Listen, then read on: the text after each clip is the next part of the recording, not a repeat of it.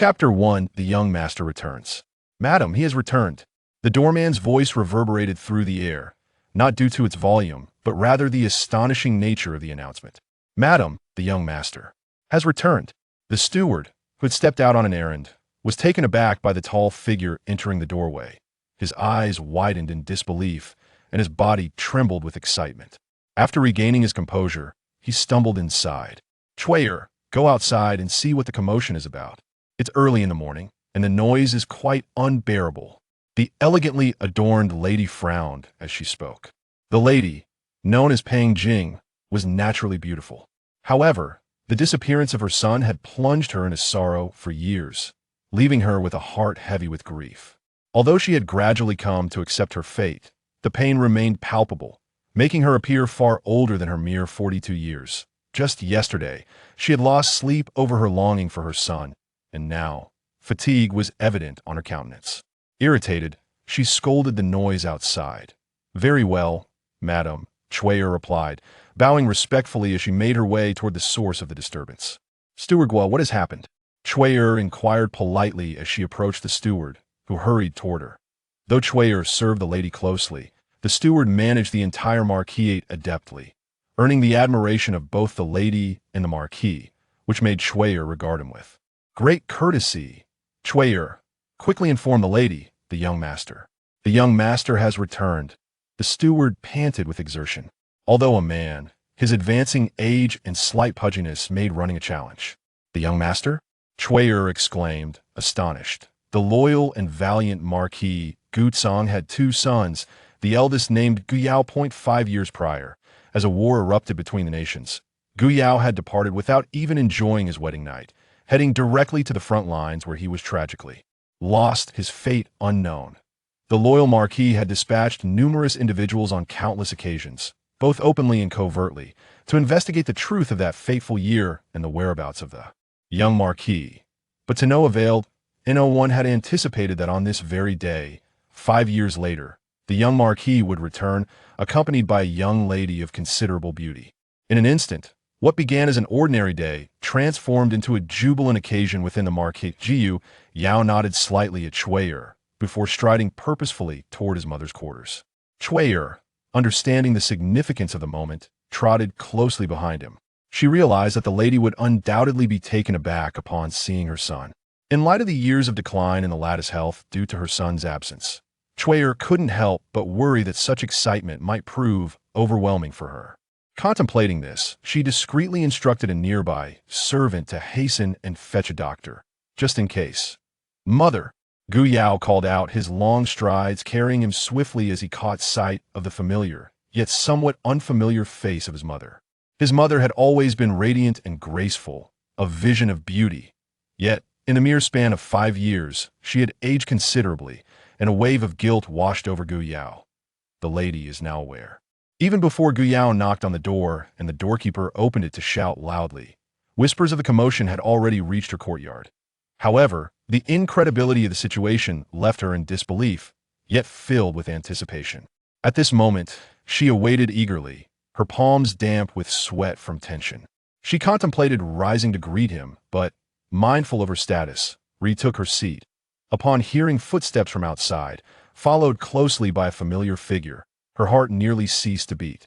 The excitement was overwhelming. Her body involuntarily rose. "Madam, are you well?" Wanner, fearing for her well-being, hurriedly patted her back with concern. "Son? Is it truly my son?" The lady, deaf to Wanner's voice, fixed her gaze intently on the newcomer, her voice caught in her throat. "Mother, I have caused you worry." Gu Yao knelt before her, his eyes filled with guilt and sorrow for the distress he had caused. On his journey home, he had often heard fragmented rumors about the Marquis of Loyalty and Valor's residence. The most prevalent whispers spoke of the latter's declining health due to her son's prolonged absence, with her condition deteriorating day by day, and on several occasions, she had nearly struggled to breathe. Throughout the journey, he feared for how frail his mother might have become. His mother had once been so vibrant and radiant, he could hardly fathom that the woman who had once dazzled the capital now appeared in such a state. Though she adorned herself richly, it did little to conceal the signs of aging and weariness. Seeing her in this condition tugged painfully at Gu Yao's heart. In the bamboo listening pavilion. "Madam, the lady has summoned you," Xiang Cao announced as she assisted Shi Wan in drying her hands. After their daily greetings, Shi Wan would always amuse Bai Tuan. Bai Tuan, an adorable little rabbit, had been by Shi Wan's side for over 4 years. Initially a small ball of white fluff, he had grown into a plump and well-behaved rabbit, adding a rare splash of color to Shi Wan's otherwise uneventful life. "Oh, did I not just pay my respects? Do you know what the matter is?" Shi Wan inquired with poised calmness. Yes, she helped Shi Wan dry her hands. Xiang Cao replied. There was no specific mention, just that there was something urgent. "It seems the lady is in a bit of a hurry. You should go now." Despite the years of absence from the young master, the young lady remained steadfast in the marquis' residence. The lady had not shown her any displeasure, and at times her treatment of the young lady could even be described as amiable. Although superficial, this kindness made the young lattice days somewhat bearable. Yet, without the young master's affection, such closeness lacked sincerity. The relationship between the lady and the young lady remained one of distant familiarity.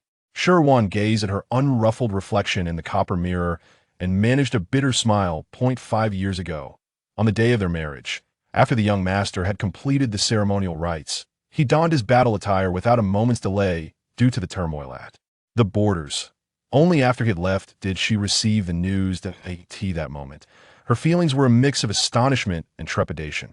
Her life had always been dictated by the expectation to dutifully serve her husband and to show filial piety.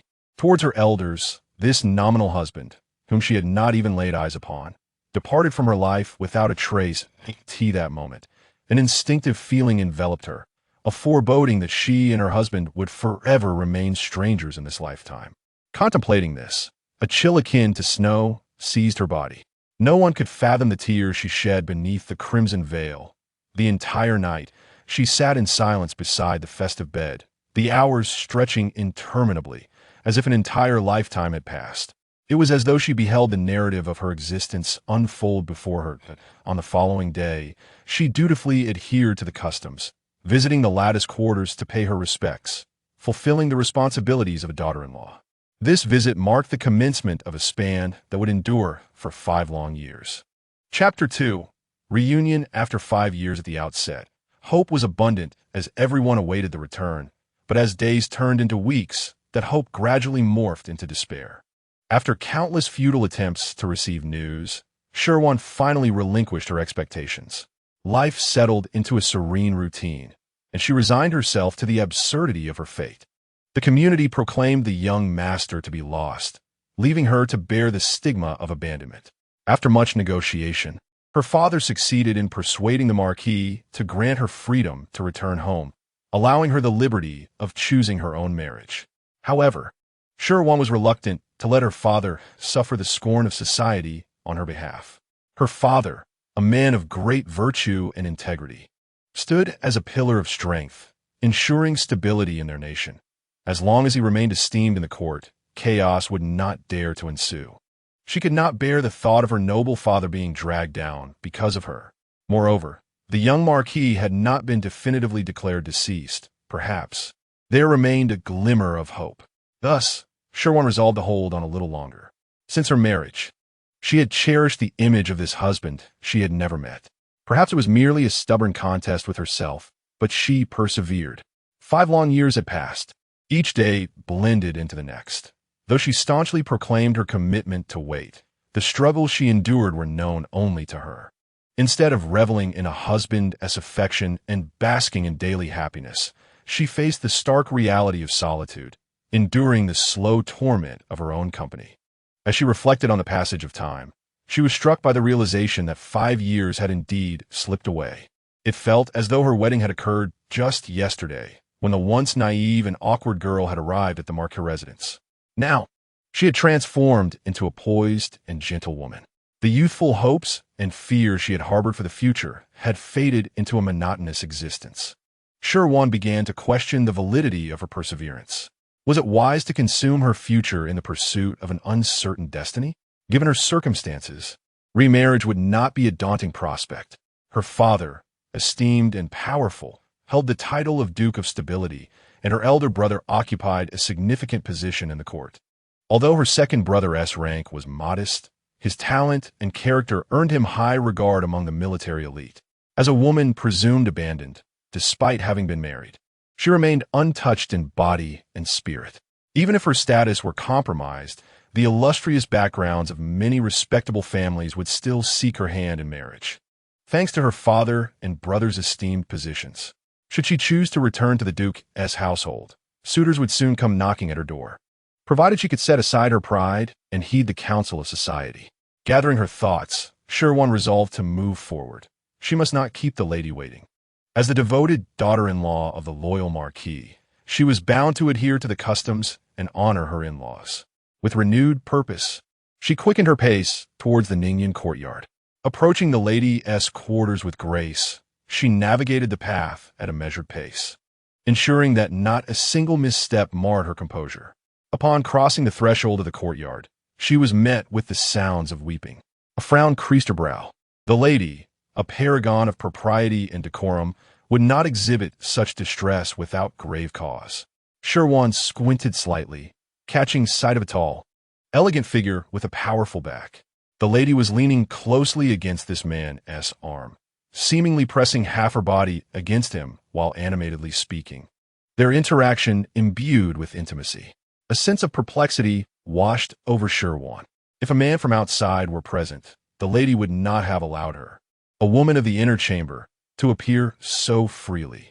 Furthermore, the closeness of their gestures was rather excessive. Who could this man be? A relative from the lady's family? Shi Wan couldn't recall any man of this age from the lady's maternal side who shared such familiarity. In the brief span of a second, her thoughts spiraled. Wan, the lady's maid, with her keen eyes, spotted Shi Wan approaching from a distance. She leaned slightly towards the lady and whispered something. Lady Gu immediately raised her head, discreetly adjusting her appearance, then transformed into her usual dignified self. Had she not witnessed it firsthand, Shi Wan would have found it hard to imagine the lady's earlier anguish. The lady resumed her seat of honor, while the man took his place beside her, an esteemed position reserved for individuals of significant standing within a household. Out of the corner of her eye, Shi Wan observed the man's movements, and an inkling began to form in her mind, though her expression remained impassive. Yet, the slight tremor of her body betrayed the turmoil within her, especially upon seeing the young and beautiful woman beside him. Mother. Shi Wan executed a perfectly respectful bow. Despite the multitude of questions swirling in her mind, she refrained from voicing them. She was acutely aware of the delicate dynamics at play. It was her means of survival in the, unlike the Duke's residence, where she was surrounded by her father, mother, and brothers, all of whom indulged her whims. They demanded that she embody the role of a dutiful wife, devoid of errors. As Shi Wan greeted the lady, she felt two intense gazes upon her. There was no need to guess their identities. Lady Gu cleared her throat softly. Wan, today is truly a splendid day. Shi Wan gracefully inclined her body, her melodious voice resonating. Congratulations, my lady. After her utterance, she resumed her seat, awaiting the lady's continuation. Wan, do you know who this is? Lady Gu gestured towards Gu Yao. Shi Wan raised her gaze at a measured pace, directing her attention to where the lady pointed. With sword-like brows and starry eyes, he possessed a striking visage and an air of nobility, embodying the very image of the husband she had often envisioned. As she looked upon Gu Yao, their eyes met. In that moment, Shi Wan felt a warmth spread across her face, her heart racing. She oscillated between certainty and uncertainty. Fortunately, Lady Gu came to her rescue. Wan, this is your husband, my son, Gu Yao. As Lady Gu spoke, emotions swelled within her, and she nearly wiped away tears. The matron beside her cleared her throat softly, prompting Lady Gu to sit upright. Shi Wan gazed at the man before her, the one she had longed to meet for years. Now that she finally beheld him, she found herself at a loss for words. Shi Wan found herself at a loss. She had envisioned their first encounter countless times, yet never anticipated it would unfold in this manner. Initially, she felt a surge of excitement, but upon hearing the lady's confirmation, an overwhelming numbness enveloped her. The exhilaration dissipated, leaving no trace of joy or sorrow. It was as though, once the matter had settled, she could only accept it. Shi Wan felt a sense of disorientation. her mind a blank slate. Those 5 years seemed like a mere page that had been swiftly turned.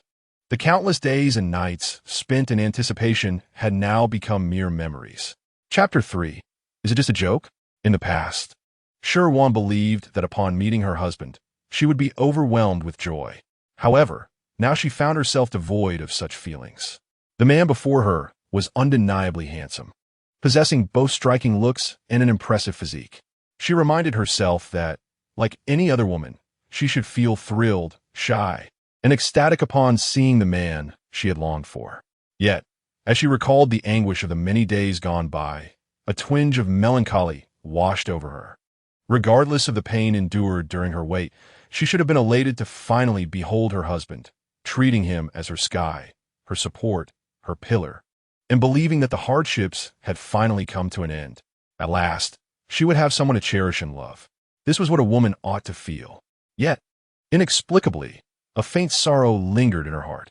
After her father had instructed her to seek a union with the noble daughter of the Duke of Dinghua, Gu Yao had taken it upon himself to gather information about her. The most common praises describe the youngest daughter of the Duke of Dinghua as extraordinarily graceful and elegantly gentle. On the day of their marriage, he had harbored hopes for their meeting. Initially, after arriving at the border, he was still preoccupied with thoughts of this woman. However, under Wu Rong's tender affections, he gradually began to forget about his wife, whom he had yet to meet. It was only today, when faced with his nominal spouse, that he realized how modestly the public's praises had been expressed. Upon seeing Shi Wan, Gu Yao's eyes sparkled. His wife, with her rosy lips and delicate visage, possessed an exquisite beauty and refined demeanor. He recalled the comments exchanged on his journey back, his lips curving into an involuntary smile. This was the woman who had waited alone for him for 5 long years. Gu Yao felt a mix of pride and affection, along with a pang of heartache. Is this truly your sister? Gu Yao, is she indeed your wife in name? Wu Rong's voice shattered the silence. Once Wu Rong spoke, the atmosphere grew tense. The audacity of Wu Rong, a woman who depended on men in this patriarchal era, to address the young lord by his name was nothing short of outrageous. Moreover, she shamelessly leaned against Gu Yao, showing no regard for propriety. Madame Peng, who had just been elated at her son's return, turned pale upon hearing Wu Rong's familiarity, her expression contorting in disbelief. Who is this wild woman? Though she appeared charming and clever, her words revealed a shocking lack of decorum. And look at her, half leaning on Yaoer. Madame Gu's maidservants were equally astonished. Having raised numerous maidens, she was well versed in the etiquette observed by the noble ladies of the capital. Yet, the young woman before her exhibited an astonishing lack of decorum. It was utterly unbelievable. The maidservants in the room were secretly bewildered, pondering which reputable family could possibly raise such a girl. Even the courtesans of the brothels displayed more propriety. However, they remained silent, for she was brought by the young master. No matter how unseemly this woman might be, it was not their place to gossip. Unbeknownst to these individuals, Wu Rong was oblivious to their thoughts, or perhaps, even if she were aware of their disdain, she remained indifferent. After all, she did not consider herself to be on the same plane as them. Deep down, she looked down upon this place. No, it should be said that she harbored grand aspirations to alter the archaic customs of this backward world, particularly concerning the plight of women. Shi Wan, on the other hand, maintained her composure. Upon entering, she noticed Wu Rong closely nestled beside Gu Yao, and a myriad of questions flooded her mind, yet her expression remained unperturbed. Over the past 5 years, she had cultivated the ability to mask her emotions. She reassured herself that she had never acted in a manner unworthy of the loyal and valiant marquis. Now that the young marquis had returned, accompanied by a woman, she naturally awaited an explanation from him. All she needed to do was bide her time. Even if the young marquis felt no affection for her and chose to accept this presumptuous woman, surely Madame Gu could not turn a blind eye. A woman so ignorant of etiquette would inevitably bring trouble to the marquis's residence. Wu Rong released Gu Yao's arm, her gaze fixated on Shi Wan, appraising her from head to toe, circling around her like a curious spectator observing a pet, making impolite sounds of "oe" and "hm," with no semblance of respect whatsoever. This was utterly brazen. Madame Gu could no longer contain her outrage. The veins on her forehead throbbed. How dare a mere insignificant person make such comments about the young mistress of the marquis' residence? Madame Gu's words were directed at Wu Rong. Yet her eyes were fixed on Gu Yao. Her intent was unmistakable. She demanded an explanation from Gu Yao. Had it not been for the fact that this woman was brought back by Gu Yao, and that she had just reunited with him, Madame Gu would have long since cast her out of the marquis' residence. Returning home was indeed a momentous occasion. Yet why should it involve such an ambiguous woman? Madame Gu had hoped for a tender reunion with her son, yet Wu Rong's behavior was simply intolerable. The servants in the room, witnessing Madame Gu's genuine vexation, shrank back like quails, not wishing to incur her wrath at such a moment. Shi Wan remained composed, though she harbored many questions and held an aversion toward this woman, especially since she was brought back by her husband, who had been missing for 5 years. Her upbringing dictated that she must conduct herself with dignity and propriety.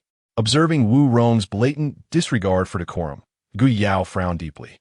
If it were merely Gu Yao and Wu Rong's bolder demeanor might have been inconsequential, perhaps even endearing, revealing a distinctive charm that captivated him.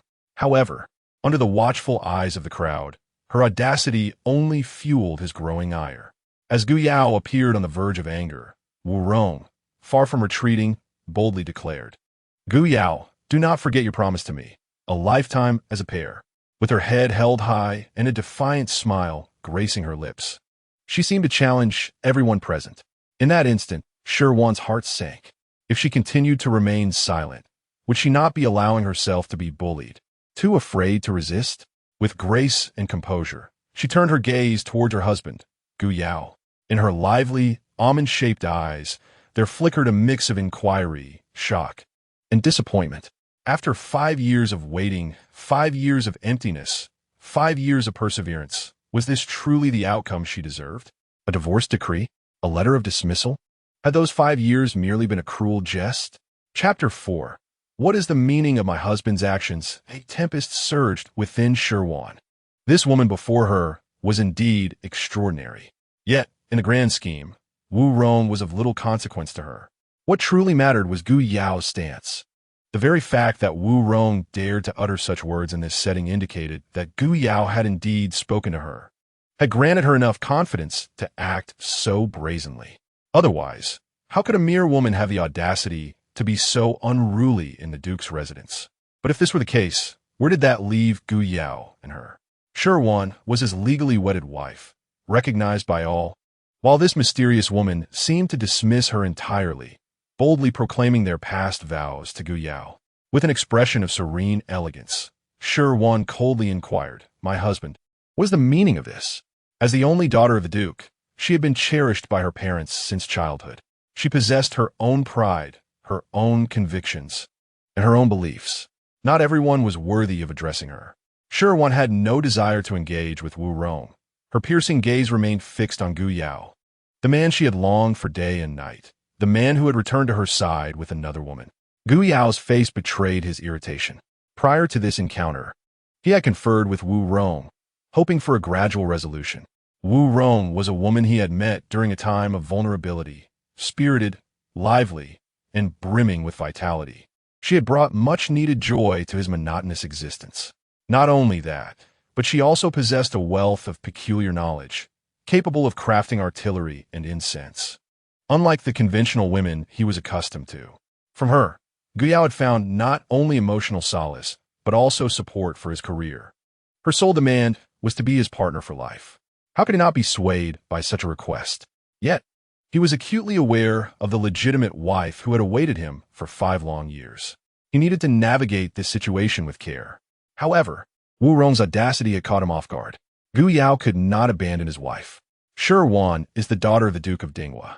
Should he dare to abandon the precious daughter of the Duke could certainly confront both him and his father before the Emperor, jeopardizing their noble status.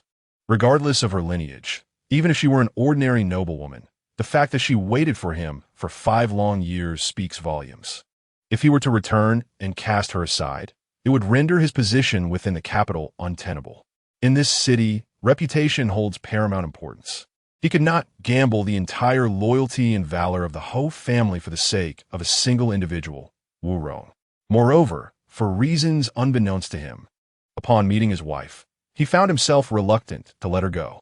Likewise, Wu Rong was unwilling to relinquish her claim, whether in public or private matters. He could not bring himself to abandon either Shi Wan or Wu Rong. Yet both Shi Wan and Wu Rong were proud women, steadfast in their refusal to compromise. At this moment, Gu Yao found himself at a loss for words, unsure of how to defend himself. Bang! Madame Gu, observing the three individuals before her, could no longer contain her exasperation. The complexities of the situation were clearer to Madame Pang than to Gu Yao himself. Madame Gu could hardly fathom how her son, who had always been astute in navigating intricate scenarios, could bring such a woman into their household. Shi Wan was her own junior, and the Duke's affection for her was something Madame Gu understood even better than Gu Yao. She could envision the calamity that would befall the loyal and valiant Ho residents should Gu Yao betray Shi Wan.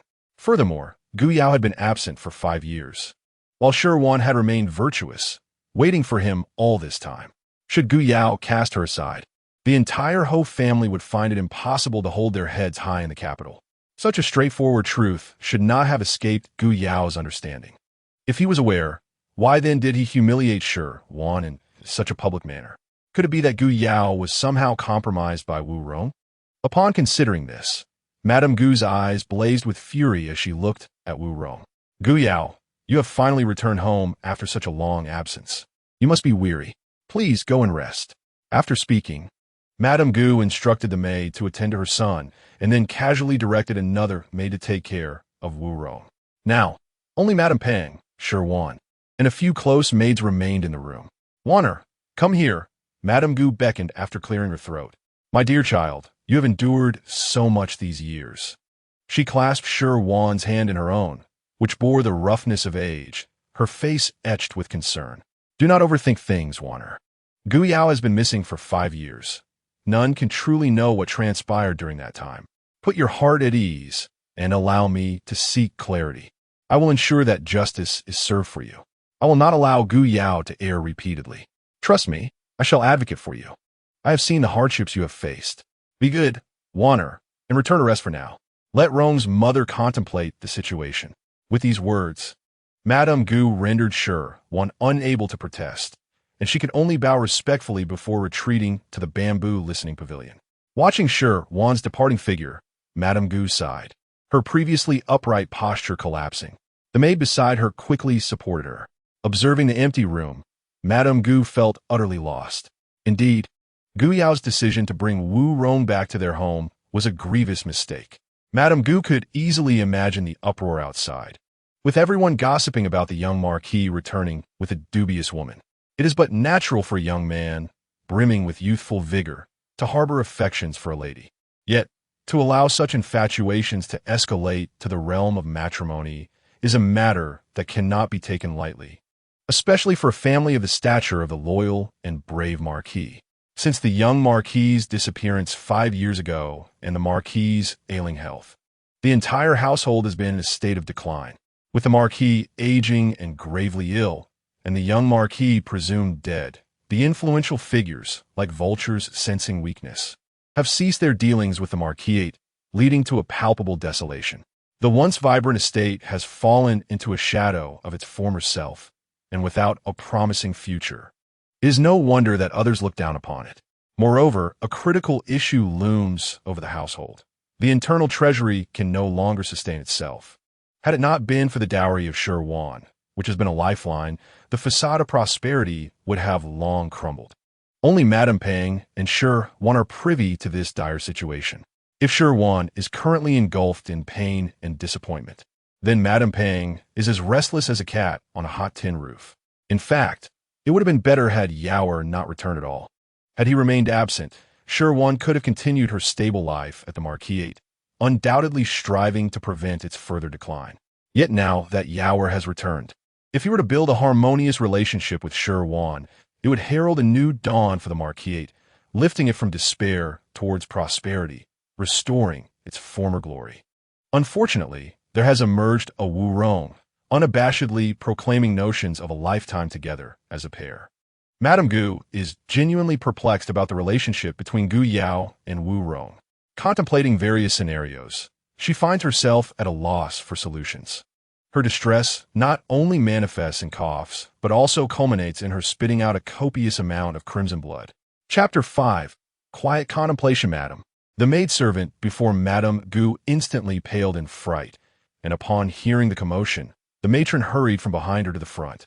Witnessing the agony etched on Madame Gu's pallid face, where bloodstains marred the bright red of her rouge, the matron swiftly retreated into the inner chamber, retrieving a box and extracting a pill. "Madam, please open your mouth and swallow this. It will help." Having weathered many storms, the matron momentarily startled at the sight of Madame's distress, but quickly regained her composure. Despite her suffering, Madame Gu understood the necessity of taking the medicine. Once the pill was swallowed, she closed her eyes and took a moment to recuperate, after which the matron instructed everyone to leave.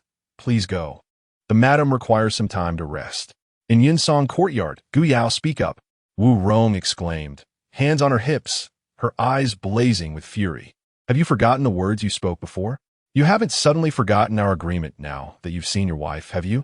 Wu Rong did not actually view Shi Wan as a rival. Women of the inner chambers were hardly her concern. However, despite her traditional views, it was undeniable that Shi Wan possessed an unparalleled grace. Indeed, she is quite beautiful. But so what? Beauty is merely superficial. How does she compare to me? A modern woman? In this era, what remarkable women can be nurtured? They seem destined to merely indulge in jealousy over men, confined to the domestic sphere, akin to the traditional housewife. She holds no regard for Shi Wan. Her true concern lies with Gu Yao. Although Wu Rong embodies the modern woman, brimming with contemporary knowledge, she lacks a dependable companion, making survival in this world exceedingly challenging. She yearns for someone unwaveringly loyal, ideally one who could fall deeply in love with her, ensuring she would never face betrayal. It was during a chance encounter with Gu Yao that everything changed. Even with a pale visage, weakened limbs, and a body marred by wounds and blood, his masculine essence and valor radiated from within, qualities rarely found in modern men. Wu Rong found herself irresistibly drawn to him. Despite his grave injuries, she diligently tended to his wounds and cared for him during his recovery, personally feeding him and washing his garments. When Gu Yao's body grew cold, unable to find warmth, she even sacrificed her own body to provide him solace. Once Gu Yao regained his strength, various circumstances prevented him from returning to the loyal and brave marquis' estate. By the time they spent together, it far exceeded that with Shi Wan. Yet Gu Yao, well-versed in etiquette and the significance of a woman's chastity, maintained restraint despite their numerous transgressions, never crossing the final boundary. He feared that if he lost control, it could lead to an irreversible conclusion. However, inexplicably, they eventually became true spouses. For Wu Rong, as a woman of the new age, this was not a matter of concern. She believed that when passion swells, one cannot help but surrender, and there is no shame in that. Noticing Gu Yao's silence, Wu Rong grasped his hand, playfully shaking it, pouting as she murmured, "Brother Yao, pay attention to Rong. If you ignore me, what shall I do? My father has passed, and I am left all alone in this world. Brother Yao, you cannot abandon me. You promised my father to take good care of me. You cannot go back on your word. Please say something." Gu Yao, feeling a headache from her antics, suppressed his irritation and responded kindly, "Ronger, do not overthink it. I will take responsibility for you. But please give me some time, all right? We have just returned. It is understandable that Wanner is struggling to accept our closeness so suddenly." In truth, Gu Yao genuinely wished to have both women, Shi Wan as the primary partner and Wu Rong as the secondary, which would avoid offending the Duke of Dinghua while also securing Wu Rong's armaments. Yet, both women possessed pride. Neither would willingly subordinate themselves. Therefore, he could not afford to alienate either of them. For now, he could only placate them and gradually navigate the situation. Upon hearing Gu Yao's reassuring words, Wu Rong contemplated and found his reasoning sound. Indeed, ancient women were often rigid, especially someone like Shi Wan, who could endure 5 years alone in an empty room, seemingly unyielding. It was clear that Gu Yao needed to engage in earnest efforts to manage the dynamics between them. Wu Rong's melancholy dissipated in an instant as she joyfully embraced Gu Yao, resting her head against his chest. "Very well, brother Yao. As long as you remain true to me, I shall not fail you. I will surely be able to create the firearms swiftly." Upon finishing her words, Wu Rong beamed at Gu Yao, as if their previous discord had never occurred. In the listening bamboo pavilion, Shi Wan sat in silence, her expressions and words absent. Miss Xiang Chao's face turned green with anger. Xiang Chao and Bai He were handmaidens who had accompanied Shi Wan from the Duke of Ding's residence. Despite having spent 5 years at the marquis' estate, whenever agitated, Xiang Chao would unconsciously address her as Miss rather than young madam. Xiang Chao, refer to her as young madam. Bai He reminded her, exasperated. How many times must I say this? Your carelessness could bring unnecessary trouble to young madam. Xiang Chao shot a glance at Bai He, pouting with tears brimming in her eyes, and retorted indignantly, "Is now the time to be concerned about titles? Young madam, you must not let this go. You have suffered too much, Wu Wu." As she spoke, her sobs became uncontrollable. Over the years, Xiang Chao and Bai He were the ones who understood young madam's hardships most intimately, while other young ladies of her age basked in the affection of their husbands. Her young madam had only them and the white dumpling to accompany her each day. In the prime of her youth, she was enveloped in a somber atmosphere. Due to the uncertainty surrounding the young master's fate, young madam dared not don even slightly more vibrant attire, opting for only the faintest touches of rouge, appearing almost as if she had not adorned herself at all. Her demeanor was always measured and unassuming, wary of attracting undue criticism. Young madam acted with utmost caution, wholly devoted to awaiting the young master's return. In the most beautiful years of her life, she was surrounded only by shades of gray, never possessing the vibrant colors that adorned the youthful and spirited. Reflecting on the days at the Duke of Ding's residence, where her smile was radiant, lively, and playful, she now found herself in the marquis of Zhongyong's home, subdued and repressed, struggling to muster even a semblance of a smile devoid of joy. And what was the outcome? The young master brought back a wild girl. He even went to great lengths to defend this wild girl. The young master was trampling on young madam's dignity, dragging the reputation of the Duke of Ding's residence down with him. How could they not feel sorrow for young madam? The more Xiang Chao contemplated, the more heartbroken she became, leading to an outpouring of tears. Before long, the room was filled solely with the sound of Xiang Chao's weeping and Bai He's sighs. Chapter 6. Inescapable. Shi Wan. Xiang Chao. Are you not yet weary of this? Bai He could no longer contain herself and chastised Xiang Chao. "Oof." Xiang Chao scoffed coldly, stepping out of the room and sitting beside the artificial hill in the courtyard, tears streaming down her face. "Young madam, do not fret. Did not madam promise to stand up for you?" Bai He gently consoled. "Bai He, I am fine. You and Xiang Chao should not quarrel on my account." Shi Wan replied with a faint smile. Seeing such a considerate young madam, Bai He could not help but secretly wipe away her tears. Young madam had always been this way, unwilling to let others bear grievances while she suffered in silence. She always acted with meticulous care, leaving no room for criticism. Even with the Duchess of the Duke, she only shared her joys, concealing her sorrows. Young madam's plight was far more tragic than what the Duke's household could ever comprehend. However, the young lady consistently reassured everyone that she was perfectly fine, urging the Duchess not to worry. She displayed an extraordinary kindness towards Xiang Cao and Bai He, treating them like sisters in the absence of outsiders, rather than mere servants. She generously shared her delicacies with them and bestowed upon them gifts that suited their needs. They were undeniably fortunate to be in the service of such a mistress. Yet, when she faced adversity, her only response was a futile outcry, offering no real assistance. Bai He bitterly critiqued herself in silence. "Bai He, please summon Xiang Cao. My husband has just returned home, and Xiang Cao is outside weeping. It will surely invite gossip." "Do not fret. Take your time. Every issue can be resolved," Shi Wan pondered. Previously, she refrained from seeking a separation from her husband to avoid inciting rumors about the Duke. However, now that her husband had returned with another woman, If circumstances became unbearable and he insisted on keeping her, she would not oppose a separation. Nonetheless, the situation had arisen rather abruptly. It would be prudent to wait a few days. It was likely that her parents and elder brother were concerned for her well-being. The thought of her family brought her some solace. At least there were those who cared for her. It was wise to allow everyone time to process the situation before making decisions. Before Baiha could exit, Xiangcao rushed in, flustered. "Miss, something has happened to the madam." In her haste, Xiangcao stumbled over the threshold, but was fortunately caught by Baiha. Shi Wan snapped back to reality and rose to her feet. "What has happened to my mother-in-law?" "Madam," Xiangcao gasped, "she has coughed up blood." "What?" Upon hearing this, Shi Wan instinctively tightened her grip on Baiha's hand and said with urgency, "Quickly, let us go see my mother-in-law."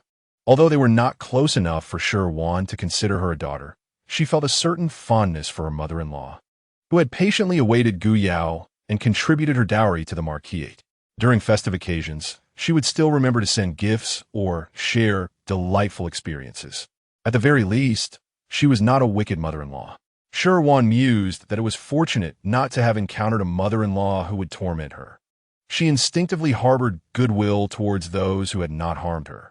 Therefore, when she heard of her mother-in-law's condition, her heart ached with concern, fearing for her well-being. Furthermore, the arrival of another woman was already enough trouble for the marquis. Should anything happen to the madam, it would leave the family in disarray. The marquis had yet to return from court, but he would likely receive news of his wife's condition soon. He must be on his way home by now. Shi Wan quickened her pace significantly. Xiangcao and Baiha supported her on either side, anxious that her haste might cause her distress. "In an Indian courtyard, mother, how are you?" As soon as the news of Madame Gu's plight surfaced, Mama Li had hastened to inform the young marquis. Being a martial artist, he was swift and arrived at the madam's chamber in no time. At that moment, Madame Gu lay half-reclined on the bed, her face ashen. Madame Gu, weakened by the grave illness of Gu Tsang and the disappearance of Gu Yao, found her already frail constitution further compromised. Her health had deteriorated to the point where any sudden stress would cause her to collapse. Today, upon learning of her son's return, she was filled with joy. However, her spirits were soon dashed by the matter concerning Wu Rong, leading her into a state of turmoil. The fluctuations in her emotions took a toll on her already fragile health, and she soon found herself succumbing to her condition. "Yao has returned," she murmured, her breath barely a whisper. Glancing at Gu Yao, who had just begun to stabilize her racing heart, she felt the unease return. The situation concerning Yao was indeed quite precarious, and it seemed that a heartfelt conversation was imperative. "Li Mama, please hand me one of those pills," Madame Gu requested. "Madam, the physician advised against taking too many," Li Mama cautioned. "It is of no concern. I shall take one for precautionary measures. I will be mindful thereafter," Madame Gu insisted. Reluctantly, Li Mama retrieved a pill from the box and assisted Madame Gu in swallowing it with warm water. After ingesting the pill, her complexion improved slightly. "Chuyer, Wanner, remain by the door and allow no one to enter," Madame Gu commanded. She added, "If Wanner arrives, let her wait outside as well." Understanding the gravity of the situation, Chui, and Wan hurriedly exited, closing the door and dispersing the servants outside. Li Mama too discreetly withdrew. "Mother, why is your health in such decline?" Gu Yao inquired. A look of concern etched upon his face. The vibrant, radiant woman he remembered from 5 years prior seemed a distant memory, replaced by the frail figure before him. Could 5 short years truly effect such change? "Yawa, I am fine," Madame Gu replied, mustering her strength to speak. "I asked them to leave so that I might speak with you." "Son, you are mistaken." Madame Gu's brow furrowed deeply. "Mother," Gu Yao protested, eager to defend himself and to speak well of Wu Rong. "Listen to your mother, dear. You cannot keep Wu Rong in your life," she asserted. At her words, Gu Yao's expression visibly faltered. "Your father-in-law is a nobleman of the realm. Although your father is a marquis, our circumstances have changed drastically. Since your disappearance, the marquisate has been declining day by day. The true state of the marquisate is far from its former strength. We cannot afford to offend the Duke's residence. Wanner has waited at the marquisate for 5 long years without knowing your fate. 5 years, the most precious years of a young woman's life. And one has remained steadfast. How many women possess such loyalty?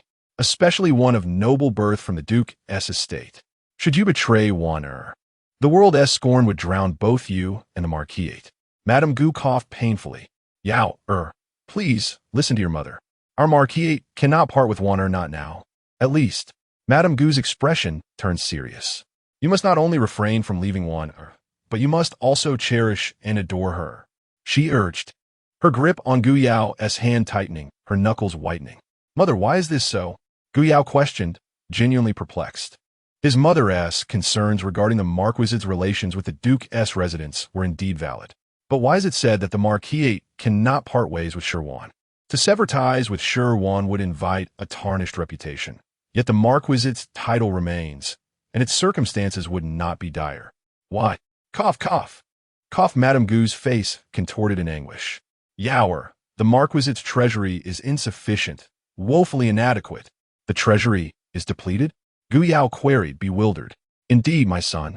The marquis's treasury is on the brink of emptiness. Madame Gu's expression was one of utter despair, her brows tightly knitted. Gu Yao was astonished. How could this be? 5 years prior, when Gu Yao departed from the marquis, it was flourishing, its internal affairs robust. Their family enterprises, shops, and businesses thrived, with fertile lands yielding bountiful harvests, and annual revenues that dazzled. He and his father alleviated the emperor's concerns, receiving numerous rewards in return. The treasury brimmed with grain, goods, documents, records, gold, silk, and weapons, as well as treasures like blood, coral, and ginseng. It was exceedingly well stocked. Gu Yao had never conceived that the marquis could face a financial shortfall. So much has transpired in these 5 years. The world has irrevocably changed. Yower, in these years, the marquis has expended considerable wealth in the search for you. Meanwhile, the marquis's health has deteriorated, and with you lost to us, the marquis is left without successors, causing many who were once close to withdraw their ties. Without your presence, the marquis cannot afford to devote energy to trivial matters. Consequently, the burden of business affairs has fallen upon your mother's shoulders, and her lack of acumen has led to dire outcomes over the years. Recently, with your mother's health declining, Shi Wan has taken charge of these matters, leading to a slight improvement.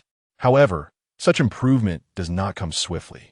Wana has even resorted to using her dowry to support the household, barely maintaining the marquis's standards. If we were to upset Shi Wan now and she reclaimed her dowry, we would likely find ourselves unable to procure even next month's rice. My son, I have faith in your abilities to navigate this storm and restore the marquis's former glory. Yet, distant waters cannot quench immediate thirst. My dear, heed your mother's advice. You must treat Wan with kindness, lest you wound the heart of your original wife. That Wu Rong is truly an unsuitable match. Lacking decorum and a solid family, she can only bring misfortune, dragging the marquis down with her. Madame Gu, overwhelmed with emotion, coughed violently. Gu Yao looked upon his ailing mother, burdened by familial troubles, feeling immense guilt. All of this stemmed from his miscalculations and misguided guidance 5 years ago, resulting in catastrophic losses. Mother, what of my elder sister? Gu Yao inquired, implying that his sister, Gu Ling, merely observed the marquis's decline without offering assistance. My son, once one enters the imperial palace, many matters become beyond one's control. Linger, though kind-hearted, cannot contravene established protocols. Ultimately, she belongs to the emperor and cannot act solely for the marquis's sake. Gu Yao nodded deeply, acknowledging his mother's words. At that moment, the voice of Granny Li resounded. Madam, the young madam has arrived.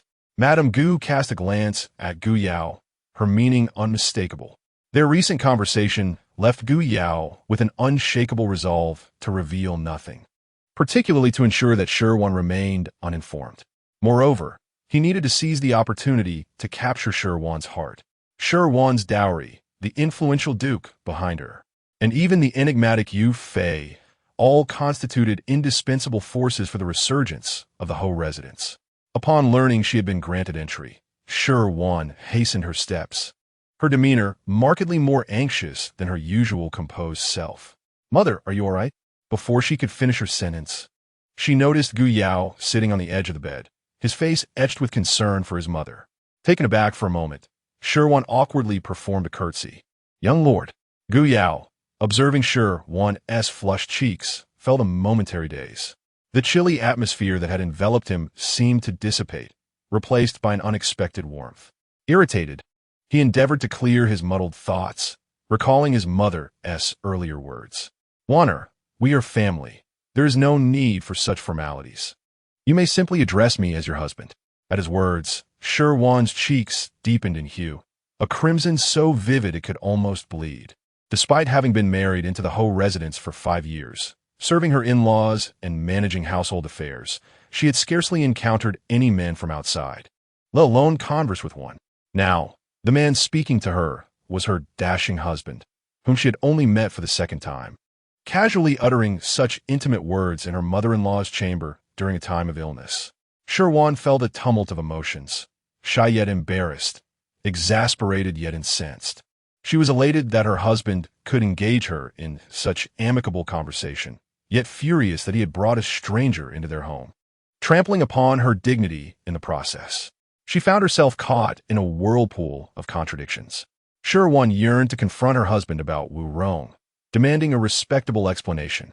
Yet, she also wished for him to treat the matter with a degree of nonchalance, as if his return with a mere trifling companion was inconsequential.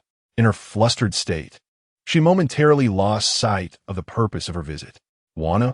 It was ultimately Madame Pang's voice that rescued her from her turmoil. Madame Gu observed the interaction between Gu Yao and Shi Wan with satisfaction, noting that Gu Yao had absorbed her counsel.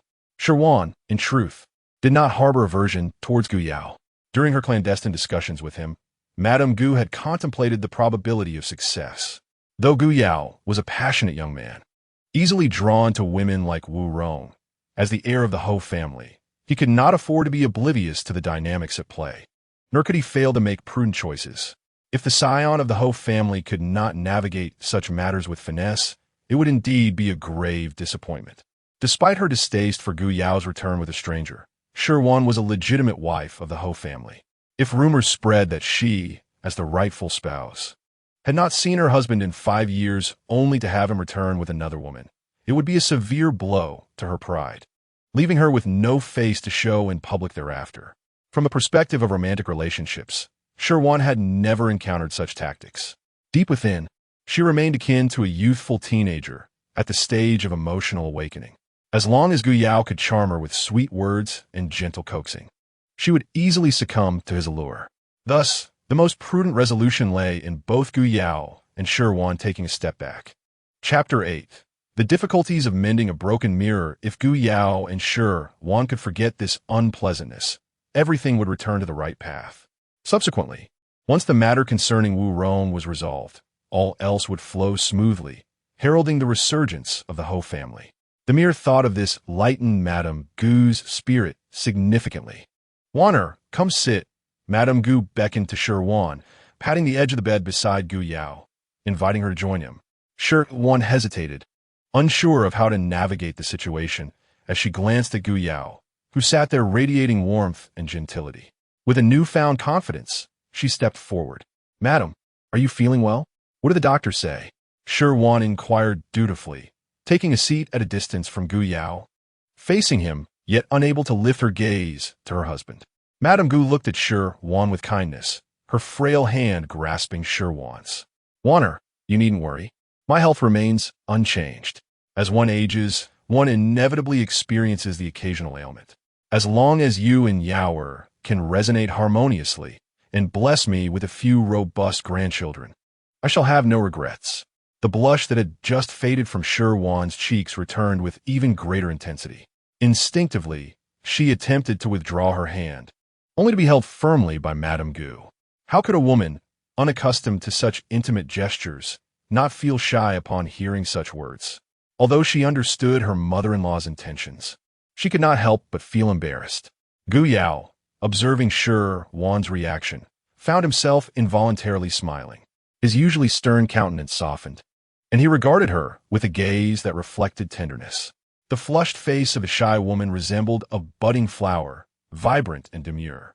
In that moment, he felt an even greater affirmation of his mother's words. Keeping Shi Wan close was indeed the right choice.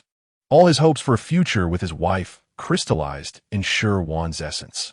Gu Yao envisioned a scene not far off, where Shi Wan would bear their children, and their family would revel in harmony. These idyllic images stood in stark contrast to the cold, unfeeling existence of the past 5 years, making them irresistibly alluring. It was as if he had endured a hellish existence until this moment, when he finally felt truly alive. Madame Gu's satisfaction grew as she held Shi Wan's delicate hand in one of her own and Gu Yao's strong hand in the other. Gradually, she brought their hands together, intertwining the strength of the one with the softness of the other. The small hand instinctively struggled for a moment, but upon realizing the futility of her efforts, she resigned herself to the grasp of the larger hand. The crimson blush staining Shi Wan's delicate face lingered, refusing to fade. When held by the slightly calloused warmth of the man's hand, she felt a shiver coursing through her body. Her mind blanked, and all she wished for was to vanish into a crevice of the earth. In contrast, the man before her savored the moment. The soft little hand wriggled and shifted within his palm, akin to a feather dancing upon his heart, tickling him and ensnaring him in a state of intoxication, igniting within him an overwhelming desire to pull her into his embrace and hold her close. Perhaps it was not merely an illusion. Gu Yao relished this warmth. Yet, reason prevailed. He merely tightened his grip slightly to prevent her hand from slipping away, refraining from any inappropriate gestures. At that moment, warm sunlight streamed through the gaps in the window, casting a serene glow upon the two of them. How tranquil! How exquisite! 1 second, 2 seconds, 3 seconds. Just under 3 seconds later, a woman's voice echoed from outside the courtyard.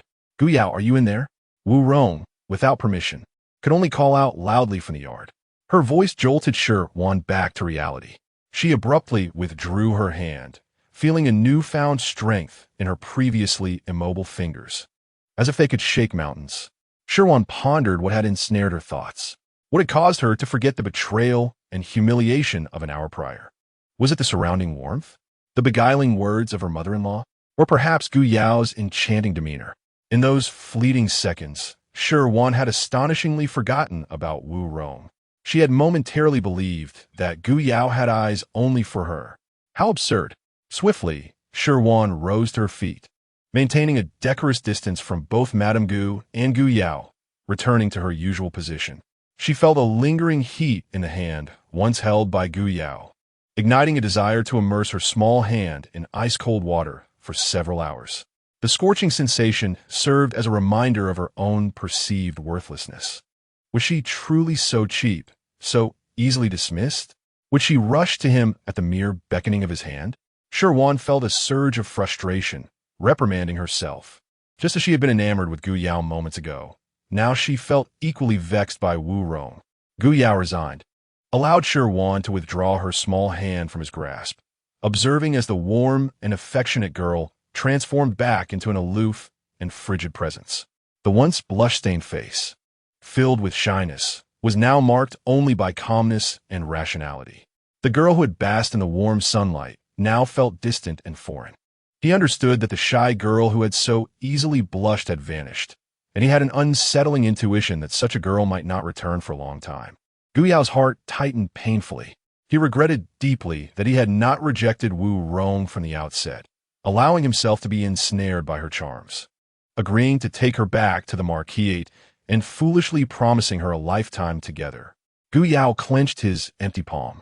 With a softness of Shi Wan still seemed to linger, he caressed his fingertips gently, slowly rising to his feet. As Gu Yao engaged in all these actions, he cast a profound gaze upon Shi Wan. Madame Gu observed the reconciliation between Shi Wan and Gu Yao. Her spirits lifted. However, this moment of joy was fleeting. Upon hearing Wu Rong's voice, Madame Pang's previously benevolent expression swiftly morphed into one of cold severity. Just moments ago, she had even contemplated discreetly dealing with that vile wretch. Gu Yao. Madame Gu was genuinely enraged, her ire unmistakable. She pointed toward the door, her aged hand trembling, She wished to rise from her bed, but her frail body thwarted her efforts, forcing her into a fit of intense coughing. "Madam, take care of yourself." Li Momo supported Madame Pang. Shi Wan instinctively moved to assist Madame Gu, but upon seeing Gu Yao and reflecting on their relationship, she hesitated, realizing that perhaps she ought to maintain her own stance. After all these years, she had endured enough indignity. Chapter 9. Madame Gu's persuasion. Shi Wan remained rooted in place, refraining from aiding Madame Gu. For a fleeting moment, Madame Gu appeared momentarily stunned, but soon directed her words to Gu Yao. "Gu Yao, go on. You should leave first. The commotion outside is utterly unbecoming." Upon finishing her sentence, she was seized by another bout of coughing, whether genuine or an attempt to ease the tension in the atmosphere. Gu Yao gazed intently at Shi Wan as he departed, his eyes lingering on her until he reached the threshold and could no longer see her, at which point he averted his gaze. During this time, Shi Wan remained exceedingly polite, standing in her designated spot, her head slightly bowed, offering neither glance nor word, as though all that transpired bore no relation to her. Once Gu Yao exited, the uproar outside soon subsided, and Madame Gu's coughing finally ceased. With a pained expression, she furrowed her brow and gestured toward Shi Wan, beckoning her to come closer. Observing her mother-in-law's summons, Shi Wan calmly advanced half a step, then resolutely halted. Inquiring with proper concern, "Mother-in-law, please take care of your health." Her demeanor throughout was impeccably courteous, leaving no room for reproach, yet failed to convey any warmth. Seeing Shi Wan's aloofness, Madame Gu no longer pressed the matter, letting out a sigh of resignation before mustering her strength to say, "Wanner, please be patient for a while. I assure you, I will not let you suffer." After a pause, she felt compelled to speak on behalf of her son. "In these past 5 years, my dear son has undoubtedly faced extraordinary challenges. There must be misunderstandings regarding his relationship with Wu Rong. Wanner, please wait a moment. Give Yao some time, and he will surely provide you with a reasonable explanation. We both understand the current state of the Ho residence. It is indeed a critical time. As family, we must unite as one to weather this storm. Wanner, you have always been a person of propriety, aware of how to act for the greater good. Of course, I will ensure that you do not suffer any grievances. I merely hope you can grant Yao a little time, until everything is clearer. I implore you not to make any hasty decisions, all right? Will you promise me this?" In her final remarks, Madame Gu truly seemed to be pleading earnestly. Shi Wan gazed at the typically dignified and graceful lady, who now bore a countenance fraught with illness, pleading with her. A pang of sorrow pierced Shi Wan's heart. For these past 5 years, who among them had not endured suffering? She bowed her head respectfully, saying, "I shall defer to your judgment, esteemed mother-in-law. I shall not disturb your rest any longer." With that, she withdrew. "Very well, go." Madame Gu waved her hand weakly, suppressing a cough. Outside the door, Bai approached Shi Wan as she emerged, keenly observing her expression. Noticing Shi Wan's calm demeanor, Bai felt a wave of relief wash over her. Yet she was also engulfed by a profound sadness and a deep-seated resentment. "Young madam," Bai stepped forward to assist her. As she sensed the strength of Shi Wan's grip, she realized the tumultuous emotions brewing within her mistress's heart, in stark contrast to the outward appearance of indifference. "In Yun's Song courtyard, Brother Yao, I heard from the servants that Mother Wu Rong began, but was abruptly silenced by Gu Yao's penetrating, icy gaze. "It is madam, not something you can casually address," he replied, his voice laced with frigid disdain. Wu Rong had never encountered such a chilling side of Gu Yao. She pouted and muttered in resignation, Fine, it is madam. I heard she was unwell, and, as I am Yao's woman, I thought I should pay a visit. Yet, upon arriving at Ningyun courtyard, the servants bar my way. The house of my mother is not a place you may enter." Gu Yao maintained a deliberate distance from Wu Rong. "I was merely being considerate," she retorted, unwilling to back down. "From now on, you shall not enter my mother-esque quarters, nor Shi Wan's." Gu Yao spoke with the tone of a man addressing matters of business. When Gu Yao uttered Shi Wan's name, imbued with an unmistakable hint of affection that Shi Wan could discern even through her distress, her previously agitated feelings spiraled further out of control. "Why? Why can Shi Wan visit, madam? Yet I am barred. I am your woman. She is not even considered your woman. After all, she is merely an outsider, and you have not even held her hand. Gu Yao, do not forget, I am the one who can assist you, the one who can aid the whole residence. You must remember, I am the only one who understands you, your restless heart. You are not a man satisfied with the status quo. Only I can help you ascend to that position. The firearms technology passed down from my father can vindicate the whole family. I am irreplaceable, and you know it. Why? Upon your return to the Ho residence, has everything changed for what was previously agreed upon? Wu Rong's voice grew frantic. She was apprehensive, fully aware that only the firearms technology could hold sway over Gu Yao. If even it lost its allure, her worth would dissipate entirely. Moreover, her feelings for Gu Yao were genuine. He was charming, handsome, tall, and dignified, the legitimate heir of the Ho family. As a soul from another realm, encountering such a rare character, how could she let go? Thus, she resolved to do everything in her power to ensure Gu Yao could not do without her. Gu Yao pinched the bridge of his nose, suppressing his anger, and spoke in a somewhat conciliatory tone. Do be patient. Matters must unfold step by step. Consider it from my perspective. If you were in Shi Wan's position, upon my return, would you simply step aside and let her be? Would she acquiesce so easily? Have you ever contemplated the forces behind Shi Wan? Have you considered the repercussions if one were to offend Shi Wan and the powers that support her? Would the Ho residence remain unscathed? If the Ho residence encounters turmoil, how can those of us who depend on it for our livelihoods, including you, hope to thrive? During these days, refrain from venturing elsewhere. Immerse yourself in the study of firearms and the dynamics within the capital. Every individual navigating life in the capital must possess both strength and intellect. Lacking either is simply unacceptable. Ronger, you must understand that this is not your father's domain, where one may live without restraint. Sometimes, speaking without a filter can bring catastrophic consequences to oneself and one's entire family. Therefore, moving forward, always remember to choose your words with caution and act thoughtfully. Now, I have pressing matters to attend to. Relay any needs to the servants. Gu Yao stepped over the threshold, turning back to reassure. I will visit you when I have the time. Be good and grant me some patience. With that, Gu Yao strode purposefully toward the study. Before he could reach the study, a servant came to deliver a message. Young master, the master has returned from court and is waiting for you in the study. In the study? Excellent. I was just heading there. Hurry. Gu Yao quickened his pace, eager to share the intelligence he had gathered over the years with his father. Chapter 10. A confidential discussion with Gu Tsang in the study. Gu Tsang inquired, "Are you certain that this woman named Wu Rong can indeed create that device?" His large hand inadvertently pressed against his knee. Since the incident 5 years prior, pain had been a constant companion, particularly in his knees, often waking him from slumber multiple times each night, leaving even the imperial physicians powerless. He had sought help from numerous local doctors, all of whom expressed their inability to assist. Ultimately, Gu Tsang resigned himself to fate. Despite his resilient spirit, he experienced a period of despondency. A man once synonymous with strength now found himself needing time to adapt to his physical limitations. "Father, I have witnessed it with my own eyes. It is real," Gu Yao replied, sitting upright, reminiscent of the small boy he once was, seated before his father with the same posture. His father had always been his pride, his mountain. Once, he gazed up at him with reverence.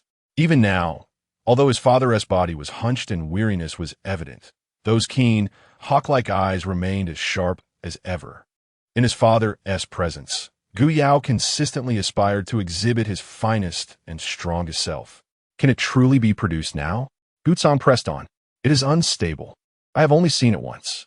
Later, Wu Rong informed me that while she possesses the capability, it lacks consistency. To achieve stability, further experimentation is necessary. Once we return to the Ho residence, as long as we provide her with the right conditions, she can develop it. Very well. Create those conditions for her. Acquire whatever materials are needed. However, exercise caution. Ensure that nothing incriminating comes to light. Should anything seem amiss, withdraw promptly. Remember, do not allow anyone to seize upon your vulnerabilities. Great undertakings can be pursued gradually, but the whole residence must remain safe and secure. Understood, Father, Guyao nodded earnestly. Later, organize your thoughts and accompany me for an audience in the palace. Now that you have returned, it is essential to clarify matters. Moreover, the situation in the capital has significantly evolved over the past few years, no longer resembling that of 5 years ago. Hence, you must remain vigilant. Gu Tsong lifted a cup of tea, blew gently upon it, and took a generous sip. Very well, Father, Guyao replied, mirroring his father's actions with his own cup. Observing that their serious discussion had reached a natural conclusion, the father and son indulged in a rare moment of casual conversation. Gu Tsong was a rather competent father, often guiding Gu Yao in his studies during his leisure hours. He frequently kept Gu Yao close, nurturing him with care and attention. As Gu Tsong's only legitimate son, endowed with keen intellect and insight, he harbored great expectations for Gu Yao, balancing his nurturing with strictness. Through the subtle influences of academic learning and social etiquette, Gu Yao swiftly surpassed his peers. Among the young scions of the capital, he was renowned.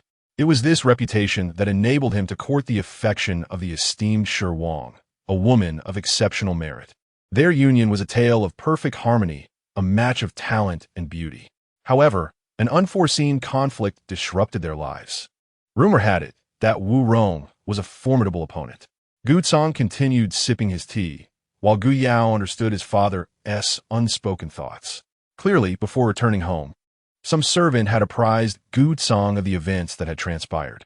In the hall, Wu Rong's shameless remarks and actions, which society scorned, would have surprised even a man of his father's experience, who had weathered many a storm and could determine life and death with a mere decision. It was no wonder his father was concerned. Indeed, Guyao himself found it difficult to accept many of Wu Rong's statements and behaviors upon their first encounter. She exhibited none of the traditional femininity, grace, elegance, or decorum. Her blunt words flowed effortlessly from her lips, as if she were accustomed to such candor. Having spent years in a similar environment, she lacked the concept of decorum between the sexes, unabashedly clinging to him in joy, jumping around, even kissing him, not content with mere pecks on the cheek, but daring to kiss his lips. Conversely, in moments of anger, she would ignore him entirely, refusing to forgive him no matter how many sweet words he uttered. Wu Rong, akin to a mischievous sprite, was both charming and alluring, tugging at his heartstrings. This captivating Wu Rong was a source of both intrigue and discomfort for Gu Yao. In his worldview, women were meant to rely on men for their existence. Women were to adhere to propriety, understanding when to speak and when to remain silent. It was unthinkable for unrelated men and women to share the same space. Furthermore, a woman would never dare to disregard a man's affections. Yet Wu Rong's behavior, indeed, nearly all her actions, stood in stark contrast to the contemporary ideals of femininity. Yes, Wu Rong and Shi Wan were two extremes. Wu Rong acted and spoke solely according to her desires, indifferent to others' perceptions of her. Her sole concern was her own happiness. In contrast, Shi Wan, regardless of her thoughts, would always consider practical realities, weighing familial obligations and the circumstances of others, even when they were unfavorable to her. At that tender age, encountering such a unique and extraordinary woman, how could he not be enchanted? Before returning to he transitioned from an initial reluctance, masked by a facade of acceptance, to a budding affection, ultimately embracing her fully and engaging in the intimate rites of marriage. He believed he could never extricate himself from what he resolved to bring home, felt a glimmer of hope that the gentle and vivacious could coexist harmoniously with the more reserved. However, upon meeting, discerned that beneath her agreeable exterior lay a steadfast will and her own convictions. It was improbable to persuade to yield, just as it was unlikely for to acquiesce. As for himself, whether for personal or familial reasons, he was unwilling to part with either of them. Indeed, this presented quite a conundrum, dampening his inclination for tea. He resolved to accommodate their needs as best as he could, prioritizing more pressing matters. Assumed that a woman of rural origins merely sought financial gain. Even if she desired a title, he thought placating her might suffice, perhaps offering her a modest recognition. How high could the aspirations of a country girl truly be? She aimed to become the young mistress. Found himself inexplicably discussing this matter with his father, a man of formidable stature. Only after articulating his thoughts did he realize the gravity of his words. However, having spoken, he saw no need for concealment, perhaps believing his father could offer a prudent solution. Throughout his childhood, his father had always provided sound resolutions to dilemmas. "What?" exclaimed, shocked to the point of spilling his tea. He was genuinely taken aback by. Did this country woman not comprehend that the title of young mistress belonged to the daughter of a noble house? How audacious to contest the position of a from the. Such presumption was truly beyond her station. Chapter 11. Confidence in Balance. Moreover, did she realize that her negotiating counterpart was not merely the young lord, but also the formidable and the entire? Even if she possessed the remarkable ability to manufacture firearms, could she truly disregard the significance of the and the? Such a woman must either possess extraordinary capabilities or be an oblivious country girl with lofty ambitions.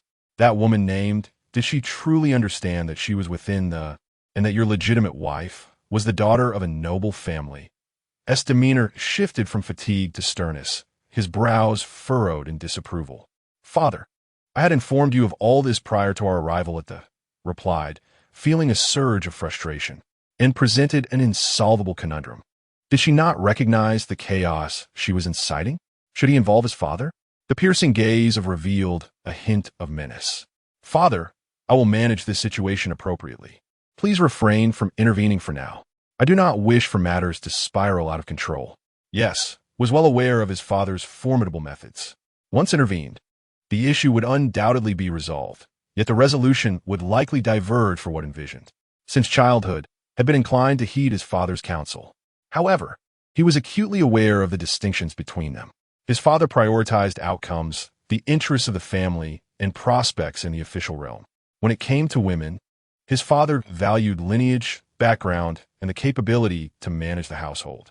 To a father, a daughter is undoubtedly a means to elevate his status, rather than a mere romantic dalliance. However, Gu Yao harbors a desire to find the one he truly loves. Having lacked for nothing in his youth, he yearns solely for a woman who genuinely cherishes him, rather than one who is captivated by his appearance, lineage, or wealth. Thus, when Wu Rong fervently professed her intention to share a lifetime with him, he was profoundly moved. At that moment, he felt that such a woman was precisely what he sought in this life. Consequently, he indulged in the intimate world he shared with Wu Rong, blissfully evading the vast chasm that separated them, naively believing that, apart from genuine affection, all else was trivial and easily resolvable. It was only upon returning to the Ho residence, when he had to confront reality, that he realized matters were far more complex than he had imagined. To his dismay, he found that not only did he harbor no aversion towards the woman chosen for him by his parents, but at times, his fondness for her even surpassed that for Wu Rong. Thus, the commanding figure who could lead 100,000 troops with unwavering resolve now felt ensnared by the dichotomy of two distinct women. Much like a connoisseur who does not limit himself to a single dish, he found himself drawn to both Shi Wan and Wu Rong. He wished for both women to willingly embrace their roles as his partners, akin to how his father accepted his mother alongside concubine Lin. Yet, unlike his mother and concubine Lin, neither Shi Wan nor Wu Rong would yield. This predicament left him in a state of profound conflict. Nonetheless, he remained imbued with confidence. At times, he believed that the most challenging scenarios warranted his utmost dedication. If Shi Wan and Wu Rong were to easily bow to him in compromise, he would find his affections for them waning, perceiving them as no different from other women in the world. Since childhood, Gu Yao had been a proud and self-assured individual. He was confident that through his own efforts, he could nurture both Shi Wan and Wu Rong. Just as one might tame the most unruly of beasts, he believed he could master the situation. As a young lord of the loyal and valiant Ho family, could he not manage such trivial matters concerning women? Would it not render his upbringing under his father's guidance meaningless? He was, after all, the eldest son destined to inherit the noble title, nurtured with great expectations from a young age. It merely required time. Very well, since you have expressed your stance, I shall refrain from intervening for now. However, there is one point you must heed. You must ensure that Shi Wan is properly reassured. It would be best to solidify your bond with her swiftly and put her heart at ease. Should she become pregnant, it would be even more advantageous for us. As for the Duke of Dinghua, at this stage, we cannot afford to offend him, Gu Tsang stated solemnly. First and foremost, he did not wish to intrude upon his son's romantic affairs. He recognized the distinction between himself and Gu Yao. Gu Yao possessed his own inclinations. Simply youthful in his desire to love a particular woman, enamored by the ephemeral nature of affection. Such folly is common among young men. The whims of romance, the beauty of moonlit evenings, and the joys of love are not extraordinary phenomena. In favorable circumstances, they may even yield a cherished tale. One must have a few interests and hobbies, provided they do not impede greater ambitions. Secondly, he refrained from interference, wishing to cultivate Gu Yao's capabilities. As the legitimate eldest son of the marquis's household, the entire estate would one day rest in his hands. Gu Tsang understood, well, that if he could not even balance the relationships among a few women, how could he possibly handle greater affairs in the future? Gu Yao's gradual maturation was essential. It could not be achieved overnight nor through a singular event. Learning to balance the Duke of Dinghua and the artillery represented one facet of Gu Yao's development. Similarly, the ability to harmonize the dynamics between Shi Wan and Wu Rong was another. Should the need arise, Gu Yao would undoubtedly encounter other women, provided they held connections beneficial to the marquis's household. Indeed, Gu Tsang believed that women were an integral part of enhancing power. I understand, father, Gu Yao replied, straightening his back. Very well, let us not linger. Return and prepare. We shall soon enter the palace to pay our respects. Gu Tsang waved his hand. Upon returning from Ningyun courtyard, Shi Wan sat in silence at the window, gazing at the artificial mountains, the small lake, and the pavilions. Much like any other day over the past 5 years, memories flooded her mind, each day distinctly unique, yet somehow monotonously the same. Since her arrival at the marquis's household, she had held onto a singular belief, one that was both her only conviction and a necessity. She had a trust that the young marquis would return safely to the estate.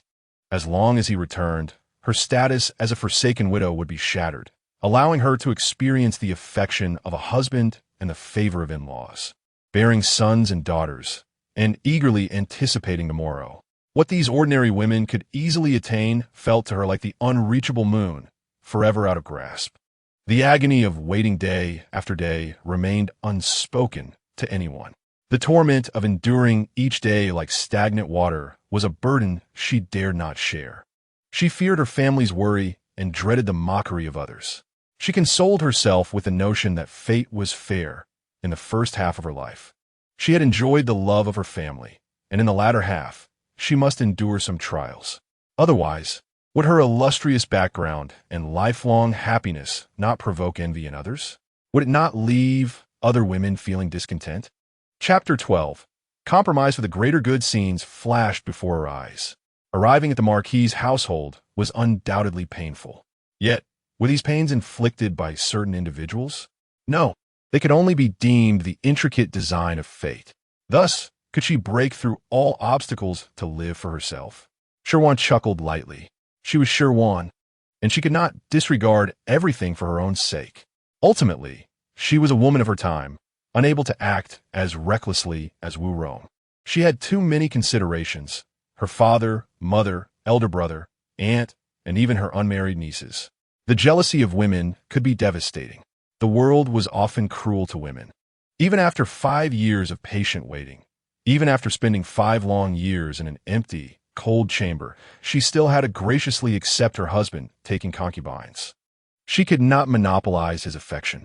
Her husband was the marquis of a distant land, a general of soldiers, the future of the marquis's household, and a shared possession among other women. She cannot indulge in the desire to be the sole beloved of the marquis. Even during the formal marriage ceremony, her parents and elder brother advised the young marquis to cherish her well. Yet, she must not act capriciously. She must learn to be content. Indeed, it is already quite sufficient. 5 years spent alone have been exceedingly lonely and cold. At least now, there is someone who occasionally visits her chamber, shares a few words, and feigns concern. This is already a vast improvement over before. However, why does her heart ache even more than it did in the past? Wounds will eventually heal. She lacks the privilege to be willful. Shi Wan's gaze drifted far into the distance, as if her soul had detached from her body, yearning for the freedom that resided within her heart. Sunlight enveloped Shi Wan, casting her as if she had emerged from the very light itself. From afar, she resembled a statue. "Young madam," Bai He, wiping her tears while arranging the pastries, implored, "Oh, miss, you must eat something. Your health is of utmost importance." "Oh dear, when will you ever cease this habit of crying at every mishap?" Bai He lamented, exasperated. "Things are already complicated enough. Do not add to the chaos. Please, go outside and tend to the chores." Shi Wan withdrew her gaze, as if resolutely determined. "Bai He, prepare paper and ink. Grind the ink," Shi Wan stated calmly. "Yes, young madam," Bai He replied, casting a deep glance at Shi Wan and sighing heavily. Regardless of the decision Shi Wan made, her handmaidens would staunchly support her. Bai He silently vowed. The news of the young marquis returning home with an unknown woman would surely stir the city into a frenzy. The duke's household must have received word as well. Perhaps her mother was weeping bitterly on her behalf. It is likely that her father and elder brother were deliberating on how to appropriately approach the marquisate. They undoubtedly understood that securing her position as the young marquis's wife would not only benefit her, but the duke as well. They surely also recognized that if she were to embody the virtues of a wise and magnanimous wife, she would earn the world's admiration. Yet they would not forsake her.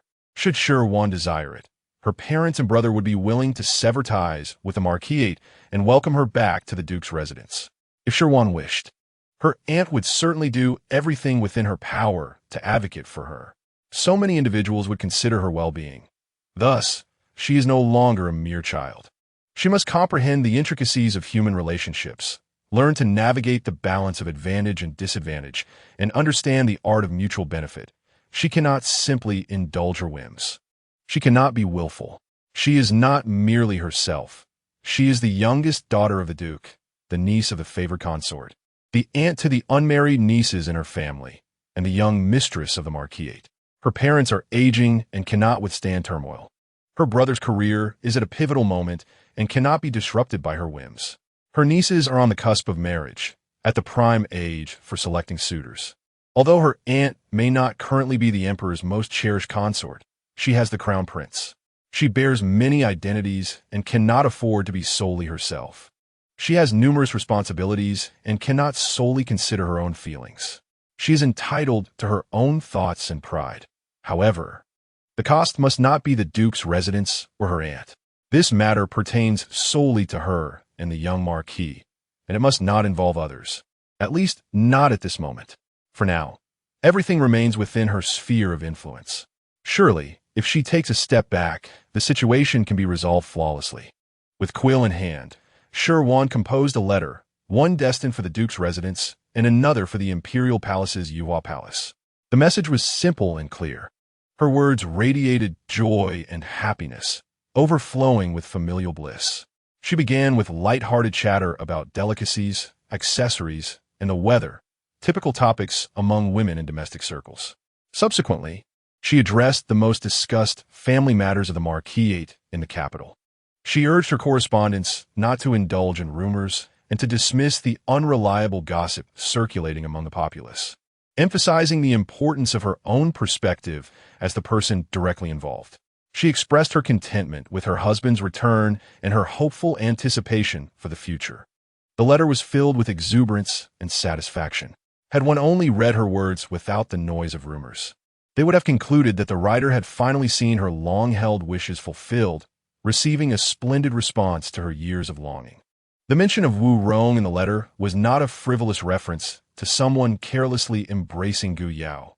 Rather, Wu Rong was merely a maidservant and posed no threat to her position as the young mistress. The letter concluded with Shi Wan affirming her well-being and happiness, wishing everyone good health, and expressing her desire for a reply. After putting down her quill, Shi Wan closed her eyes, inhaled deeply, and then exhaled a cloud of lingering anxiety. Mama Wang had been a constant figure in Shi Wan's life, having cared for her since childhood. Apart from her mother, aunt, and wet nurse, Mama Wang was the one who had spent the most time with her, earning Shi Wan's trust and reliance. In Shi Wan's heart, Mama Wang was not merely a servant, but also a respected elder.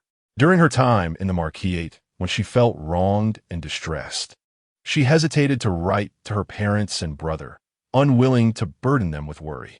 Instead, she would lean on Mama Wang's lap, sometimes shedding silent tears, at other times sobbing quietly. Mama Wang, with her gentle hands, would stroke Shi Wan's hair, pat her back for comfort, or sing soothing lullabies to calm her weary heart. Thus, over the years, Mama Wang had been the one who witnessed Shi Wan's true emotions the most. The younger maidens, Lily and Vanilla, were too naive to comprehend her deeper thoughts. Only Mama Wang had always understood and remained by her side. Chapter 3, Madame Shislamin Mama Wan. Being a legitimate child of the Duke of Dinghua, had many acquaintances within the Duke's residence, making her adept at handling matters more smoothly than the younger ones. Lily and Vanilla, who were still inexperienced.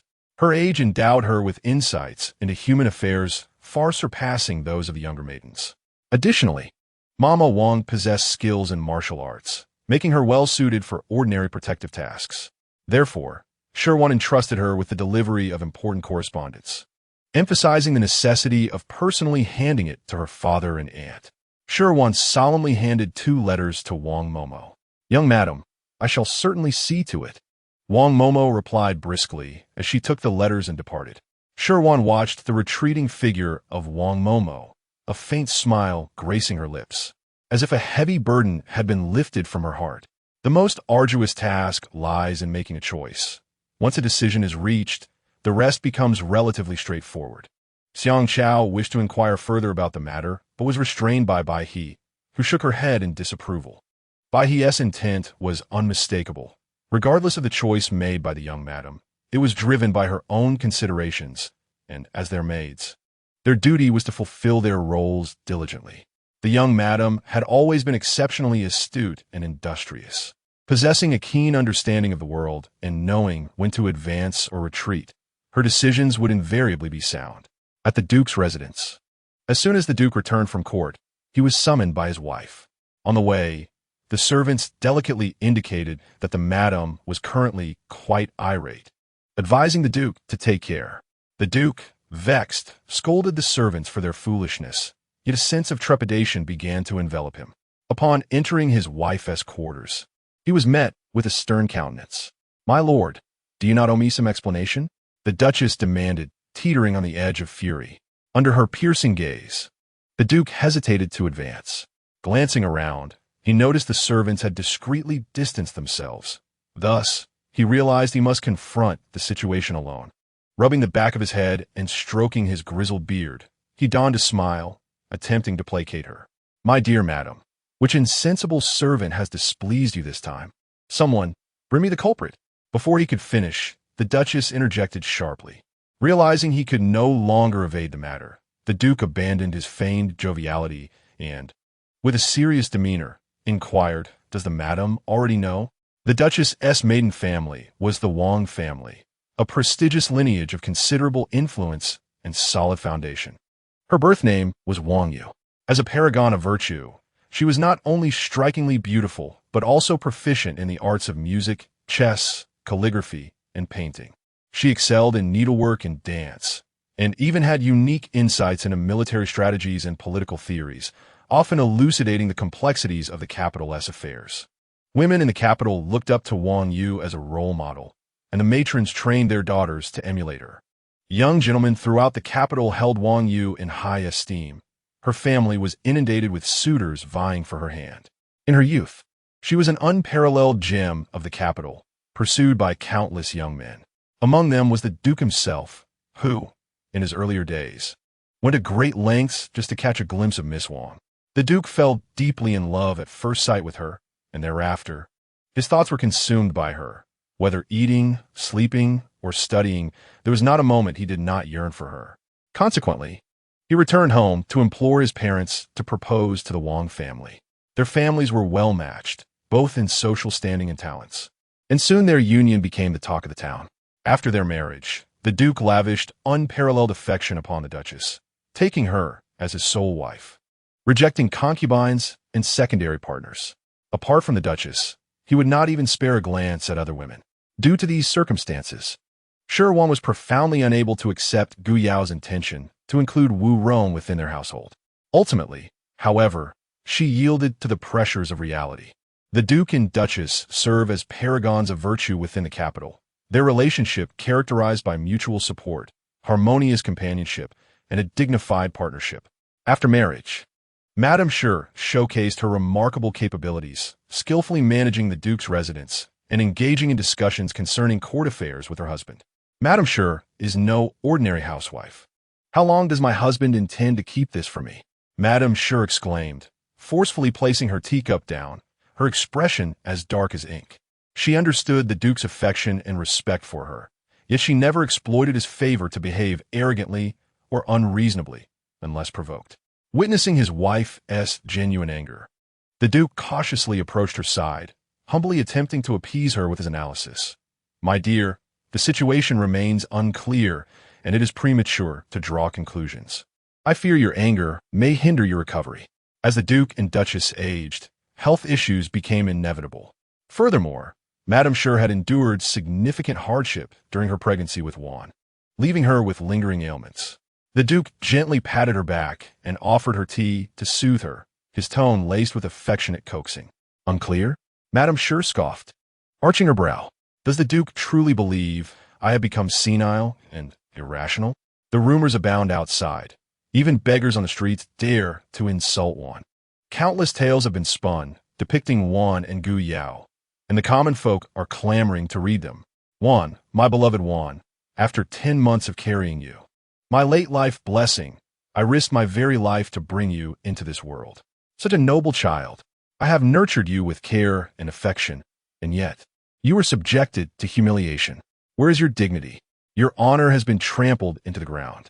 Duke, how can you, as her father, remain indifferent?" She continued to berate him, her frustration spilling over. The Duke, with his hand still lingering on her back, urged, "My lady, please calm your anger. Your health is paramount." "How can I possibly calm down?" Madame Shi retorted vehemently. "Years ago, I warned you about that Gu Yao. Even if he were alive, the chances of his return were slim. We should have brought one back to live with us. You promised to handle it. What have you accomplished? You left one to languish in that cold, desolate estate for 5 years. My precious girl, in the prime of her youth, wasted in that chilling place." Madame Shi's heart ached, tears streaming down her face. "It is your failure as a father that has subjected our daughter to such indignities. You are the Duke. Why can't you even protect your own child? Leave. I do not wish to see you." As she spoke, she pushed the Duke away forcefully, her frustration boiling over. She could not bear to look at this foolish old man any longer. His mere presence was infuriating. Chapter 14. The Duke's regret seeing the Duke remain unmoving. Madame Shi's anger surged anew. "Ever since that scoundrel Gu Yao vanished, I have been reluctant to step outside. Whenever those ladies prattle on about how Wanner is so dutiful, so loyal, and how she exemplifies the ideals of contemporary womanhood. Huh, are they truly praising Wanner? They are merely adding insult to injury." Before her marriage, Wanner's brilliance was universally acknowledged. Who could encounter her without offering a compliment? Once she wed into the marquis, those ladies feigned blessings and envy, while secretly harboring jealousy and disdain. The young ladies envy Wanner for her noble birth and fortunate marriage, while the matrons resent my happiness, envious of the obedient child I have in Wanner. I am well aware of the despicable faces those ladies wear behind closed doors. Their outward praises are but veils for their mockery. It is obvious to me, given their poor acting skills. Their pretenses are utterly insignificant. They spread malicious rumors, claiming Wanner brings misfortune to her husband. They proclaim that Gu Yao's disappearance, or even his demise, is due to marrying Wanner. They fabricate tales to malign her character. Now, those ladies must be laughing with glee upon hearing that that scoundrel Gu Yao has returned with a wild woman. How delightfully vindictive they must feel. reveling in the very jealousy and frustration they once felt. I can easily envision the disgraceful smirks plastered across their faces. What if one is born into a duke's household? What if one marries into a marquis? In the end, she is but a forsaken widow. What does it matter if she finally gains a husband? Well, he brings home a charming wild woman. They claim my wanderer is worthless, that Gu Yao has long been entranced by that wild woman. They go so far as to say wanderer cannot even compare. They say that my wanderer is a pitiful creature, unwanted by any man. How can I not be enraged? Woe is my wanderer, who has become the greatest laughingstock in the capital. My wanderer must be suffering so deeply. Alone in the marquis, how desolate and lonely she must feel. Master, please find a way. I cannot bear this any longer. I cannot endure. As she spoke, Madame Shi made a move to crash into a pillar. Fortunately, the Duke was quick to react. Catching her in his arms, the servants, anxious and tense, feigned ignorance, observing nothing and hearing nothing. The Duke's expression darkened, his eyes deepening with an unsettling chill that seemed to freeze the very air around them. How could Madame's words not strike a nerve with him? Each utterance was like salt poured into his wounds. After living to this age, what is there left to be oblivious to? After reaching this stage in life, what could possibly be more valuable than the happiness of one's children? At this age, could one still cling to hollow reputations? He, too, was a late-blooming father, cherishing his only daughter as if she were a precious gem, wishing to bestow upon her the finest treasures the world has to offer. He still vividly remembers the day his wife gave birth to their daughter. Anxiety consumed him as he sat restlessly, beads of sweat forming on his palms and brow. He felt a level of trepidation that even the emperor's scorn could not evoke. When he heard the wailing of the newborn, he suddenly felt all strength drained from his body, collapsing to the ground, lost in thought for what seemed an eternity. When a midwife handed him the precious infant, the world around him felt softened and serene. The daughter he had longed for, a divine gift finally bestowed upon him, though it had come at great cost to his wife. Cradling their daughter, he approached his wife. Her pale face and the sheen of perspiration that adorned her brow revealed the arduous journey she had just endured, teetering on the brink of death. My dear wife, you have endured so much. He embraced their daughter and kissed his wife tenderly. Exhausted, she could barely keep her eyes open, offering a faint, airy acknowledgement before succumbing to slumber.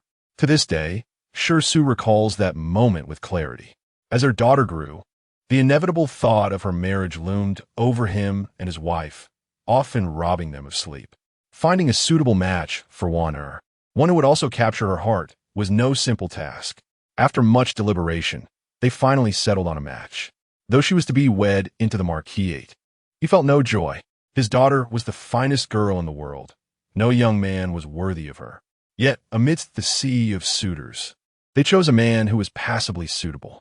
Gu Yao, he had seen before, tall, robust, with an extraordinary demeanor and a family background that was commendable. He seemed to meet the minimum requirements for wanderer. They prepared a substantial dowry, ensuring wanderer would have a solid foundation in her new home. However, fate had other plans. On the night of their wedding, a rebellion broke out at the borders. Gu Yao, appointed as a general, departed for battle without a thought for his newlywed wife, and he did not return for 5 long years. During this time, he had subtly suggested to wanderer that she was still young and could return home to remarry, assuring her that he and his wife would find her another worthy suitor.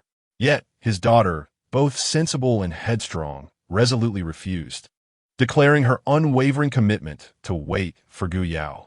As a duke, he understood his daughter's compassion, but he was also constrained by the responsibilities of his station. Although he could petition the emperor for leniency and request wanderer's return, such actions would tarnish the reputation of the duke's household and diminish the emperor's favor towards their family. With several granddaughters approaching marriageable age, any scandal involving wanderer would surely damage their standing. Shi was acutely aware of the stakes involved. Yet, how could he bear to see his beloved daughter suffer in the cold confines of the marquis? Despite his entreaties, wanderer remained steadfast in her decision. As a duke, there were limits to his influence. He could not alter his daughter's resolve. He had held on a hope, believing that Gu Yao would return. Little did he know that when Gu Yao did come back, he brought with him an ambiguous woman, entangled in a complicated relationship with him. Now, Shi was filled with regret beyond measure. He deeply regretted not having fervently persuaded his daughter at the outset, nor having taken a firm stance in bringing her back to the Duke's residence. Yet could he truly blame Wana? Certainly not. Shi understood that Wana's refusal to return to the Duke's estate was for the sake of the Duke's household, for her aunt, Shi Yu, for her 2 elder brothers, and for her several nieces who were on the verge of womanhood. He had always known his daughter well. Wana invariably considered everything but herself. Chapter 15. The 2 young masters deliver a message. Madame Shi struggled to push the Duke away, but upon realizing her futility, she surrendered to his embrace. Reminiscent of countless occasions in the past, when he had held her close, soothing her, there she wept, tears streaming down her face, sometimes crossing her arms, other times striking at him. The scene was undeniably poignant, a testament to a mother's compassion for her daughter. Shi understood his wife's anguish. She needed to release her emotions to find some semblance of comfort. Thus, he held her quietly, refraining from interrupting her sorrowful outpouring. Of course, he himself was filled with turmoil, indignation, and profound sadness, ensnared in memories that he struggled to escape. Regardless of a father's esteemed position or immense power, there exist matters beyond their control, such as the emotional affairs of their children, moments when they too feel utterly powerless. "Father, mother," came a distant cry, followed by another. "Father, mother." The voices belonged to none other than the heir, Shi Yin, and the second son, Shi Miao. While on duty, they had inadvertently caught wind of the idle gossip circulating about the marquis. In hindsight, it was not merely accidental. It was a deliberate act of humiliation from those with whom they were at odds, aimed at their younger sister, designed to provoke discomfort. As that individual continued to prattle on, Shi Yin cast a dark glare in their direction, his expression inscrutable, his demeanor somber, silently fixing his gaze upon them until the person felt an unsettling chill run down their spine and ultimately retreated awkwardly.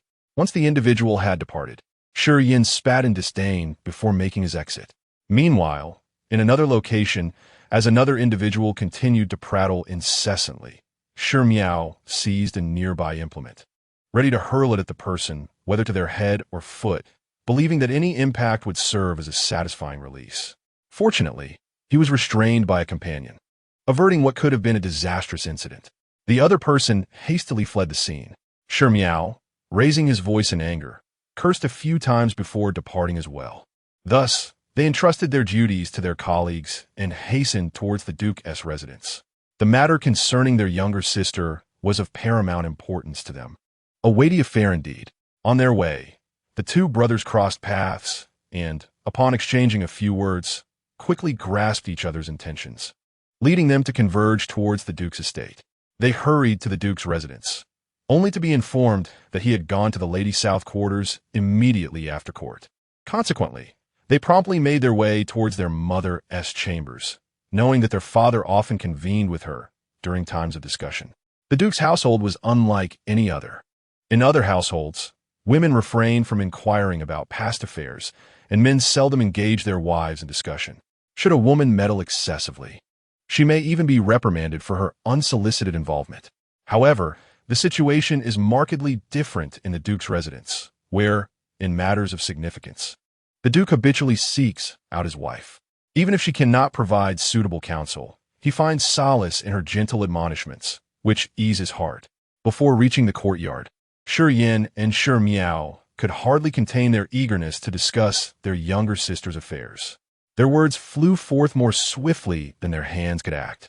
Upon hearing the arrival of her 2 sons, Mrs. Shi, feeling unkempt and out of sorts, extricated herself from the Duke's warm embrace, ceased her tears, and tidied her disheveled hair and wrinkled attire, presenting herself as a dignified lady.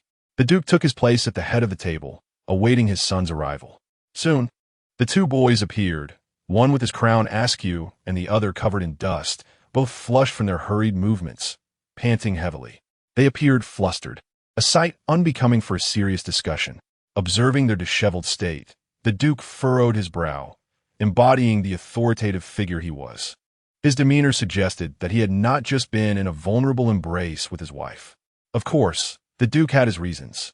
It was acceptable to lose face in the privacy of home, but such behavior could not be tolerated in public. Even regarding their sister's matters, one must maintain composure. Mrs. Shi cast a sidelong glance at her husband, opened her mouth as if to speak, but ultimately remained silent, conceding to grant this old man a semblance of dignity. Both the Duke and Mrs. Shi awaited their sons to voice their concerns, fully aware of the reason for their return. As anticipated, Shi Wan, the elder brother, spoke first. "Indeed, brother, you are correct," he affirmed. "We have heard some troubling rumors today during duty." Shi Miao, incensed, flared his nostrils in indignation. The Duke, noticing their eagerness to speak, frowned slightly and instructed, "Yin, you go first."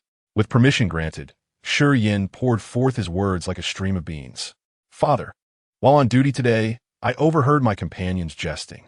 They claimed that although Shi Wan is typically eloquent and articulate, today he seems unusually tongue-tied, as if burdened by a secret.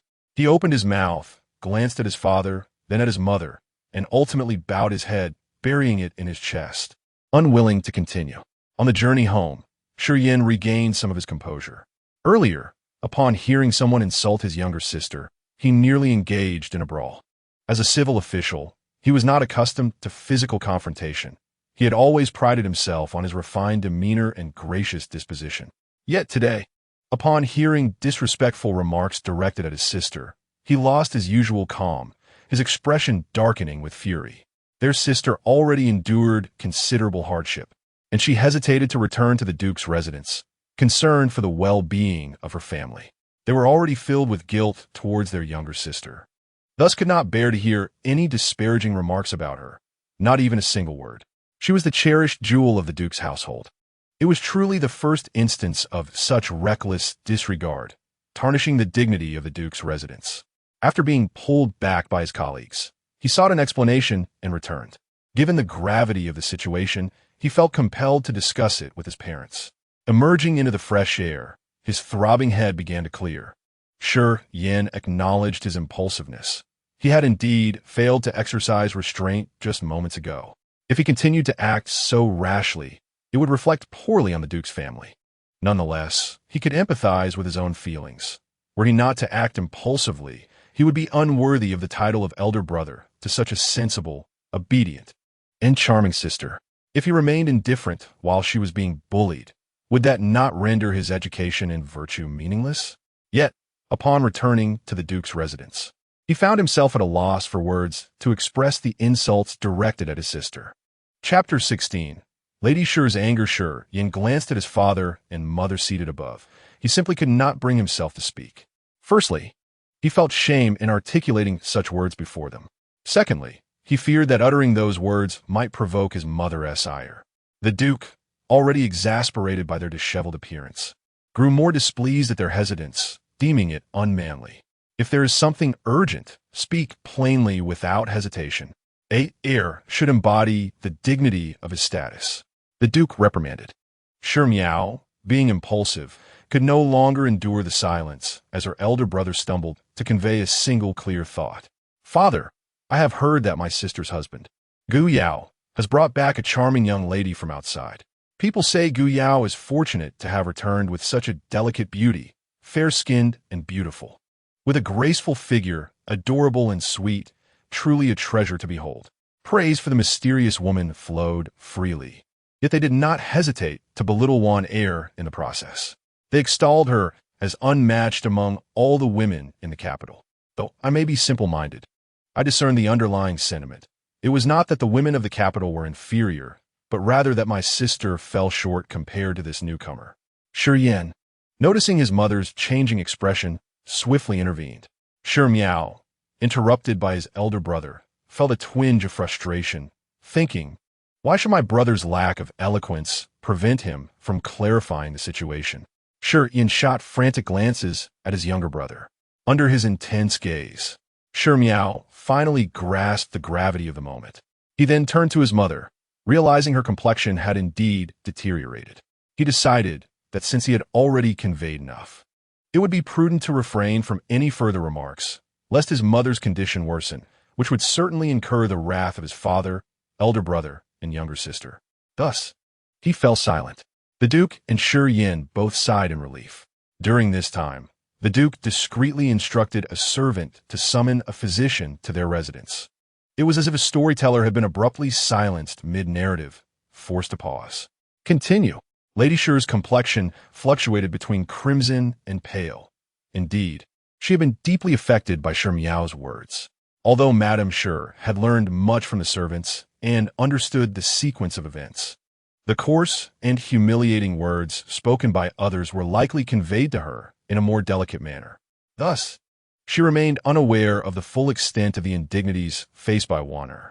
However, upon hearing the outright insults directed at her daughter from her son, she was utterly appalled and filled with rage.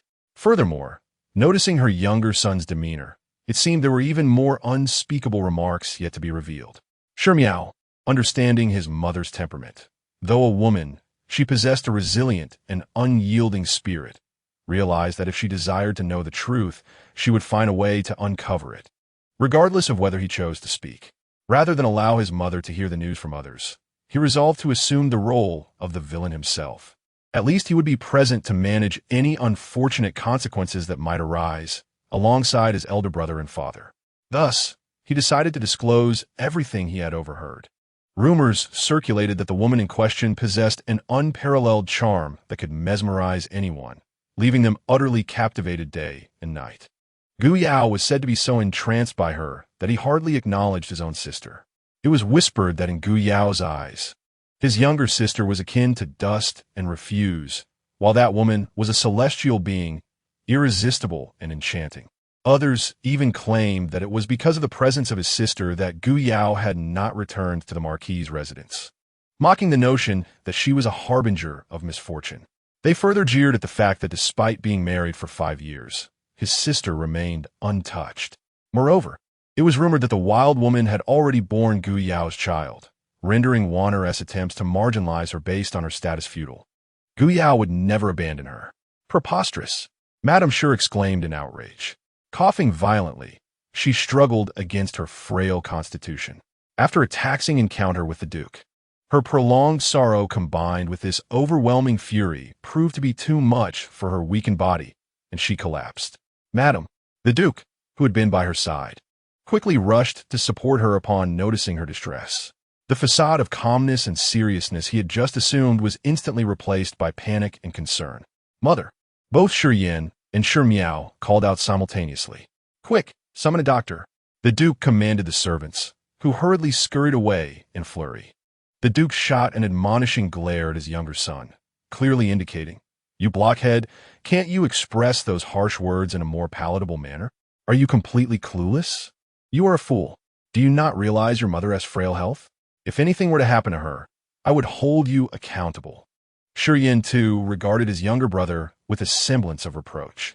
His brother's bluntness often left much to be desired, lacking the subtlety to navigate such delicate matters. Shi Wan had been concerned that these harsh words might provoke their mother into distress. He had contemplated how to convey the situation without inciting her emotions. But in his hesitance, he had stumbled over his words. While he pondered the right phrasing, his thoughtless younger brother had blurted out everything, laying bare the situation with an undeniable frankness that he could not retract. Had I known it would come to this, it would have been far better for me to speak on my own behalf. After all, my own words would not have provoked such distress in my mother. Before long, Dr. Li hurriedly arrived, his medical kit in hand. The crowd surrounding the lady swiftly parted to make way for him. Quickly, Dr. Li, please attend to the lady, urged the Duke, gripping the doctor's arm tightly, nearly crushing the frail physician. Your Grace, might you release my arm? Dr. Li pleaded, glancing at his reddened wrist with a mix of helplessness and urgency. The patient is in dire need, and your interference only delays her treatment. Oh, my apologies. The Duke responded, quickly loosening his grip and earnestly adding, Dr. Li, you must save her. If you succeed, the Duke's residence will make every effort to procure the rare medicinal texts you have long sought. The Li family held considerable renown in the capital, possessing ample wealth. Yet it was the doctor's passion for ancient prescriptions and unique texts that truly captivated him. This was widely known throughout the city. Dr. Li regarded the Duke intently before nodding in agreement, instructing those present to step aside. After a considerable time, Dr. Li emerged from the lady's chamber, wiping the sweat from his brow, visibly fatigued from the ordeal. "How is she, Dr. Li?" inquired the Duke, along with Shi Wan and Shi Miao, stepping forward anxiously.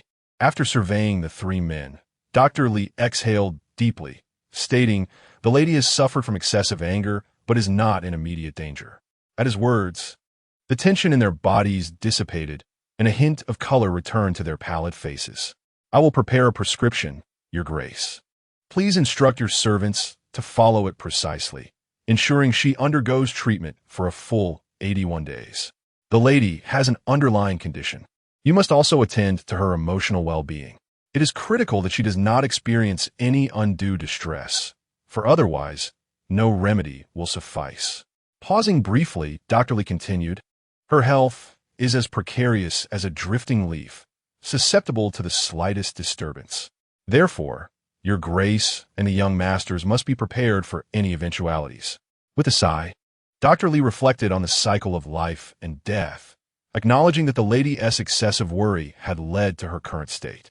To have brought her back from the brink of death was already a monumental achievement. He doubted he could do so again. The Duke stood momentarily in stunned silence before expressing his gratitude. "Thank you, Dr. Li. Should we locate the rare texts? We shall ensure they are promptly delivered to your residence." The Duke bowed in appreciation. "Your Grace is too kind. Such rare texts are indeed difficult to find. You need only search when time permits," Dr. Li replied courteously.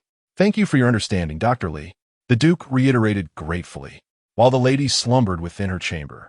The Duke and his two sons remained in the hall, enveloped in silence and sorrow. First the younger sister, now the lady. Calamity seemed to plague the Duke's household, leaving the three men grappling with their grief. At that moment, the voice of the steward broke the silence. "Your Grace, a letter from the young miss." Upon hearing of Shi Wan's predicament, the steward hurriedly dashed from the entrance upon receiving a letter from the young lady, panting and stumbling, not pausing for a moment. "Quickly, hand it to me." Among the three, Shi Miao was the youngest and skilled in martial arts. Upon hearing the steward's voice, he immediately reached out for the letter. "Miaoer, come here." Just as Shi Miao was about to open the letter, Shi Su spoke up. Seeing his father had begun to speak, Shi Miao, though reluctant, respectfully handed over his younger sister's letter. "Father, what does the letter say? Is it that sister wishes us to intervene on her behalf?" Shi Miao, driven by impatience, could not contain himself and blurted out his question before the Duke had even begun to unfold the letter. "Quiet now. Let father read it first." Shi Yan, possessing a composed demeanor, shot a stern glance at his younger brother. "Allow father to read it properly without interruption." Only then did Shi Miao close his mouth, rubbing his hands together, waiting with bated breath. As Duke Shi Su unfolded his daughter's letter, he found himself unwittingly moved to tears, a haze of moisture clouding his vision. The sight of such a stoic figure as their father, shedding tears before his two ungrateful sons, caused both brothers to exchange a worried glance. Silently acknowledging the gravity of the situation, they squeezed closer to their father, one on each side, as he began to read. As they read on, the three men felt a surge of emotion, their noses twitching and eyes reddening. "Father, what shall we do now?"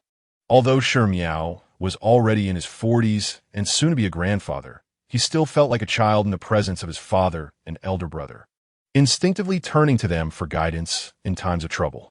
To be frank, his temperament sometimes paled in comparison to that of his younger sister, who was more than 20 years his junior. Just moments ago, the three had been pondering how deeply Wanner must have suffered from the injustices she faced, and how distressed and pained she must feel. Surely, this letter was a cry for help, urging the family to come to her aid.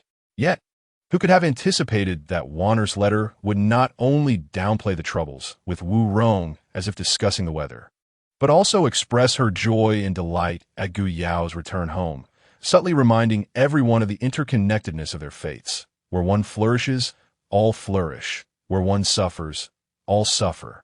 Wanner's letter bore no indication of a desire for anyone to tend to her feelings. The tone of her writing was not that of an innocent and inexperienced girl of 21, but rather that of a weary matron who had come to terms with the harshness of life and death, filled with desolation. Had her spirit truly withered to such an extent? What torment had their beloved Wanner endured during her 5 years at the marquis's residence? The cherished girl they had nurtured had been ground down by the marquis and Gu Yao to this state. They clenched their teeth in anger. Wanner remained the same selfless soul devoted solely to the Duke's household and her family, disregarding her own well-being. Yet, she was no longer the girl who could freely express her joy with laughter or her sorrow with tears in front of her family. When had that innocent and carefree Wanner vanished? Perhaps it had been on the day she entered the marquis. Perhaps it was when she learned that her husband, whom she had yet to meet, had abandoned her to venture to the border. Perhaps it was during the endless days of hopeless waiting. Perhaps it was upon seeing her longed-for husband return, accompanied by a stranger. That little bundle who used to cling to her father, mother, eldest brother, and a second brother, has long since vanished. Father. At that moment, not only Shi Miao, but even Shi Yin could no longer remain composed. The little sister was far too understanding, far too considerate, contemplating every matter thoroughly, yet neglecting her own emotions and disregarding her dignity. Alas! Duke Shi Su let out a profound sigh, as if he had aged a decade in an instant. After a long silence, he finally spoke. Yinner, Miaoer, today the Emperor will certainly summon Gu Yao. Let us first listen to the trials he has endured over the past 5 years. Wanner has also been away from home for a considerable time. I wonder how she is faring now. Send a message stating that your mother is gravely ill, and ask her to bring Gu Yao back to visit. After all, Gu Yao is still the Duke's legitimate son-in-law. With the Duke's command, he cannot refuse to come. Once Wanner and Gu Yao arrive at the Duke's residence, we shall inquire further with Wanner and gently prod Gu Yao. This matter must be discussed face to face. The rumors circulating outside are rife, and no one can ascertain what is true. Also, instruct that regarding Wanner's situation, let us minimize what the lady knows. Her health cannot withstand more turmoil. Regardless of the news, ensure that only the favorable is reported to her. As for the troublesome matters, do not burden her with them. Chapter 18. Entering the palace to petition recent events have been overwhelming. The Duke pressed his temples and continued to instruct. Once you have concluded your official duties and have some leisure time, do visit the lady's courtyard more often. And do remember to check on the children in your courtyard. The elderly find joy in the presence of children. Also, ensure that the children speak properly and are not careless with their words. The Duke cast a stern glance at Shi Miao as he spoke, aware of his guilt. Shi Miao lowered his head. Very well, father, we shall take our leave. Shi Yin and Shi Miao departed with their heads hung low. In the imperial study, Minister Gu Tsong pays his respects to your majesty. Minister Gu Yao pays his respects to your majesty. Not long after Gu Yao arrived at the marquis's residence, the emperor dispatched someone to summon him. Ordinarily, upon returning, Gu Yao should have gone directly to the palace rather than to the marquis's residence. However, Gu Yao could not bring Wu Rong into the palace and needed to change into appropriate attire to avoid offending the emperor. Thus, he opted to return to the marquis's residence first. He had intended to tidy himself before proceeding to the palace. But delays ensued due to matters in Madame Gu's courtyard and then further delays with Wu Rong. Ultimately, he was summoned directly. Gu Tsong returned to the marquis's residence after court and was thus summoned as well. The marquis and the young marquis were taken to a secret meeting chamber. Given that he had been missing for 5 years, as a minister of the court, and with the involvement of 2 armies in conflict, caution was paramount. Dear Minister Gu, and esteemed Sir Gu, please rise. Grant a seat to Minister Gu. The emperor, observing Gu Tsong's unsteady gait, spoke to the grand eunuch, his expression shifting to one of solemnity. Minister Gu, are you suggesting that there were spies within the army at that time? The emperor struggled to contain the fury simmering within. If the military's strength had faltered, reinforcements could have been summoned and training intensified. However, it was not merely a matter of inadequate force. It was a treachery perpetrated by his own subjects. No one relishes the sting of betrayal, least of all the emperor, who occupies the highest throne. It felt akin to having a bowl of flies thrust into one's mouth, an unbearable indignity. Your Majesty, indeed, I devised the offensive strategy, and, barring unforeseen circumstances, we could have captured Bianxing City within half a month. However, just as we were on the verge of breaching the city gates, an enemy force of 100,000 emerged from the rear, appearing as if summoned from thin air. Caught between the encroaching adversaries, our troops soon found themselves overwhelmed. More grievously, within our ranks, insurgents arose, inciting defection. It appeared that the conspiratorial groundwork had been laid by certain commanders in advance. Before long, many officers of varying ranks surrendered to the enemy. Surrounded by foes without and traitors within, our formation quickly descended into chaos. The aftermath was dire, with our soldiers either perishing or capitulating. My father and I fought desperately to resist. In the end, my father lay gravely injured, and I too sustained serious wounds. We, along with our loyal guards, fought our way through a bloody path to survival. Yet, the pursuers relentlessly hounded us, and we searched for an escape route until we found ourselves at the edge of a precipice. Both my father and I fell into the abyss. When I regained consciousness, I found myself in the dwelling of a peasant, with no recollection of the events preceding my awakening. Hence my prolonged absence. Your Majesty, I implore you to seek justice for my father and me. What Gu Yao conveyed to the emperor was the unvarnished truth.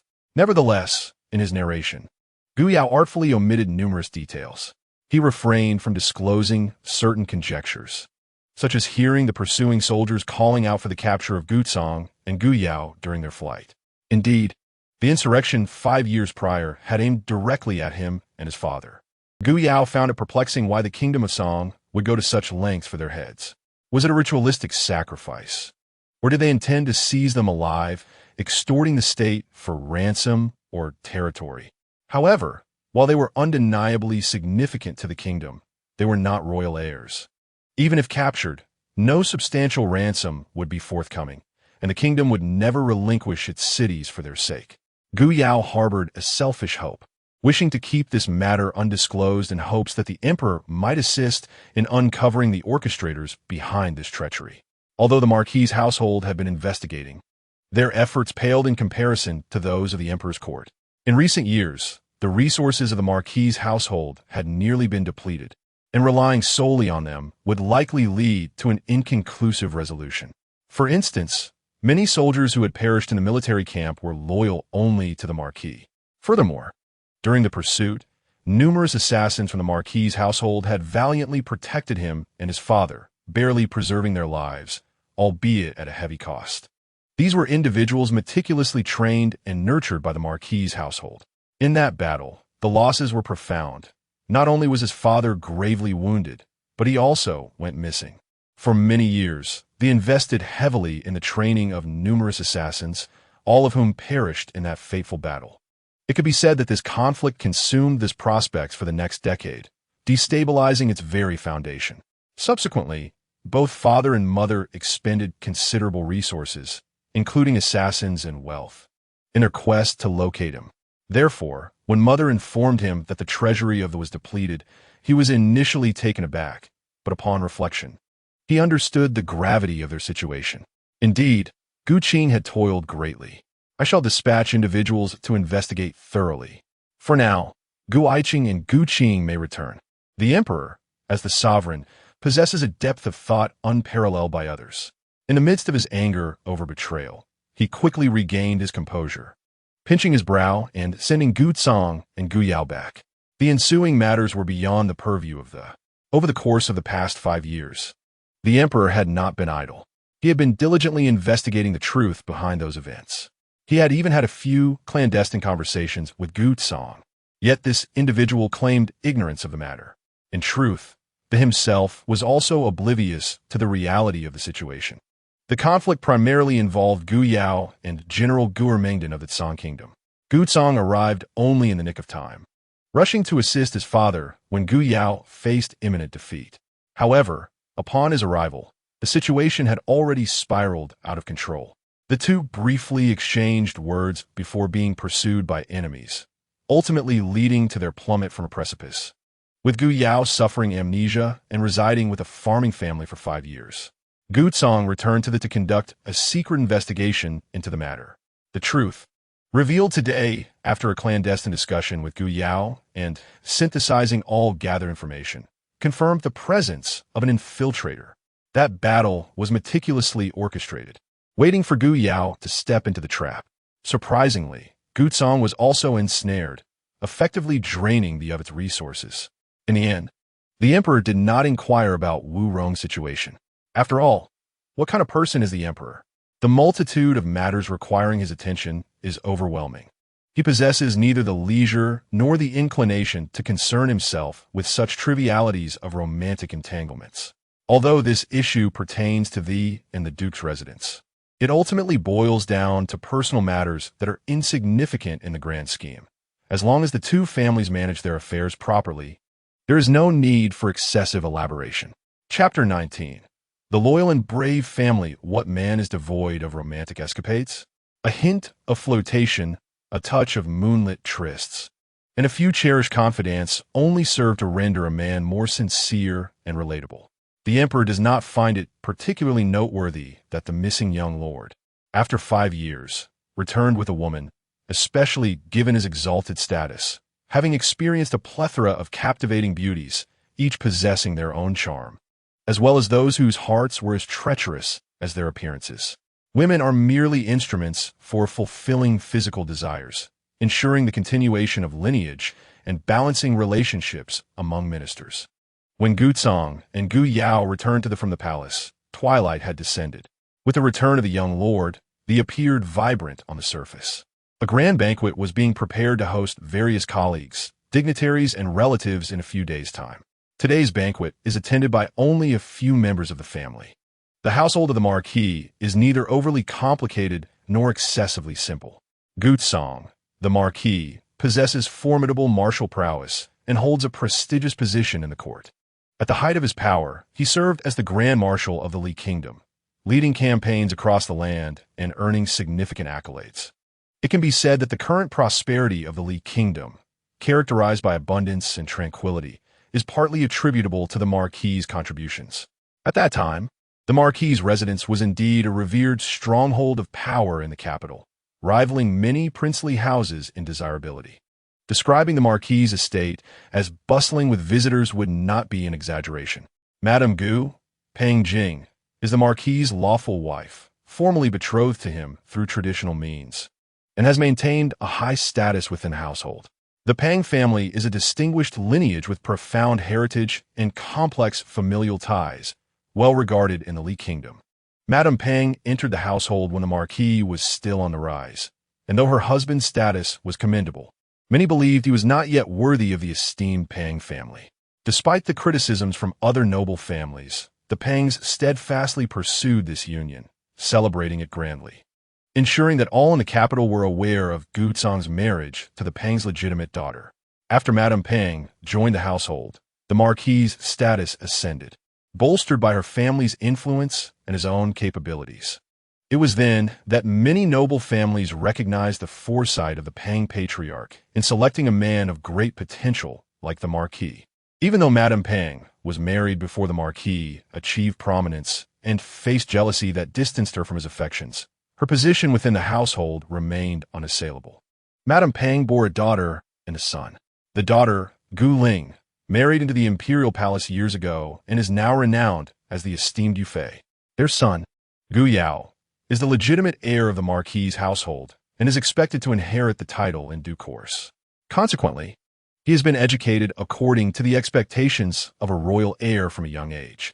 Gu Yao, possessing an impressive demeanor, naturally attracts attention in any gathering, and his upbringing has further refined him to meet the standards of a noble heir.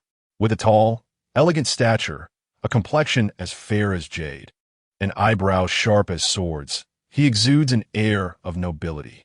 Additionally, he excels in poetry, music, chess, calligraphy, and painting, coupled with extraordinary martial skills that render him undefeated in battle, making him the dream suitor for many young women in the capital. It is no wonder that Wu Rong is utterly devoted to him. In this world, It is indeed rare to find someone with such a well-rounded array of attributes surpassing those of Gu Yao.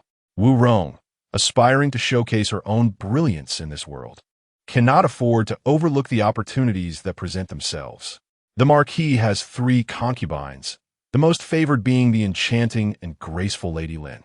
Although she has entered her middle years, her ethereal beauty and captivating charm remain undiminished, commanding the admiration of the entire household. It is understandable why the marquis continues to shower her with affection, drawn to the allure of such a mature, beautiful, and storied woman. Madame Lin possesses a keen perception of her strengths and weaknesses, adeptly demonstrating both vulnerability and the occasional stubborn resilience that captivates the marquis. She is the mother of a son, Gu Rui, the second young master of the marquisate. Although born of a concubine, his looks do not quite rival those of the heir, Gu Yao, yet he is nevertheless regarded as a remarkably handsome gentleman in the capital. Proficient in poetry, song, and various arts, he also possesses some martial skills, but his true talent lies in commerce. Many a failing enterprise has been revived under his stewardship, and ventures that appeared doomed to financial ruin have flourished under his astute management. Like his elder brother, Gu Rui is blessed with sharp intellect and with proper guidance. He too could achieve great success. However, the marquis's expectations for him are solely in business. It remains a mystery why the marquis, despite showering affection on Madame Lin, never permits the second young master to pursue the civil examinations, instead insisting he focus on the ways of trade. Much of the marquis's expenditures are supported by the shops and estates managed by Gu Rui. While one might argue that the marquis favors Madame Lin, he never neglects his legitimate wife, Madame Gu, showering her with affection as well, thus minimizing any jealousy she might feel. Conversely, while it could be said that the marquis does not favor Madame Lin, he frequently lingers in her fragrant quarters, always responsive to her reasonable requests. Compared to other concubines, the gifts bestowed upon her are countless, evoking envy from others. Madame Hua, on the other hand, possesses a gentle disposition, avoiding conflict and contentedly residing in her own quarters. Whenever the marquis recalls her, he bestows some gifts, which she graciously accepts. Should he forget her, she remains unobtrusive, never seeking to assert her presence before him. During her initial time in the marquisate, she enjoyed a brief period of favor, during which she was fortunate enough to conceive and give birth to the marquisate's second daughter, Guyu. Though she holds the esteemed title of second daughter, her status as a concubine and her unassertive character diminish her prominence in the household, to the extent that even many new servants fail to recognize her. The last concubine, Madame Sun, is quite the opposite of Madame Hua, possessing a fiery temperament. In her younger years, when her beauty was still an asset, she sought every opportunity to vie for the marquis's affection and enjoyed a brief period of favor. However, fate dealt her an unjust hand. Despite her brief rise in prominence, she was not as fortunate as Madame Hua in bearing children. As she ages without a child to her name, her desire to compete for affection wanes, leading her to adopt a quieter existence. As long as the marquis does not shortchange her, she finds contentment. With her beauty fading and no offspring to bolster her standing, what could she possibly hope to gain? As long as the marquis does not impose undue burdens upon her, she remains satisfied. To live out her days peacefully in this quiet marquisate is a blessing compared to the struggles many face in the world. At her age, Madame Sun has found contentment in her modest life. Chapter 20. The banquet at the marquis's residence, while Gu Tsang and Gu Yao were at the palace. Preparations commenced at the marquis's residence. Although Madame Gu had fallen ill, it did not hinder her from offering suggestions. She assigned tasks to the 3 concubines, and today, she showed particular affection towards Shi Wan, expressing that if Wanner felt fatigued, she should rest, and the servants would come to summon her at mealtime. This day marked the return of the young marquis, bringing immense joy to most in the residence, akin to a long-standing streak of misfortune suddenly giving way to fortune. The marquis, aged and ailing, could no longer lead troops in a battle. The honors bestowed upon him by the emperor were merely a depletion of his past military achievements. Once those were exhausted, the marquis's residence would lose its hopes and future. The second son, possessing only a modicum of commercial acumen, held no promise for the glory of the marquis. In this era, wealth alone could not illuminate one's lineage without a political career. During the young marquis's absence, many within the residence came to understand the principle of shared fortunes and misfortunes. Should the marquis fall into decline in this generation, all would face bleak days ahead. Consequently, there were thoughts of urging the second son to pursue the imperial examinations and a political career, yet neither the marquis nor his wife broached the subject, leaving no one daring to voice their thoughts.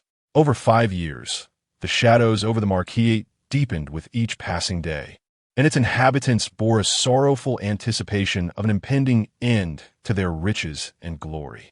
Little did they know, the young marquis returned today. Regardless of the company he brought, his return instilled hope within the marquis.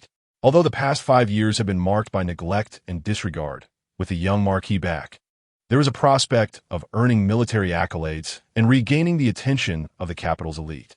Of course, with joy comes sorrow. The most troubled on this day was undoubtedly concubine Lin. Gu Rui, the illegitimate son of Marquis Gu Song, was one of only 2 sons in the marquisate, alongside the legitimate heir, Gu Yao. Had Gu Yao not returned, the marquisate's title would inevitably fall to Gu Rui. Moreover, while the marquis and his wife had refrained from encouraging the second son to pursue a political path over the past 5 years, who could foresee what the future might hold? Perhaps next year they would relent, though it might be somewhat late to prepare for the examinations. It would be a challenge for Gu Rui. However, concubine Lin knew her son was exceptionally intelligent from a young age, and with diligence and the finest tutors from the capital provided by the marquisate, he could excel in his studies. Being Gu Rui's biological mother, she felt a profound sense of impending wealth slipping away, akin to a duck flying from her grasp. This left concubine Lin particularly displeased, having recently shattered several vases in the Xiangxin courtyard. Nevertheless, despite her discontent and frustration, concubine Lin was quite sensible, choosing to express her emotions solely within her own quarters. Outside her chamber, she transformed into a woman of grace and elegance, embodying gentleness and propriety, always understanding and generous. Aunt Lin possesses an exceptional ability to read the room. Like everyone else, she expressed immense joy at the return of the young lord. Despite any personal grievances, her demeanor remained cheerful and radiant. From her beaming smile, the others in the residence could sense that she genuinely wished for the young lord's return. Aunt Lin's acting prowess is remarkable, coupled with her keen perception of others, which is why she has managed to retain the lord's affection for so long. In contrast, Gu Rui, the primary beneficiary of the young lord's absence, maintained his usual demeanor, neither sorrowful nor joyful, appearing utterly indifferent, as if the happenings within the estate bore no relevance to him. As the household busily prepared for the evening banquet, they awaited the arrival of the lord and the young lord, who were returning from the palace at dusk. Although Mrs. Gu was unwell, she insisted on attending, unwilling to miss such a significant event, even if it meant sitting for a while before returning home. The servants were dispatched to invite Shi Wan to the banquet. Since she sent word to the duke's residence and the palace, she had thoroughly composed herself. A man may take multiple wives, and there was no reason for the young lord to be any different.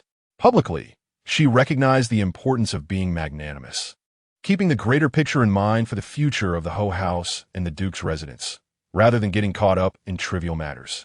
Privately, as the wife of her husband, she felt it was her duty to consider his feelings. Whether he wished to accept Wu Rong or even take more women in the future, she should graciously accept. Thus, when Shi Wan arrived at the banquet, she maintained her usual poise and grace, exuding politeness and propriety, with no hint of discontent on her face. As she navigated through the crowd and approached Gu Yao, she shyly averted her gaze for a moment before cautiously taking a seat beside him. Upon witnessing Shi Wan's demeanor, both the lord and Mrs. Gu felt a sense of relief. Truth be told, had Shi Wan caused a scene, they would have found it difficult to explain to the duke's residence. Mrs. Gu did not send for Wu Rong. Instead, Wu Rong, drawn by the sounds and scents, bounded in like a chattering magpie. However, her exuberance was rather excessive for such an occasion. As she entered, all eyes at the banquet turned toward her. Perhaps due to the sheer number of people or the intensity of their gazes, she felt the weight of their astonishment, prompting her to temper her exuberance and walk with a more composed demeanor. Spotting Gu Yao among the crowd filled her heart with joy, and she unabashedly displayed her affection and delight for him on her face. Yet, her self-proclaimed candidness only served to make the attendees perceive her actions as shameless, lacking refinement, and unworthy of such a gathering, even bordering on an affront to their sensibilities. Wu Rong strode directly toward Gu Yao, eager to sit beside him. However, under the watchful gaze of the crowd, Gu Yao was compelled to cast a cold glare at Wu Rong, subtly shaking his head before unobtrusively glancing toward a designated spot. This location was one tacitly approved by Madame Gu. She feared that failing to offer Wu Rong a place would strain the bond between herself and her son. For this woman was the apple of his eye. The 5 years of lost maternal affection weighed heavily on her heart, and she was anxious to reclaim it, lest a mere woman create a rift between her and her son. Nevertheless, having Wu Rong seated beside Yao Er was utterly out of the question. Hence, a compromise was reached, arranging a relatively inconspicuous spot conveniently outside Shi Wan's line of sight. Chapter 21. Shi Wan sees through it ideally. Wu Rong would not attend, allowing everyone to enjoy themselves freely. However, should she prove oblivious and arrive uninvited, her presence would be in a place where Shi Wan could not see her, thus minimizing any potential disturbance to her mood. This approach, while likely to cause Shi Wan some discomfort, was one she could comprehend, given her understanding nature as both a daughter-in-law and a mother. At this moment, Wu Rong displayed a rare moment of cleverness. She recognized that in such a setting, it was wise to heed her man's words. She intended to remain in the household and did not wish to leave a negative impression on those around her, even though she had already made a rather poor impression, unbeknownst to her. This was her first banquet since returning to and she desired harmony among the guests. Wu Rong was not foolish. She understood that apart from Gu Yao's genuine affection, she had nothing else to rely on. Should she act stubbornly and cause Gu Yao to lose patience and love for her, her stay in the would be untenable. She sought the position of Gu Yao's wife, but was not in haste for it to manifest at this banquet. As long as she held Gu Yao's heart firmly and had what he desired, she felt confident in achieving her aspirations. With a sweet smile directed at Gu Yao, she made her way to the corner seat. The moment Wu Rong appeared before the gathering, Shi Wan immediately took note of this woman. Observing her lack of decorum at such a grand affair, Shi Wan felt a genuine disapproval arise within her. Yet, she was aware that this was the woman her husband admired. Reluctant to show any disdain, she nevertheless noticed that Gu Yao's expression shifted upon Wu Rong's entrance. She had no desire to delve into the unspoken exchanges between the two. This man's heart had never truly belonged to her, not 5 years ago, nor now. However, that was of little consequence. Shi Wan had never been one to place great value on ephemeral notions of love. If she were to be candid, she too wished for her husband's heart, one that had been formally pledged to her, to reside with her. What woman does not yearn to be cherished and valued? She certainly hoped that her every action would stir her husband's affections and that he would protect her throughout their lives. She naturally yearned to be cherished by her husband, to have him understand the hardships she endured over the years, the cold glances, the derisive laughter, the profound solitude. Yet, she was not so fortunate. She encountered a man devoid of affection, a husband indifferent to her virtues. No matter her excellence, her husband remained oblivious to her.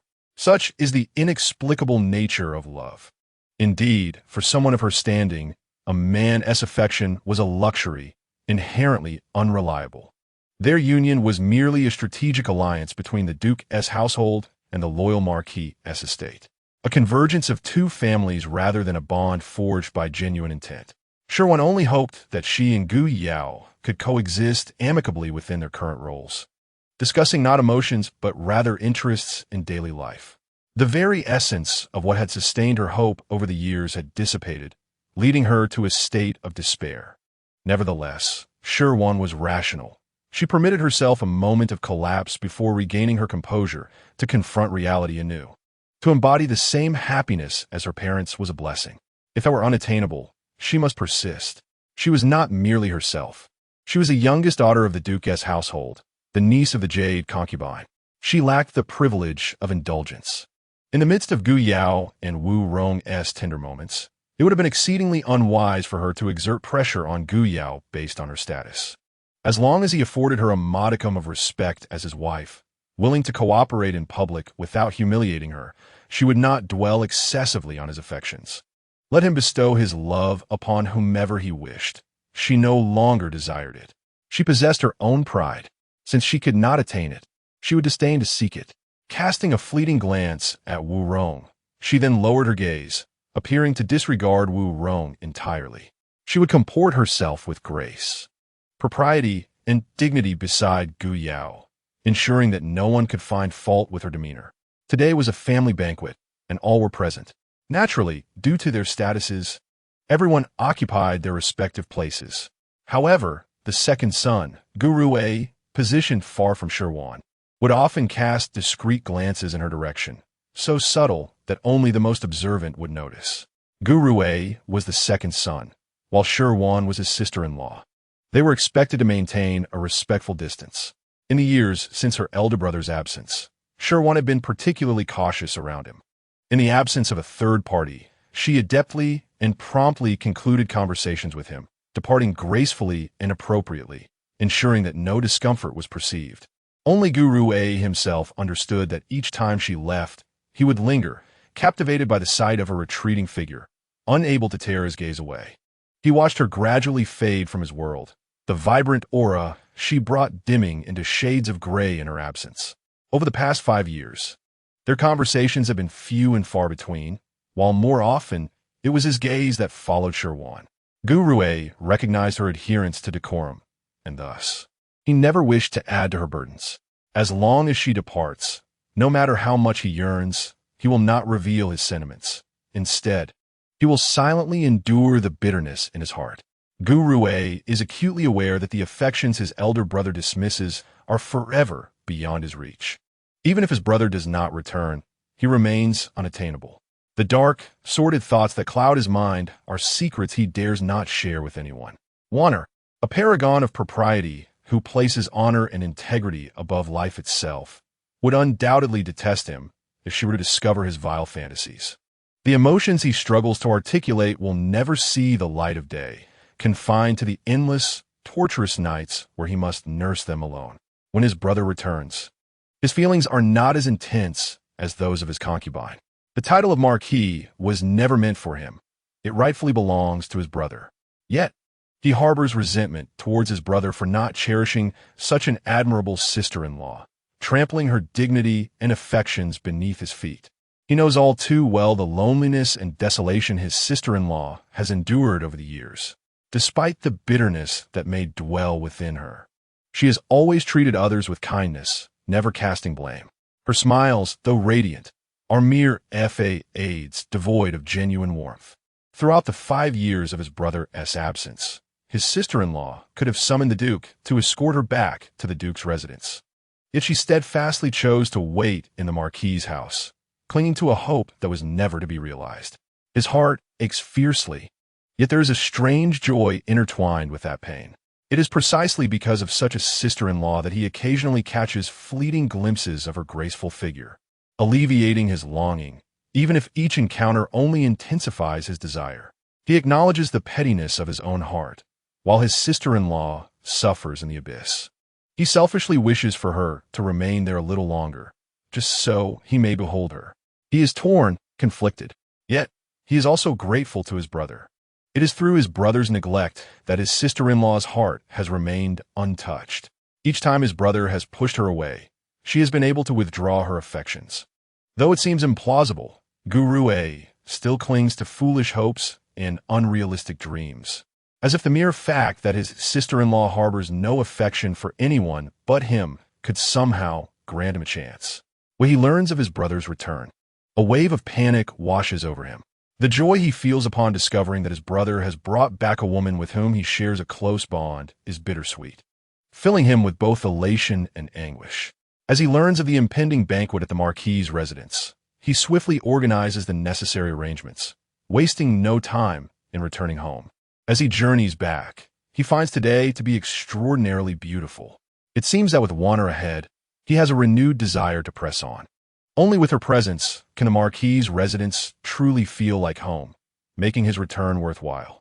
Because of Wanner, even the typically tiresome and unpleasant journey takes on a new significance. He traverses the distance in half the expected time, having gone far too long without gazing upon her enchanting figure. He yearns for her voice, her eyes, and her graceful form. Longing for her all before the servants were fully prepared, Guru arrived at the banquet early, yearning to catch a glimpse of that enchanting figure. Alas, it seemed that Wanner was reluctant to venture outside today. He felt a wave of frustration, desperately wishing to behold her familiar silhouette in the next moment. It was not until the banquet was set and the servants went to summon her that Wanner made her delayed entrance. From a distance, Guru spotted her figure approaching through the rosy glow of the dusk. He indulged in a brief glance before subtly following her movements. He longed to gaze at Shi Wan with unwavering attention, yet feared that such fervent scrutiny would reveal his feelings to others, compelling him to suppress his desire to look at her. Thus, he feigned casual interest in the surroundings, stealing glances at her silhouette as if she had inadvertently captured his attention. After countless unintentional glimpses, there came a moment when Shi Wan noticed him. Their eyes locked, and in that instant, Guru froze completely. He yearned to express his joy at seeing her, to let her know how remarkable she was, how much she was cherished. Yet, he hesitated, terrified that she might perceive even the slightest hint of his feelings. At a loss for what to do, he felt a mix of panic and an unwillingness to avert his gaze. He beheld her, still as radiant and elegant as ever, seemingly unscathed by the turmoil surrounding her brother and Wu Rong. Witnessing Shi Wan's tranquil demeanor pierced Guru's heart like a sharp object. She always concealed her emotions deep within, enduring her anguish alone, never confiding in anyone. Like a wounded kitten, she healed herself in the darkness, accustomed to solitude. Only he understood the profound sorrow that lay beneath her calm exterior, the despair that turned her heart to ashes.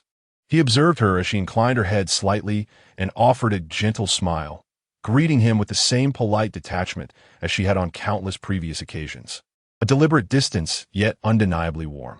Had he not harbored any inappropriate thoughts towards her, her behavior would have brought him great comfort.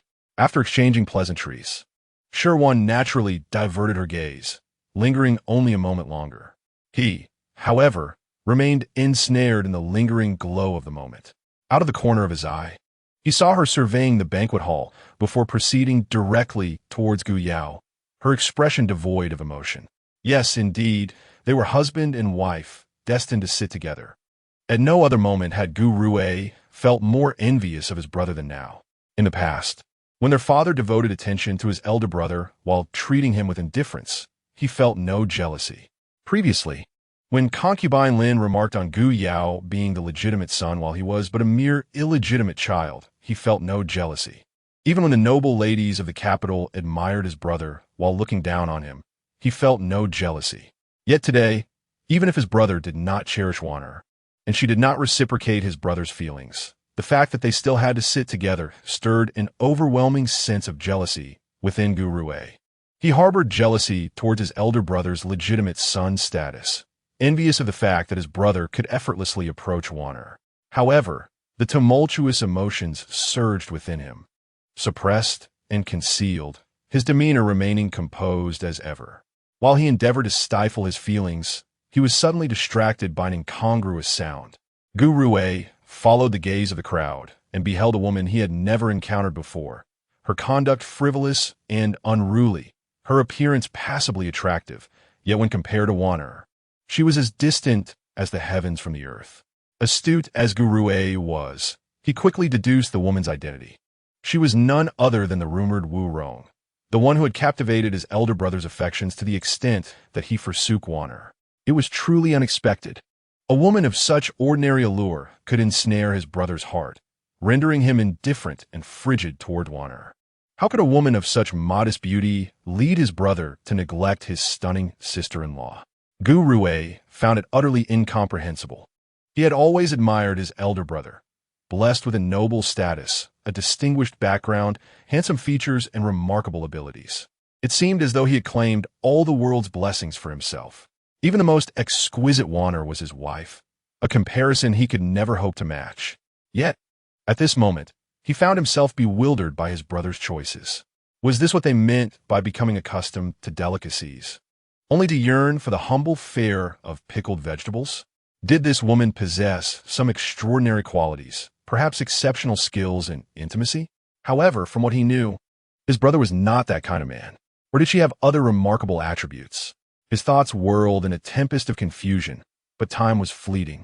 Upon finally discerning the woman's demeanor, Gu Rui's gaze shifted towards Wanner and his brother. He noticed his brother appeared somewhat flustered, striving to maintain composure. It was evident that Wu Rong had unsettled him. In stark contrast, Wanner remained serene as ever.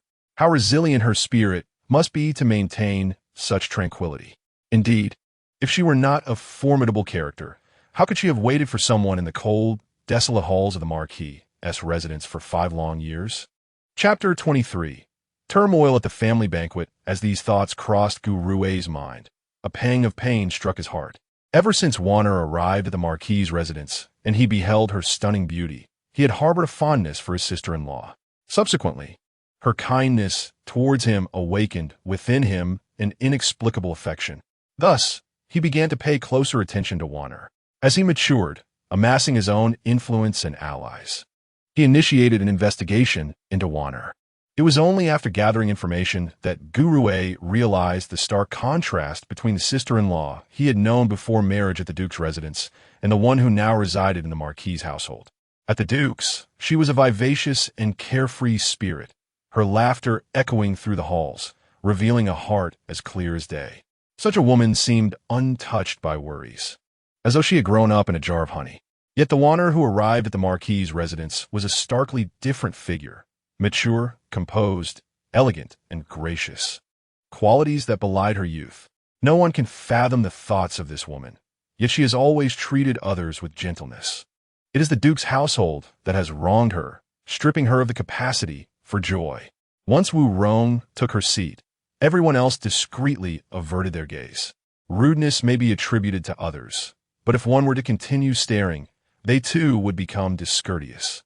The members of the Duke's household are well-versed in propriety. Unlike some Na'vi girl from a remote village. When all were gathered, Gu Tsang announced the commencement of the banquet. Although it was a family gathering and somewhat informal, the decorum expected of the Duke's household was still observed. Even Wu Rong momentarily fell silent. In the midst of the banquet, due to health concerns, Madame Gu signaled for everyone to enjoy their meal before departing early. Gu Tsang, as the highest authority in the Duke's household, displayed little interest in such gatherings. Due to his frail condition, his meals are often specially prepared. He sampled only a few dishes at the banquet, in an effort to allow the younger generation to relax. He too departed shortly after his wife.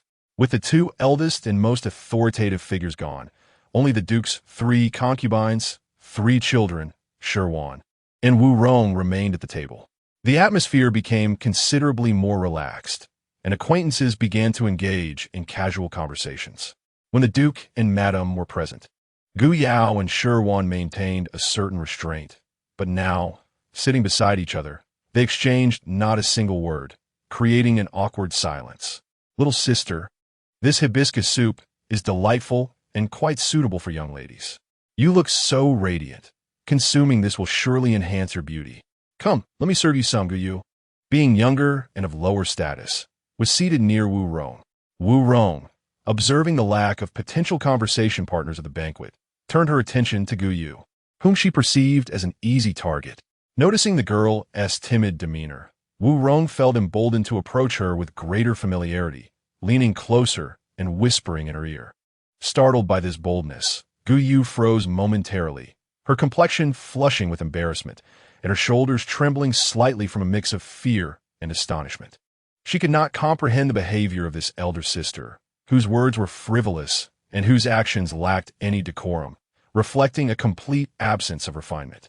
Unfamiliar with Wu Rong, Guyu had been warned by Aunt Hua to avoid any potential faux pas regarding Wu Rong and the young duke, but due to her youth, she had only received a vague overview. Thus, she was unaware of the identity of this bold young woman and could not discern her intentions. Initially, at the start of the banquet, she had considered inquiring of her aunt why an outsider was present at a family gathering, but apprehension held her back. Gu Yu's navet only served to embolden Wu Rong further. Wu Rong even picked up the dishes in front of Gu Yu, standing up and extending her hand to scoop the soup. This was an exceedingly rude and inappropriate act, one that could warrant punishment or even confinement.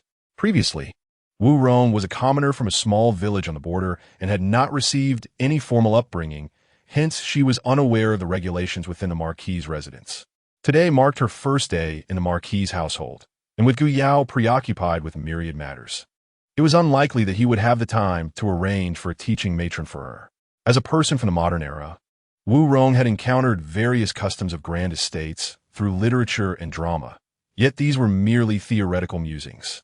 She understood that her actions would be looked down upon by those in the marquis' residence, but she still believed that the differences were not insurmountable. As long as the distinctions were not as vast as water and fire, or heaven and earth, she remained unconcerned. She was a modern individual, inexplicably transported to this era. If she were to adhere strictly to ancient standards, would she not be utterly exhausted? Furthermore, to live her life according to the norms of ancient women would be both mundane and devoid of challenge. She harbored her own ambitions. Wu Rong was convinced that the civilization of the past paled in comparison to the modern world. Given the opportunity bestowed upon her by fate, she felt it was her responsibility to propagate the virtues of modern civilization in this ancient setting. Thus, it was not merely about assimilating into the customs of this place. Rather, she aimed to challenge these entrenched maladies and forge a society that was open, civilized, and democratic. She aspired to accomplish remarkable feats in this era. Wu Rong's actions finally drew the attention of those around her. The first to react was Madame Hua, for her daughter was the epicenter of the incident, and she was seated right beside her. Madame Hua stood up, pulled her daughter behind her, and positioned herself as a barrier between Wu Rong and Gu Yu. Her gaze was filled with vigilance and disdain, as if Wu Rong were a harbinger of calamity that she found repugnant. Although the concubines had not seen Wu Rong during the day, her illustrious deeds had already spread throughout the marquis' residence and the capital. Any woman with even a modicum of understanding of propriety and honor would wish to distance herself from Wu Rong. And now, this woman had set her sights on her most cherished daughter. As the biological mother, how could Madame Hua tolerate this? What do you intend to do? The usually soft-spoken Madame Hua's voice resonated powerfully, startling everyone present. Indeed, one should never provoke a woman when she's incensed. Her fury can be as formidable as an overwhelming tide. Madame Hua appeared to regard Wu Rong as a dire threat, eager to eliminate her swiftly. "Ah, dear lady, I meant no harm." Chapter 24. Wu Rong causes a stir. Wu Rong was taken aback by the intensity of the reactions from those around her. She was quite astonished.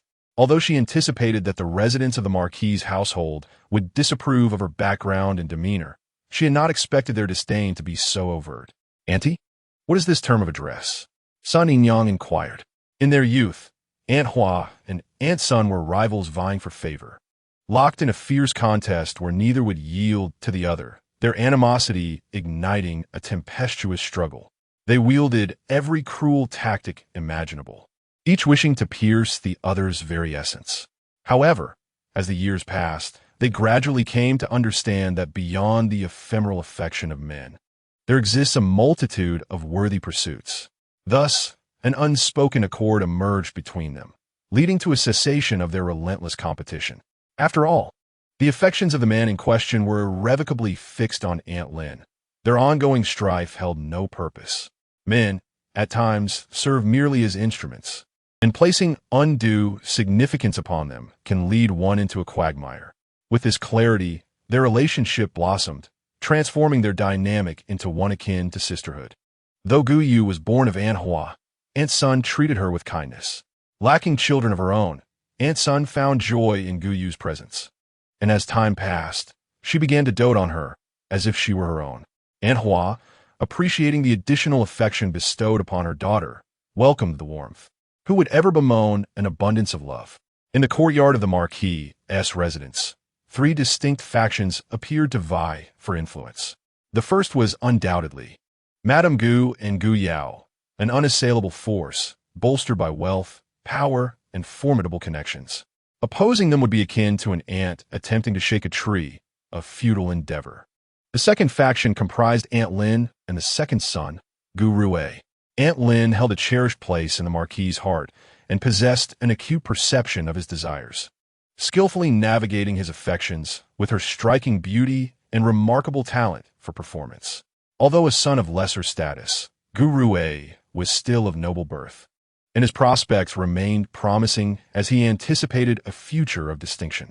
The third faction included Aunt Hua, Gu Yu, and Aunt Sunday.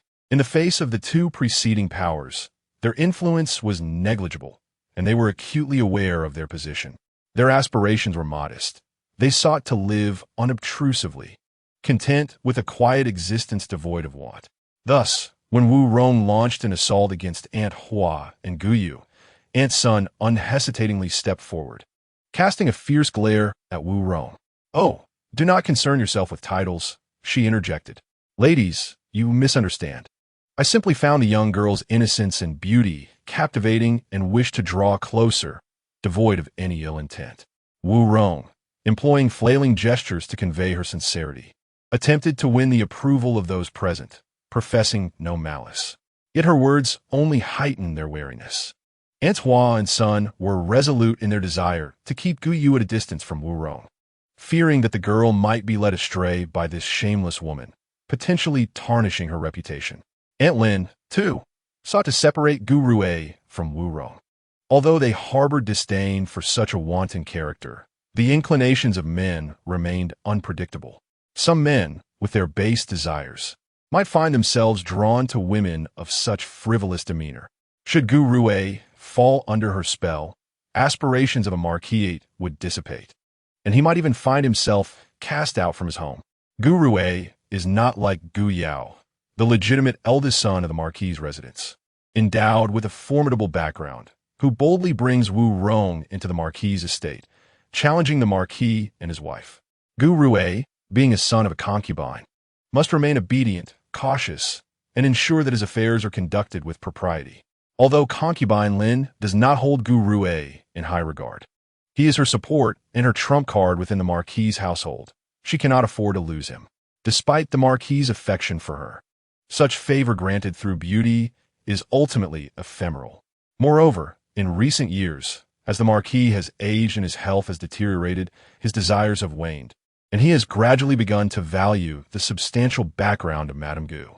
Concubine Lin foresees that, in the time to come, the marquis's interest in her will only diminish. Should the marquis no longer require her, or even come to despise her, or should he meet with any unfortunate fate, her only recourse would be her children. Gu Rue, though a son of a concubine, is still a young master, and the marquis will not neglect him entirely. Therefore, despite her lack of fondness for him, concubine Lin must make some plans for Gu Rue. Sure, one has long observed Wu Rong's unconventional behaviors. This morning, in Madame Gu's courtyard, she witnessed even more outrageous, domineering, and unreasonable conduct. Furthermore, Shi Wan enjoys reading, and literature has taught her that women are myriad and that their thoughts and beliefs vary greatly across different regions. In some areas, such as the western regions, women are often bolder and more daring. Wu Rong's actions, in certain locales, would be entirely accepted and considered normal. It is not surprising that Wu Rong, not being from the capital, exhibits thoughts and behaviors that are not embraced by its inhabitants. Her actions may not stem from a sense of entitlement derived from Gu Yao's affection, but rather from her intrinsic nature. Thus, at this moment, Shi Wan remains calm and unperturbed, in stark contrast to others who appear as if facing a grave threat. However, she cannot help but think that Wu Rong is not particularly wise. Does she not comprehend the principle of adapting to local customs? By being so dissimilar and ostentatious, is she not brazenly announcing herself as a target for criticism? Even if this is her true nature, she ought to exercise some restraint. Or does she desire to create a spectacle? By boldly asserting her claim, is she attempting to carve out her own space? Yet, with her unappealing demeanor and behavior, Does Gu Yao truly find her appealing? As a scion of a prestigious family, he is unlikely to be enamored with such a woman. As the legitimate eldest son of the marquis, destined to inherit the title, can a woman of such a nature adequately manage the marquis's household? Would Marquis Gu Tsang and Madame Gu tolerate such behavior? If word spreads, it would tarnish the reputation of the marquis's estate. A tarnished reputation would inevitably affect Gu Yao. If Gu Yao suffers, how could Wu Rong fare any better? Does she not understand the principle of shared honor and shared disgrace? However, in such a setting, she should not, cannot, and is not suited to speak up. The current predicament between herself and Gu Yao is already quite awkward, and she sincerely wishes to refrain from becoming embroiled in the troubles between Gu Yao and Wu Rong. If she were to meddle, would others perceive her as a petty daughter of the government, unable to tolerate the presence of other women around the young marquis? Such a reputation for jealousy would only render her future endeavors increasingly arduous. As long as the situation had not escalated to a point of no return, she would still need to remain at the marquisate. She did not wish to provoke matters to an irretrievable state. Chapter 25. Gu Yao advises Wu Rong. Shi Wan waited, awaiting Gu Yao, Madame Gu, and the marquis to propose some resolution. Although she was willing to concede to a degree, she was determined not to allow herself to be bullied. Should her boundaries be truly crossed, she possessed both the capability and support to contend with the marquisate. Her father, mother, elder brother, and aunt had long prepared for such eventualities. Should she express her needs, they would undoubtedly respond with enthusiasm. For now, she had already formulated the worst-case scenario that she could accept. Shi Wan continued to sit gracefully, leisurely feeding herself spoonfuls of food from her bowl, gently swallowing each morsel. Then, with her delicate fingers akin to green onions, she lightly picked up the handkerchief her maid had been holding behind her and dabbed at her crimson lips. Throughout the entire episode, she remained poised and at ease, perfectly embodying the refinement of a noble lady, as if this farce had no bearing on her whatsoever. Gu Rue, who was unrelated to the turmoil, observed his sister-in-law's indifference and chose not to rise, merely casting a cold gaze upon the commotion. Wu Rong was a woman brought back by his elder brother. Whatever transpired was ultimately a matter for his brother to resolve. As long as Wu Rong did not inflict any tangible harm upon Shi Wan, he had no intention of intervening. The moment Gu Yao realized the unfolding situation, he stood up, his face darkened with anger, striding towards Wu Rong with purpose, his eyes ablaze with indignation and dissatisfaction.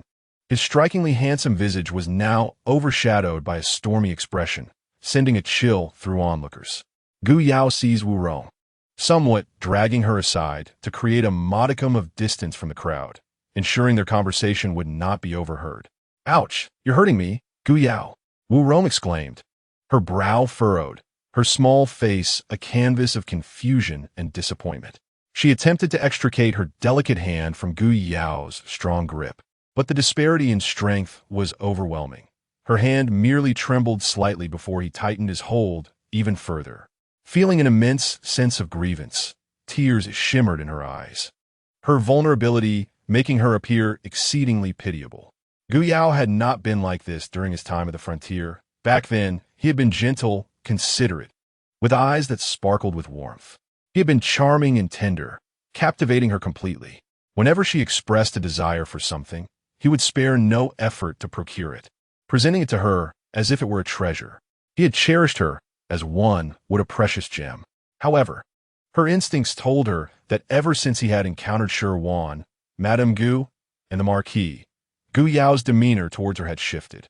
In just a few fleeting hours, the man who had once devoted himself to her had altered his affections. Whether it is due to Shi Wan or the influence of Madame Gu and the Marquis, it is undeniable that this man has indeed changed his affections. No one understands better than she does the vast difference between a man's love and indifference. In contemporary times, she has also been through her fair share of romantic encounters. She is well aware of the fickleness of men and has experienced enough to know that she is not merely a naive young girl infatuated with love. Perhaps Gu Yao believes he is adept at concealing his true feelings, but Wu Rong is not a fool. The moment he changed, she sensed it, merely choosing to feign ignorance. This was a man who once seemed willing to bare his soul to her, yet now, when faced with the bullying from the esteemed family, Gu Yao not only fails to defend her, but also directs his anger at her, placing the blame squarely on her shoulders. Had Wu Rong known that Gu Yao would exhibit such inconsistency upon returning to the marquis's residence, she would never have placed her trust in him. Even if he were the epitome of beauty, she would have chosen otherwise. In her former life, Wu Rong was an exceptionally talented student in both the arts and sciences. Armed with her knowledge, she was confident in her ability to carve out a niche for herself in this backward ancient era. Unfortunately, her luck was not in her favor, as she found herself reincarnated as a humble farmer's daughter from the frontier. Thus, when she first laid eyes on Gu Yao, she immediately recognized that he must hail from an extraordinary background. Such a rare and noble man could not possibly emerge from an ordinary family. Aligning herself with someone of his caliber could undoubtedly yield great benefits in her future endeavors. Moreover, she could indeed fall in love with such an exceptional man. But to avoid entanglement, she vowed to keep her emotions in check. If he did not reciprocate her feelings, she would merely strategize for her own advantage, focusing on ambition rather than romance. A man who possesses beauty, status, and whom she harbors feelings for is the most suitable choice. Thus, in the days to come, she would endeavor to heal Gu Yao's amnesia, hoping to return to his home and entice him to fall in love with her, making vows of eternal companionship. A man's love is ethereal, and promises hold little weight, yet they offer a semblance of binding. The ancients were superstitious. Gu Yao's solemn oath, if ever broken, would weigh upon his conscience. She understood that these were merely words, and if he chose to disregard them, nothing would change. However, every additional advantage is a step toward security. At this moment, if one were to inquire about Wu Rong's affections for Gu Yao, it would be an impossibility. Her primary concerns lay with calculations and strategies. Yet, she had not anticipated the rapidity of Gu Yao's transformation, so swift that it left her feeling disoriented and unsettled. On her first day at home, reality diverged sharply from her initial plans. Wu Rong had assumed that Gu Yao would defy familial ties for her sake, yet she had overestimated both him and her own importance in his eyes. Had Wu Rong known earlier that Gu Yao was such a man, she would have meticulously chosen her prey, selecting a person of enduring character. The affections of men are prone to fluctuation, however, a man of steadfast nature, even if he ceases to love, will not abruptly cast her aside, but will gradually grow indifferent over time. Given the opportunity to strategize her position, she would have possessed the confidence to establish herself firmly within the Duke's residence. After all, who does not cherish wealth? With her intellect, she could amass a considerable fortune. Her numerous ambitious plans, if executed successfully, would surely lead her to effortless riches. Yet, to speak of such matters now is futile. Some vessels, once boarded, offer no chance of disembarkation. Now that she had followed Gu Yao to the Duke's residence, her options regarding other noble families had vanished. The capital city is but a small place where even the slightest whisper can spread like wildfire. Moreover, Gu Yao's ostentatious return with her had ensured that she was already well known among the city's denizens. Chapter 26. Wu Rong's aspiration for marriage now.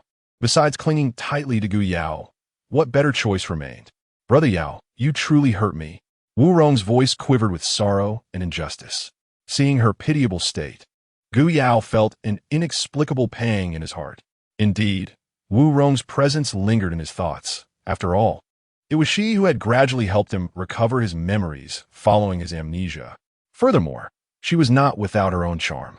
5 years of companionship had inevitably fostered some emotional connection, not only feelings but also a sense of gratitude. He had not only accepted her, but had also bestowed upon her a lifelong commitment. Emotionally, and in light of her ability to create weaponry, he was reluctant to let her go. As Gu Yao released her hand, he was startled to find deep impressions on her slender arms, marks of the unintentional harm he had caused through excessive force. His anger dissipated significantly, replaced by a fleeting shadow of guilt in his dark eyes. Wu Rong, ever perceptive, swiftly noticed the shift in his demeanor. She understood that the man before her was still worth salvaging. Brother Yao, was my earlier behavior inappropriate? She implored. her tone playful yet earnest. Her typically expressive apricot eyes were now red-rimmed, glistening tears clinging to her cheeks, making her appear as though she had suffered a grievous wrong. Gu Yao was momentarily taken aback. He had not anticipated Wu Rong would concede so swiftly. He had expected he would need to soothe her, given her occasional temper in the past during their time at the frontier. Although he sometimes found her little outbursts endearing, they starkly contrasted with the conventional notion of women revering men. He had to admit, it was these playful quirks that animated Wu Rong's character. After a brief pause, he nodded in tacit agreement. Brother Yao, I truly did not know. When we were at the borders, if one loves someone, such actions are entirely acceptable. I did not mean to offend. Please do not hold it against Rong, all right? Wu Rong spoke in a teasing tone, jesting about charming men as she held her breath. Gu Yao recognized the truth in Wu Rong's words. During their time in the frontier, the customs were unrefined. In proximity to the Tsang kingdom fostered a culture where men were robust and women were liberated, leading to a laxity in gender boundaries. In those days, Wu Rong's affection towards Gu Yao, embracing and cuddling, was commonplace, and he had not found it unusual at the time.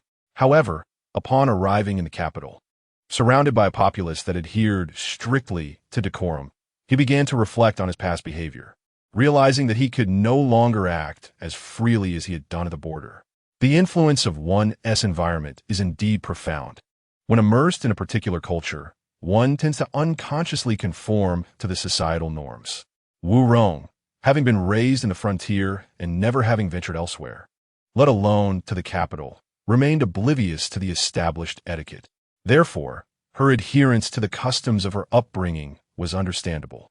It would be somewhat unreasonable to expect her to immediately adapt to the capital's conventions. Gu Yao had initially believed Wu Rong to be perceptive and considerate of other sentiments, expecting her to temper her exuberance. Yet, he now realized that he had failed to anticipate her need for guidance, having been preoccupied and unable to speak with her privately until now. As Wu Rong navigated her new surroundings, the people of the marquis' residence cast curious glances her way. Being inherently straightforward, she was not accustomed to subtlety, making her susceptible to misunderstandings, which likely left her feeling quite aggrieved. Gu Yao shook his head in resignation, muttering, "Well, ignorance is no crime. For now, let's keep a low profile. I will arrange for a few elder ladies to instruct you in the proper etiquette. You must diligently learn. Given that you will be residing here for an extended period, it is essential. The customs of the frontier belong to the frontier. In the capital, we must adhere to its rules, lest we attract criticism from others. In my presence, you are free to be yourself, unburdened by societal expectations, like a bird soaring through the skies. Yet, in the presence of others, particularly before my parents, you must observe decorum. Their approval is necessary for your continued presence here. My disappearance over the past 5 years has left them deeply wounded. I can see that they wish to make amends. If you can be a little more compliant and adhere to the rules, I will advocate for you, making it possible for you to remain in the marquis' residence. After all, you are dear to me, and they wish to express their affection without causing me distress. Trust me, will you?" Wu Rong blinked her luminous eyes and nodded. Gu Yao gently massaged her wrist, which he had inadvertently hurt, and spoke in a low voice, "Ronga, do not be hasty. Gaining my father and mother's approval will take time. You must also put in effort and earnestly learn the ways of the noble women of the capital. Only by improving yourself will my words carry weight before them, increasing the likelihood of their swift consent." Seeing Gu Yao particularly accommodating at this moment, Wu Rong seized the opportunity to inquire, "Brother Yao, what of one?" Gu Yao furrowed his brow upon hearing this. "As for her matters, you needn't concern yourself. I will handle it properly." Noticing Gu Yao's reluctance to elaborate, Wu Rong decided not to press further. In truth, Wu Rong was no fool. She understood that Gu Yao was under considerable pressure. After all, Shi Wan's father was a duke, and Shi Wan had lived in the marquis' residence for 5 long years as a widow. 5 years, from the blossoming age of 16 to the present 21. Spending those years alone in an empty room evoked genuine sympathy. The mere thought sent a shiver down Wu Rong's spine. If it were her, she could hardly manage such a plight. Should Gu Yao return, and seek to divorce her. He would certainly face public disdain. In a more serious scenario, the emperor might even punish the marquis' household. With this in mind, Wu Rong felt she needed to adopt a more strategic approach. Initially, witnessing Gu Yao's infatuation, she had entertained the notion of striving for the position of the legitimate wife. After all, if she were to remain a concubine, the prospect of ascending to the status of the primary wife was nearly impossible. Of course, being a modern individual, she held the belief that human determination could conquer fate. She thought that for others, the transition from concubine to wife was nearly unattainable, but for her, it was not necessarily so. As long as she proved herself exceptional enough to warrant Gu Yao's elevation of her to that status, she believed it could be accomplished, albeit with considerable difficulty. Her purpose in arriving here was to achieve great things, to undertake challenges, so the transformation from concubine to wife should not be beyond her reach. However, being a modern woman, she inherently disliked causing harm to others and certainly did not wish to become an executioner. Chapter 27. The family feast concludes. The prospect of harming Shi Wan's life in her pursuit of becoming Gu Yao's legitimate wife unsettled her. Moreover, Wu Rong felt disdain for the petty rivalries inherent in the domestic sphere. Additionally, she recognized that once she became Gu Yao's concubine, it would significantly hinder her life plans in this world. Thus, she aimed for a direct approach, to become Gu Yao's wife. Yet, upon her arrival at the marquis' residence, she was astonished. The grandeur and magnificence of the estate surpassed her wildest imagination. The formidable presence of Madame Gu instilled a sense of trepidation within her. She had yet to meet the marquis himself, the true pinnacle of authority in the household, whose complexity likely surpassed that of Madame Gu by several magnitudes. Now, utterly alone, the only support she had was the love Gu Yao harbored in his heart. However, after today's observations, Wu Rong discerned that Gu Yao's affection for her was not as profound as she had envisioned. Before arriving at the marquis' residence, she had naively hoped that Gu Yao would defy his family for her sake. Reflecting on it now, she found it utterly naive and laughable. A man's love could indeed be as elusive as a wisp of smoke. Thus, after exiting Madame Gu's courtyard, she had already reconciled herself to her situation, though she still felt compelled to advocate for herself. What if success was within reach? Wu Rong mused that she had been overly idealistic and naive. The position of the legitimate wife seemed increasingly improbable. However, being a concubine remained a viable option. There was no doubt that Gu Yao had feelings for her. As for their significance, there was at least some measure of it. Moreover, she possessed the crucial advantage of her own weaponry. Firearms, in this primitive era, possess an undeniable power and allure that speaks for itself. Moreover, a concubine does not adhere to the same formalities as a legitimate wife. It is reasonable to surmise that the marquis and his lady would not object, as they too would wish to foster a good relationship with their son. After all, it would be absurd to let a mere concubine disrupt their bond with him. Having lost 5 years, they would certainly seek to make amends with their son. Prudence is essential. One must not act rashly. Wu Rong currently possesses 3 significant assets. First, the gratitude bestowed upon her for saving Gu Yao and curing his amnesia. Second, the affection he harbors for her, a sentiment that, regardless of its extent, undeniably exists. And third, the firearms, which hold considerable potential for the future of the marquisate and Gu Yao's aspirations. While these attributes may not suffice to rival the status of the legitimate wife, they certainly bolster her position as a concubine.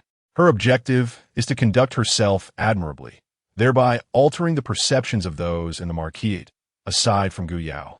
Wu Rong was resolute in her intent. With her eyes darting around, she pointed at Gu Yu and innocently inquired, "Should I apologize to that young lady, Brother Yao?"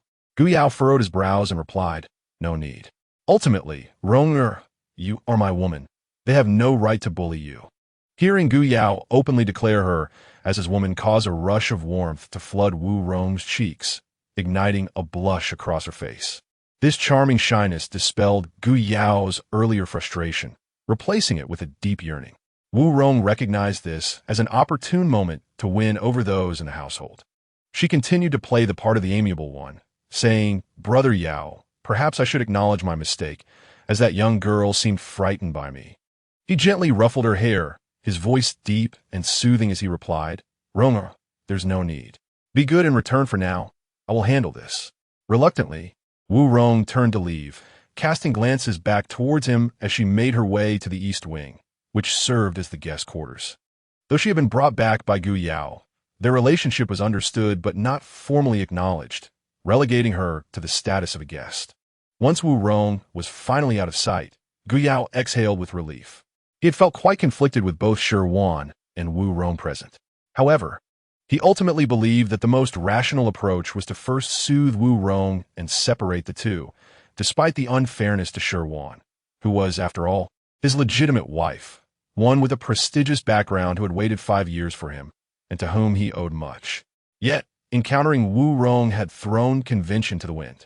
Shi Wan, as a noble lady, was dignified, gracious, and benevolent, possessing impeccable upbringing and a sense of propriety. Even in the face of turmoil, she would maintain composure rather than allow matters to spiral uncontrollably. In contrast, Wu Rong, in her current state, remained oblivious to such nuances. If she were to feel displeased, she would undoubtedly confront everyone with fervor, and if provoked further, she could unleash her ire upon anyone within reach, hurling incomprehensible words that might well be the dialect of a remote village. Thus, it was prudent to divert her attention before addressing the matter at hand. Gu Yao took a moment to compose himself and turned to find that all eyes were fixed upon him. Thankfully, he had been astute enough to position himself at an angle that rendered him somewhat obscured. All that the onlookers could perceive was his somewhat brusque manner in pulling Wu Rong aside and their whispered conversation. They were oblivious to the tender gestures of him, stroking her hair, soothing her wrist, and murmuring words of comfort. With a grave expression, Gu Yao coldly announced, "It is getting late, and the banquet has concluded. I suggest we all disperse." The crowd murmured in dissatisfaction, feeling that Gu Yu had been wronged without recourse. Aunt Hua stepped forward, seeking an explanation from Gu Yao. However, Gu Yu, with reddened eyes, tugged at Aunt Hua's sleeve, drawing her back. As a legitimate eldest son and heir, who would dare question Gu Yao's actions? Regardless of Wu Rong's shortcomings, she was still the woman of Gu Yao. Any transgressions she committed would warrant his judgment, not theirs to criticize. Aunt Hua and Aunt Sun had kept a low profile in recent years, enjoying a more stable existence as a result. Gu Yu did not wish to complicate their circumstances further. After bowing to her elder brother, she led the two matriarchs away. Aunt Lin offered Gu Yao a sheepish smile before abandoning Gu Rue to follow suit. It was only then that Gu Yao turned his gaze toward Shi Wan. Intending to offer some explanation, Shi Wan contemplated leaving in silence. Yet her upbringing restrained her. She did not wish to demean herself, so before Gu Yao could act, she inclined her head slightly, performed a respectful bow, and departed without uttering a word. Noticing his sister-in-law's departure, Gu Rue realized he had little to discuss with his elder brother and followed her lead, bowing as well. However, to maintain a semblance of distance, he deliberately walked a few paces behind her.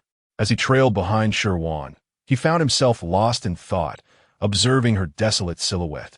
Gu Yao's vantage point was cleverly positioned, allowing him to witness the moment Gu Rue and Shi Wan's paths converged, until at last, Gu Rue enveloped Shi Wan's figure, leaving only his own back in view. Chapter 28. A conversation between uncle and sister-in-law. Gu Rue maintained a respectful distance behind Shi Wan, mirroring her movements as he kept his gaze fixed upon her retreating form. Should there have been others present, they would surely have noticed his unusual demeanor. Once he was certain they had escaped Gu Yao's sight, his steps instinctively quickened, eager to bridge the distance between himself and Shi Wan. It had been 3 months since their last encounter, and now, in early April, it felt like an eternity. Despite residing in the same marquis, Gu Rue and Shi Wan had not crossed paths in all that time. However, they belonged to two distinct households. One was the beautiful and esteemed wife of the legitimate eldest son, who had remained in seclusion for 5 long years without a word. The other was the second son, born of a lesser branch, whose elegance rivaled that of Jade. Yet he was often away managing the family's affairs, leaving little opportunity for interaction. Their paths seldom crossed, save for the traditional family banquets during festive occasions, when they could meet without pretense. On the rare occasions when Gu Ruwei fortuitously encountered Shi Wan, they would deliberately maintain their distance, fearful of igniting idle gossip. As the second son of the Ho family, Gu Ruwei found himself burdened with responsibilities following Gu Yao's disappearance and the declining health of Gu Tsang and Gu Madam. Shi Wan's unique status rendered her unsuitable for public appearances, which meant that the family business, including numerous estates and shops, fell squarely on his shoulders, often leaving him overwhelmed. It was not uncommon for him to spend months on the road tending to business matters, even upon returning to the Ho residence. Unless there was a particular reason, he could not casually meet with his sister-in-law or younger uncle. Moreover, Shi Wan, as a law-abiding and dutiful wife with her husband frequently absent, was particularly constrained in her interactions with men, including Gu Ruwei. Shi Wan intentionally kept her distance from Gu Ruwei, who, fearing that his presence might trouble her, refrained from orchestrating fortuitous encounters. Thus, the moments he could behold her were exceedingly rare, let alone to be alone with her, as he was now. As he drew closer to Shi Wan, he could feel his heart racing uncontrollably. Finally, as he was on the verge of reaching her, Shi Wan seemed to sense his approach. Pausing to turn around with a gentle smile, "Little uncle, it has been 3 months since we last met. You must have worked hard." A warm wave surged within Gu Ruwei, akin to the gentle rays of spring sunshine piercing through the thickest of clouds, illuminating his long-frozen heart.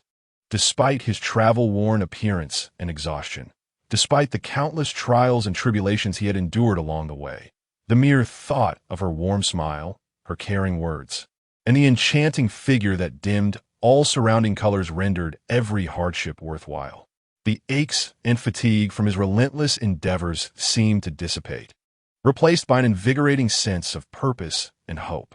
An overwhelming tide of emotion surged within him, stirring a deep and profound sense of gratitude. This feeling was not a fleeting emotional surge, but rather a sentiment deeply rooted in his heart, steadily growing and expanding. Each thought, each cherished memory, acted as a key, unlocking the vault of his emotions and unleashing an outpouring of poignant reflections. "Sister-in-law, thank you for the knee pads you crafted for me, shielding me from the bitter cold of winter. I'm also grateful for the mosquito-repellent pills, which have allowed me to remain at ease even during the sweltering heat." Shi Wan's light footsteps gradually slowed, and a faint smile graced her lips. "Little uncle, you are too polite. As Gu Yao's brother, it is only natural for me to care for you, especially now that the entire Ho family relies on you. These are but small matters." In the comfort of her home, with nothing but leisure time at her disposal, she busies herself crafting trivial little trinkets, devoid of any exorbitant value, which she hopes will not be met with disdain. Though Shi Wan speaks thus, when Gu Ruwei gazes upon these seemingly casual yet profoundly thoughtful creations, he perceives the dedication and effort that Shi Wan has invested. Each material has been meticulously selected to ensure superior quality and fine texture, with no hint of cutting corners. The intricate stitching, dense and precise, embodies Shi Wan's delicate emotions and exquisite craftsmanship. Every stitch is orderly and tightly interwoven. Such meticulous technique undoubtedly demands a considerable investment of time and patience. He had long heard of Shi Wan's unparalleled mastery of needlework, be it embroidery, weaving, or sewing. Each piece she produces is a work of art. The refreshing scent of the mosquito-repellent pills wafts through the air, soothing his restless spirit after tending to mundane tasks. Before entering the marquis's residence, the praise for the young ladies of the duke's household was nothing short of perfect. At that time, he could hardly believe that anyone could be so exceptional. These thoughtful little items seemed to narrate how earnestly sure one had approached her craft. The mere thought of her earnestness and attentiveness ignites a warm flush upon his cheeks, a heat that feels as though it could set his skin ablaze, making him feel as though his face is being roasted over an open flame. This sudden wave of warmth causes his cheeks to flush crimson, compelling him to focus on other troubling thoughts to suppress the tide of emotion. He is grateful that the evening has fallen, allowing those around him to remain oblivious to his inner turmoil. Although Gu Rui understands that his sister-in-law regards him merely as a child, the younger brother of Gu Yao, a concern shared among friends and the affection of family, and not as a romantic interest, he is nonetheless deeply moved, occasionally harboring bold and reckless fantasies. Yet her concern is open and untainted. The gifts she has bestowed upon him are all conveyed through her maidservants, each meticulously reported to her parents and even Aunt Lin. Sister-in-law, you jest. How could I ever find fault with such kindness? Gu Rui reassures himself, feeling elated rather than dissatisfied. No woman, no person has ever shown him such heartfelt consideration. That is well. These past years, with his father gravely ill, all the burdens of the household have rested upon your shoulders. You have worked tirelessly. Shi Wan's grateful smile radiates warmth. The marquis's residence, though outwardly maintaining its splendor, owes much to Gu Rui's efforts. During her time at the Duke's estate, she had learned from her mother how to manage a household, handle domestic affairs, and oversee properties. Back then, she merely assisted her mother, the hardships of which remain vividly etched in her memory. Now, Gu Rui manages everything single-handedly, a burden that is not to be underestimated. While the marquis's estate may not rival the Duke's, it is still a household of considerable influence, with only slight distinctions. Moreover, Shi Wan has heard that since the marquis's illness and her husband's disappearance, the estate's business has become increasingly challenging, with difficulties escalating sharply. Chapter 29. Shi Wan's self-mockery. It is hardly surprising. As people come and go, the warmth of camaraderie dissipates, revealing the harshness of the world. The marquis, devoid of heirs, lays bare its decline. Those who once fostered friendly relations with the marquis now gradually distance themselves, while adversaries grow increasingly brazen in their oppression. In this world, it is far more common to add embellishments to a flourishing situation than to provide assistance in times of need. Anticipating the tragic future of the marquis, it is a testament to benevolence if one refrains from adding insult to injury. Whether in the court or in commerce, challenges only multiply. For Gu Rui to manage, sustaining the family business at a modest level is already commendable. After all, in order to maintain their dignity, the marquis refuses to lower its standards, striving to remain relevant in courtly affairs, resulting in increased social obligations rather than a reduction. As perceptions of the marquis darken, the financial demands grow ever greater. The longer Gu Yao remains missing, the more dire the circumstances become. Shi Wan had heard from the servants that during Gu Yao and Gu Rui's childhood, the family's enterprises were managed by the marquis and the marquise. As Gu Yao matured, he was required to not only study the necessary subject for an official career, but also to grasp the intricacies of business management. The realm of commerce is vast and often riddled with trivialities that, while demanding, hold little value. Yet, one cannot afford to neglect them. It was at this juncture that Gu Rui caught the marquis's attention. For a considerable time, Gu Yao took charge of various family matters, with Gu Rui supporting him, while marquis and marquise conducted periodic oversight. This was the arrangement that Gu Tsang had devised for the two brothers. As the eldest legitimate son, Gu Yao was destined to inherit the marquis and was expected to excel in all aspects, bearing the family's honor. Thus, he was nurtured closely, provided with the finest conditions. Conversely, Gu Rui, as a son born of a concubine, bore no obligation to enter officialdom. His role was to assist his elder brother in managing the affairs of the marquis. Financial resources were perpetually indispensable, whether for the daily expenditures of the marquis or for the social exchanges among the elite, all requiring substantial funds. Gu Rui would forever remain in Gu Yao's shadow. This was the fate of a son born of a concubine, a reality that even the affection of his biological mother, favored by the marquis, could not alter. Dear sister-in-law, please do not say such things. Our father has grown old, and with my elder brother away, it is only right for me to manage these matters, she said. Yet, my capabilities are limited, and I have failed to uphold the former glory of the marquis. What this household has become is known only to you and me. Beneath a facade of wealth lies decay. Despite my efforts to maintain the family enterprises, it remains a challenge to cover the marquis's expenses. Were it not for your generous dowry supporting the household, the marquis's standards would have long since faltered. while others may be oblivious to the current state of the marquisate. We are acutely aware. Ultimately, the person to whom the marquisate should express gratitude is you, dear sister-in-law. Please, do not speak like this. As a woman of the inner quarters, I am powerless to effect change. As Shi Wan uttered these words, a hint of self-deprecation lingered. As a woman confined to the inner chambers, she still held some significance in the marquisate before her husband's return. To the outside world, she was seen as a loyal wife, steadfastly awaiting her husband and unperturbed by external influences, while internally contributing some finances to ensure everyone could continue their comfortable lives, thereby earning the respect of those within the marquisate.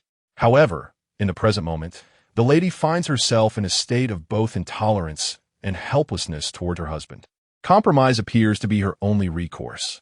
She has become the greatest jest in the capital. Even so, she cannot easily seek a divorce. Otherwise, she would be branded a jealous woman, bringing shame upon her family and plunging herself into an abyss with no escape.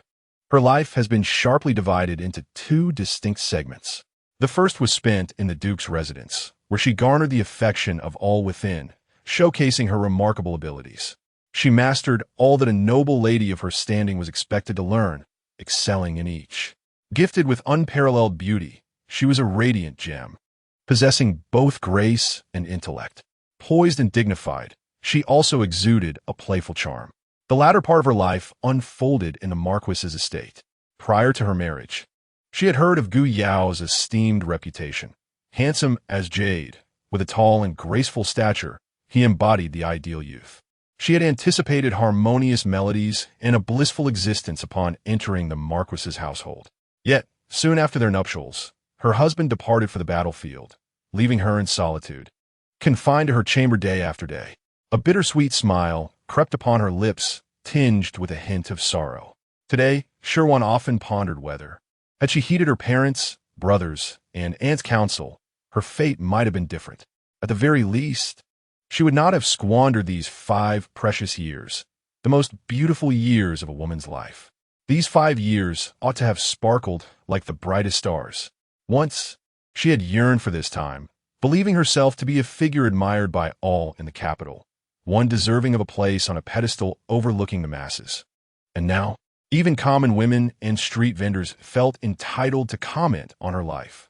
She had never confided in anyone about her relentless heartache. The unspeakable sorrow, the sense of loss, and the seeming admiration that masked a cruel mockery were buried deep within the recesses of her heart. To the outside world, she presented a facade of strength and tranquility, yet who could truly perceive the myriad wounds that marred her soul? Each night, as she awoke to find only a cold pillow beside her, she too had wished for a kindred spirit. Dear sister-in-law, do not belittle yourself. Your warmth is unparalleled. Beyond compare, words of praise nearly escaped her lips, only to be stifled by Gu Rui's restraint. Let us not dwell on unpleasant matters. Today is a joyous occasion. Your elder brother has returned, and the marquis's estate will only flourish henceforth. Indeed, it shall prosper. Shi Wan murmured, attempting to console Gu Rui, but it felt more like a balm for her own spirit. Yes, Gu Yao's return was paramount. Everything else was trivial, mere trifles of lesser importance. This was the only thought she could cling to, bolstering her spirits in silence. Dear sister-in-law, are you well? Gu Hui inquired. What are you saying, little uncle? Now that your elder brother is back, all is well, both for the marquis's estate and for me. Gu Rui felt a stirring in his heart upon hearing these words. He was not oblivious to the unspoken sentiments of Shi Wan. However, apart from the anguish that filled his heart, he seemed utterly powerless. He could not alter the fates of others, nor even his own, let alone that of the woman he cherished. Viewed in this light, he truly felt unworthy of Shi Wan. A woman of her caliber deserved a man who not only loved her, but could also shield her throughout her life. Lowering his lashes, he concealed the darkness that lingered in his gaze. He could only lurk in the shadows like a timid mouse, coveting her, thinking of her, forever unable to stand beside her openly and without reservation. Chapter 30. The abused child. After traversing a short distance together, Shi Wan paused, recalling that she might have spoken too much this time.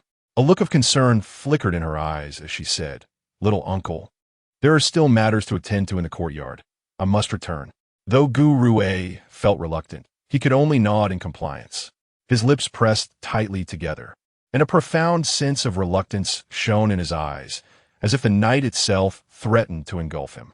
His hands trembled slightly, alternating between gripping tightly and releasing, as if attempting to seize something elusive, ultimately falling helplessly by his side. After a struggle within himself, he resignedly nodded, signifying his agreement. No, he could only acquiesce. To have shared even this brief distance was a gift in itself. He should not wish for more. Yet, that simple gesture of nodding, which ought to have been effortless, felt as though it drained every ounce of strength from his being. They had journeyed together long enough for one day. He understood all too well that his feelings were not meant for this world, yet he found it exceedingly difficult to let go. Deep within, he recognized that the profound affection he harbored for the person before him was one that could not be accepted or tolerated by societal standards and traditional beliefs. This love could only exist in the shadows, hidden from the prying eyes of the world. Nevertheless, to relinquish such an intense emotion so easily was no simple task. The heart operates beyond the realm of control, and Gu Rue found himself powerless against the uncontrollable nature of his own feelings. It was a yearning that penetrated to the very depths of his being, as persistent as a shadow, akin to an affliction that had taken root in his soul, entwining him in its relentless grasp. He could not suppress it. This sentiment had seemingly become an inseparable part of his existence, a vital component, the most significant part, deeply embedded in the tender recesses of his heart. No matter how hard he endeavored to restrain himself, attempting to dilute this affection with the weight of mundane tasks and academic pursuits, or even seeking solace in fleeting pleasures to numb his feelings, the emotion would invariably surge forth unbidden, on the road, within the confines of his room, at dawn, at dusk, and especially in the pitch black of midnight, plunging him into an abyss of endless struggle and torment. The more he tried to suppress it, the stronger it became. He stood quietly in place, resembling a statue, his gaze fixed intently on the receding silhouette of Shi Wan, as if wishing to bridge the distance between them. Her vibrant silhouette, which had ignited countless reveries within him, resembled a resplendent butterfly, gracefully vanishing around the corner without a trace of hesitation. Observing her hurried departure, as if she feared being seen, an indescribable sense of loss surged within his heart. Did she truly mind being alone with him so much? Although Gu Rue understood that this was not her fault, her actions were justifiable. The significance of virtue for a lady is self-evident, and it is equally paramount for him. As a son of lesser birth, any hint of scandalous behavior would further diminish his prospects of marriage.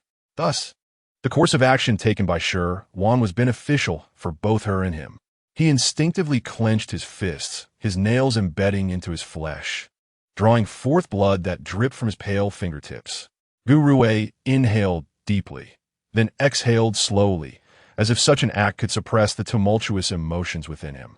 Yet, those chaotic memories from years past galloped through his mind like wild horses, uncontrollable and drifting further away. 18 years ago, in the fragrant Harmony courtyard. "Auntie, I was wrong. I truly know my mistake."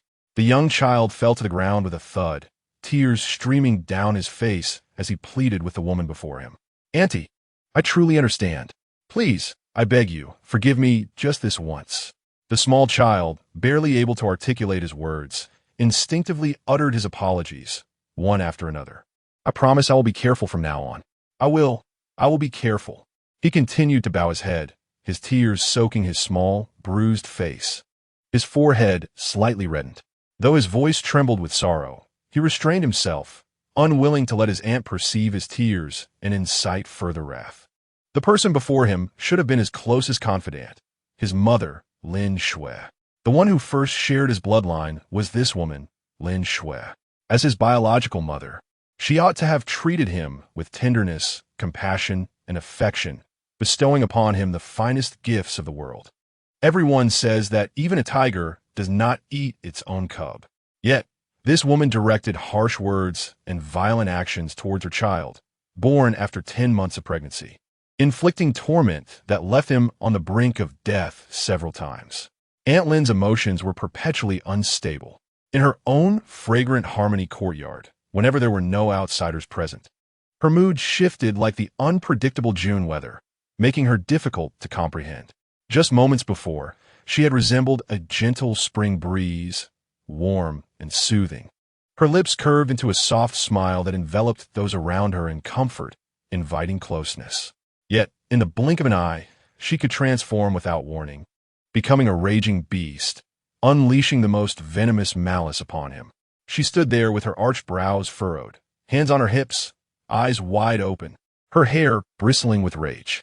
Her once fair complexion was now flushed crimson, and her gaze burned fiercely, resembling a venomous serpent locking onto its prey.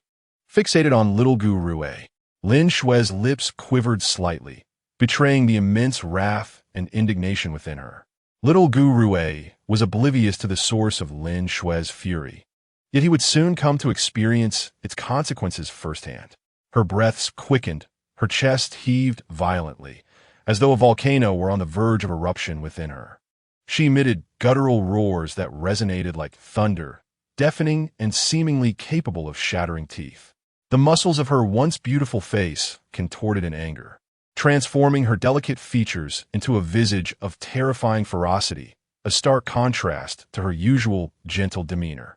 The small figure of Gu Rue stood frozen, paralyzed by the sudden shift, his expression vacant, trembling and hesitant to approach even a step closer. "Do you realize your mistake? Do you know where you went wrong?" Lin Shui's voice thundered with fury. The child, trembling uncontrollably, found his mind utterly blank, devoid of any coherent thoughts. Chapter 31.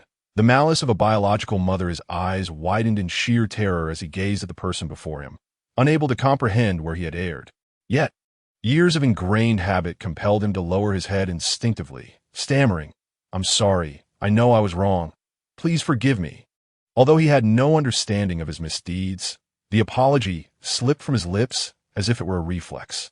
Whenever Lin Shui harbored even the slightest discontent, regardless of where her grievances originated, she would unhesitatingly unleash her ire upon him, unjustly and with an air of righteousness. And what choice did he have? Faced with such a glaring imbalance of power, like a timid rabbit in the presence of a mighty cheetah, he could only endure in silence. His past experiences had taught him well that any hint of defiance, be it a flicker of dissatisfaction in his eyes or a subtle movement of retreat, would lead to an even more ferocious onslaught from Lin Shui, resulting in a far harsher punishment. Such retribution often left him suffering greatly, followed by a more severe physical torment. Thus, no matter how much he felt wronged or furious, he could only grit his teeth and bear the pain and humiliation, allowing Lin Shui to vent her wrath at will. Lin Shui wielded absolute power over Gu Rue's fate, akin to a deity controlling life and death, tightly grasping the very throat of his destiny. When she was in good spirits, she would grant him fleeting moments of maternal affection, as if bestowing a rare privilege, reminding him that to be favored by her was a mark of honor. Conversely, when displeased, she would resort to beatings and kicks as a matter of routine. With the slightest hint of her dissatisfaction, Gu Rue could find himself plunged into an abyss from which there was no escape. His fate rested entirely in her whims. At the tender age of merely 3, the frail child, whose delicate frame seemed easily crushable by a single hand, curled up in a dark corner, wishing fervently to be forgotten by the world. The soft, rosy skin typical of cherubic innocence was absent. Instead, his face bore a pallor as white as winter's snow, devoid of any hue of life, accompanied by hidden bruises and contusions on his fragile body. His large eyes, brimming with inexpressible terror, opened only to confront the specters of darkness that chased him, before swiftly shutting in sheer dread, as if by closing his eyes the horrors would cease to exist. He feared to open them again, terrified of witnessing another onslaught of merciless blows. His body trembled like a leaf in the wind, not merely from fear, but also from hunger and thirst. Little Gu Rue felt dizzy and disoriented, as if he might collapse at any moment. He clutched his small head tightly, striving to conceal his presence. believing that such a gesture might shield him from harm. His emaciated frame quivered incessantly, each tremor conveying the profound helplessness and fear that resided deep within him. In that moment, this pitiable child resembled a wounded creature, solitary, despondent, fragile, and utterly powerless. Before him loomed a towering, ferocious beast, its visage fierce and menacing. A creature steeped in bloodlust, roaring with a deafening ferocity that seemed to threaten to engulf everything in its path. The beast's immense form and grotesque features exuded a chilling aura, each roar capable of tearing the child apart. Guru gazed into the eyes of this monstrous entity, finding only despair mirrored in his own. Each outburst felt as though it would devour his very existence. He was at a loss for how to confront such a nightmare. Trembling in silence, fervently praying for a miracle that would grant him escape from this horrifying reality. Yet, the harshness of reality was unforgiving. No miracle appeared, no savior emerged, leaving him to shiver in fear and desperation. The small child bore the weight of the world's malice, with terror and hopelessness on the brink of consuming him. His vision blurred into a crimson haze, and then he succumbed to unconsciousness. When he next awoke, time had elapsed, and darkness enveloped the world. Alone, he found himself in a crude, cramped, damp, and shadowy woodshed. As he had done countless times before, he shakily propped himself up with tiny hands, unsteadily maneuvering towards the door step by step. Upon opening the door, a gust of cold wind, laden with icy rain, swept in, causing his entire body to shudder uncontrollably. 3-year-old Guru gazed out at the pitch-black sky, the wind-ravaged branches, and the rustling leaves dancing in the breeze, pondering in his heart, what manner of world is this? Perhaps he was even less than the leaves swirling in the wind, for they had once basked in the warmth of the sun and would find their resting place at life's end. What of him? He knew not the sensation of warmth, nor did he have any inkling of where he might go next. He appeared strikingly different from his peers, devoid of the innocence, vivacity, and simplicity typically associated with his age. His head was perpetually bowed, eyes flickering uncertainly, and his body curled into itself as if the world around him instilled fear and unease. In the presence of others, he exhibited a marked timidity, frailty, and cowardice. Avoiding eye contact, lacking even the courage to lift his gaze, terrified that any inadvertent gesture could provoke discontent or reprimand, leading to a hysterical outburst of punishment. His tightly pressed lips, restless eyes, and slightly trembling form all spoke volumes of the profound dread he harbored towards those around him. Having endured inhumane abuse and extreme malnutrition for an extended period, this mere 3-year-old child appeared heartbreakingly small, as if he could shatter with the slightest touch, easily encompassed within 2 hands. The cherubic, plump visage typical of his age was conspicuously absent. It seemed as though all vitality had been drained from his life, rendering him perpetually on the brink of wilting. His frail body was emaciated, with protruding ribs that starkly illustrated the suffering and torment he had endured. His skin had lost the youthful luster and elasticity expected of a child, becoming rough and pallid, marred by alarming scars akin to a weathered, tattered cloth. Those once clear, bright eyes, now dulled by hunger and pain, were perpetually guarded by fear, revealing an endless well of pity and helplessness. Who could remain unmoved by the sight of such a frail and pitiable child? Chapter 32. A special year, the slender figure of Xiao Grue stumbled forth, his steps unsteady, trembling as he summoned all his strength to exit the shed and venture into the tempest outside. A gust of cold wind swept over him, causing him to shiver involuntarily. Fear gripped him, yet he gritted his teeth and resolutely crossed the threshold into the darkened world ravaged by wind and rain. The wind roared like a ferocious beast, whipping his thin garments into a cacophony, as if a stronger gust could lift him away. Rain fell in relentless torrents, striking the ground and sending up splashes that swiftly drenched his entire form. Struggling, Xiao Gui lifted his head, squinting into the distance, each step a laborious endeavor. Teetering as he pressed onward, his body was too frail, and after hours without sustenance, the intense hunger surged like relentless waves, eroding the little strength he had left. Soon, He lacked even the energy to raise a finger. His legs felt as if weighed down by lead, and the ground seemed to cling to his feet like a vacuum. With a wind's force, he would topple immediately. Years of cruel, inhumane treatment had significantly heightened his pain tolerance. Compared to the agony he typically endured, the pain of falling to the ground felt akin to a mere ant bite, insignificant and unworthy of note. He resolutely rose to his feet, standing steadfast beneath the pitch-black veil of night, allowing the tempestuous winds and torrential rains to assail him, his heart awash with confusion and disarray. His eyes, which had been narrowed, suddenly widened as he strained to pierce the infinite darkness, yearning to uncover the secrets concealed within its depths. With each step he took, it felt as though he were treading upon the precipice of the unknown. Yet despite this, the yearning in his weary soul for light and warmth grew ever more fervent. He stubbornly advanced into the heart of the night, eager to discover whether beyond this endless darkness lay any glimmer of illumination or comfort. He sought to ascertain if what he endured was indeed the unvarnished truth of this world. After laboriously traversing a few paces, a fierce gust of wind swept through, forcefully knocking him to the ground once more. He was utterly exhausted. He could not rise again. His eyelids drooped heavily, and in his ears echoed the distant, ethereal calls of second young master, as he succumbed to unconsciousness once more. 17 years prior, at the tender age of 4, was a year worth commemorating for young Gu Rue. In what seemed a year like any other, the wheels of fate began to turn silently. With the arrival of that man, his once monochromatic world began to shimmer with rare hues. That year, by mere chance, Gu Tsong cast a lingering glance upon the child. In that fleeting moment, he beheld Gu Rue, frail and delicate, as if a gentle breeze could easily topple him. A subtle, almost imperceptible ripple of emotion stirred within the heart of Gu Tsong, once as unyielding as iron, sending gentle waves across the tranquil depths of his soul.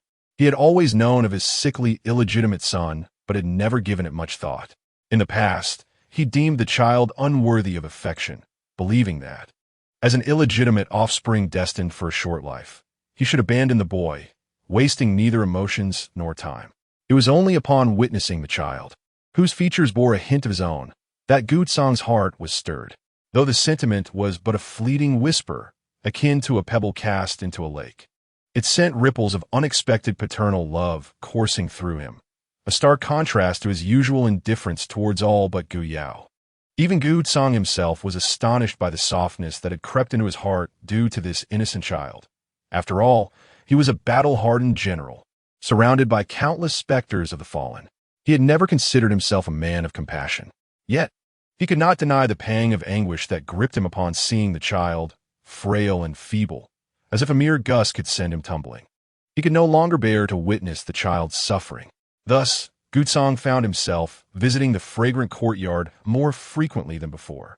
Previously, no matter how much he favored concubine Lin, he had always been mindful of Madame Gu, limiting his visits to the fragrant courtyard. However, since he had carved a place for Gu Rue in his heart, he began to frequent the place with greater regularity. Even if Madame Gu expressed her discontent, he would simply assert that he was going to check on Gu Rue. After all, Gu Rue is also the son of Gu Tsong. No matter how displeased Madame Gu may feel, she cannot express her discontent excessively. It is essential to recognize that Gu Rue is indeed the biological son of Gu Tsong. Even if he is a son born out of wedlock, he is still bound by blood. Although Madame Gu may harbor resentment towards the marquis's visits to the Xiangxin courtyard, she must ultimately exercise caution, refraining from unrestrained criticism and complaints. The bond of blood cannot be easily severed, regardless of the circumstances. Of course, Madame Gu possesses her own sense of pride. She does not believe that Gu Rue can replace Gu Yao. After all, concubine Lin lacks a reliable maternal family, and Gu Rue's talents pale in comparison to those of Gu Yao, who has been meticulously nurtured since childhood. Moreover, even though the marquis dotes on concubine Lin, she could never usurp Madame Gu's esteemed position in his heart. Madame Gu is the marquis's legitimate wife, the one who has supported him in reaching his current stature, and her influence on his future career is paramount. Could concubine Lin ever match that? The Marquis's attention towards Gu Rui stems from a belief that having an additional brother to assist Gu Yao would facilitate a smoother path in his future endeavors. In this world, relationships are of utmost importance. If Gu Rui can wholeheartedly support Gu Yao, then the Marquis's investment in Gu Rui's development would be advantageous for both Gu Yao and the entire Gu household. Should the Marquis ever entertain thoughts of replacing Gu Yao with Gu Rui, Madame Gu would firmly conclude that he is indeed of unsound mind. Even if he were, she could unite with the Pang family to collectively apply pressure on him. She possesses that confidence. Thus, while Madame Gu may experience some inner displeasure, it is not overwhelming. Moreover, as a refined lady, she does not easily display her emotions. Since the matter is of minimal consequence, why provoke the Marquis's displeasure? After all, some words once spoken can harm their marital bond and provoke deeper conflicts within the family. There is truly no need for that. Consequently, Madame Gu allows the Marquis's concern for his illegitimate son to unfold naturally without interference. The Marquis's frequent visits to the Xiangxin courtyard visibly uplifted Lin Shui, dispelling her long-standing gloom and significantly improving her temperament, making her more cheerful and affectionate towards young Gu Rui. Chapter 33. A rare fatherly love on this occasion. Gu Cong returned once more to visit his young son. Xuanyang, has Rui improved at all today? Gu Cong strode to the bedside and carefully sat on the edge. Observing the frail and slender Gu Rui, whose brow remained furrowed even in sleep, a pang of sorrow struck Gu Cong's heart. In his eyes, Gu Yao is the child he cherishes most. As a human being, how can one remain unfeeling? Having raised Gu Yao by his side, even as a hardened general, Gu Cong naturally developed sentiments towards Gu Yao that he did not possess for his other children. Therefore, whenever Gu Yao fell ill, he would be there as a father, offering unwavering companionship and attentive care. In contrast, when other children fell ill, he typically entrusted their care to Madame Gu or the wet nurses. At this moment, as Gu Cong pondered these thoughts, his heart was heavy with both pain and guilt. Even though he held little hope for the child, he could not bear to see his own flesh and blood suffer. One son occupied his thoughts daily, while the other had scarcely crossed his mind for years. Such bias made Gu Cong acutely aware of his own shortcomings. My lord, Rui has taken his medicine today and is feeling somewhat better. Just before falling asleep, he was crying and asking why his father did not come see him. He has just drifted off, still murmuring your name in a daze, a voice reported. My lord, do visit Xiangxin courtyard more often. Rui's health would surely improve upon seeing you. As Lin Shui waited restlessly inside, she caught sight of Gu Cong entering the courtyard from a distance, her heart lifting with joy. She gently tucked a few strands of hair behind her ear and straightened her dress, then gracefully made her way to the door. However, as she reached the entrance, Gu Cong had already approached, uttering only a single phrase before hastily moving towards Gu Rui. His urgency suggested he had completely overlooked her presence. Watching him focus solely on the unconscious Gu Rui, Lin Shui felt a wave of irritation. Though she dared not show it, and quietly withdrew her outstretched hand meant to greet him. At least he had been visiting Xiangxin courtyard more frequently. She reassured herself that time was on her side. She elegantly glided back inside and discreetly took a seat beside Gu Cong. Upon inhaling the delicate fragrance that emanated from Lin Shui, Gu Cong's heart quivered momentarily. Yet, glancing at the still unconscious child, his earlier impulse was swiftly extinguished. I will make a point to visit Rui more often, he promised, gently resting his hand on Gu Rui's forehead to gauge his temperature. Ah, he is burning up, Gu Cong exclaimed, abruptly rising to his feet, causing Lin Shui to nearly stumble from the force of his movement. Steadying herself, she replied yes. Dr. Chu has already seen him, prepared the medicine, and Rui drank it. The medicine has calming properties, and he fell asleep shortly thereafter. Wiping away a tear from the corner of her eye, Lin Shui spoke with a sorrowful expression, embodying the very image of a mother deeply worried for her child. Gu Cong felt a pang of emotion as he observed Lin Shui, already strikingly beautiful, now appearing somewhat pale and frail from caring for Gu Rui. Xuanyang, you have worked hard these days, he exclaimed, his deep, ink-like eyes fixed intently on Gu Rui, whose breathing was still uneven, revealing boundless love and concern. Afterward, he furrowed his brow and slowly diverted his gaze to Lin Shui, whose slight frame appeared weary. In that moment, his expression was filled with profound guilt. Reflecting on the years of neglect that had led to Gu Rui's current state, he could not help but chastise himself. If only he had shared even a fraction of the love and attention he lavished on Gu Yao with Gu Rui, the fate of the young boy would have been drastically different. As he gazed upon Gu Rui's pale, slightly furrowed face and frail body, Gu Tsang's heart felt as though it were being gnawed by countless ants, unbearable in its pain. He was acutely aware of his inadequacies as Gu Rui's father. Had it not been for his negligence, his child would not be in such poor health. When Dr. Chu first examined Gu Rui, he had clearly indicated that had there been earlier attention to the boy's physical condition, coupled with proactive analysis and timely, effective treatment, supplemented with rare medicinal herbs, over time, Gu Rui's naturally weak constitution could have been nurtured back to health. However, such a fortuitous opportunity was squandered due to his shortcomings. The current state of young Gu Rui was indeed grim. Even with immediate attention, there was no guarantee that his fate would not be that of a short life. They could only proceed with treatment and hope that, by chance, they might encounter a more skilled physician or discover rare medicines that could lead to a miraculous transformation and renewal for the child. My lord, it is no burden for me to care for her. It is my duty, Lin Shui remarked, her unspoken words clearly suggesting that she was indirectly reproaching Gu Tsang for his years of neglect towards Gu Rui. Gu Tsang recognized his own guilt and bore no ill toward Lin Shui. Rui often wept in her presence, his cries growing fainter with each passing moment. As Gu Tsang listened, his brow furrowed tightly, despite the fact that it was indeed his neglect that had led to Gu Rui's condition. He could not help but feel a deepening discontent at being reproached by his concubine without fear of his lordly authority. He could dote on Lin Shui and show care for Gu Rui, willingly offering his affection. Yet he would not permit them to covet what he deemed unattainable simply because of his indulgence. Continue, Gu Tsang commanded, his voice imbued with authority and pressure. As Lin Shui spoke of Rui, tears began to stream down her cheeks, and she sank to her knees. The recent surge of concern Gu Tsang had shown towards Gu Rui had reached its zenith. If she did not seize this moment to advocate for her own interests, it would be a grave misstep. Even if it involved some risk, it would be worthwhile. After all, should she incite Gu Tsang's ire, the worst outcome would be a return to their previous plight. Moreover, given the current display of guilt from Gu Tsang regarding Gu Rui, it was highly unlikely he would become angry. With this thought, Lin Shui's voice grew more resolute. Rui simply wishes for the same affection that Yao Gur receives from you.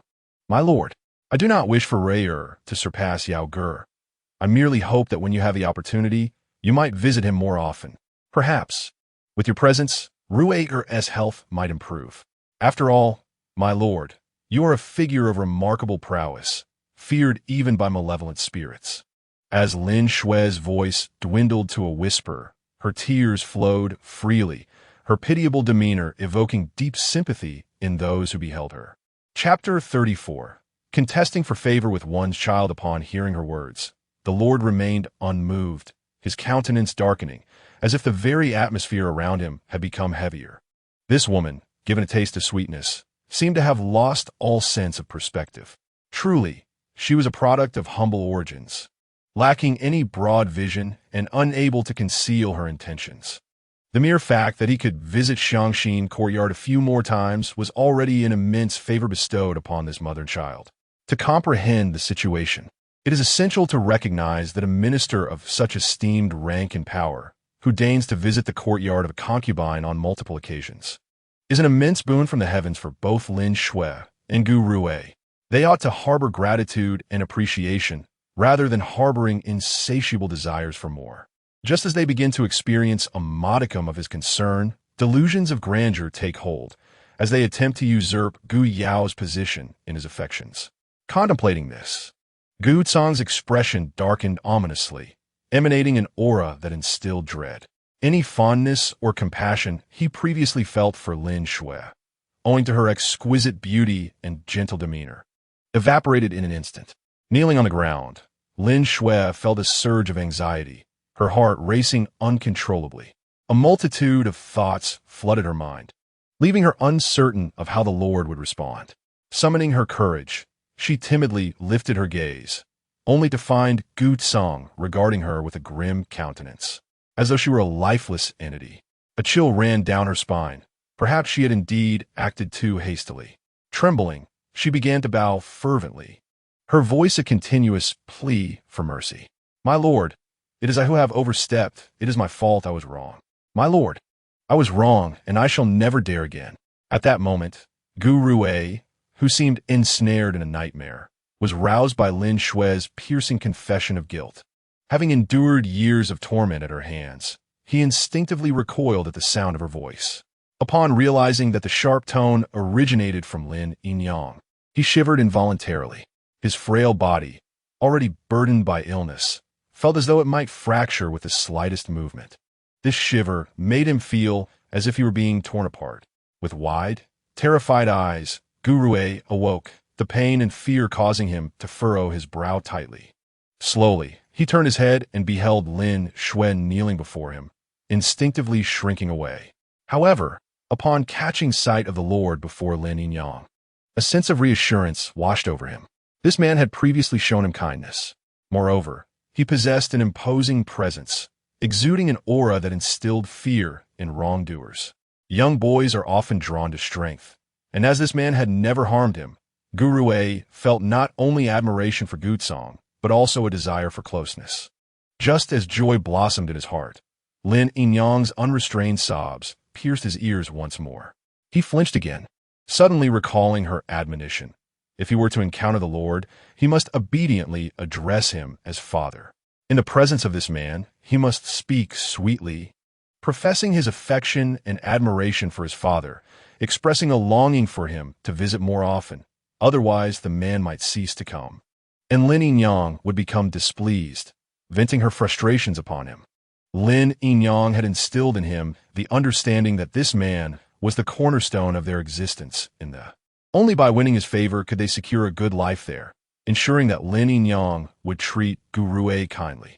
Little Gu Rui also remembered that ever since this man took an interest in him, Aunt Lin's attitude towards him had undergone a complete transformation. In the past, the relentless beatings and scoldings had been a daily occurrence for him. With the slightest misstep or failure to meet someone's demands, or even without having committed any fault, merely breathing a bit too loudly would invite merciless blows and harsh words. The woman known as Aunt Lin had never shown him even a modicum of compassion, treating him solely as an outlet for her frustrations. Whether injured or ill, he could not expect a shred of warmth or comfort from her. Her tenderness was reserved exclusively for the marquis. It was as if little Gu Rui were an inconsequential existence, entirely overlooked and disregarded. However, since this man began to care for little Gu Rui, Aunt Lin started to occasionally show concern for him. At times, she would even inquire about his well-being, leading little Gu Rui to wonder if perhaps a benevolent spirit had possessed her. With these thoughts in mind, little Gu Rui struggled to sit up and timidly called out, "Father." His voice was hoarse. Gu Tsang, who had just been consumed by anger over Lin Shui's foolish fantasies, felt his expression soften upon hearing his son's feeble voice. He turned to Gu Rui and asked with genuine concern, "How do you feel now?" Little Gu Rui, somewhat taken aback by the attention, hurriedly replied, "Father, after taking Dr. Chu's medicine, I feel much better." As he spoke, his gaze involuntarily flickered towards Aunt Lin. Though she had treated him poorly, kind-hearted Gu Rui still wished for her to avoid punishment. After all, she was his biological mother. Gu Tsang noticed his son's glance and coldly remarked, "Get up. In the future, be mindful of your actions." Lin Shui, feeling as though she had been granted a reprieve, quickly bowed her head in gratitude, saying, "Marquis, I understand. I want to do it again." Seeing that Gu Tsang had ceased his anger, Lin Shui trembled as she stood up and retreated to the side, trying to diminish her presence. She realized that Gu Yao was the Marquis's Achilles heel and that she needed to tread carefully moving forward. Indeed, in the days that followed, Lin Shui never brought up similar requests again. Initially, Gu Tsang intentionally ignored Lin Shui for a while. However, after visiting Gu Rui several times due to his illness, and noticing that Lin Shui seemed to have recognized her mistakes, he paid her little mind thereafter. Strangely, after Dr. Chu's treatment, Gu Rui appeared to fall ill more frequently than before. Previously, little Gu Rui had been frail and thin, but now he would often suffer from fevers and even fainting spells. Nevertheless, Gu Rui felt happier, for when he fell ill and lost consciousness, he could see his father. When his father was present, Aunt Lin would be joyful, and in her happiness, little Gu Rui would face fewer beatings. Life seemed to improve. Little Gu Rui was able to eat his fill, wear new clothes, and enjoy sweets. On pleasant days, if his health permitted, his father would take him out for excursions. Those two outings were among the most precious memories of his life. With his father and Aunt Lin, the three of them strolled through the streets, truly resembling an ordinary family.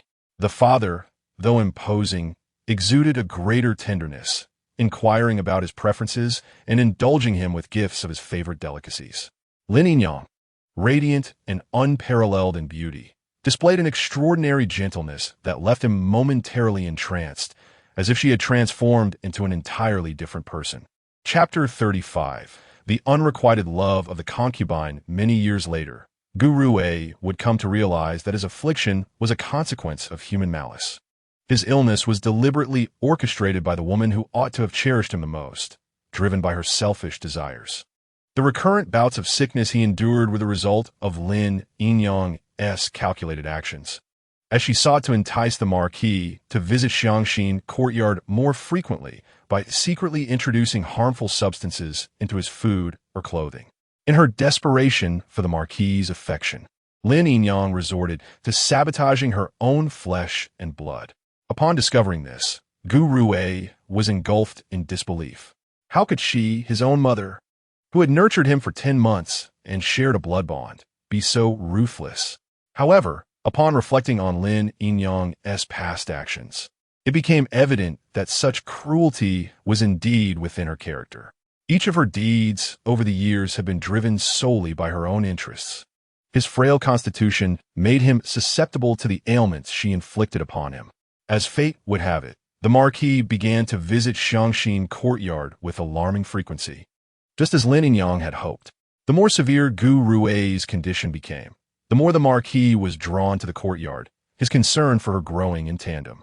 Naturally, Lin Yinyang's significance in the marquis's heart increased correspondingly. During that period, the marquis treated Lin Yinyang with unprecedented kindness. Lin Yinyang, already a striking beauty capable of captivating any man, became even more alluring as she devoted herself to caring for her ailing son. Yet, as she grew increasingly gaunt in her efforts, the marquis's affection was tinged with pity for her plight. Eventually, as war erupted at the borders, the marquis departed for distant lands. Young Gu Rui found himself free from the torment of Lin Yinyang's poison. Yet, the years of torment had irrevocably damaged his health. Even in the absence of physical abuse or further poisoning, he was plagued by relentless pain, often enduring nights of excruciating suffering. In the biting cold of winter, his body felt as though it were being gnawed upon by countless insects. At times, the agony would force him into a fetal position, resembling a pitiful kitten that had endured unspeakable harm. Other times, the pain would cause his limbs to flail uncontrollably, a grotesque sight that would terrify onlookers. In his state of torment, with every inch of his being racked with pain, he silently bore the chilling malice emanating from Lin Yinyang, his own mother. This malevolence pierced through his already fragile defenses like a merciless blade, time and again. It surged like an unrelenting tide, battering his tenuous mental fortitude. Despite sharing her blood in an inextricable bond, Lin Yinyang had never shown him genuine compassion, tenderness, or love. When a lord is absent, Lin Yinyang, in her moments of joy, tends to overlook him, treating him as if he were mere air, even ignoring his presence if she happens to see him. However, once her mood sours, Lin Yinyang transforms into a furious beast, relentlessly lashing him with a whip time and again, disregarding his pleas for mercy. It is only when she tires or her anger dissipates that he is permitted to return to his room. Such nightmares persisted for several years. During that time, Young Gu Rue felt as though he were ensnared by the malevolent spirits of hell. He found himself in a battleground of despair, plagued by doubt about the world around him. Were all children like him? Did they all endure such suffering? Did every mother treat her child in this manner? It was not until years later, as Gu Rue matured and gained more opportunities to venture beyond the confines of his home, that he began to understand. He gradually realized that his biological mother appeared different from others. When she spoke to his elder brother Gu Yao, her voice, gentle and melodious, seemed capable of melting the very fabric of existence, imbued with warmth and care that brought immense comfort. Hua Yinyang would tenderly embrace Gu Yu, soothing her repeatedly until her tears transformed into laughter. As the seasons changed, they would help the children with their clothing, adding layers when it was cold and removing them when it was warm. They always thought to reserve the best treats for the children. In their leisure, they would handcraft charming and practical trinkets for them. As their birthdays approached, they would joyfully prepare presents. If a child stumbled, they would rush to lift them up, anxiously checking for injuries. Other mothers would love their children, nurture them, and keep them at the forefront of their hearts and minds. Yet, Lin Yinyang only cared for herself. In his childhood, Gu Rue would question himself, wondering if his shortcomings were the cause of Lin Yinyang's displeasure. If he could provoke such fury from someone so beautiful, it must surely be his fault. He believed that as long as he was obedient and sensible, she would treat him kindly. As he grew older and gained more experiences, he finally comprehended the truth. Lin Yinyang would not care for anyone, regardless of who they were. She only valued herself. If one were useful, she would be kind. If not, she would regard them as insignificant, subjecting them to her whims. Thus, he began to engage in cunning and scheming to ensure his own safe passage into adulthood. Gu Rue felt it necessary to convince Lin Yinyang of his utility. He began to subtly showcase his worth, making her believe that he could bring her significant advantages in the future. Gu Rue took the initiative to make her aware of his capabilities, demonstrating that beyond feigning illness to gain his father's attention, he possessed far superior methods to secure his father's focus and earn his trust with important matters. As he anticipated, Lin Yinyang initially treated him with slightly more kindness, and gradually, she recognized Gu Rue as a promising talent, taking a genuine interest in his affairs. On the surface, Gu Rue feigned amiability towards Lady Lin, yet harbored a profound disdain for her within. At times, he even wished he could take her life, this woman who bore him. Despite his tender years, Gu Rue had prematurely discerned the harsh realities of the world, experiencing the malice of Lady Lin, which led him to adopt an extraordinary apathy towards his surroundings. It seemed that nothing could stir the unwavering core of his heart. The fervent emotions that others felt failed to elicit even the slightest ripple within him. He increasingly perceived the world as devoid of color. Each day, he maintained an outward warmth towards those around him. However, internally, he felt as though he had become a mere shell, riddled with wounds. When alone, Gu Rue grew increasingly distant and morose. Chapter 36. The first meeting with Shi Wan 5 years prior, at the age of 16. He appeared no older than 11 or 12, having endured years of harsh treatment from Lady Lin, even as he gained the means to care for himself. Her cruelty had left its mark. Despite his efforts to nourish and grow, he could not attain a physique commensurate with his age. With his diminutive stature, pallid complexion, and gaunt frame, onlookers mistook him for a mere child, oblivious to the fact that he was, in truth, a youth. Were it not for the rather splendid brocade garments that hinted at his status, passers-by would surely have believed him to be the offspring of an ordinary family. While his physical development could be remedied with some medicinal adjustments, leading to a slightly shorter stature as a member of the marquis' household, he could still aspire to marry a woman of respectable lineage. The more troubling aspect was the psychological scars he bore from a childhood shrouded in darkness, which had rendered him somewhat abnormal, even twisted. Yet he masked his afflictions expertly, concealing them from all but himself. Though he could deceive others, he could not deceive his own consciousness. Despite his diligent efforts and the marquis' relative favor, his heart remained overshadowed by insecurity and resentment. The marquis, burdened by guilt, offered Gu Rue fleeting moments of joy, Yet these scant joys could not erase the indelible marks of suffering etched into his soul. Some wounds, once inflicted, linger for a lifetime, nearly impossible to dismiss as if they had never occurred, especially when inflicted by those who ought to have cared for him most. Growing up in such a loveless environment, he found it difficult to muster kindness towards anyone, evolving into a deeply conflicted individual. On one hand, his life's principle became one of self-preservation, echoing Lady Lynn's selfishness, though he skillfully concealed this mindset from all but himself.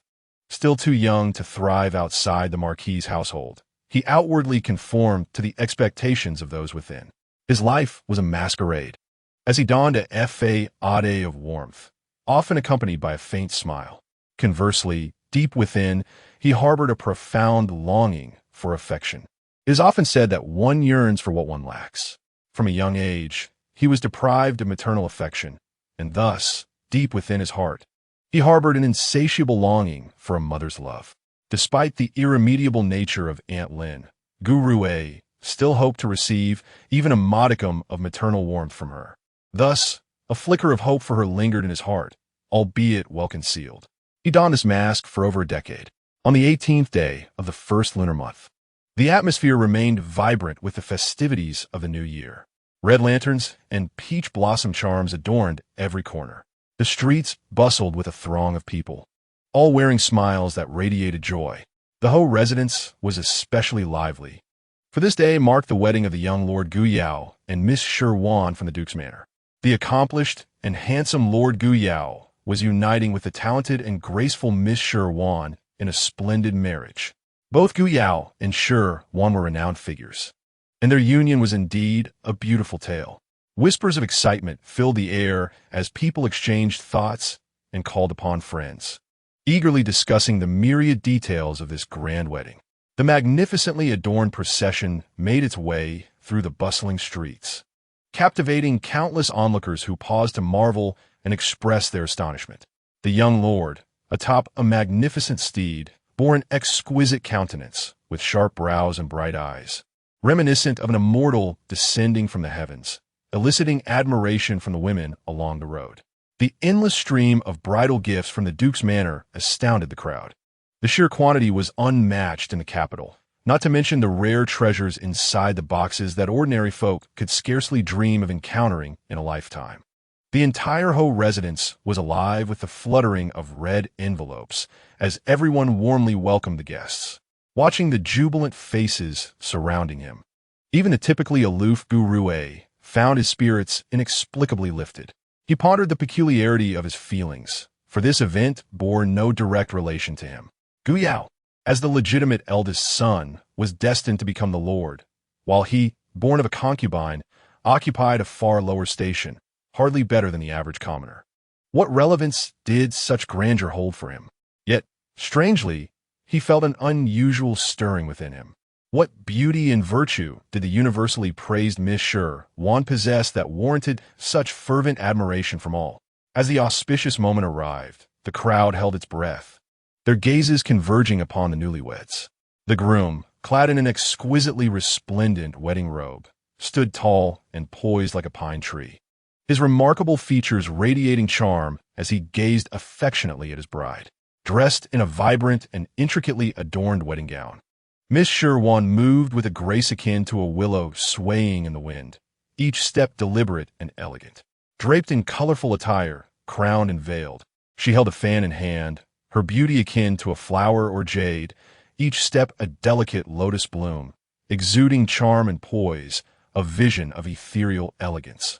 The opulent gown she wore was crafted with golden threads and silver lines, featuring exquisitely intricate patterns that shimmered with resplendent light, illuminating the entire Ho residence with its brilliance. With delicate hands as white as congealed fat holding a fan, and a profile as subtly alluring as a peach blossom, she walked gracefully, akin to a celestial being treading upon clouds, truly a rare beauty in the capital. As the auspicious moment arrived, the newlyweds, amidst the eager anticipation of the onlookers, bowed to heaven and earth, paid respect to their esteemed elders, and exchanged vows with deep affection. Following the ceremony, as they watched the bride's silhouette fade into the distance. A sense of regret enveloped the crowd. To behold such beauty, even for a fleeting moment, felt like an honor. To gaze upon her numerous times would make them willingly sacrifice several meals. Gu Rui's heart, once cold, now felt an unusual weight, a sentiment long absent resurfacing. His elder brother was indeed fortunate, blessed with a noble lineage and the ability to marry the most beautiful bride in the realm. It had been ages since he felt such envy towards his brother. Initially, he too had felt a sense of injustice. Why, as siblings of the same father, did their fates diverge so starkly?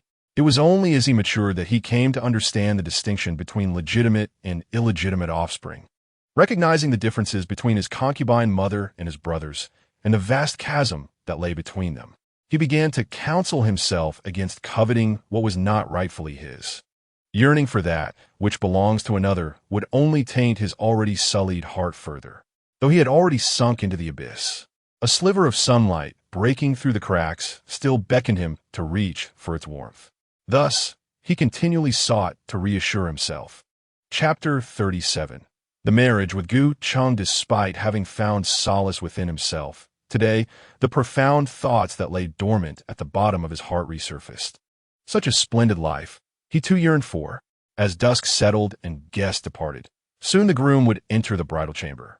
Suddenly, an unexpected turn of events unfolded. "Young master, an edict approaches." A servant rushed in to report. An edict? Gu Yao's heart tightened. The emperor could not be unaware of his wedding today.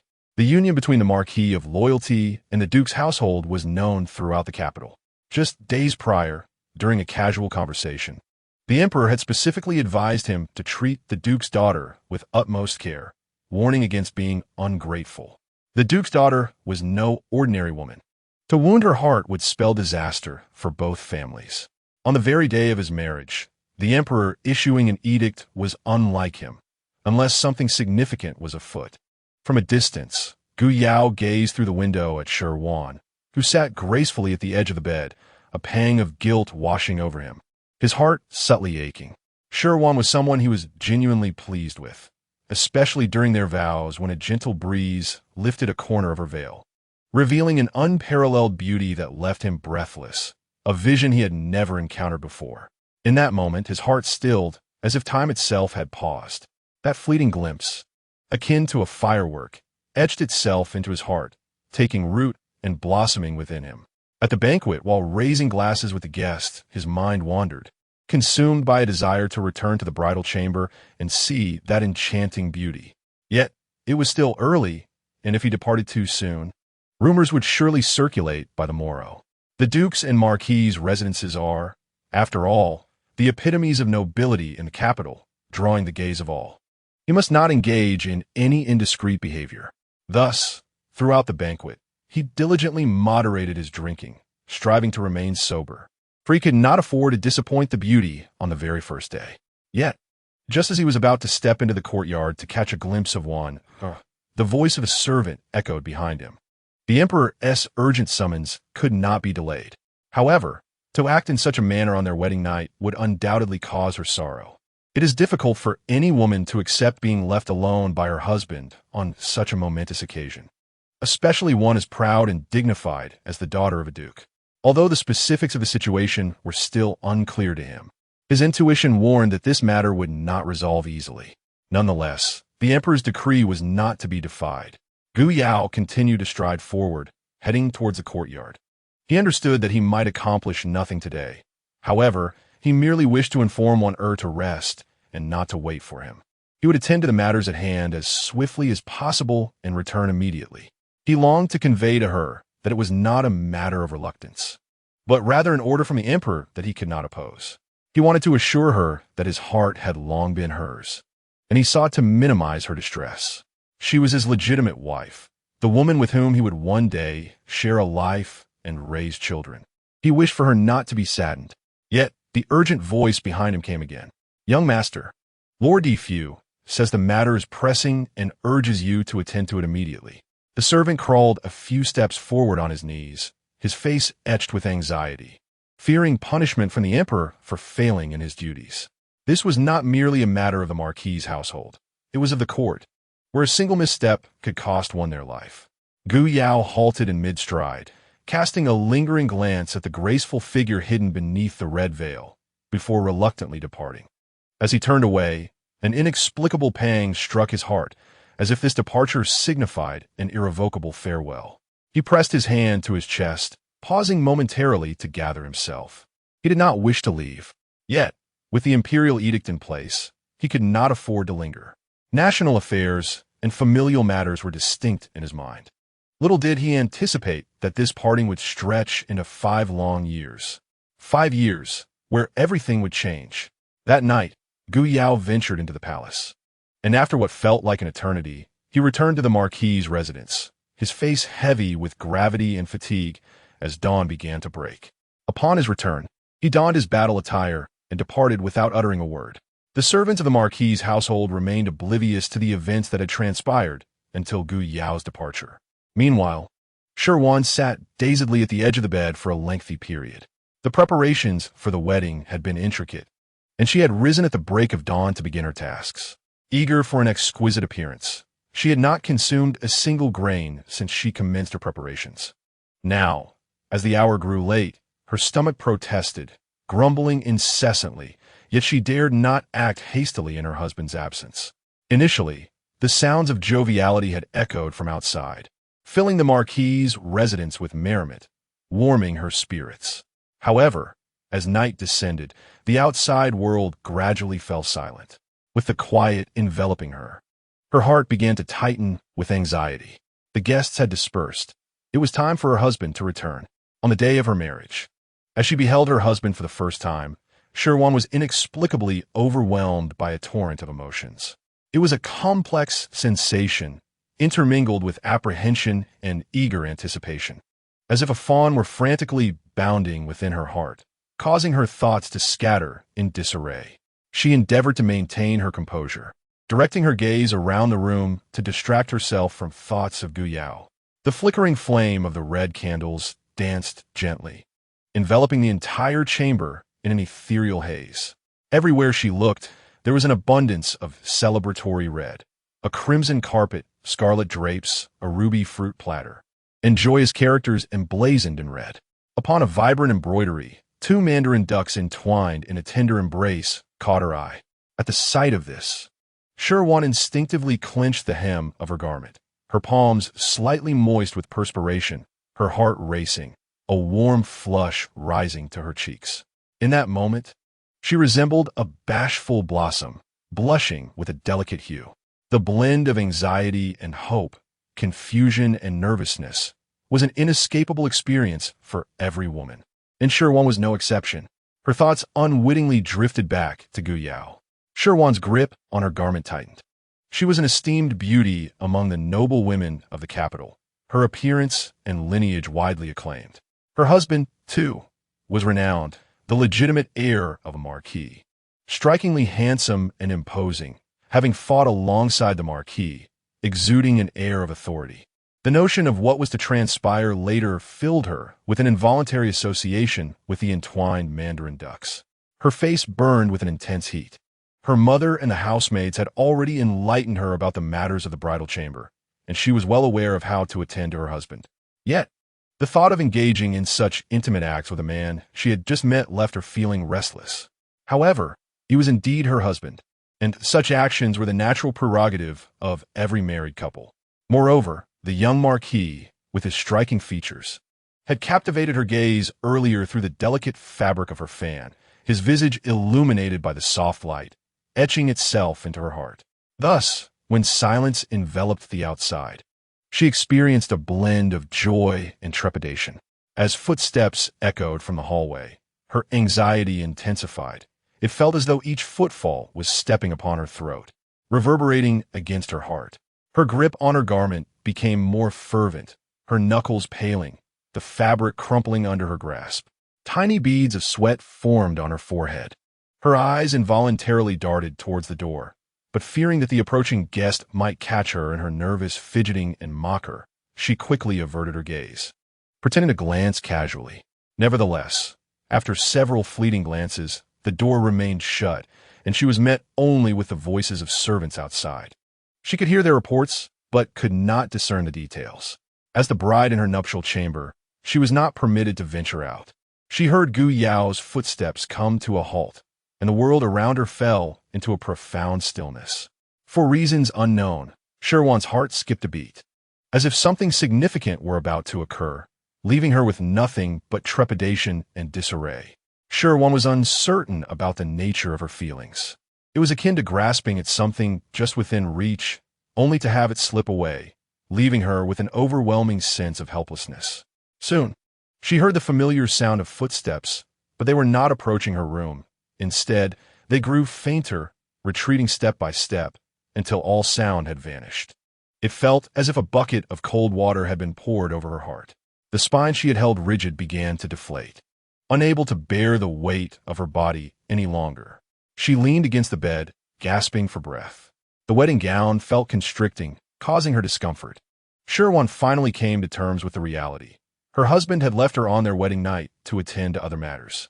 Although she tried to console herself, believing that Gu Yao was occupied with something of great importance and would return promptly, a profound melancholy still enveloped her.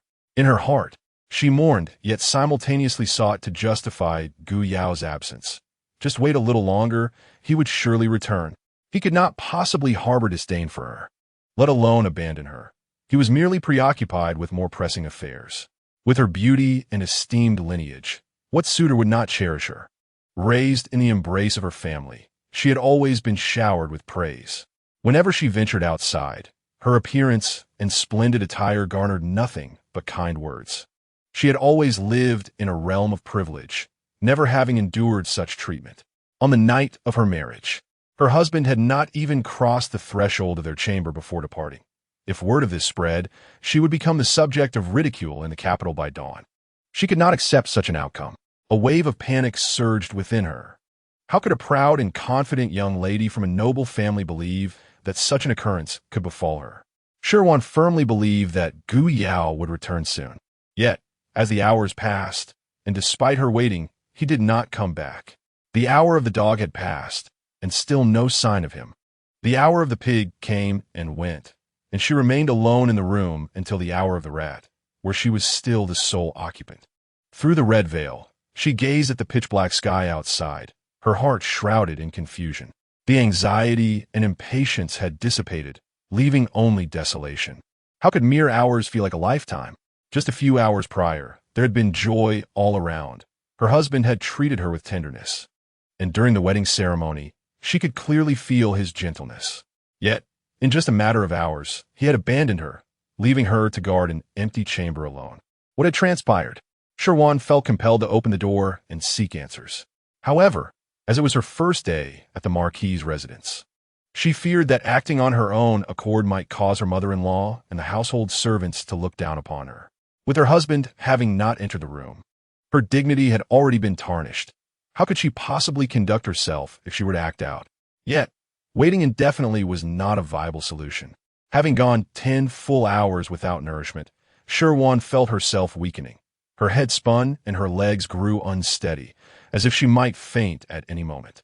Unable to restrain herself any longer, she resolved to take action. She did not wish to faint on her first day at the marquis' residence. Shi Wan opened the door and called for her maid. Bai He, what has transpired? She beckoned the maid into the room.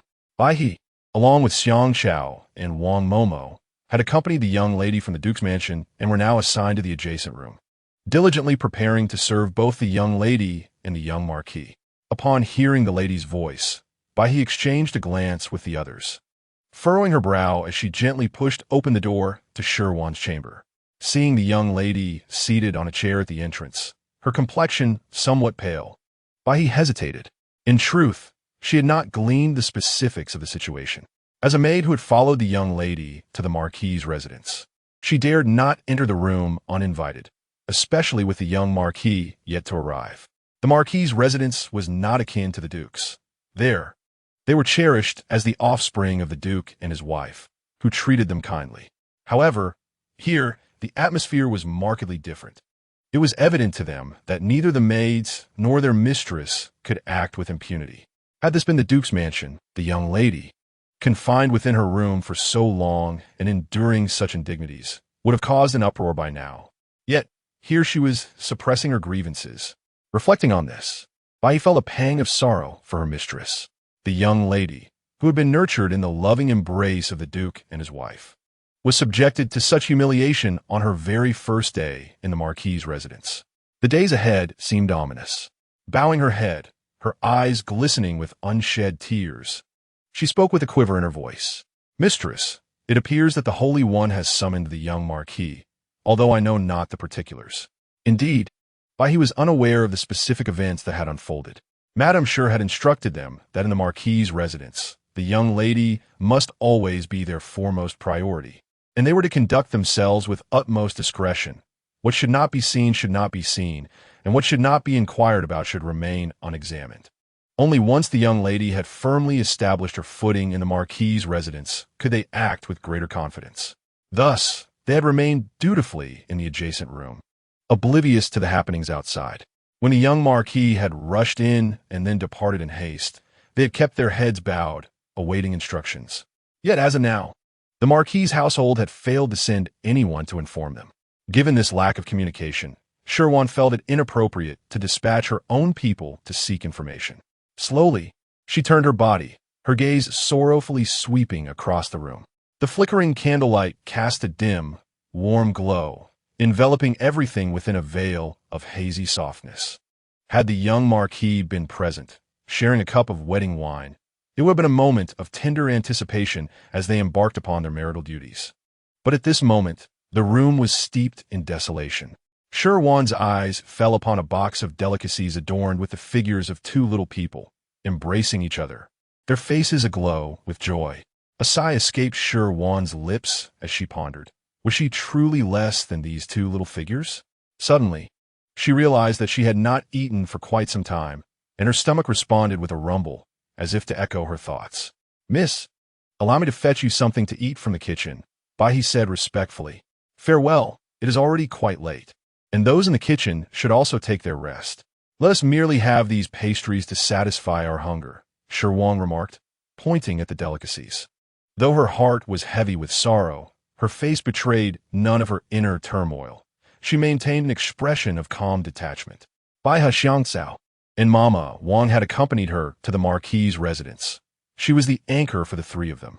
Regardless of what transpired, she could not allow herself to lose composure. If she were to falter, they would only grow more anxious, potentially leading to foolish or misguided actions, particularly Xiangcao, who often acted thoughtlessly without considering the consequences. "My lady, this is unacceptable. These pastries are cold. Consuming them will upset your stomach," Baiha insisted, shaking her head vigorously. "It is of no concern. After finishing, we shall have some hot tea." Shi Wan replied nonchalantly. "My lady, this simply will not do." Baiha was on the verge of tears. She had never witnessed her mistress endure such indignity. "Baiha, this is the marquis's residence, not the Duke's, and we must exercise caution in all matters. Since my mother-in-law has not sent anyone to announce our arrival, it is clear she does not wish for us to know anything just yet. Thus, we must be sensible and refrain from inquiring where we ought not." Seated upright in her chair, Shi Wan spoke with utmost seriousness. Baiha had never seen her mistress so earnest and momentarily felt disoriented, as if the playful girl she knew had suddenly transformed into an adult. Baiha Xiangcao and Mama Wang had engaged in private conversation with Lady Shi. While Baiha was uncertain of the specifics discussed among the other two, she distinctly remembered what Lady Shi had confided to her. Everyone spoke highly of the loyal and valiant marquis, claiming that marrying Gu Yao was an exceptional fortune. However, who could argue that securing a union with Wanner was not another form of good fortune? "Our Wanner is the finest girl in the world. I truly regret letting her go. Yet, as the adage goes, a son must marry and a daughter must wed, no matter how reluctant. She must be placed with a worthy family. If Gu Yao is indeed as admirable as the rumors suggest, both the marquis and I can rest easy. However, it is worth noting that within noble families, each possesses its share of unsavory secrets, varying only in degree. Whether the marquisate is a haven or a den of wolves remains uncertain. Should it indeed be a treacherous pit? As long as you can discern the danger in time and inform the Duke's residence, the marquis and I will ensure that you can return just as you came. You and Xiang Sao are of similar ages to the young lady, yet Xiang Sao's impetuous nature and naivete render her less astute. Only you possess a steady temperament and sharp intellect, having grown up alongside the young lady. I trust that once you enter the marquisate, you will take great care of her, whether in daily affairs or emotional needs. You must always prioritize her well-being. The Marquis and I place our faith in your loyalty, which is why we have entrusted you three with this responsibility. Moreover, to alleviate any concerns you may have, Baihe, rest assured that your families will not be neglected while at the Duke's residence. Initially, upon learning that she would accompany the young lady to the marquisate, Baihe was both surprised and honored. There are many capable servants in the Duke's residence, yet aside from her lifelong companionship with the young lady, she possessed no notable qualities. It is indeed a stroke of fortune, as well as a profound trust, that the lady has chosen her to accompany the young miss to the marquisate and continue serving as her personal maid. Baihe feels the weight of her responsibilities. It is filled with delight, although she knows that life in the marquisate will not be as carefree as it was in the Duke's residence. She did not anticipate the extent of the challenges ahead. The miss, being the daughter of the Duke, is accustomed to a life of luxury. Her noble lineage renders her impervious to the bullying of others. After being summoned for a conversation with the lady, Baihe is torn between reminding herself to exercise greater caution and believing that the lady's concern is misplaced. How could such a fine household be plagued by nefarious affairs? In hindsight, the lady's keen insight has indeed served as an early warning for the three of them. Even in the event of a serious occurrence at the emperor's court that necessitated the urgent summoning of the young marquis, the marquisate should at least send someone to inform the miss, sparing her the anguish of waiting in uncertainty. If the marquise were truly considerate, she would have taken the initiative to explain the situation or, at the very least, sent a maid or servant to convey the message. It is simply unreasonable to leave the miss in such a state of limbo. A bride must rise early to prepare and adorn herself, and the miss has gone without nourishment for far too long. If the young marquis is unable to return today, it would be prudent for the miss to rest. Today marks her wedding day, and she ought to be the most esteemed and cherished individual in the marquisate. It is disheartening that the daughter of the Duke should endure such indignities from the marquisate. Were her family of a lesser standing, would the inhabitants of the marquisate not take even greater liberties? As Baihe contemplates this, a wave of melancholy washes over her. The miss's misfortune is compounded by her encounter with such a dreadful mother-in-law. Now that the miss and the young marquis have exchanged vows, they are united as husband and wife. Any disputes that may arise in the future will be matters pertaining to the marquisate, and more specifically to the young marquis's household, over which the Duke's estate holds no jurisdiction unless a significant event were to cause a rift between the two houses. However, the inhabitants of the marquisate are not fools. They are well aware that the Duke's household is formidable and would not subject the miss to undue hardship that would give the Duke's estate grounds to criticize the marquisate. The astute members of the marquisate will undoubtedly exploit even minor grievances that may prove irksome. Yet, dear miss, you have never before been subjected to such indignities. The usually composed Baihe finds it increasingly difficult to contain her overwhelming emotions and longs for a secluded place to weep freely. Baihe, it is all right. Now that you are a wife, you must conduct yourself with prudence and decorum, and refrain from behaving as you did in the Duke's household. Come, pass me that plate. Shi Wan states calmly, as if unaffected by the circumstances. Baihe wipes her tears and carefully presents the plate of delicacies to Shi Wan, attending to her needs and swiftly pouring tea for her to drink. Yes, I feel much better now. By the way, have you all, like me, gone a long time without a meal? Please summon Xiang Sao and Aunt Wang. They should have something to sustain them as well. There are still a few hours until tomorrow. Chapter 40. For people sharing warmth, Baihe, clutching her stomach that felt as though it were pressed against her back from hunger, contemplated refusing the offer. However, considering that tomorrow might not fare any better, she decided it would be prudent to gather her strength for the challenges ahead. Thus, she hurriedly called upon the other two.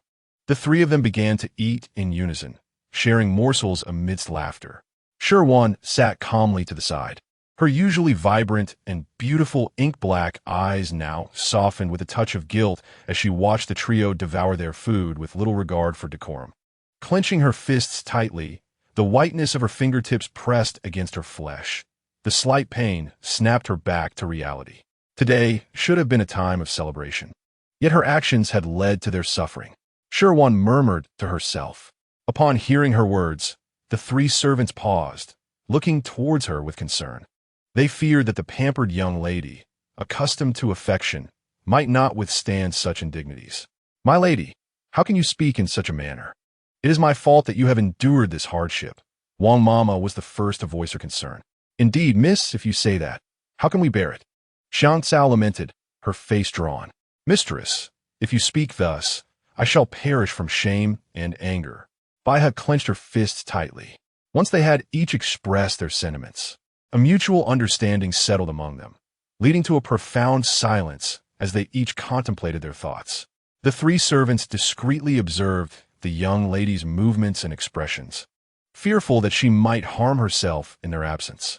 Today marked the first day, and the words of their mistress still echoed in their ears. Given the events of the day, they could not allow further misfortunes to befall them. Conversely, Shi Wan felt a strange calmness wash over her. If there had been any tumultuous thoughts, they had dissipated half an hour prior. At that moment, she had come to the realization that Gu Yao would undoubtedly not return today. As the hour passed, it transitioned into the second day.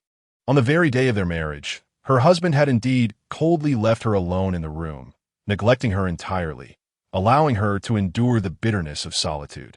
What a torment it was, a disgrace that stripped her of her dignity. Shi Wan had never before experienced such humiliation. He had trampled her pride and self-respect underfoot. The fire of indignation within her felt as though it would consume her entirely. She had never known such fury.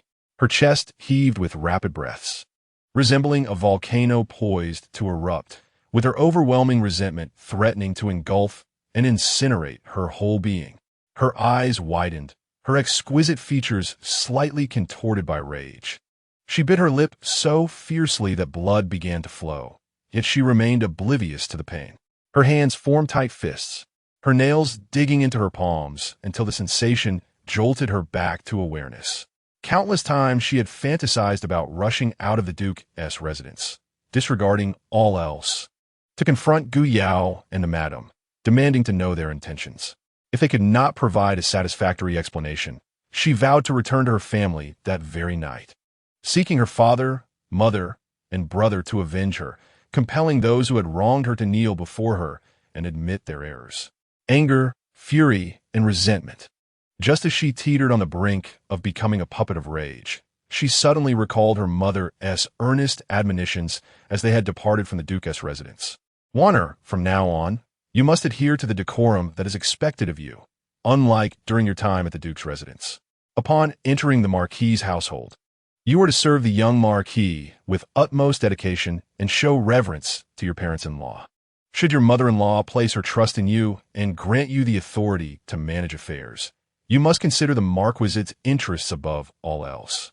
My dear child, you are to accompany the young marquis and strive to lead a harmonious life, avoiding temperamental outbursts. However, if the marquis ever wrongs you, do not hesitate to send word back. Your father and brothers will undoubtedly stand up for you, even if it means confronting the entire Duke's household. Your mother will protect you, and your father and brothers share this sentiment. Indeed, if you continue to act in this manner, your parents and brothers will take action. At that point, even if you are in the right, you may find yourself in a position of wrong. Therefore, it is imperative to seek clarity before making decisions and to refrain from impulsive choices that might lead to regrettable consequences. Ultimately, rationality must prevail over all. From a young age, Shi Wan has exhibited a lively disposition. When faced with sorrow, she would seek solace from her parents or brothers, shedding tears in their presence. Yet, when there is no one around to comfort her, as is the case today, even the gravest of grievances would not elicit a single tear. She believes that only in the presence of those who genuinely care for her can her sorrow yield consolation. Displaying vulnerability before others would only invite disdain. Thus, even now, Shi Wan remains tearless. If there is any shift within her, it is that the anticipation and shyness she once felt have been replaced by an overwhelming sense of desolation and acceptance. Since fate has dealt her these cards, She resolved to endure for her own sake. She glanced at the three individuals before her, silently sighing. These three, apart from her father, mother, brothers, and aunt, are the only ones who express concern for her. Although they are of lower status, they are akin to family in her eyes. For her sake, they too will endure hardships in Marquis. At that moment, Shi Wan was unaware of the happenings outside. She merely suspected that Gu Yao harbored disdain for her. Perhaps he was not the noble figure the rumors portrayed. He might be a wayward son. Or perhaps he had a beloved woman in his heart and, under familial pressure, was compelled to marry her. Regardless of the circumstances, it seemed that the days ahead would be fraught with difficulty. Adjusting her elaborate wedding attire, Shi Wan approached the three with a bittersweet smile, opening her arms to embrace them all. Wang Mama, Bai He, and Xiang Chao paused momentarily before mimicking Shi Wan's gesture, linking their arms around one another. In that moment, they set aside the distinctions of lady and servant, albeit for a fleeting time.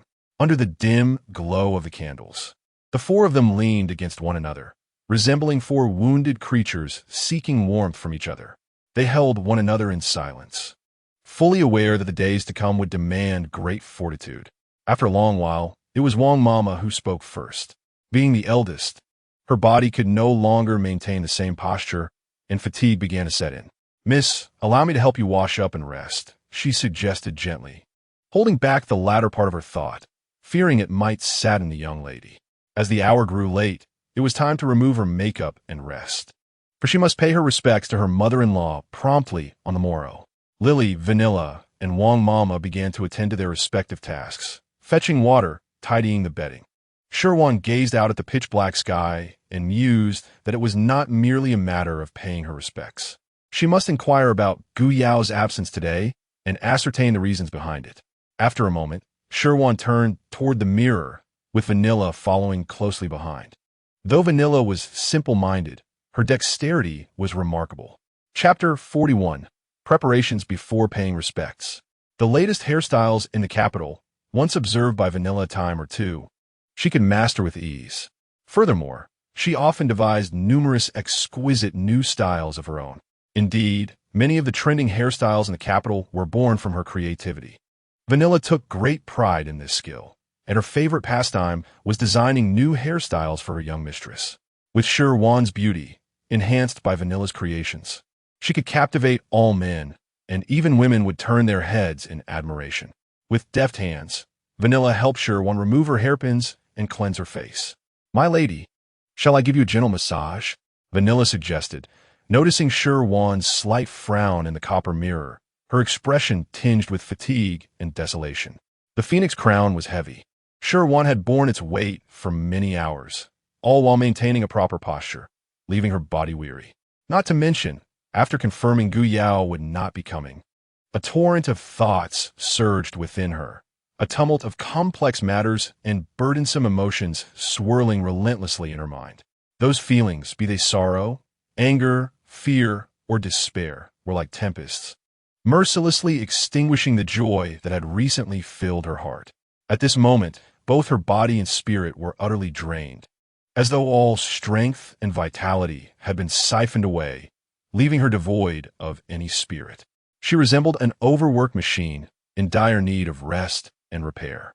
"Yes, please do," Shi Wan replied, leaning against the couch, her eyes closed, her voice heavy with weariness and resignation. "It is futile to dwell on these matters now. I shall wait until tomorrow to comprehend the situation before making any plans."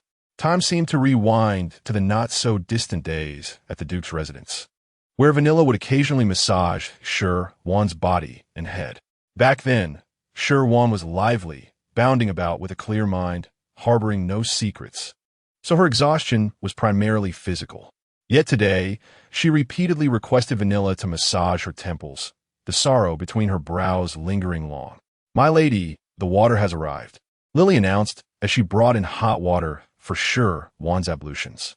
The new year had just passed, and the temperatures remained low at times. One could still see their breath in the night air. In this chilly room, the presence of warm water made the entire space feel a touch cozier. "My lady, perhaps you should wash up and rest. Let us discuss everything tomorrow," Wang Mama consoled her. Very well. You all should tidy up and rest as well. The handmaids and matrons who accompanied her from the Duke's residence were accustomed to serving Shi Wan, and thus resided in close proximity to her quarters.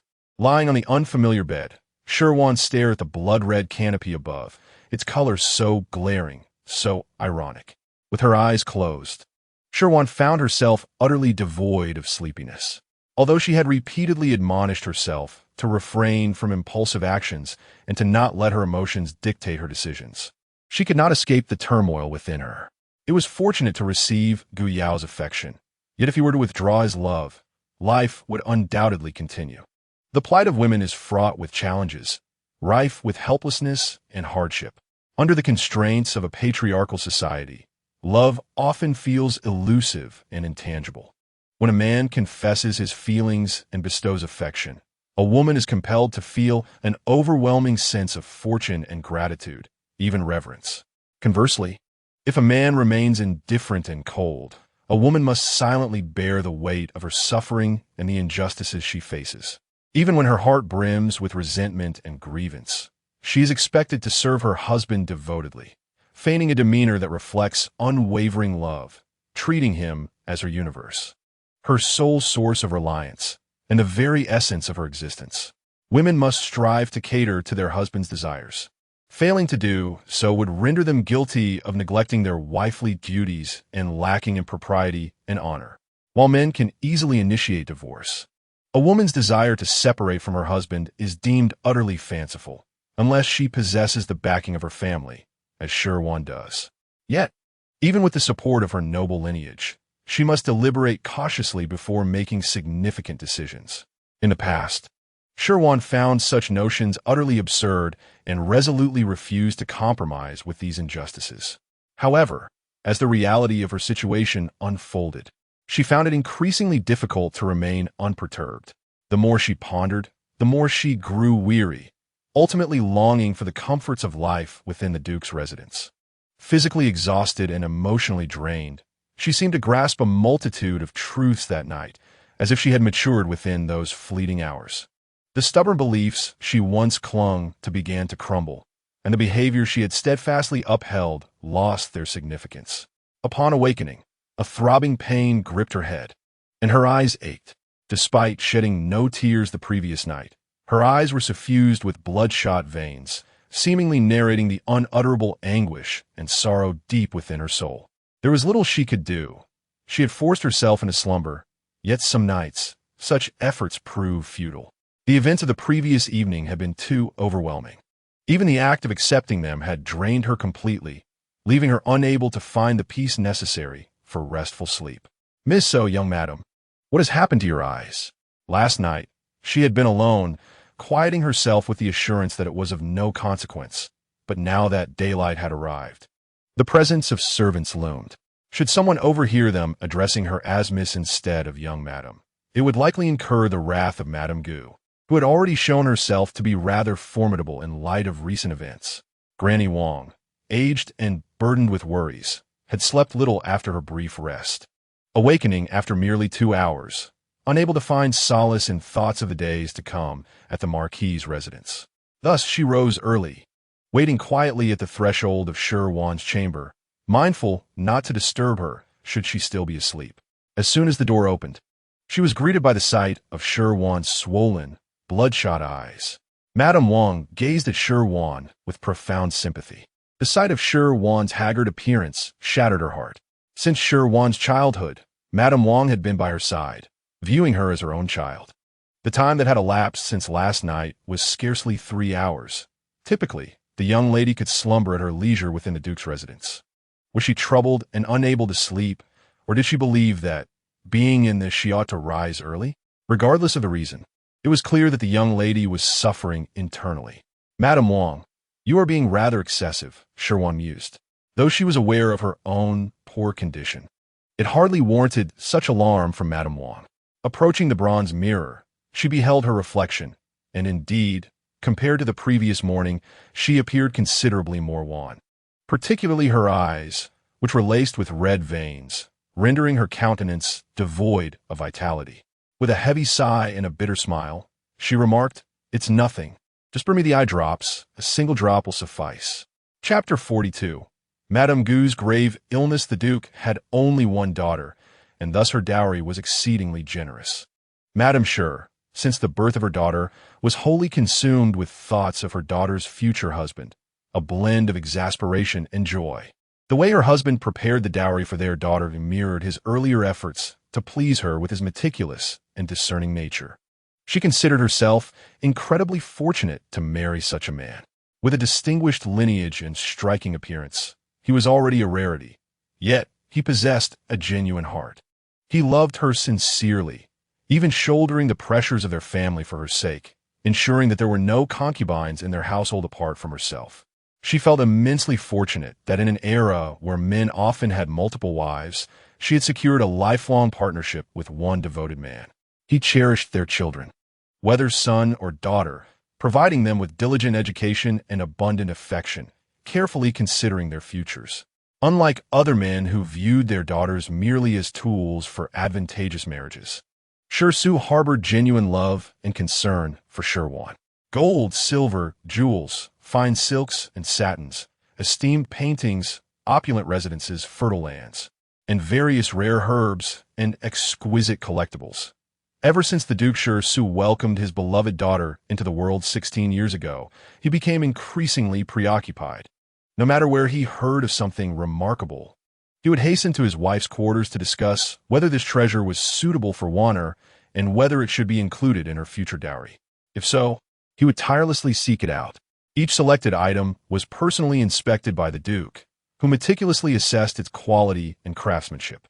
During his leisure, he would sketch designs, infusing his affection into each creation, subsequently commissioning skilled artisans to craft unique treasures exclusively for Shi Wan, ensuring that each piece was unparalleled. Though this endeavor consumed significant time, energy, and resources, he reveled in the process, finding immense joy in the ability to provide his one and only beloved daughter with the finest, most unique gifts the world could offer. The eye drops were among those cherished items, wielding considerable significance. In conjunction with certain ophthalmologists or through acupuncture, medication, or hydrotherapy, this eye care solution can even remedy blindness. Presently, Shi Wan only exhibits slight redness in her eyes and a touch of fatigue, a single drop in one eye, followed by a brief respite, and her eyes soon sparkle with vitality. The effects on her complexion and concealment of imperfections are indeed immediate, although it can enhance one's appearance. Wang Momo has also heard of this potion's efficacy in rejuvenating weary eyes. Yet, such improvements merely mask the external symptoms. The underlying discomfort remains unaffected, akin to a film applied over the eyes, showcasing only the best facade while concealing all that is undesirable beneath its surface. Furthermore, considering the significant grievances Shi Wan suffered yesterday, if she were to appear more fragile now, it would only deepen the guilt of the Gu family, thereby making her future interactions within the Ho residence somewhat easier. Fear not, a proper rest tonight will restore you, Shi Wan reassured Wang Momo. Young madam, it is time to freshen up. Following the opening of Shi Wan's quarters, Xiang Chao and Bai He had already awakened. Once Shi Wan had completed her preparations, Xiang Chao swiftly began to style her hair and apply her makeup. Today, Shi Wan's disposition was not at its best, causing the makeup application to take longer than usual. Upon finally exiting her room, she realized it was nearly the hour of Chun. She needed to hasten her pace, lest she be tardy. As a newlywed, she must not arrive late, as it would disrupt decorum and invite ridicule. Despite the extraordinary events of the previous night, she could not allow the customs to be compromised on her account. Upon arriving at Ningyan Courtyard, Shi Wan, after having adorned herself, entered the residence of Madame Gu. Li Momo, the young madam, has come to pay her respects. May I inquire where the madam is?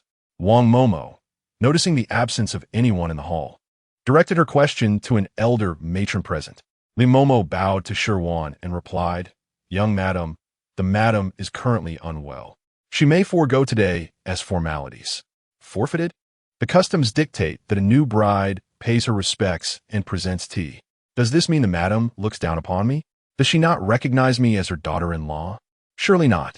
Shi Wan pondered internally. If Gu Yao were to neglect her for the sake of a beloved, she could understand. However, as the matriarch of the Ho residence, how could Madame Gu act so frivolously? Or was she genuinely ill, so gravely unwell that she could not partake in the tea of her new daughter-in-law?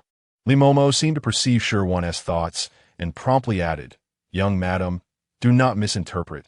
The madam is truly ill and remains in a state of unconsciousness." Shi Wan nodded slightly and then politely inquired, "May I ask, Li Momo, what afflicts my mother-in-law? Is it so dire? Has Madame Gu consistently struggled with her health? Yet, during the wedding ceremony yesterday, she appeared radiant and full of joy. Could it be that last night's events are the cause? What truly transpired?" Shi Wan resolved that she could not return in ignorance today. She must clarify the situation. Madame Li glanced at Shi Wan and respectfully replied, "Greetings, young madam." The madam awoke briefly not long ago and instructed this old servant to convey a few words. "Please proceed," Shi Wan urged. "Young madam, the madam expressed her hope that you would not take offense. After the incident yesterday, she fainted immediately, leaving no instructions behind. Consequently, the servants were momentarily at a loss, unsure whether to inform you of the situation, which is why you were left waiting all night, unaware of what had transpired. Therefore, upon regaining consciousness, the madam insisted that I must inform you that last night was indeed an unforeseen accident and not a deliberate act on her part. I sincerely hope you harbor no resentment. Upon awakening today, the madam was eager to send someone to explain the circumstances to you, but as dawn approached, it seemed inconvenient for you, so she decided it would be best to wait until you came to pay your respects." Shi Wan comprehended the essence of this message and nodded, encouraging Madame Li to continue. If what Madame Li said was indeed true, two crucial pieces of information emerged. First, something significant had indeed transpired last night, causing her mother-in-law to faint upon receiving the news. Second, her mother-in-law did not harbor the malicious intentions she had previously suspected. At the very least, she was willing to offer an explanation, demonstrating a willingness to engage in superficial niceties. As for Gu Yao's attitude towards her, Shi Wan had yet to discern it. Noticing a slight softening in Shi Wan's expression, Madame Li was about to elaborate when a voice from the bedroom interrupted them. "Is Wana here?" The voice was hoarse and fragmented, sounding quite frail. Madame Li turned and bowed, responding, "Yes, madam. Please allow Wana to enter. I shall speak with her personally." "Young madam, please." Madame Li ushered Shi Wan into the bedroom. The day had fully dawned, yet the windows and doors of Madame Gu's chamber remained tightly shut, allowing no light to penetrate. Shi Wan frowned slightly. The severity of Madame Gu's illness was not a favorable situation for the marquis. Such an ailment could not arise from trivial matters and would undoubtedly have significant repercussions for the household. Since Shi Wan was now wed into the marquis, she was bound to share in its fortunes and misfortunes. Thus, any troubles affecting the marquis would inevitably involve her as well. The room was illuminated solely by a flickering candlelight. "Come, Wana, sit here." Madame Gu beckoned Shi Wan, then suddenly seemed to recall something and waved her hand dismissively. "Never mind, just sit over there. I would not want to pass my illness on to you." Shi Wan refrained from feigning intimacy and took her place on the nearby couch. Prior to her arrival, she had felt some resentment towards Madame Gu. However, after hearing Madame Li's explanation, she understood that the delays were not intentional. Nonetheless, it was quite difficult for her to dismiss her feelings entirely. Moreover, given that they had not met in person since yesterday, overly affectionate behavior would appear insincere and out of place. Once seated, Shi Wan lifted her gaze to meet Madame Gu's. Recalling how vibrant and joyous her mother-in-law had appeared the day before, with a radiant complexion and a cheerful demeanor. However, the current Lady Gu appears pallid, her lips a ghastly white and slightly cracked, her eyes devoid of vitality, and her hair disheveled. The headband she wears only accentuates her ailing demeanor. Shi Wan finds it difficult to fathom how someone could deteriorate so drastically in just a few hours. Lady Gu manages a feeble smile before Shi Wan, yet the bitterness in her expression renders her even more frail. "Wana, did you rest well yesterday?" Shi Wan is almost amused. Any newlywed who has been neglected by her husband on the very first day would hardly have enjoyed a restful night. Nevertheless, Her upbringing dictates that she must respond with politeness, especially considering the elder's illness. "Mother, it was bearable yesterday." Shi Wan struggles to find the right words. She certainly cannot claim to have rested well, given that her husband left her alone in the chamber on their first night together. To assert that she had a good rest would invite disbelief and suggest that she is indifferent to her husband's family. Conversely, admitting to a poor night's rest would lead her to lament her misfortunes before others, risking gossip and speculation. Thus, Shi Wan resorts to a mere perfunctory response. "Waner, it is the whole residence that has wronged you." Cough, cough, cough. Lady Gu's agitation triggers a fit of violent coughing. Mother Li hastens to her side, gently patting her back to ease her discomfort. Observing Lady Gu's frailty, Shi Wan's irritation dissipates. As the elder coughs uncontrollably, she steps forward, intending to offer support. But Mother Li, accustomed to attending to her, swiftly intervenes, prompting Shi Wan to withdraw once more. Seeing Shi Wan's demeanor, Lady Gu is flooded with emotion. "My dear child, it is indeed the whole residence that has wronged you." Cough, cough, cough. After regaining her composure, Lady Gu continues, "Yaoer has gone to the border." The last few words are almost forced through her clenched teeth. It is not uncommon for a martial family, such as theirs, to have members like Gu Tsang and Gu Yao dispatched to the frontier. As the family of a military officer, they must adapt to the frequent absences from the capital. Yet, there have been occasions in the past when such hasty departures to the border resulted in grievous injuries upon their return to the capital. Once, the current Lord Ho, Gu Tsang, had followed his father to the borders under similarly urgent circumstances. Although the conflict was eventually resolved, Gu Tsang suffered severe injuries, leaving the military doctors helpless, merely prolonging his life until he could return to the capital for treatment. He required extensive recuperation before he could recover fully. That time was fraught with peril, with his life hanging precariously in the balance on numerous occasions.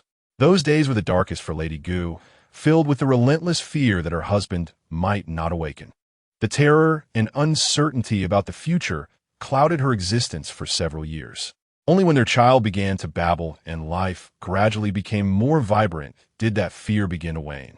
The events of last night bore an uncanny resemblance to those harrowing years past. Yet yesterday's circumstances were even more striking. It was her son's wedding day, a day that was abruptly interrupted by a summons from the emperor, after which he hurried home to gather his belongings for the border, leaving behind only a few scattered words. At that moment, Madame Gu was enveloped by an overwhelming sense of familiar dread. Her intuition warned her that this would once again spell disaster for the marquis's household. Thus, upon hearing the emperor's command for the marquis and Gu Yao to proceed to the frontier immediately, Madame Gu's reaction was understandably intense. Shi Wan leapt to her feet, her complexion ashen. What? A moment later, she seemed to realize her own breach of decorum, casting an awkward glance around before lowering her gaze and resuming her seat. Shi Wan endeavored to maintain her composure, yet the tremor in her voice betrayed her. Her hands quivered slightly as they clasped together tightly, struggling to suppress her rising panic. How could she not be unsettled? Just yesterday was their wedding day, and that very night, he departed for the frontier. The frontier. It was a place often fraught with conflict. Presently, relations with the northern Song Kingdom and the southern Fu Kingdom were exceedingly tense, with war looming on the horizon. The frontier was a graveyard, strewn with corpses and desolation. Gu Yao, a seasoned martial artist, had long been at the marquis's side, acquiring numerous strategies for leading troops. Yet, separated from the marquis, could Gu Yao bear the weight of command alone? However, the swords do not discern friend from foe. No one could guarantee Gu Yao's safe return. Even if he were to come back, would he return whole? And if he did, how long would it take? And here she was, on the very first day of her marriage. What if Gu Yao did not return? Would she not then be destined to live as a widow? What if he returned, but maimed? Which vibrant young woman does not wish for her husband to be handsome and gallant? She was merely 16. Last night, Shi Wan had pondered the reason for Gu Yao's prolonged absence from her chambers, speculating whether it was due to the malice of her mother-in-law, or perhaps Gu Yao's own recklessness, lingering in revelry on their wedding day, or even a lingering affection for another, reluctant to share a bed with her. Regardless of the circumstances, if she were to suffer any grievance, she could always seek solace in the Duke's residence and confide in her family. Chapter 44. Acceptance and resignation. Yet, under the current circumstances, what grounds did she have to return to the Duke's estate and weep? Gu Yao, her husband, was departing for the tumult of war, for the emperor's realm, for the well-being of the countless citizens of their nation. His sacrifice could hardly be deemed a burden. It was merely a testament to his sense of duty. If she were to harbor resentment over her husband's temporary absence and his commitment to his country, she would likely invite scorn and reproach from society. What Shi Wan could do now was not to cast blame or nurture resentment. Rather, she must support her husband in his martial endeavors, embracing the honor of being Gu Yao's wife. The burdens of her grievances she would bear alone. What calamities were unfolding at the frontier? As a sheltered young woman, Shi Wan possessed little understanding of state affairs. Yet, she was aware of the turbulence within the nation. Her father, upon returning from court, seldom spoke of state matters in the presence of women in the household, yet at times, when wearied, he would voice his frustrations, which she occasionally overheard. At that time, however, Shi Wan paid little heed. What concern had she, a mere girl, for the affairs of the state? Nature has bestowed upon us towering mountains like fathers, and within the court, a multitude of astute ministers diligently fulfill their duties, receiving their salaries and alleviating the sovereign's worries. Yet, unexpectedly, on her very first day in the marquis's residence, she found herself deeply entangled in matters of consequence. Sure, one had contemplated the possibility of her husband departing the capital for the border, but she had assumed that some time would pass before such a circumstance arose, perhaps when she was with child, or when the infant first uttered sounds, or even when the child began to speak. She never anticipated that such a scenario would arrive so swiftly. In the past, when her father was troubled, her mother would offer him solace, allowing her to simply be a dutiful daughter. Now, having matured into another's wife, she wondered if she too would need to bear the burdens of her husband's concerns, just as her mother had done. Must she, despite her husband's absence from the capital, fulfill the responsibilities of a wife? Should she assist her mother-in-law in managing the household? Would she need to serve her mother-in-law in place of her husband, fulfilling her filial duties? What had transpired with her mother-in-law? Seeing Madame Gu cough intensely, Granny Lee brought her a cup of warm water to ease her discomfort. Once her condition improved slightly, Madame Gu steadied herself and spoke. "Won her last night." The palace urgently summoned Yao and the marquis. The decree did not specify the nature of the matter. When I noticed their prolonged absence, I sent someone to inquire. It was only at the hour of the dog that news arrived. There had been disturbances at the nation's borders, perilous in nature, necessitating immediate deliberations for resolutions. At that moment, an unsettling premonition gripped my heart, yet I thought it unlikely they would remain out all night, so I suppressed my unease and continued waiting, refraining from disturbing your rest in your chamber, hoping that Yao would return to inform you personally. Finally, at the hour of the pig, the marquis and Yao returned, not to rest, but to prepare their belongings in haste. They were in a great rush, and, as a woman of the inner quarters, I dared not inquire further. The marquis briefly relayed a few urgent matters. Within the span of a single T.S. brewing, he and Yao donned their armor and departed the marquis's residence, heading straight for the borders. It was at that moment that I succumbed to a fit of coughing and fainted. It was not until dawn that I awoke, and, upon regaining consciousness, I wished to send someone to inform you to ease your mind. However, it seemed you were still in a deep slumber, and I feared that visiting you then might disturb your rest. So I resolved to wait until your morning greetings to convey the message. Regrettably, my own vigor waned, and I soon fell asleep again. Thus, when Granny Lee did not permit you to enter earlier, it was due to my condition. One, I am as yet unaware of the specifics of the situation. As women, we dare not pry into such matters. We must simply fulfill our own responsibilities and patiently await developments at home. Madame Gu, supporting herself, conveyed everything that needed to be said. Though she was a mother-in-law and Shi Wan a new bride, the clarity of her explanation was unnecessary. Shi Wan could only endure the weight of it all. However, although Madame Gu is a woman of the inner chambers, she hails from a distinguished family and possesses a certain understanding of the nuances of human relations and the propriety of conduct.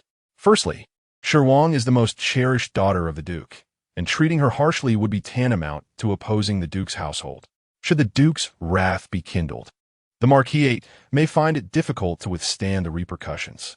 The union with the Duke's family was intended to forge an alliance, not to create enmity.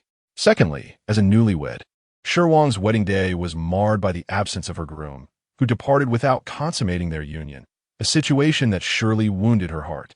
Such news, if it were to circulate, would not reflect well. Thus, it is imperative to clarify matters. Although the truth will eventually surface, it is far more considerate to communicate directly with Shi Wan rather than letting her learn from others.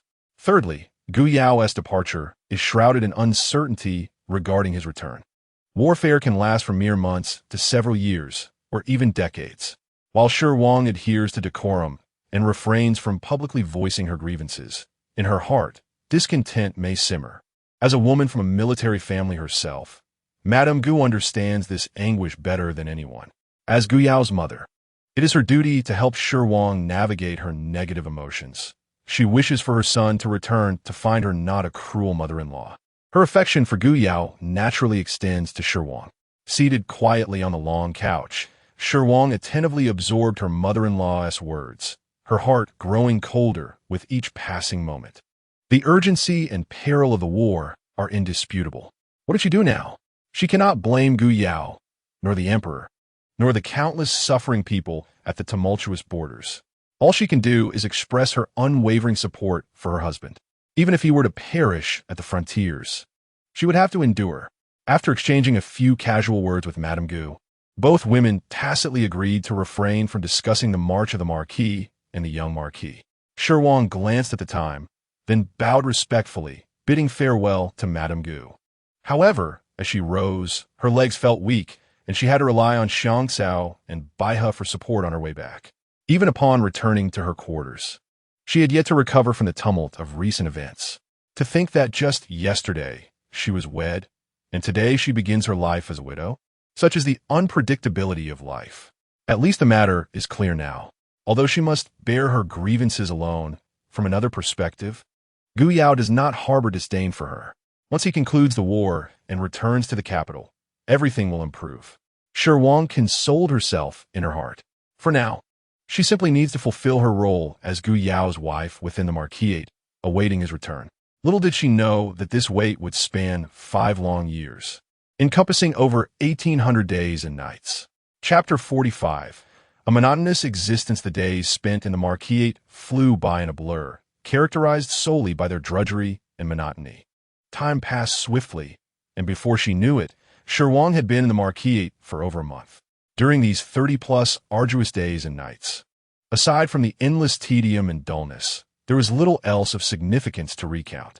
If Shi Wan had to endure such a life indefinitely, it would be one thing, but habits can be a formidable force.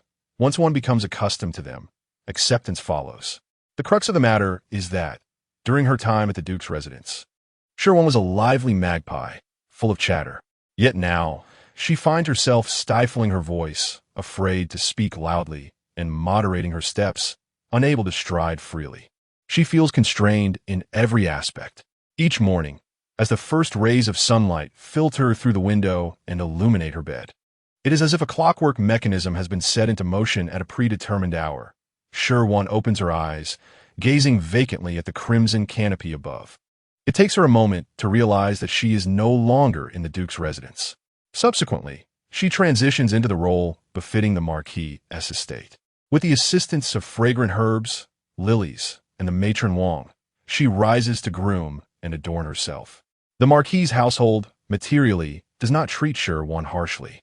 The food, clothing, jewelry, and servants are all quite generous.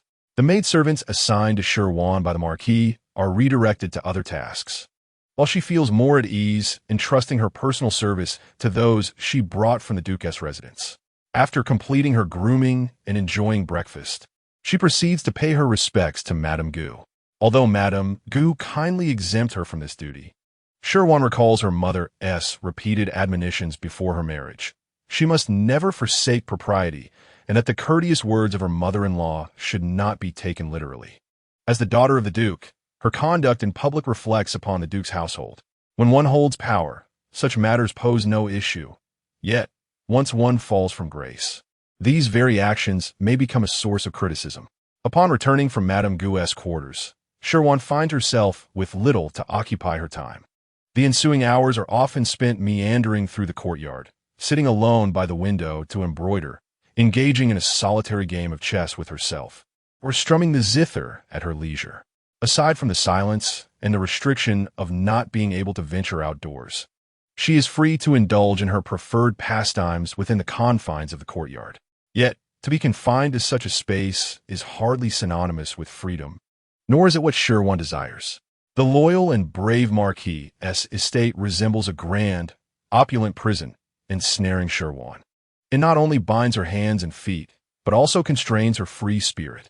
Every blade of grass and every tree here has been meticulously trimmed by the gardeners into a compliant form, and every room and tile mirrors the styles of the capital's aristocracy. They appear simultaneously magnificent and alien, cold in their splendor. Despite the constant presence of numerous servants, the profound loneliness within her remains an unshakable shadow. They are merely subordinates. Apart from their respect and obedience, no heartfelt conversations occur. In her boudoir, though her circle of friends was small, there were always a few companions with whom she could converse intimately. Having 2 or 3 close friends was already a considerable blessing. As the most esteemed daughter of the Duke, not many were inclined to confide in her, for most noble women were consumed by jealousy and offered only flattery upon meeting. A few young ladies of similar standing and shared interests would occasionally venture out together for leisure or host gatherings at their homes, leading to cheerful days filled with laughter. This was perhaps the epitome of freedom and exuberance.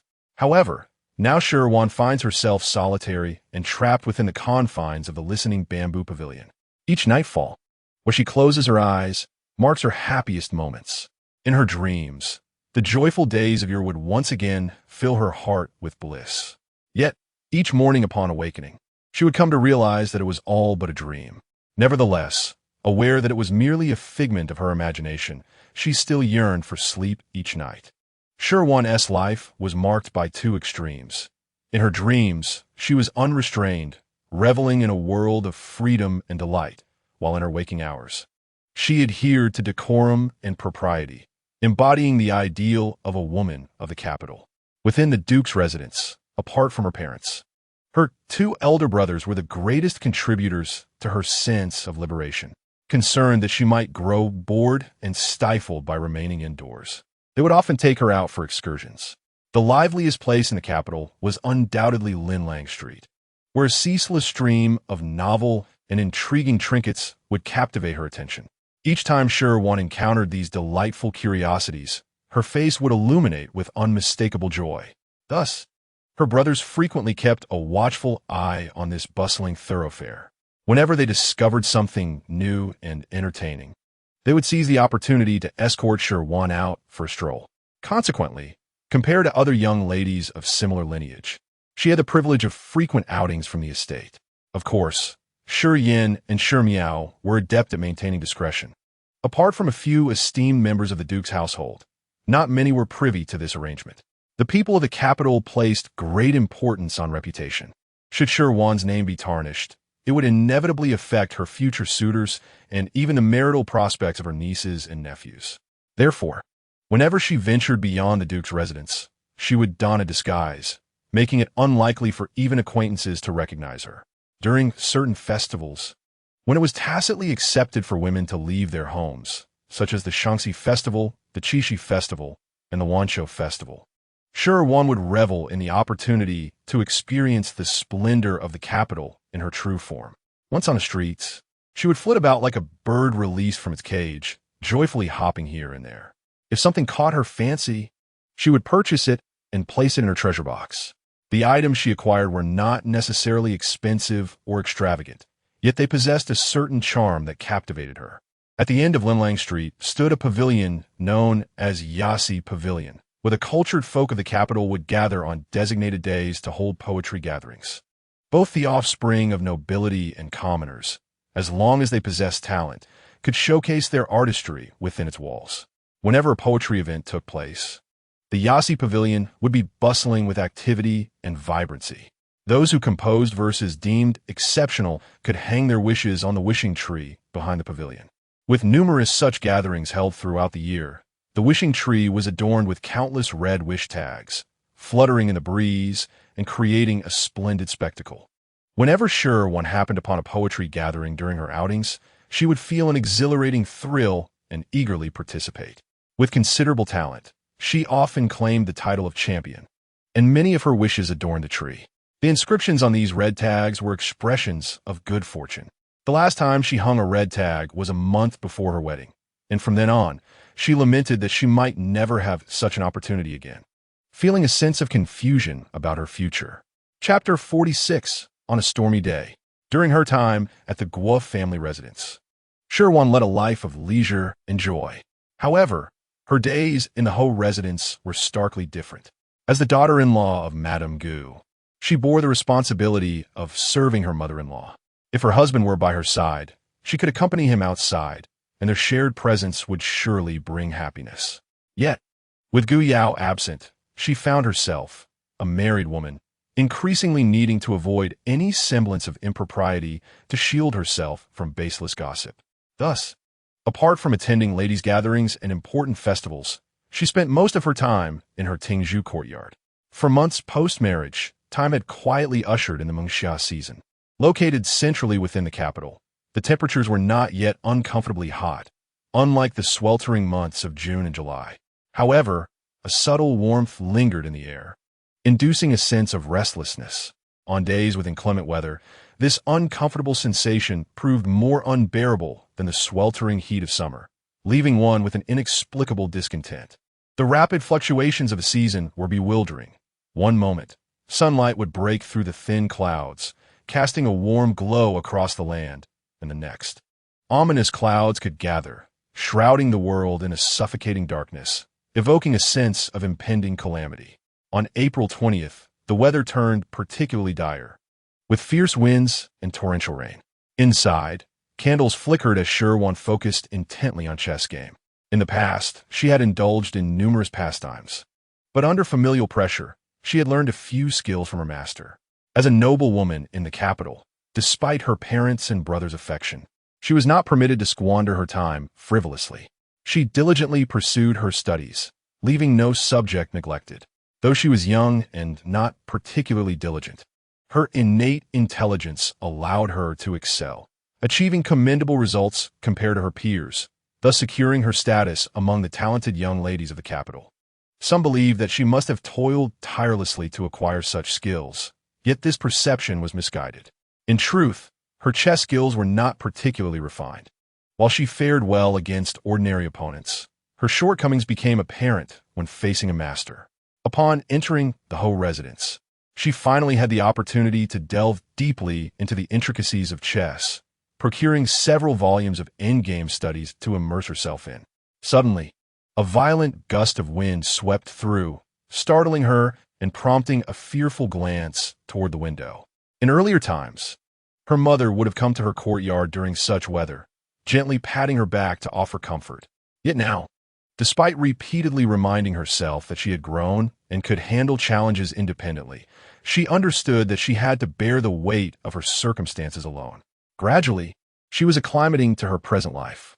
However, the weather today is utterly dreadful, possessing an overwhelming force that seems poised to engulf the entire world. In an instant, a tempestuous wind howls fiercely, akin to a ferocious beast, roaring with a gaping maw. The sound of the wind slices through the air like a sharp blade, piercing the eardrums with a chilling intensity reminiscent of wailing spirits, leaving one shuddering in fear. Following closely, torrents of rain descend from the heavens, battering the earth with a ferocity that seems intent on piercing the very core of the planet, splashing up waves of water. The relentless downpour rushes forth like a celestial river breaking its banks, surging with a cataclysmic force, as if it seeks to submerge the entire world beneath the ocean. The fierce winds intertwine with the torrential rain, wrapping around one another to create an impenetrable curtain of water. The exquisitely carved windows rattle violently, threatening to shatter into dust at any moment. Seizing this opportunity, the tempest invades the interior, extinguishing the feeble glow of the candlelight. Xiang Cao is utterly terrified, frozen in place. "Miss." Baihe calls out in a panic, her hands trembling. "Are you all right, miss?" Though Wang Mama is advanced in age and somewhat unsteady, her extensive experience with life's tempests, coupled with a smattering of martial skill, enables her to swiftly reach Shi Wan's side, enveloping her in a protective embrace. After a brief moment of disorientation, Shi Wan regains her composure. She extends her delicate hand to gently pat Wang Mama's back, signaling that she is unharmed. "I'm fine." Quickly, close the doors and windows. Then find the fire starter. To overcome the cacophony of the storm, Shi Wan exerts all her strength. "Oh, understood, Miss," Wang Mama replies. Xiang Cao and Baihe begin to cautiously feel their way around. Thunder roars. Lightning follows in quick succession, illuminating the darkened room momentarily. Seizing the opportunity, Xiang Cao and Baihe locate the doors and windows. Bang, bang, bang. In a few moments, they manage to secure everything. The fire starter, they chant. And at last, they find it and ignite it. The two exchange a glance, recognizing the fear mirrored in each other's eyes. The room is now aglow. Throughout this turmoil, Wang Mama and Shi Wan remain embraced. As the candlelight flickers to life, Wang Mama, seeing the calmness on Shi Wan's face, feels both relieved and pained. The young lady has matured, yet the cost of this growth is steep. "Let's light a few more candles," Wang Mama suggests. After lighting 3 more, the room becomes truly bright, dispelling the sense of dread. Though the world outside is still ravaged by wind and rain, the four within embrace one another warmly. In the moonlight courtyard, it is not only Shi Wan who awakens early to the dismal weather, but also Gu Rui. Such weather terrifies Gu Rui above all else. Madame Lin's temperament is unpredictable, shifting like the weather. One moment she may be filled with smiles, and the next, she could be casting furious glances. This is because Madame Lin harbors a deep disdain for such weather. It is only many years later that Gu Rui finally unravels the mystery of why Madame Lin so loathes these tempestuous days. Why does Aunt Lin treat her own child with such venom, as if he were the offspring of an enemy? The truth lies in the fact that Aunt Lin was heartlessly sold by her own parents during a time shrouded in darkness, amidst torrential rain and tempestuous winds. Little Aunt Lin was treated as mere merchandise, sold off at a pittance to a human trafficker. The rain washed away her tears, and the thunder drowned out her cries.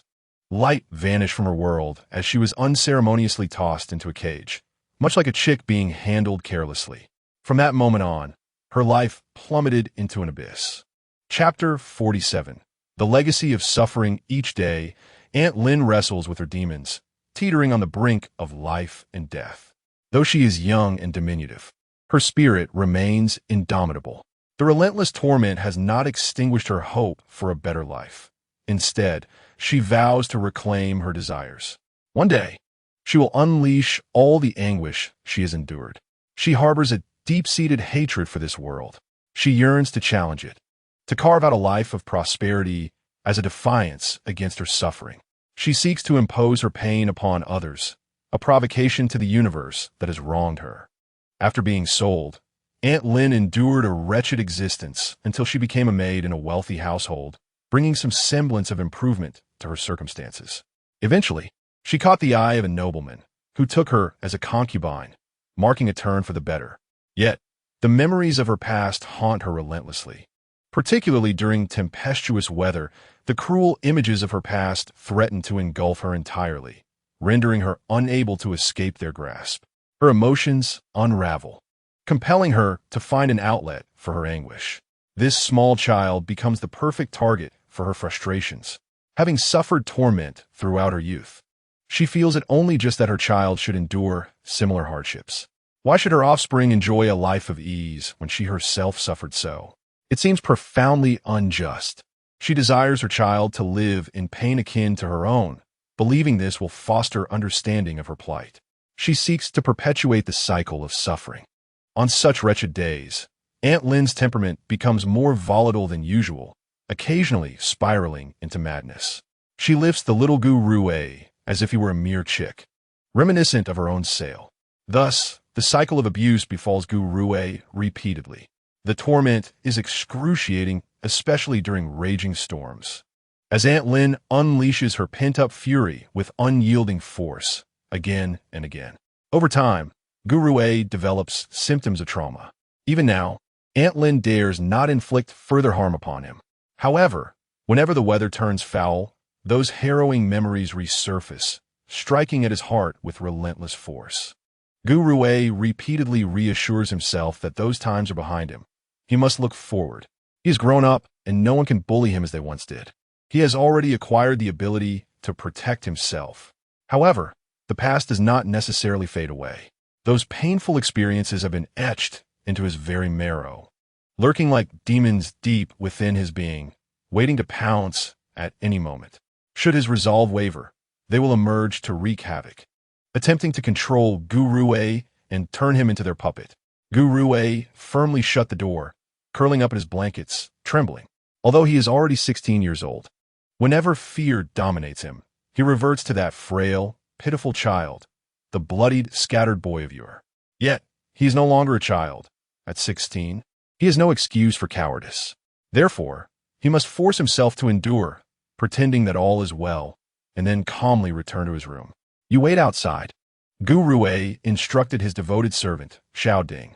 Though surprised, Xiao Ding, well aware of the second young master's temperament, refrained from following him in.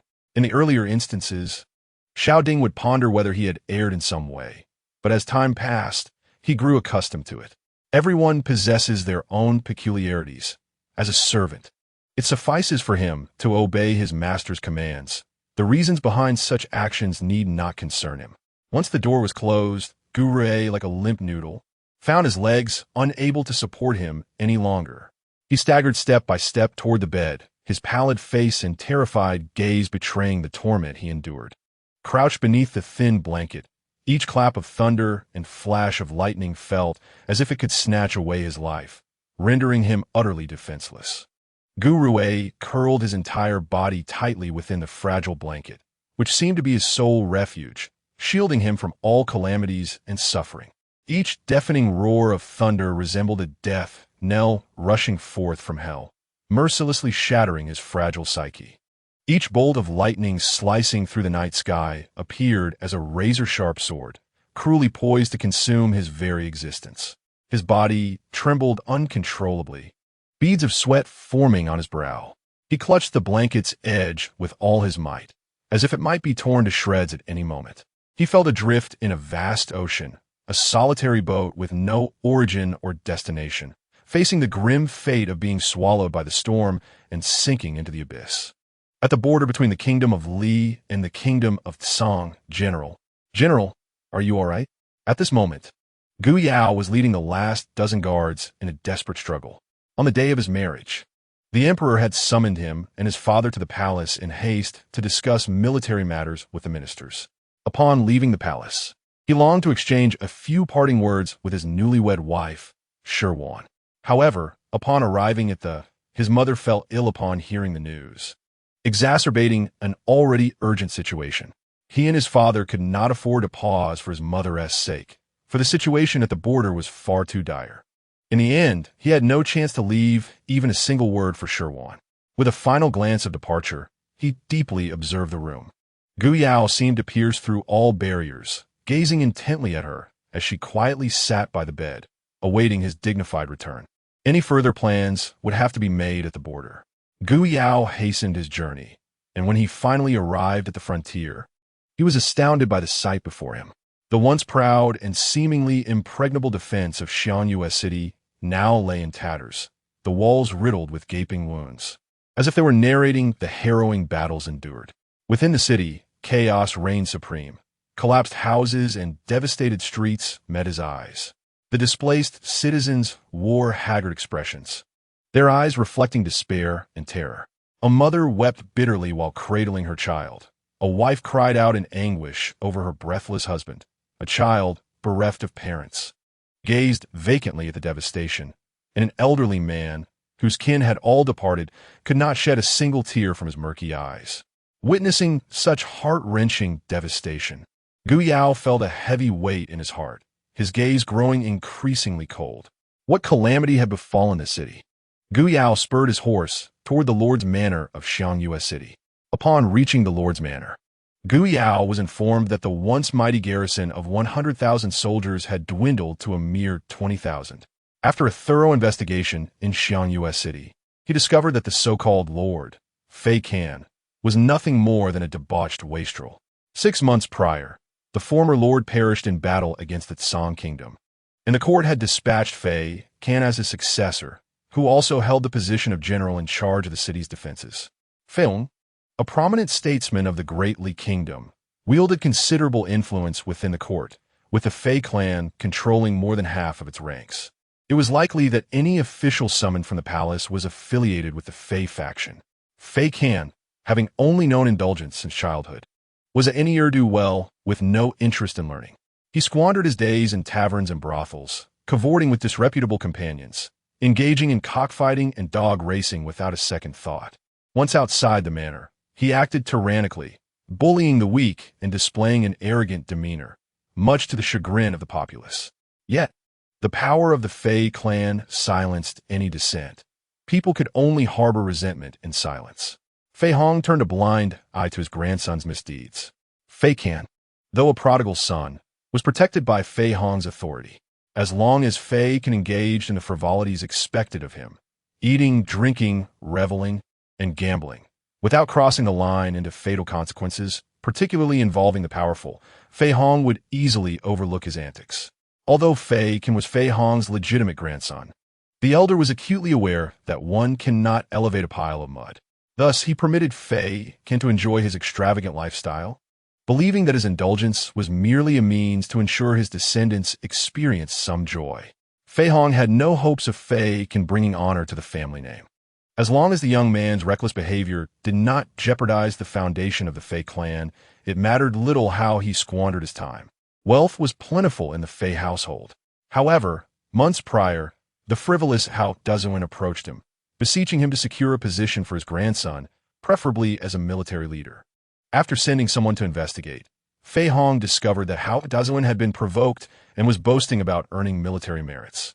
Fei Hong, well aware of Fei Can's incompetence, found himself unable to resist the persuasive whispers of his wife and the incessant nagging of Hao Dazuan, ultimately leading to his reluctant arrangement. This cunning old fox, Fei Hong, contemplated and devised a strategy. He planned to discreetly position one of his trusted confidants to accompany Hao Dazuan's grandson to the frontier for what was deemed training. Meanwhile, his confidant would assist Fei Can in managing military affairs. When the time was ripe, Fei Can would engage in bloody battles to earn glorious military achievements. With Fei Can comfortably enjoying his role as the city lord, the confidant would ensure that the necessary military merits were secured for him. Once Fei Can attain these accolades, he could return to the capital in splendor. Perhaps, in doing so, Hao Dazuan's grandson might truly alter his destiny and bring honor to the family. Fei Hong's arrangements were meticulous. Initially, Fei Can was quite compliant, adhering to his grandfather's directives and cooperating with the military leaders. However, for reasons unknown, he suddenly became arrogant and oblivious to his own shortcomings, disregarding the counsel of the military leaders and even plotting against them. From that point on, his conduct deviated vastly from that of a rational individual. Fei Can was inept in both defense and combat, issuing erroneous commands and, upon realizing his mistakes, stubbornly refusing to amend his course of action. Discontent and resentment towards him grew within the ranks. Yet, in his letters sent to the capital, he concealed the dire state of affairs, proclaiming that he was effectively safeguarding the city of Yangyue and ensuring the well-being of its citizens. He never admitted to his failures nor sought assistance from the capital. Even amidst the chaos engulfing Yangyue City, Fei Can feigned ignorance. With time, his defeats mounted, yet he remained unfazed, dismissing the gravity of the situation with a nonchalant remark that casualties were an inevitable aspect of warfare. Ultimately, when escape became his only option, Fei Can, fearing for his life, fled under the cover of darkness, taking with him a few loyal confidants and leaving the entire populace behind. Fortunately, the valiant deputy commander, Shen Zhao, rallied the remaining soldiers to fiercely defend Yangyue City, preventing it from falling into the hands of the forces from Songhua. Although the number of soldiers left in Yangyue City paled in comparison to that of the enemy, they had long since cast aside any fear of death, displaying remarkable bravery in battle. These were resolute men, willing to sacrifice everything for their homeland.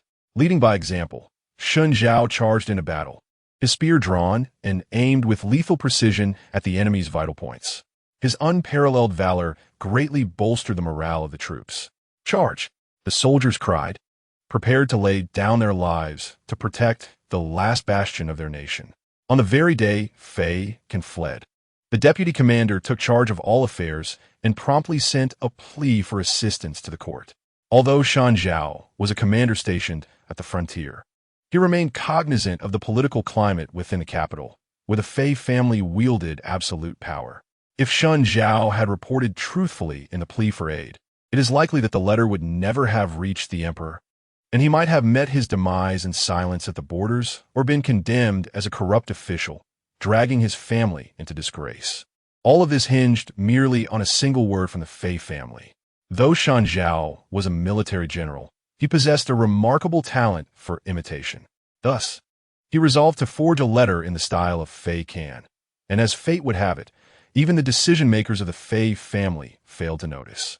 In the letter, he conveyed in Fei Can's tone that the forces dispatched by the Song kingdom to the borders were substantial, and the soldiers of Xiangyue City were grossly insufficient, urgently requiring reinforcements. Once the reinforcements arrived and stabilized the situation in Xiangyue City, he planned to discreetly send a messenger to his mentor in the capital to reveal the entire truth. Although Fei Can was utterly detestable, deserving of the most severe retribution, the immediate priority was to stabilize the situation in Xiangyue City. Hence, the day of Gu Yao's wedding coincided with his summons by the emperor. When Shun Zhao discovered that the commanding officer was Gu Yao, he felt a measure of relief. Gu Tsong was a crucial minister for the stability of the departing nation, and with Gu Yao having inherited Gu Tsong's true teachings, he was undoubtedly a chip off the old block. Upon arriving in Xiangyue City and witnessing the dire circumstances, Gu Yao was tempted to seize the city lord and execute him on the spot. His fury intensified upon learning that Fei Can had abandoned the citizens to save himself, igniting a desire to return to the capital and expose the entire Fei family. The presence of such a city lord was indeed a tragedy for the entire city. After a thorough discussion with Shun Zhao, Gu Yao meticulously crafted a comprehensive plan. Should the plan succeed, the ensuing years would witness no further conflict in Xiangyue City, allowing the citizens to live in peace. There seemed to be a glimmer of hope for redemption, and both Gu Yao and Shun Zhao exhaled in relief. However, unbeknownst to them, their strategy had been compromised. Consequently, Song Kingdom was fully aware of their every move, and they had been playing along, merely setting a trap to ensnare them all. Chapter 49. A decisive battle. The forthcoming battle was exceedingly brutal.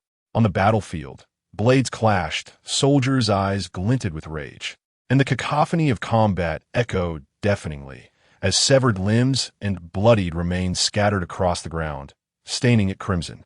Just as the bloodlust reached its peak, suddenly, a significant portion of the soldiers turned traitor, redirecting their blades against their comrades. The situation shifted dramatically in an instant.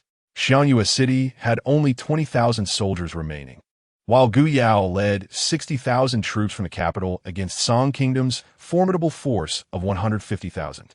Although the odds remained daunting, under the close coordination of Gu Yao and Shun Zhao, they managed to hold the enemy at bay while seeking assistance from nearby cities and continuing to dispatch pleas for aid to the capital, yielding reasonably acceptable results. The situation had not descended into irreversible chaos. However, when Gu Yao witnessed his soldiers mercilessly attacking their own, he momentarily froze in disbelief. What was happening? As he finally came to terms with the betrayal of a faction of Xiangyue City soldiers, the reality of his own wounds began to sting painfully, making him acutely aware that there were spies within his ranks, and this battle would inevitably end in catastrophic defeat. Suddenly, Gu Yao felt a surge of blood boiling within him. It was an anger born of betrayal. A realization dawned upon him. Since this was destined to end here, he would rather make the slaughter all the more brutal. Even in death, he would take down several soldiers of the Song nation, ensuring that those brigands would learn that the men of the nation were not to be trifled with or humiliated. Gu Yao appeared as though he were a war god, descended from the heavens, emanating a chilling aura. With each step he took, the resounding thud of his presence echoed like a drum, reverberating through the very souls of his terrified enemies. His indomitable spirit surged forth like an unstoppable torrent, sweeping all before him. Under the influence of such terrifying power, wherever Gu Yao ventured, the enemies trembled in abject fear, retreating and scattering in disarray. His gaze was piercing, as solid as reality itself. A mere glance from him sent shivers down the spines of the enemy forces. When Gu Yao fixed his gaze upon a soldier, a wicked smile curled upon his lips, and that soldier seemed to have the very life force drained from him. The weapon in his hand faltered, and with a thud, he collapsed to his knees, frothing at the mouth, unconscious. The surrounding soldiers, witnessing this extraordinary spectacle, unanimously concluded that Gu Yao was possessed by a demon, and without a second thought, they cast aside their helmets and armor, fleeing for their lives. The Song nation's general, observing Gu Yao's astonishing demeanor, was equally astonished. Yet as a commander who had severed countless heads and sent countless souls to the afterlife, he could not afford to retreat, even if death itself had descended. To retreat is to die, he bellowed, and the soldiers barely managed to halt their frantic escape. Though the unseen terror before them threatened death, there were compensations for the families of the fallen. To be pierced by the general for fleeing would not only mean death, but also bring ruin upon their kin. Thus, they resolved to fight for their lives. One soldier picked up his weapon, inspiring another, and soon, the scattered courage of the Song soldiers rekindled. Rather than feeling dismay at this scene, Gu Yao found himself filled with an exhilarating sense of relief. To engage in a fierce battle before departing this world was the noblest farewell for a soldier. Wrapped in a shroud of horsehide, one could die with dignity. Charging into the fray, he sought to protect the gates of the nation, to grant its people a measure of peace, to bring honor to the loyal and valiant marquis, and to secure a semblance of stability for his newly wedded wife. Chapter 50. A turn of events at the frontier. At that moment, he felt deep remorse for Wan. On the very first day of their marriage, he had neglected her. As a husband, he had utterly failed. Though it was never his intention, the harm was nonetheless real. Now, he faced the imminent prospect of her becoming a widow.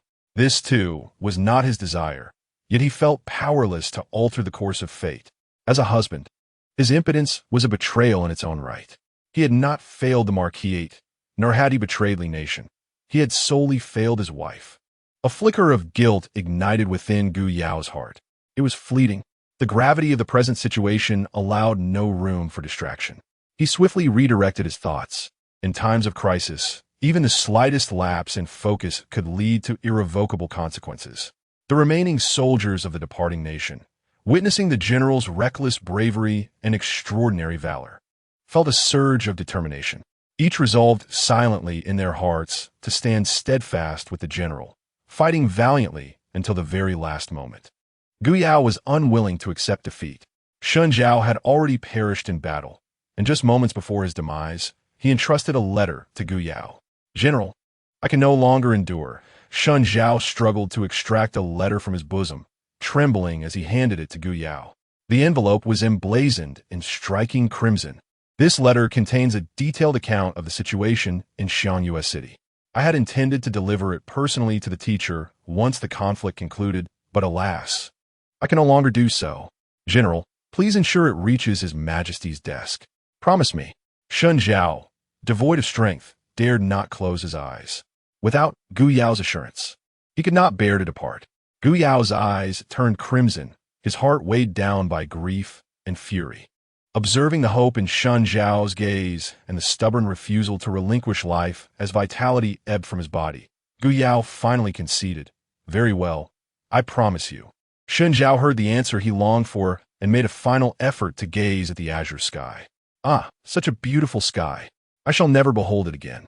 Farewell. At least I leave with a clear conscience." With that, Shun Zhao breathed his last. A heavy sorrow enveloped Gu Yao. Just moments ago, they had been strategizing together at the table. In that instant, Shun Zhao had been vibrant and filled with fighting spirit. Now, he was merely a cold corpse. Gu Yao stared at the multitude of lifeless bodies, his soldiers, his brothers, and felt an intense hatred for his own impotence in preserving their lives. They were vibrant beings, sons to their mothers, husbands to their wives, fathers to their children, soldiers of the departing nation, and warriors revered by the masses. Gu Yao's hatred deepened for the spies and traitors. If not for the spies' betrayal, if not for the traitors' collusion with the enemy, they could have put an end to this war. Gu Yao looked upon those who had been his soldiers yesterday, but now turned against him as rebels. He wished fervently for the power to vanquish them completely. Yet he, too, was merely flesh and blood. After relentless combat, he was on the verge of collapse. If not for his indomitable will, he would have succumbed long ago.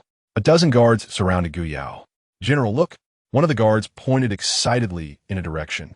Gu Yao strained his eyes to see, recognizing the approaching figure. "General, it is the marquis," declared a guard with keen eyesight. Chapter 51. Acting like a death warrior. "Father? Has my father received my plea for help?" His father had accompanied him from the capital, but had separated as they neared Xiangyue City. He had not anticipated such swift support from his father. Although his father's troops were few, they could at least alleviate the current dire situation. As a seasoned veteran, his father possessed ample experience and would surely devise a strategy to overcome adversity. His father's reputation was illustrious, and every soldier had heard tales of his valor. The arrival of his father would undoubtedly bolster their morale significantly. Thus, the arrival of the father was fortuitous for them. Gu Yao and a dozen or so guards felt a slight sense of relief. However, at a critical moment, Gu Yao discerned something amiss with the army following his father. His father, anxiously gazing in Gu Yao's direction, was wholly preoccupied with his son and oblivious to the peril lurking nearby. "Father!"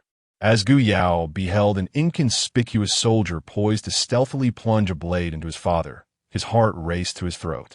He shouted in desperation. Yet his voice was drowned out by the cacophony of battle cries. Fortunately, the guards surrounding Gu Tsang remained vigilant, just as the soldier was about to strike. They intervened in the nick of time. Only then did Gu Tsang become aware of the precarious situation around him. Turning his head, he witnessed his guard fiercely subduing a soldier on the ground. "What transpired?" Gu Tsang inquired. The guard responded, "My lord, this soldier just attempted to harm you." The guard, evidently seasoned, swiftly incapacitated the soldier, binding his hands and feet to prevent him from taking his own life. This individual still held value. He cannot be allowed to perish easily. By employing certain special methods, through this lead, they could unearth the individual secretly orchestrating the events from behind the scenes. Should the assassin perish at this juncture, all leads would vanish, significantly complicating the investigation. During a battle, to attempt an assassination against a general is no trivial matter. The mastermind concealed in the shadows must wield considerable power. Gu Tsang nodded slightly, clearly satisfied with his guard, then cast a cold gaze upon the assassin, as if regarding a corpse. Before Gu Tsang could finish his command to dispose of him, the soldier coughed up blood. What? Did he manage to take his own life by chance? No, this was not right. Gu Tsang widened his eyes and followed the soldier's gaze, noticing another soldier withdrawing a knife and then swiftly slitting his own throat. The action was executed with utmost precision and without a hint of hesitation. It was the behavior of a death warrior. Exchanging a glance with Gu Tsang, the guards understood that the trail of clues had been severed, and a sense of dread settled in their hearts. "My lord, we must hasten to reunite with the young master," one guard urged, leading 5 or 6 others to shield Gu Tsang closely. 2 guards forged ahead to clear the way. As they advanced a few paces, the din of battle cries erupted behind Gu Tsang. Instinctively, he sensed trouble, although he did not yet comprehend the full extent of the situation. Years of experience warned him of impending calamity. Indeed, the soldiers he had brought were turning upon one another. In an instant, Gu Tsang realized there was treachery within the ranks. As he reflected upon the events he had witnessed with Gu Yao, he discerned that not only his own forces were compromised, But Gu Yao's as well had fallen into a trap. Chapter 52. The encounter of father and son who, indeed, possesses such grand designs. How could they orchestrate this without either Gu Tsong or Gu Yao being aware? What a cunning strategist. Gu Tsong scoffed inwardly, mentally cataloging those who were at odds with the marquis' household. There are many suspicions, yet they remain ambiguous. Gu Tsong suppressed all thoughts. There was no time to spare. He only wished to reunite with Gu Yao as swiftly as possible. "Let's go," Gu Tsong declared, striding determinedly towards Gu Yao's direction. Along the way, fearless soldiers attempted to obstruct his path, yet despite his aging frame, he still possessed enough strength to vanquish one adversary after another. "Father, Yaoer," at last. Under the escort of a dozen royal guards, the two met. However, the urgency of the situation allowed them no time for words. They fought while retreating, until only the two of them remained, standing at the edge of a precipice. The general of the Li Kingdom, Gu Tsong, and the young general, Gu Yao, had no path left to retreat. "I advise you to surrender," proclaimed Zhou, the leader of the Tsong Kingdom, in high spirits. He let out a hearty laugh, surveying the esteemed generals of the Li Kingdom from above.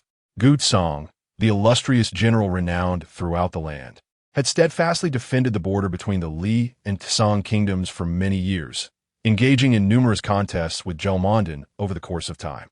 Gu Tsong's reputation resonated throughout the Li Kingdom. All understood that as long as General Gu Tsong guarded the frontier, the nation would remain untroubled. His valor and strategies were exceptional, often leading from the front, wielding his weapon to slay countless foes. Any opponent who knew they were facing Gu Tsong would generally hesitate to strike first. It was a near miracle that the Tsong Kingdom could barely maintain its gates against invasion. In the enemy's camp, the mere mention of Gu Tsong's name would instill trepidation. Zhou had initially approached the border with a dismissive attitude, deliberately instigating conflict and facing Gu Tsong multiple times. Yet each encounter ended in defeat. Ultimately, he conceded that he was indeed outmatched and withdrew to focus solely on the defense of his city. Bianxing City was an excellent fortress, easy to defend, yet challenging to attack. For the Li Kingdom to breach, it would demand a tremendous cost.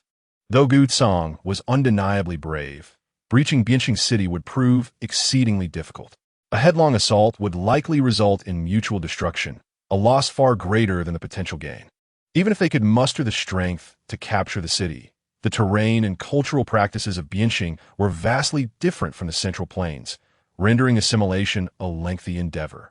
For the current Li Kingdom, seizing Bianxing City would yield nothing but a city that stood in opposition to their own. They lacked the resources to effectuate such transformation. Thus, Gu Tsong held steadfast at Xiangyue City, while Zhou maintained his position at Bianxing City, a distant yet reciprocal stance. Today, the one who had once kept Gu Tsong firmly suppressed, rendering him powerless and subject to humiliation, had now become his defeated foe. All their soldiers and guards had perished, leaving only the two of them, desolate at the cliff's edge, gazing into the abyss below, caught in a tumult of indecision and despair. Gu Tsong and his legitimate son, Gu Yao, stood in utter disarray, their eyes reflecting not only frustration but also confusion.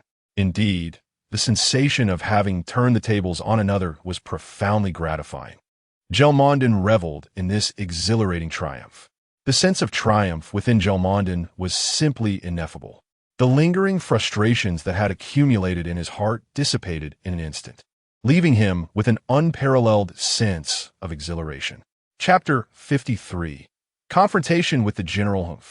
Zhou, as a military leader, how could you engage in such despicable and shameless acts, resorting to such vile and underhanded methods to win people's hearts, even going so far as to plant spies within my barracks?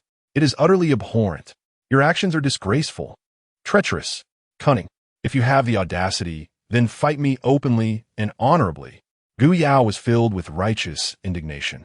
At that moment, he was at a loss as to who had betrayed him, channeling all his fury onto the man before him, a citizen of the Tsong Kingdom. Zhou, however, appeared to find the situation amusing, laughing uncontrollably rather than being angered. How naive, he chuckled, truly naive. It reminded him of his own youthful days. After laughing until tears streamed from the corners of his eyes, he leisurely remarked, "Ah, young lord, young general, you truly are somewhat endearing. Ha ha ha! Did your father not teach you that all's fair in war?" Gelmondin sauntered before them, occasionally raising an eyebrow provocatively. "Oh, by the way, I learned these principles from your own texts. Your military treatises are quite impressive. I shall certainly continue my studies." Gelmondin flaunted his knowledge before them, as if remarking on the splendid weather of the day. Gu Yao, still seething, found it hard to endure such humiliation. He, Gu Yao, was a paragon of elegance, possessing remarkable martial prowess with a father who was a great general and himself a young lord. With such a noble status, who could rival his grandeur? Save for the royal family, he had always been the one to receive accolades. He had never encountered such verbal assaults. In contrast, Guzong remained far more composed, a testament to his experience in numerous battles and years spent amidst death.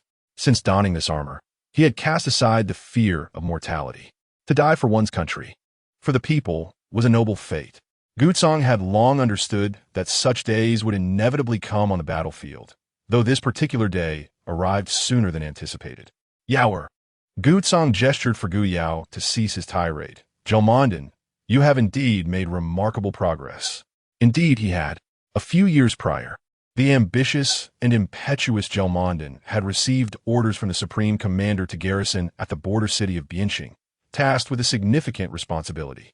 At that time, he was filled with youthful ardor and confidence, believing he could easily handle any enemy forces, treating the battlefield like his own backyard, dismissing others entirely. However, there are always greater powers and individuals beyond one's own. After several encounters with the enemy, each culminating in dismal defeats, Gelmondin found himself despondent. A series of setbacks had severely undermined his confidence, leading him to question whether he was truly fit to lead in the military. He nearly submitted his resignation to the supreme commander. That battle marked the darkest hour of Gelmondin's life, yet it also heralded his transformation. Defeated, he faced the most devastating loss in history. So severe was his plight that Gelmondin was left gasping for breath.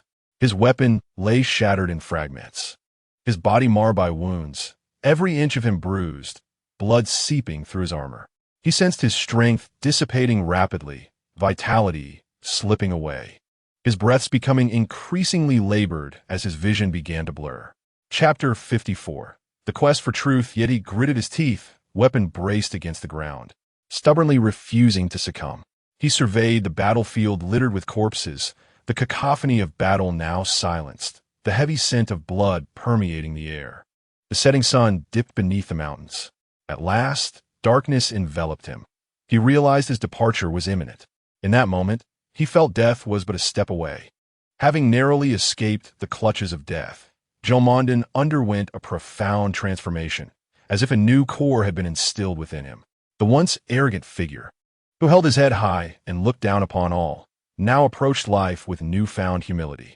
He began to acknowledge his shortcomings, scrutinizing his flaws with a spirit of modest inquiry, especially regarding Gu Tsong, whom he now studied as a worthy adversary. The impetuous, reckless Gelmondin of your had vanished, replaced by a man capable of setting aside biases, calmly analyzing both his and his enemy's strengths and weaknesses, and seeking the most effective strategies, contemplating before taking action. In the face of complex battles, he ceased to be self-assured, learning to view matters from Gu Tsong's perspective, anticipating the enemy's potential maneuvers.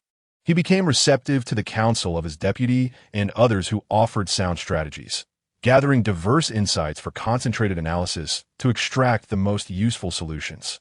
In subsequent battles, Gu Tsong could distinctly perceive Gelmondin's growth. Each encounter revealed an individual more formidable than the last. Gelmondin resembled an eager student, relentlessly learning from his failures. Gu Tsong, observing this, wore a look of satisfaction, as though he were praising his pupil's rapid progress. Gelmondin, buoyed by this acknowledgement, suddenly realized the absurdity of his pride. General Gu, let us not misconstrue the situation. You are presently my captive. Should you humbly seek my mercy, Perhaps I shall show leniency and grant you a few more days of life. Gelmondon, filled with hubris, contemplated bestowing grace upon him. The once exalted general now lay prostrate at Gelmondon's feet, pleading for clemency, a notion that invigorated Gelmondon's spirit. The mere thought of Gu Tsong's supplication brought an involuntary smile to his lips, his delight palpable. General Gu, I fear not death. However, there is one matter I do not comprehend, and I hope you will enlighten me. Gu Tsong, unwavering and dignified, did not allow his defeat to dishearten him, nor did he cower before impending mortality. He simply wished to uncover the truth before his final breath. Gu Tsong casually cast a glance at the precipice, a sight he was all too familiar with, having explored this very place himself. In the right circumstances, with a stroke of luck, perhaps one could escape death.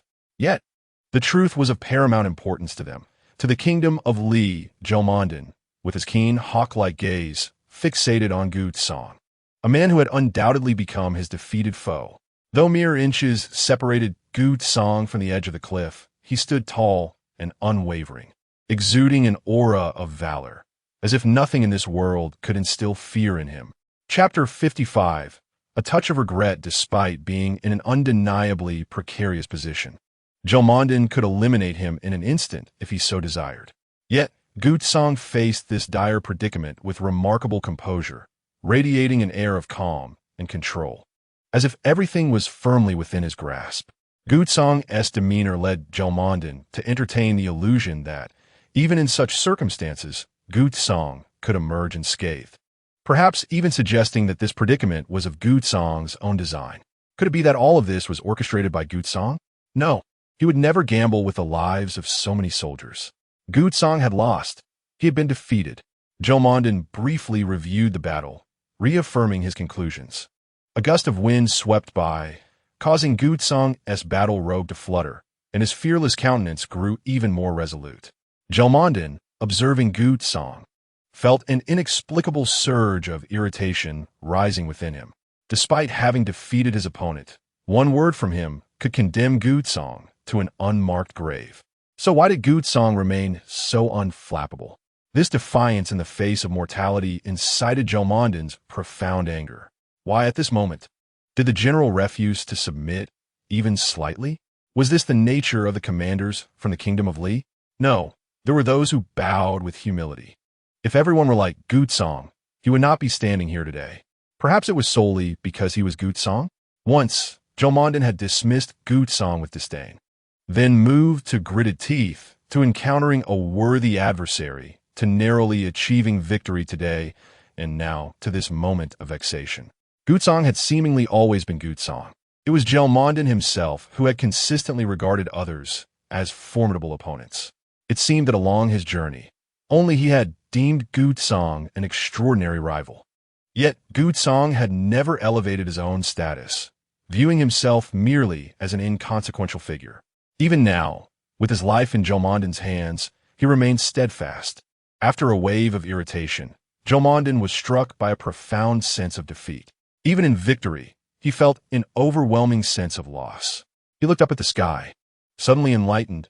Perhaps this was what it meant to be a hero. To stand against a hero like Gu Tsong made him a hero in his own right. However, even heroes must confront the inevitable. He had to eliminate Gu Tsong. Although he held a deep-seated admiration for such a general, their opposing allegiances precluded any potential alliance. He needed to eradicate all threats. Yet, as a worthy adversary, he couldn't help but feel a pang of regret. Such a person would indeed feel a profound sense of loneliness. Perhaps he might never encounter such a worthy adversary again in this lifetime. A sudden wave of solitude washed over him. They had battled for years, becoming old friends in the process.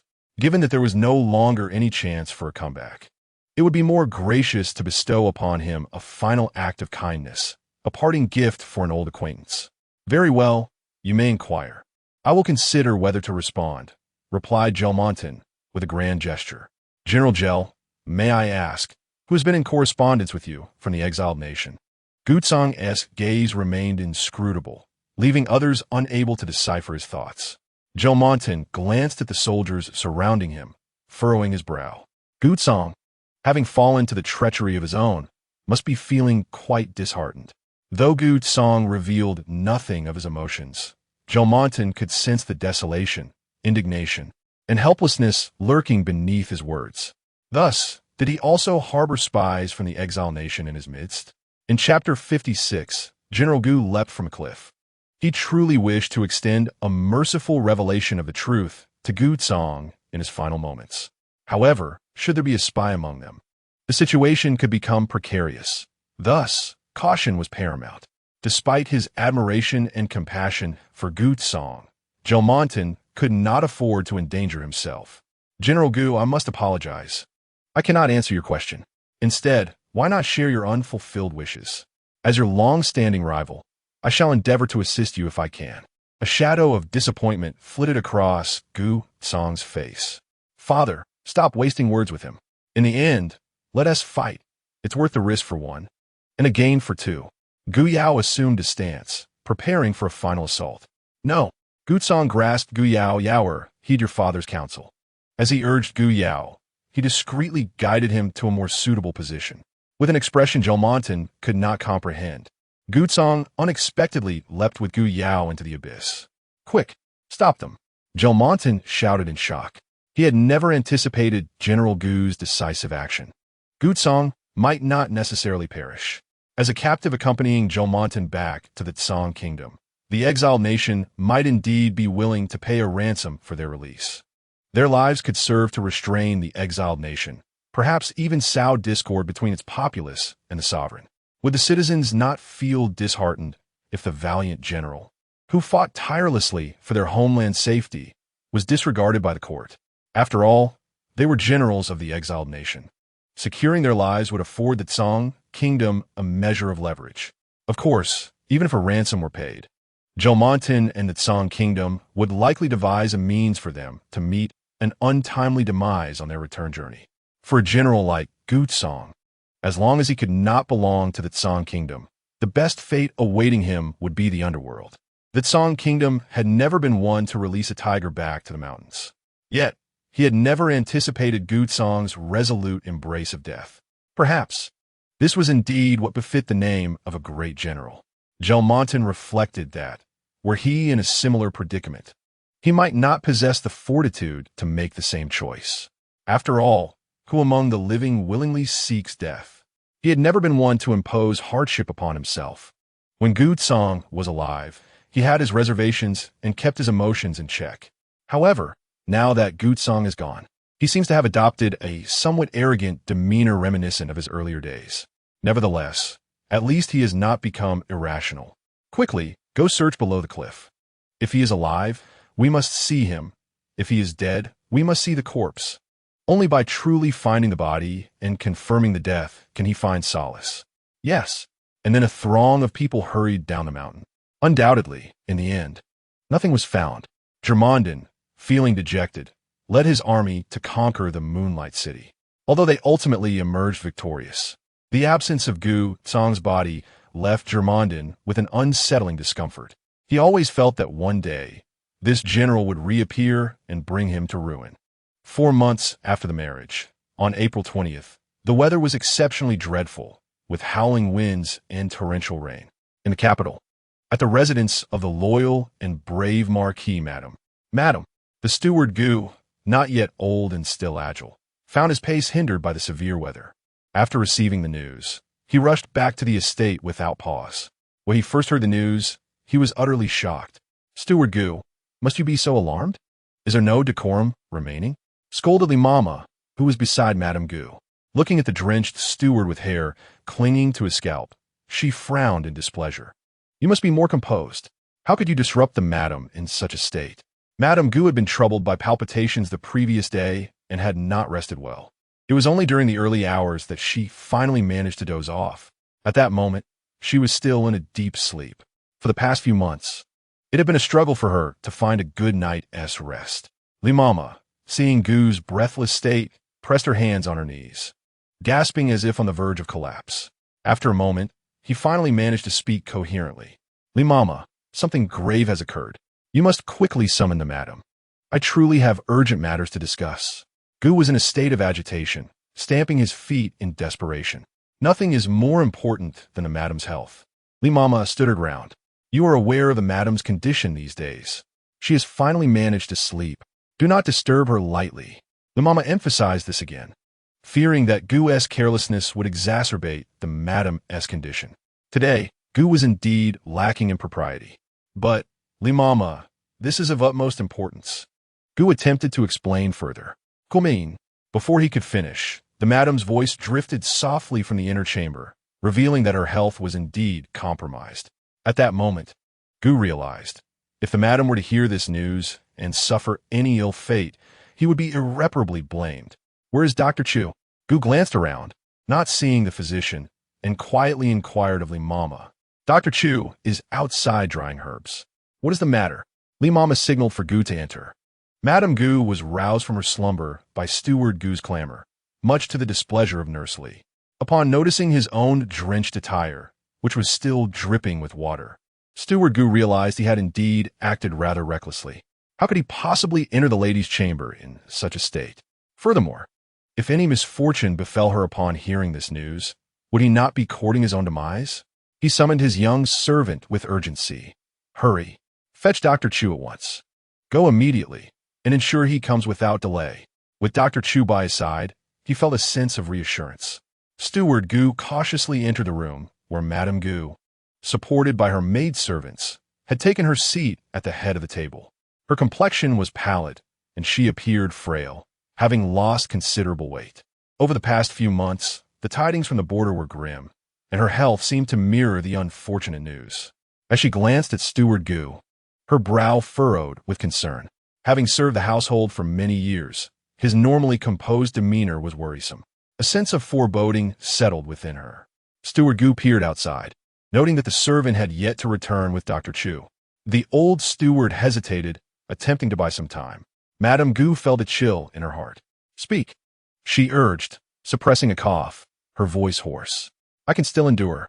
Regardless of the circumstances, this household depends on me. I cannot falter. No matter the calamity, I must remain steadfast. With such resolve, her body would not completely succumb to despair. Suddenly, thunder rumbled, as if resonating with the tumult of human emotions. Steward Gu, she called, her patience wearing thin. Seeing him hesitate to speak, her anger flared. The steward shivered at her tone, resigned to the inevitable. Very well, let it be. If I do not speak now, it will not be long before you learn the truth. Madam, you must remain calm. What I have heard may not be accurate. We should wait and see.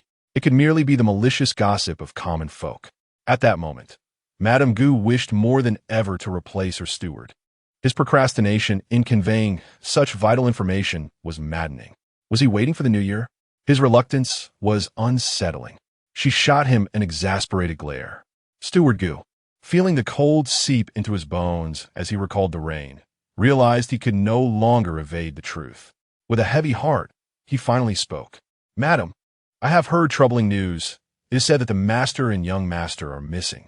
As he spoke, he furtively observed Madame Gu's expression. When he saw no change in her countenance, he mustered the courage to offer solace. Madam, it is likely mere rumors. Do not take it to heart.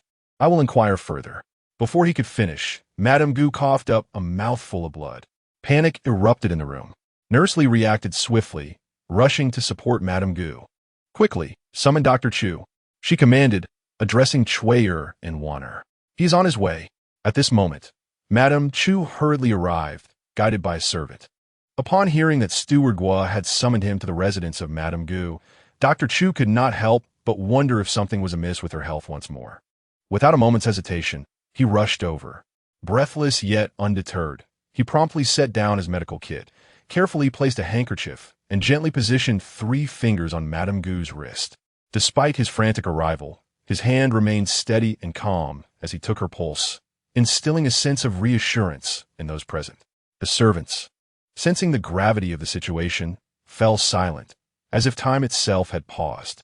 In that stillness, even the sound of breathing faded into the background. Moments later, Dr. Chu withdrew his hand, wiping the beads of sweat from his brow. Old Madame Li was the first to step forward, inquiring, Dr. Chu, how is the lady?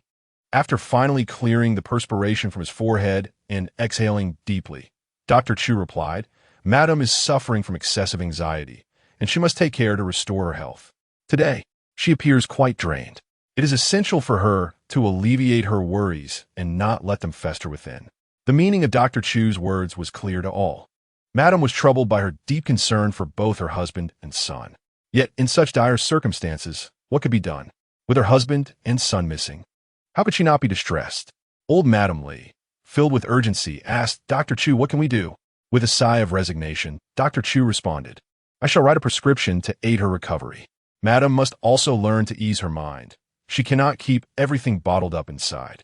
The unspoken sentiments in the room were understood by all present. Chapter 59. The Capriciousness of Human Hearts. Very well. I must trouble you, Dr. Chu. Please refrain from foraging for herbs today. Dr. Chu nodded in understanding, reluctantly carrying his medical kit to prepare medicine for Madam. Though he was skilled in healing, without the patient's cooperation, his hands were tied. Chuyer and Wanner remained in Madam's chamber to attend to her. Old Madam Li followed Steward Gua into the main hall. "Steward Gua, is what you said truly the case?" she whispered, her voice low with concern. "Old Madam, how could I dare to speak falsely? It is rumored widely outside. When I first heard it, I was skeptical, but I took the liberty to inquire in several places, and the news is indeed circulating. It is likely that soon the Emperor will issue a decree. What has truly happened to the Lord and young master? Alas, I do not know. There are countless rumors. Some say the marquis and young marquis have defected, while others claim they have perished in battle. The storytellers can conjure dozens of versions. We should await the Emperor's decree. Since ancient times, human hearts have been fickle. Outside, rumors spread like wildfire. Those close to Madame Gu, Chuyer, Wanner, and old Madame Li, along with key figures in the household, such as Steward Gua and Dr. Chu, stood united in their loyalty to the Marquis family during this tumultuous time. However, among the other servants and maids, whispers of various speculations began to sow seeds of doubt. Some sought new employment, while others surreptitiously pilfered items. In times of calamity, the myriad facets of human nature inevitably reveal themselves. In the listening bamboo pavilion, a voice exclaimed, "Young madam, it seems there's been a mishap with the lady." Vanilla rushed in, flustered. An hour prior, the weather had been dreadful. The fierce winds had extinguished the candles within the room. One might wonder why candles were lit in broad daylight. Alas, the tempest was so intense that darkness enveloped everything, rendering the interior nearly impenetrable even with the doors shut. Once a flickering candle flame illuminated their surroundings, the four huddled together. Although Shi Wan felt a tinge of unease, she did not betray her feelings. As the weather improved slightly, they returned to their usual tasks. Vanilla, skilled with her hands, intended to venture out to the storeroom for some needle, thread, and fabric to embroider a sachet for the young mistress, a remedy against mosquitoes for the sweltering summer ahead. However, upon stepping outside, she overheard the servants whispering amongst themselves. Being a personal maid to the young mistress, Vanilla was generally well regarded, hence the staff did not shy away from speaking in her presence. "What?" Vanilla inquired, astonished. "Where did you hear that?" The maid, looking around nervously to ensure no one was listening, finally exhaled in relief and whispered, "Vanilla, keep your voice down. You are the young mistress's confidant. While she has her protection, I cannot count on such fortune. Please do not reveal that I shared this with you." Lowering her voice, Vanilla pressed, "Are you certain you heard correctly?" "Of course I did. The word is spreading like wildfire outside." The maid insisted, her demeanor resolute, as if swearing by the heavens. Given the inclement weather, the maids had remained indoors to keep Shi Wan company. Thus they were unaware of the specifics unfolding beyond their walls. "Ah, I see. By the way, I will come find you for a chat next time. I must take my leave now." With that, Vanilla hurriedly dashed back to the Tingzhu courtyard. "Take it easy, no need to panic," Shi Wan said, noticing Vanilla's breathlessness as she approached to steady her. Vanilla seamlessly settled beside Shi Wan and recounted everything she had just learned, from the disappearance of the young lord to the illness of Madame Gu. Chapter 60. Shi Wan was informed Hibiscus and Nurse Wang spotted Vanilla's flustered demeanor from afar. As soon as Vanilla entered the room, they followed closely behind. They had caught every word Vanilla uttered, and their expressions shifted to one of concern. Previously, on the day of the young lord's wedding, he had departed for the frontier, leaving the young lady a laughingstock in the capital. They had hoped that once he returned, the rumors would dissipate, yet now this new development raised fears of further scandal. How could the young lady's fate be so harsh? Why had the heavens turned a blind eye? Vanilla, the youngest and most emotionally volatile among them, burst into tears upon witnessing the worry etched on the faces of the three. Vanilla, stop crying. The young lady hasn't even spoken yet. Why are you so distraught? Hibiscus chided, placing a hand on Vanilla's shoulder. Despite being nearly the same age, her disposition was far more mature. She often found herself comforting her younger friend, who had a penchant for tears in times of distress. Had it not been for her exceptional talent in hairstyling, perhaps the Duchess would not have permitted her to accompany the young lady. With a hint of exasperation, Hibiscus eyed Vanilla, yet her arms instinctively wrapped around her, gently patting her back as one would a younger sister in consolation. I apologize, dear lady. I have embarrassed myself once again. Xiang Cao wept softly, resembling a little kitten, innocent and pitiable. I've said, one should not call me miss, but rather young mistress. Bai had delivered a sharp reprimand. Oh, I understand now. So shall I address you as young mistress, then? Xiang Cao wiped away her tears, pouting as she stifled her sobs. Young mistress. The matron Wang has draped a cloak over Shi Wan. Yes. Let's first pay a visit to my mother. Gu Yao has been stationed at the frontier for 4 months, during which Shi Wan has not received a single letter from him. She seldom ventures out of the marquis's residence, and Madame Gu has excused her from the customary greetings, leaving her woefully uninformed about the marquis and the young marquis. Baihe, Xiang Cao, and matron Wang only bring forth joyous tidings, concealing any unfavorable news that might cause distress. The young mistress has already endured much, and they wish to shield her from rumors that may or may not hold truth. A pang of sorrow gripped Shi Wan's heart. For months had passed without a single letter. That day, he had left without casting a glance in her direction, resolutely departing without uttering a word. She had come to realize that in Gu Yao's heart, she truly held no place, no significance. In these months, Shi Wan had grappled with her thoughts. In her youthful naivety, she had once harbored a faint hope of finding a sincere love, someone who would cherish, adore, and hold her close, a love that would endure a lifetime. Like the tales in many a story, she had dreamed of being the sole object of his affection, desired to the point of heartbreak. What girl does not yearn for such singular devotion? Ultimately, she arrived at a realization. Some dreams may be entertained, yet in reality, one must confront the truth. In this long yet fleeting journey of life, to live safely and peacefully is already a greater fortune than many possess. Upon reflection, she recognized her inability to invest her entire being into one man. Life must continue even in his absence. Chapter 61. When the vessel is full, it overflows. Her life is filled with many significant individuals, her father, mother, elder brother, and aunt. If she herself cannot achieve such devotion, why should she impose it upon others? It is exceedingly difficult for a man to remain devoted solely to one woman. The man who can formally wed her, standing side by side through life's trials and tribulations, is sufficient. Love is merely a garnish. Without it, one can still lead a fulfilling life. In this capital, nay, in this world, truly loving couples are exceedingly rare. Not every pair can embody the love her parents share. One must not succumb to greed. Her origins are already more favorable than many others. This is a special blessing bestowed by fate. As for other matters, there is no need for excessive stubbornness. In this world, when the vessel is full, it overflows, disappointments abound, and one must meet them with a tranquil heart. If Gu Yao does not harbor feelings for her, yet she relentlessly pursues his affections through any means necessary, she risks losing not only superficial happiness and tranquility, but also her very dignity. One must cherish what they currently possess and refrain from allowing obsession to lead to self-destruction.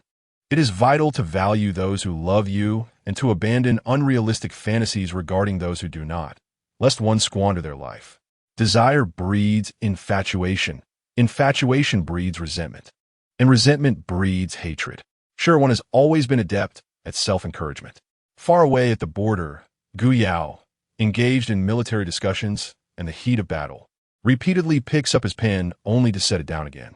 Gazing at the desolate frontier, he falls into contemplation. Their connection, though described as affectionate, feels somewhat strained.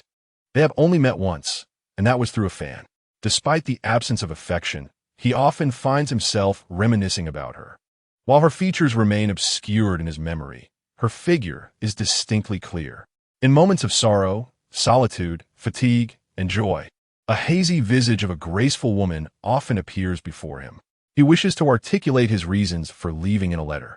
Fully aware that Wanner would likely disapprove of his departure, yet he fears that his words might deepen her misunderstandings. He hesitates, concerned that she might not receive his correspondence, leading her to feel disappointed in him, perceiving him as cold-hearted or indifferent. He is at a loss, uncertain how to proceed. He does not even comprehend what Shi Wan signifies to him. Perhaps it is solely because she is his wife that she occupies his thoughts, rather than for who she is as Shi Wan. Perhaps he is merely fixated on the notion of a wife's role, rather than the individual herself. Contemplating this leaves him inexplicably agitated, though he cannot pinpoint the cause of his unease. He surmises that the mounting tensions of war have frayed his nerves. Thus, during those moments of picking up and putting down the pen, months slip away unnoticed. In the Ningyan courtyard, he muses, "Mother, how is your health?" For months have passed, and sure, one has likely discerned the true nature of Madame Gu. Madame Gu does not belong to the category of women who seek trouble for the sake of it. In the capital, there are many who, relying on their esteemed status as matriarchs, subject their daughters-in-law to incessant trials and tribulations. Whether it be finding fault with this or that, or engaging in endless prattle today, only to entangle their sons tomorrow. These women possess no compassion for anyone but their own daughters. Some even harbor jealousy towards their young and beautiful daughters-in-law, believing that their arrival diminishes their sons' attention towards them. There are also those who, in a bid to assert their absolute dominance within the household, fabricate conflicts. However, Madame Gu is not such a person, at least not outwardly. Having maintained her position in the marquis's residence for many years, managing the household affairs, she must possess certain cunning. Even if she harbors discontent within, she would not readily display it. Concealing her emotions is an essential skill for her. Madame Gu would never act clumsily like those women from lesser backgrounds, openly showcasing their dissatisfaction. While she may not instigate conflict, she also does not readily approach others with intimacy. Shi Wan did not seek out Madame Gu, and Madame Gu, unless in dire circumstances, would not take the initiative to approach Shi Wan. The relationship between mother-in-law and daughter-in-law was one of mutual distance. Without a son or husband to mediate, any deliberate attempts at closeness felt uncomfortable for both women, leading them to remain in their respective quarters, each content in her own way. Shi Wan had heard numerous tales from her mother about mothers-in-law in the capital tormenting their daughters-in-law, and reflecting on this, she considered herself rather fortunate. On several occasions, when Madame Gu's health had deteriorated, Shi Wan, as a dutiful daughter-in-law, had visited her, bringing forth precious medicinal herbs from her own collection to aid in her recovery. At least in terms of actions, she could not be faulted. However, the prospect of forging an emotional connection with someone with whom she had no history felt peculiar. "Wana, what brings you here?" Madame Gu exclaimed, noticing the rain-soaked figure before her. "Limomo, quickly, help Wanner dry off." The wind and rain outside were fierce, and despite Shi Wan's carefulness, it was inevitable that she had gotten wet. The fact that her daughter-in-law had come to visit brought joy to Madame Gu. In this household, there was no one left with whom she shared bond. As for the three concubines, it was enough that they bore her no ill will. Their children scarcely crossed paths with her, making it challenging to forge any familial affection. Yet here was her daughter-in-law, despite the absence of deep feelings, still connected by blood as the wife of her eldest son. Shi Wan had brought her rare medicinal items, some of which were unattainable even in the marquis. Such a daughter-in-law was impossible to resent. Even in the absence of affection, the pretense of warmth was a welcome facade. Madame Gu was aware of the rumors circulating in the capital and recognized the burden it placed upon Shi Wan. As by he, the maid, handed over a cloth, she began to gently wipe away the rainwater from Shi Wan's clothes. Once the moisture had lessened somewhat, Shi Wan seated herself at the edge of the bed. "Mother, your well-being must come first. You are the cornerstone of the marquisate. Without you, the household cannot stand. You must recover." Bai He, hearing this, presented a box to Li Momo. "Wanner, you must not do this. These items are the heartfelt offerings from the Duke's residence. You cannot squander them." Madame Gu waved her hands dismissively. "What are you saying, mother? These are for your benefit. How could that be considered squandering? You must be well. Only then can the marquis and the young marquis focus on their duties outside." Shi Wan was aware of the troubling news regarding the marquis and the young marquis's disappearance, but she refrained from bringing it up. Firstly, she feared that mentioning it might worsen Madame Gu's condition. Secondly, the information was not yet confirmed, and she did not wish to propagate unverified rumors. Lastly, she hoped that Madame Gu would broach the subject herself. Although Gu Yao had not sent her any letters, he surely had communicated with Madame Gu. Even if Gu Yao had no correspondence, the Marquis would undoubtedly have received missives. Chapter 63. Gu Yao is missing. Upon hearing Shi Wan mention the topic, Madame Gu's gaze began to flicker with uncertainty. Initially, when she had first received the news, she had been overwhelmed with horror and concern, leading her to faint. Now, having absorbed the information, she found herself at a loss as to how to approach her daughter-in-law about it. At this moment, she felt an acute sense of guilt. After all, she had heard many unfavorable rumors about the Marquis's residence previously and chose not to disclose them to Shi Wan. The Marquis's family undeniably owed Shi Wan a debt of gratitude.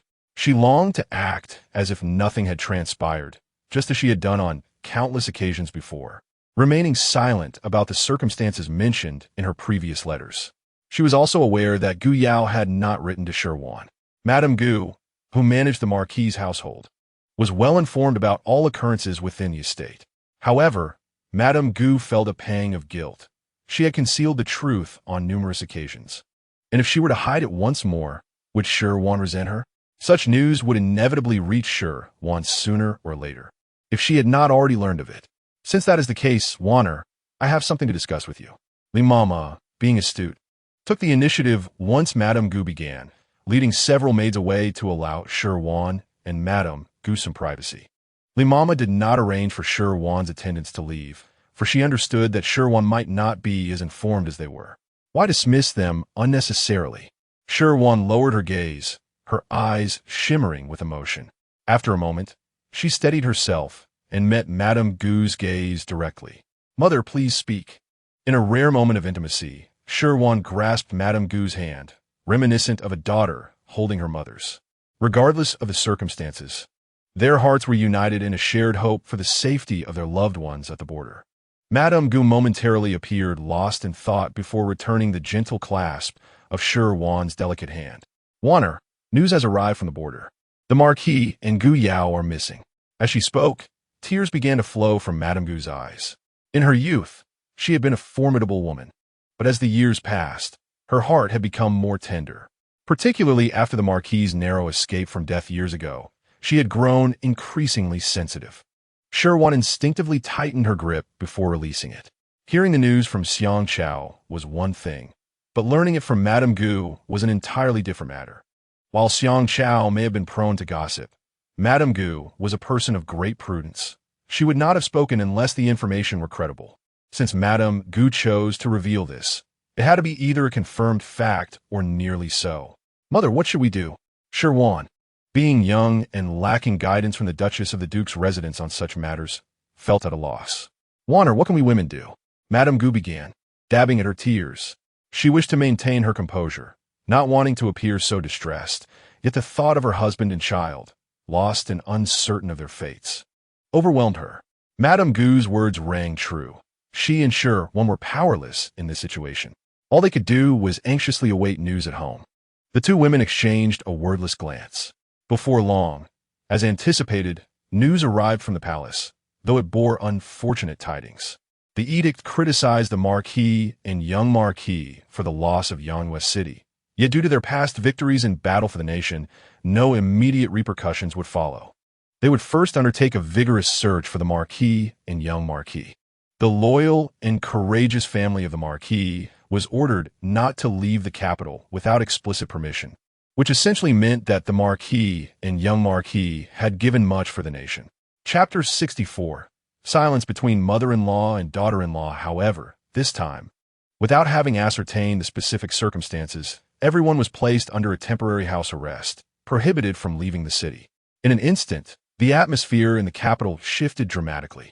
Many began to distance themselves from the loyal and brave marquis, and some, in an excessive display, even began to trample upon his reputation. It has always been thus. When a tree falls, the monkeys scatter.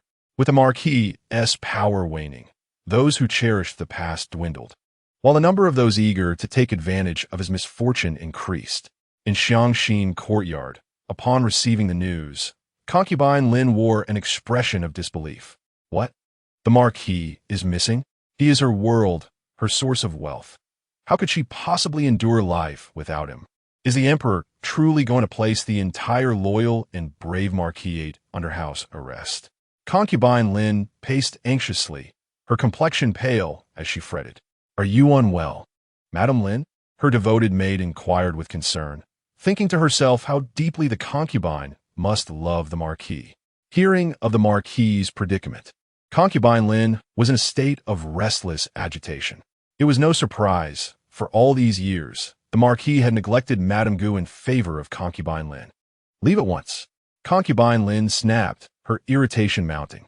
Already at a loss for what to do, the incessant chatter of the maid only added to her distress.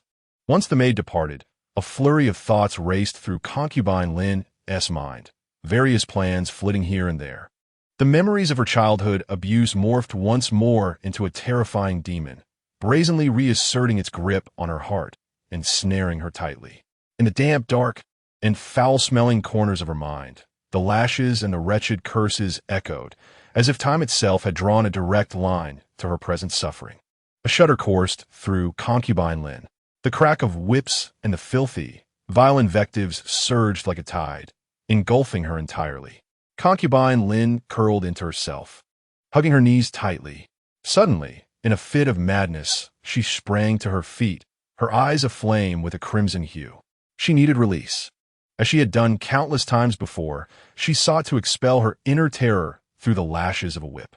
Currently, she could not vent her frustrations on Gu Rui. He had grown older, and she could not guarantee her safety should she strike him. In the past, when he was younger, no one believed his words. The marquis doted on her, allowing her a certain recklessness without consequence. But now things had changed. Gu Rui had matured and could assess situations with his own judgment. People believed him now.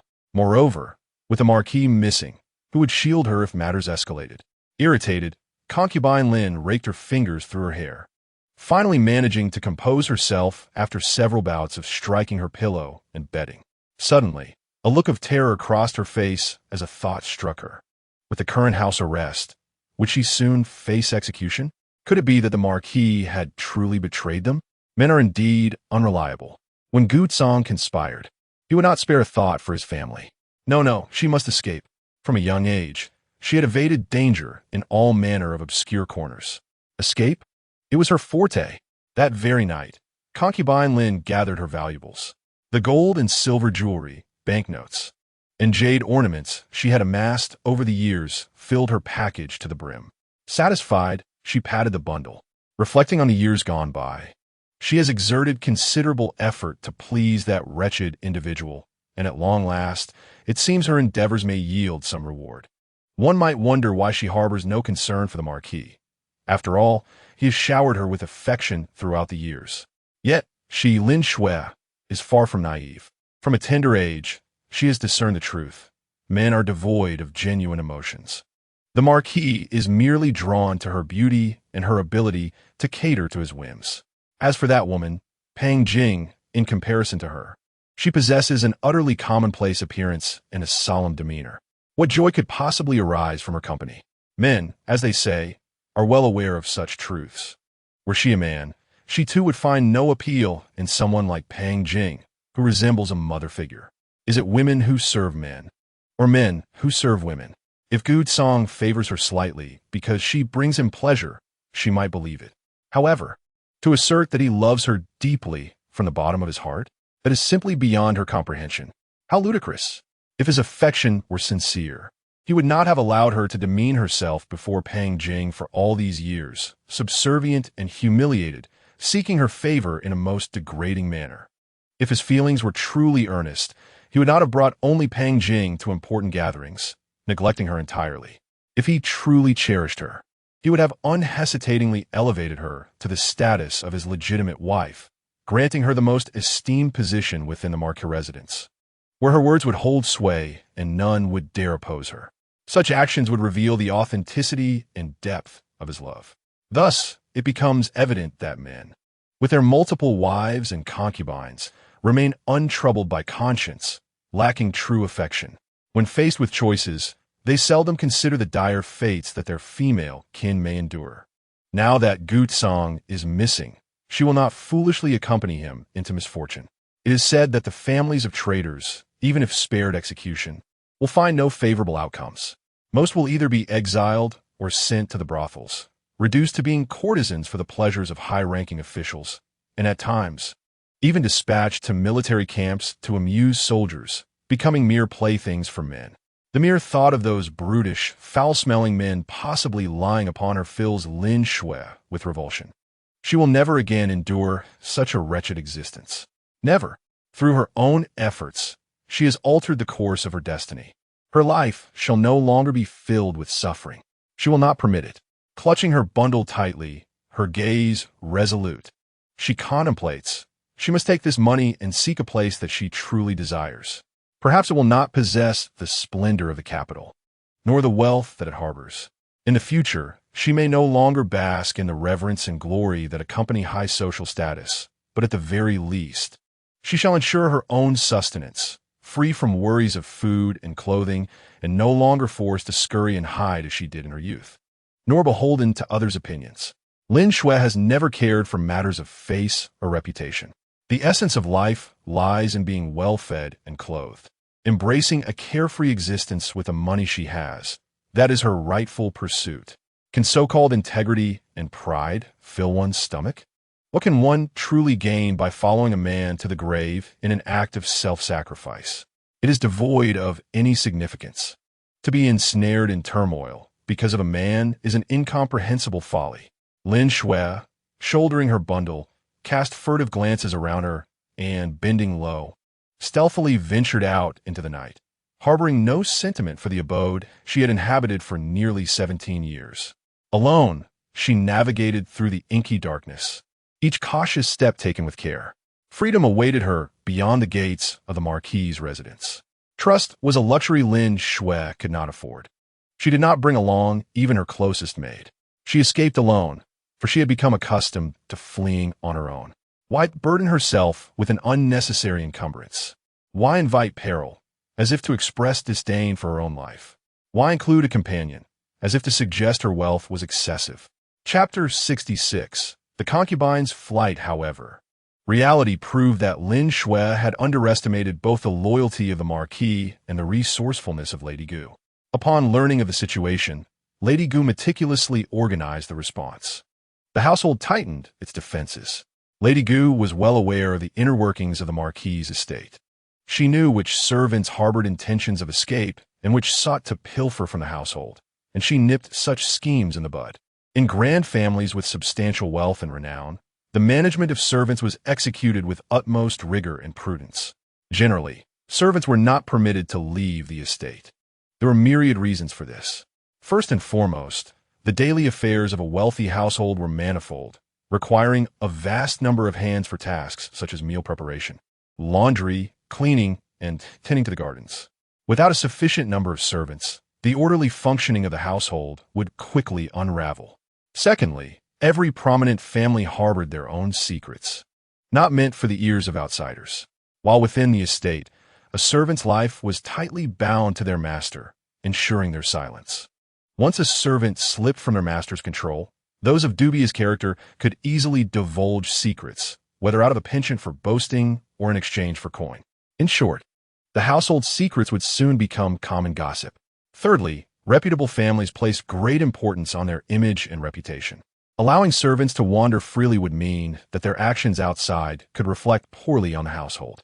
If a servant acted without the master's supervision, their behavior could become erratic, leading outsiders to mistakenly believe such actions were sanctioned by the esteemed members of the household.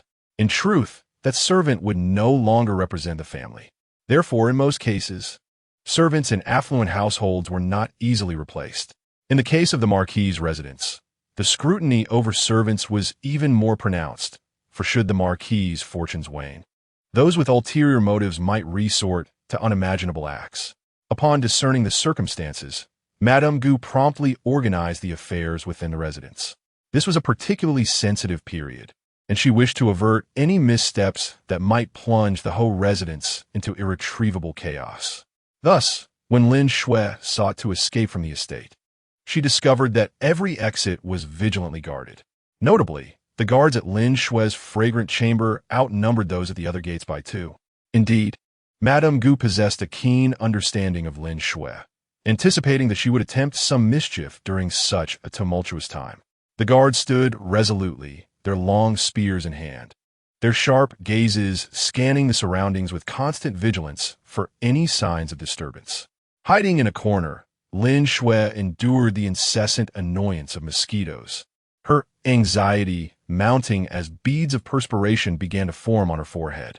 Her eyes remained fixed upon the guards, hoping for a moment of leniency that would allow her to slip away.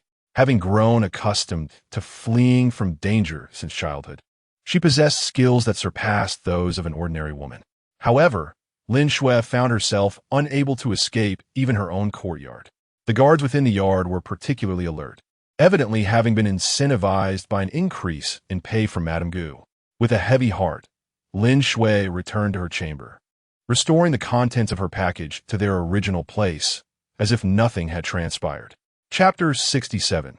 The concubine and the illegitimate son. Lin Shui reclined upon the long couch, her mood exceedingly gloomy and stifled. The loyal and brave Ho residents seemed to be on the brink of disaster, yet she found herself unable to flee, compelled to endure the impending punishment. This punishment was no trivial matter. It could very well result in the loss of her head, or at the very least, consign her to a fate worse than death. Lin Shui could scarcely fathom the days of suffering that lay ahead. In frustration, she struck her soft pillow repeatedly, venting her turmoil. Exhausted from her exertions, she eventually succumbed to slumber. Upon awakening the next day, the whole residence appeared much the same, save for the increased number of guards. With a careful eye, one might notice little amiss. In the days that followed, the estate continued in its usual manner, albeit with more guards in the courtyard and fewer opportunities for Lin Shui to venture out. Even when granted permission to leave, she was accompanied by a multitude of guards. These escorts, markedly more skilled in martial prowess than the usual guards of the residence, heightened her sense of confinement. After several days of contemplating the bleakness of her escape, and noting that no calamities beset the Ho residence, she resigned herself to reality. For the time being, she would take each day as it came. As long as disaster did not strike, she remained the favored concubine of the loyal and brave marquis, his most cherished woman. One day, while admiring the begonia blossoms in the courtyard, Lin Shui was struck by an inspiration. She returned indoors to enhance her appearance, noting in the copper mirror that she bore a closer resemblance to her beloved mother. Not bad, she mused, for despite the absence of affection, the bond of blood with her own son could not be so entirely devoid of warmth. With a graceful demeanor, she made her way towards the moonlight courtyard. Lady Lin. Xiao Ding greeted her with a bow, his surprise concealed beneath a composed exterior. Lady Lin rarely visited the second young master's courtyard. Matters were usually directed through the fragrant chamber. Xiao Ding is one of the few servants who possesses a modicum of knowledge regarding the circumstances of Gu Rui and Aunt Lin. Despite his awareness, the specifics remain elusive. In his early childhood, after venting her frustrations, Aunt Lin would apply a fine ointment to Gu Rui's wounds, enabling even the deepest injuries to heal swiftly under its influence. To err on the side of caution, during more severe episodes, she would allow him to recuperate in her courtyard for several days before returning. As Gu Rui matured, He became increasingly conscious of his dignity. Being mistreated by his biological mother was not a matter to boast about. Thus, he endeavored to conceal the truth. When the pain became unbearable, he would retreat to his chamber to tend to himself, afterwards sitting on a long couch, gazing out the window, lost in sorrow. Xiao Ding, perceptive and observant, sensed that the relationship between Gu Rui and Aunt Lin was likely far from a mere mother-son bond. There was surely a rift and secrets between them, unspoken to outsiders. Yet, as a dutiful servant, he understood that matters not disclosed by his masters were not to be questioned. When instructed to fulfill a task, he committed himself wholeheartedly. When commanded to remain silent, he adhered resolutely. "Is the second young master present?" Aunt Lin inquired gently. A chill ran through Xiao Ding as he felt goosebumps rise on his skin, making the summer day feel unexpectedly cold. In his mind, Aunt Lin was certainly no virtuous figure, for after each encounter with her, the second young master either appeared physically weakened or emotionally despondent. Never did he emerge unscathed. Consequently, Xiao Ding's fondness for Aunt Lin was non-existent. Chapter 68. Lin Shui's manipulation each time he encountered Aunt Lin, although she refrained from speaking harshly to him. Her demeanor was far from amiable as it seemed now. Her sudden affability only instilled fear in Xiao Ding, as he sensed that something momentous was about to transpire. In response to Aunt Lin, "The second young master is indeed present. I shall report this immediately," Xiao Ding replied swiftly, eager to inform the second young master. Aunt Lin had initially intended to catch Gu Rui off guard, but she was taken aback by the speed of the young servant by Gu Rui's side, who vanished before she could react. Ultimately, it mattered little to Aunt Lin, who began to survey the courtyard. She had no recollection of ever visiting the moonlight courtyard before. Typically, she would send a maid or nanny to summon Gu Rui to the Fragrant Heart courtyard. In Gu Rui's childhood, she would orchestrate scenarios to incite illness, hoping to attract the marquis' attention to coax him into visiting more frequently. She would discreetly bring Gu Rui to the Fragrant Heart courtyard, allowing him to feign illness there, while she, as a mother, would feign concern, vigilantly watching over her ailing child. When the marquis arrived at the Fragrant Heart courtyard, he would witness Aunt Lin's tender care for the young boy, deepening his feelings of guilt and affection towards her. Today, in Aunt Lin's mind, it marked her first venture into this unfamiliar courtyard, which was meticulously maintained, exuding an air of comfort and elegance, albeit devoid of a male presence. The ground is pristine and orderly, while the winding path leads to hidden corners of tranquility. Surrounding the courtyard, a myriad of seasonal flowers and verdant plants flourish, their vibrant hues and lush greenery arranged in harmonious disarray, effortlessly uplifting the spirits of all who enter. A gentle breeze wafts through, carrying with it the delicate fragrance of blossoms. The flowers and foliage sway gracefully, reminiscent of ethereal fairies dancing in delight. In the midst of such beauty, the burdens of daily life and sorrow dissipate, replaced by a profound sense of peace and serenity. Lin Yinyang, who is usually prone to emotional fluctuations, now experiences an unprecedented lightness. In a fleeting moment, she feels a sense of pride in having such a child. However, she quickly recollects that her purpose here is not to indulge in maternal sentiments, but rather to negotiate. This task is of paramount importance. She cannot afford to be outmaneuvered by her son, especially after having navigated the complexities of her relationship with men. The sacrifices made for her son's survival, which cost her dearly, are hardly justifiable. The outcome of this negotiation will, to a significant extent, determine whether she will lead the ordinary life of a concubine or ascend to the esteemed position of matriarch within a marquis' household. Despite the inherent risks, high stakes often yield substantial rewards. Gu Rui is her son. He must understand her intentions and align with her. Blood ties possess an extraordinary power. In the past, regardless of her harshness towards him, a mere gesture of kindness would cause him to cling to her as if she were a lifeline. This time will be no different. As long as she expresses her willingness to listen to him, to treat him well, and to love him, he will undoubtedly heed her words. Lin Yinyang has long mastered the intricacies of a man's psyche. Whether he is a formidable man or a mere boy, She is confident in her ability to navigate their emotions. Her visit today is primarily to provide Gu Rui with an opportunity to save face, thereby demonstrating her sincerity. Chapter 69. The Mother-Son Negotiation. What? Gu Rui is perplexed by Lin Yinyang's sudden and uncharacteristic visit to the Moonlight Courtyard. She has never taken the initiative to come here before, with only a few previous occasions being due to the Marquis or Lady Gu. What could possibly motivate her to come here now? It surely cannot bode well. He has long seen through his biological mother and relinquished any hope of her. It has been quite some time since he last visited the fragrant courtyard. Women like her exist in the world, though they are few and far between. He considers himself fortunate to have encountered one. Gu Rui gazes out the window at the approaching figure, his brow furrowed, momentarily lost in thought. In his childhood, he yearned to visit the fragrant courtyard. Despite the frequent physical confrontations with its mistress, for reasons unknown, perhaps a natural bond of blood, he felt an inexplicable desire to be there, even if it meant enduring pain. During those moments of strife, he wished to escape, perceiving that courtyard as a hell and its mistress as a demon. Yet, once he recovered, his longing to return would resurface. Such is his nature. The more someone dislikes him, the more he craves their closeness. Once, Gu Rui harbored a profound disdain for the version of himself that he had become.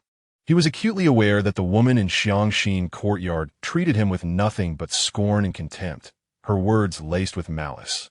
And even her rare moments of kindness were mere facades, steeped in ulterior motives.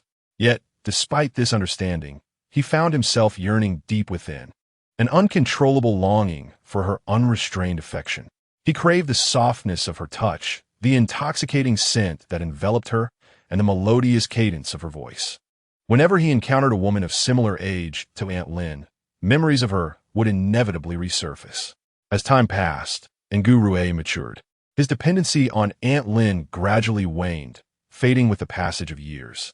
Now, there were stretches of months, even years, when her presence barely crossed his mind. He had grown wiser, and the true nature of Aunt Lin was now crystal clear to him. Gu Rui pondered the recent events that had unfolded. Could it be related to his father, Rueo? The familiar voice, though tinged with an unfamiliar tone. In the past, it had been the venomous sneer of a malicious child. At times, it bore the detached indifference of Gu Rui himself, and on occasion, it would soften when she approached his sickbed, softly calling his name. Yet even then, with his father at her side, her voice had felt insincere, lacking authenticity. But this time, there was a gentleness akin to flowing water, imbued with an unexpected sincerity that resonated within him. Alarm bells rang in Gu Rui's mind. This new demeanor of Aunt Lin surely concealed a hidden agenda. She had always approached him with ulterior motives, for her actions were never without purpose. Observing Aunt Lin as she entered the room, he turned away. "Aunt Lin, what brings you here?" Gu Rui maintained a respectful yet distant demeanor, welcoming her into the reception room with the decorum befitting a junior addressing a senior. "Ruier, I have some personal matters to discuss with you. Please dismiss the others." Aunt Lin cast a wary glance at the servants surrounding Gu Rui, her eyes darting between them. Then, shifting her expression, she regarded Gu Rui with sincerity and warmth, leaning in closer with a gentle smile. Gu Rui noted her behavior, yet his countenance remained unchanged. Looking at Aunt Lin, who no longer towered over him, he was struck by a wave of nostalgia. Once, she had seemed so formidable, an unyielding mountain when she wielded power over him. She had controlled matters of life and death, as if his disobedience could lead to dire consequences in an instant. Yet now, before him stood merely a frail, unassuming middle-aged woman, devoid of strength. Young men of his age were either tall and robust or elegantly poised, while he still appeared as a mere 13 or 14-year-old boy. Nevertheless, upon closer inspection, he found that he stood a fraction taller than Aunt Lin. Having spent some time managing the family's businesses and estates, he had grown considerably stronger, his breaths coming more easily, though his attire concealed this transformation from the outside world. Yet, he was acutely aware of his own physical changes. Thus, even if Aunt Lin were to lose her composure and cause a scene in the Moonlight Courtyard, he would not be at a disadvantage. Gu Rui discreetly signaled to the young servant beside him, and Xiao Ding led several people to stand guard outside. Aunt Lin, at present, it is only you and I here. If you have something to say, feel free to express it directly. He was quite occupied, intending to organize his affairs and settle accounts at the Ho residence. With the troubles befalling the Ho family, business was becoming increasingly challenging. He had to exert additional effort. Even in moments of leisure, Gu Rui was disinclined to squander time on Aunt Lin. It simply was not worthwhile. Aunt Lin unreservedly took a seat and feigned intimacy as she remarked, "Child, you are my own flesh and blood. Can we not even exchange a few words?" She pretended to scold him. Gu Rui responded with a cold huff, unyielding. Allowing Aunt Lin to enter and agreeing to dismiss the servants did not indicate his willingness to embrace her. He merely considered that, after all, he and Aunt Lin were part of the Ho family. Servants were still servants, and certain matters concerning the master were best kept from their knowledge. Should the servants learn that Aunt Lin was exhibiting unsavory behavior due to the uncertainty surrounding the master's life, it would ultimately tarnish the Ho family's reputation. To Aunt Lin, the Ho residence was akin to any other place. It was merely a temporary refuge. If any trouble arose, she could swiftly find another place to stay. However, for Gu Rui, it was different. He was born and raised here. The Ho residence was home, not just a shelter from the elements, but a sanctuary for his soul, the softest corner of his heart. Aunt Lin could sully the Ho family's name without a second thought, but he could not afford to do so. Rationally speaking, with the Ho family's troubles, he too would suffer the consequences. As a son of the Ho family, how could he remain unscathed when calamity befell them? Emotionally, when misfortune strikes a home, it weighs heavily on anyone's heart. He too would feel sorrow. Of course, the intensity of that sorrow would not be overwhelming, as he was, after all, a rather callous individual. Yet, even the most indifferent person possesses their own vulnerabilities, areas that should not be touched by others. Gu Rui's cold huff was not loud, yet fortuitously, it was audible enough for Aunt Lin to hear. It seemed as though he was desperately attempting to suppress his disdain, but could not help but let out a derisive sound. Aunt Lin was momentarily taken aback. Her expression stiffened for an instant, then turned pale, flushed, and finally oscillated between pallor and redness.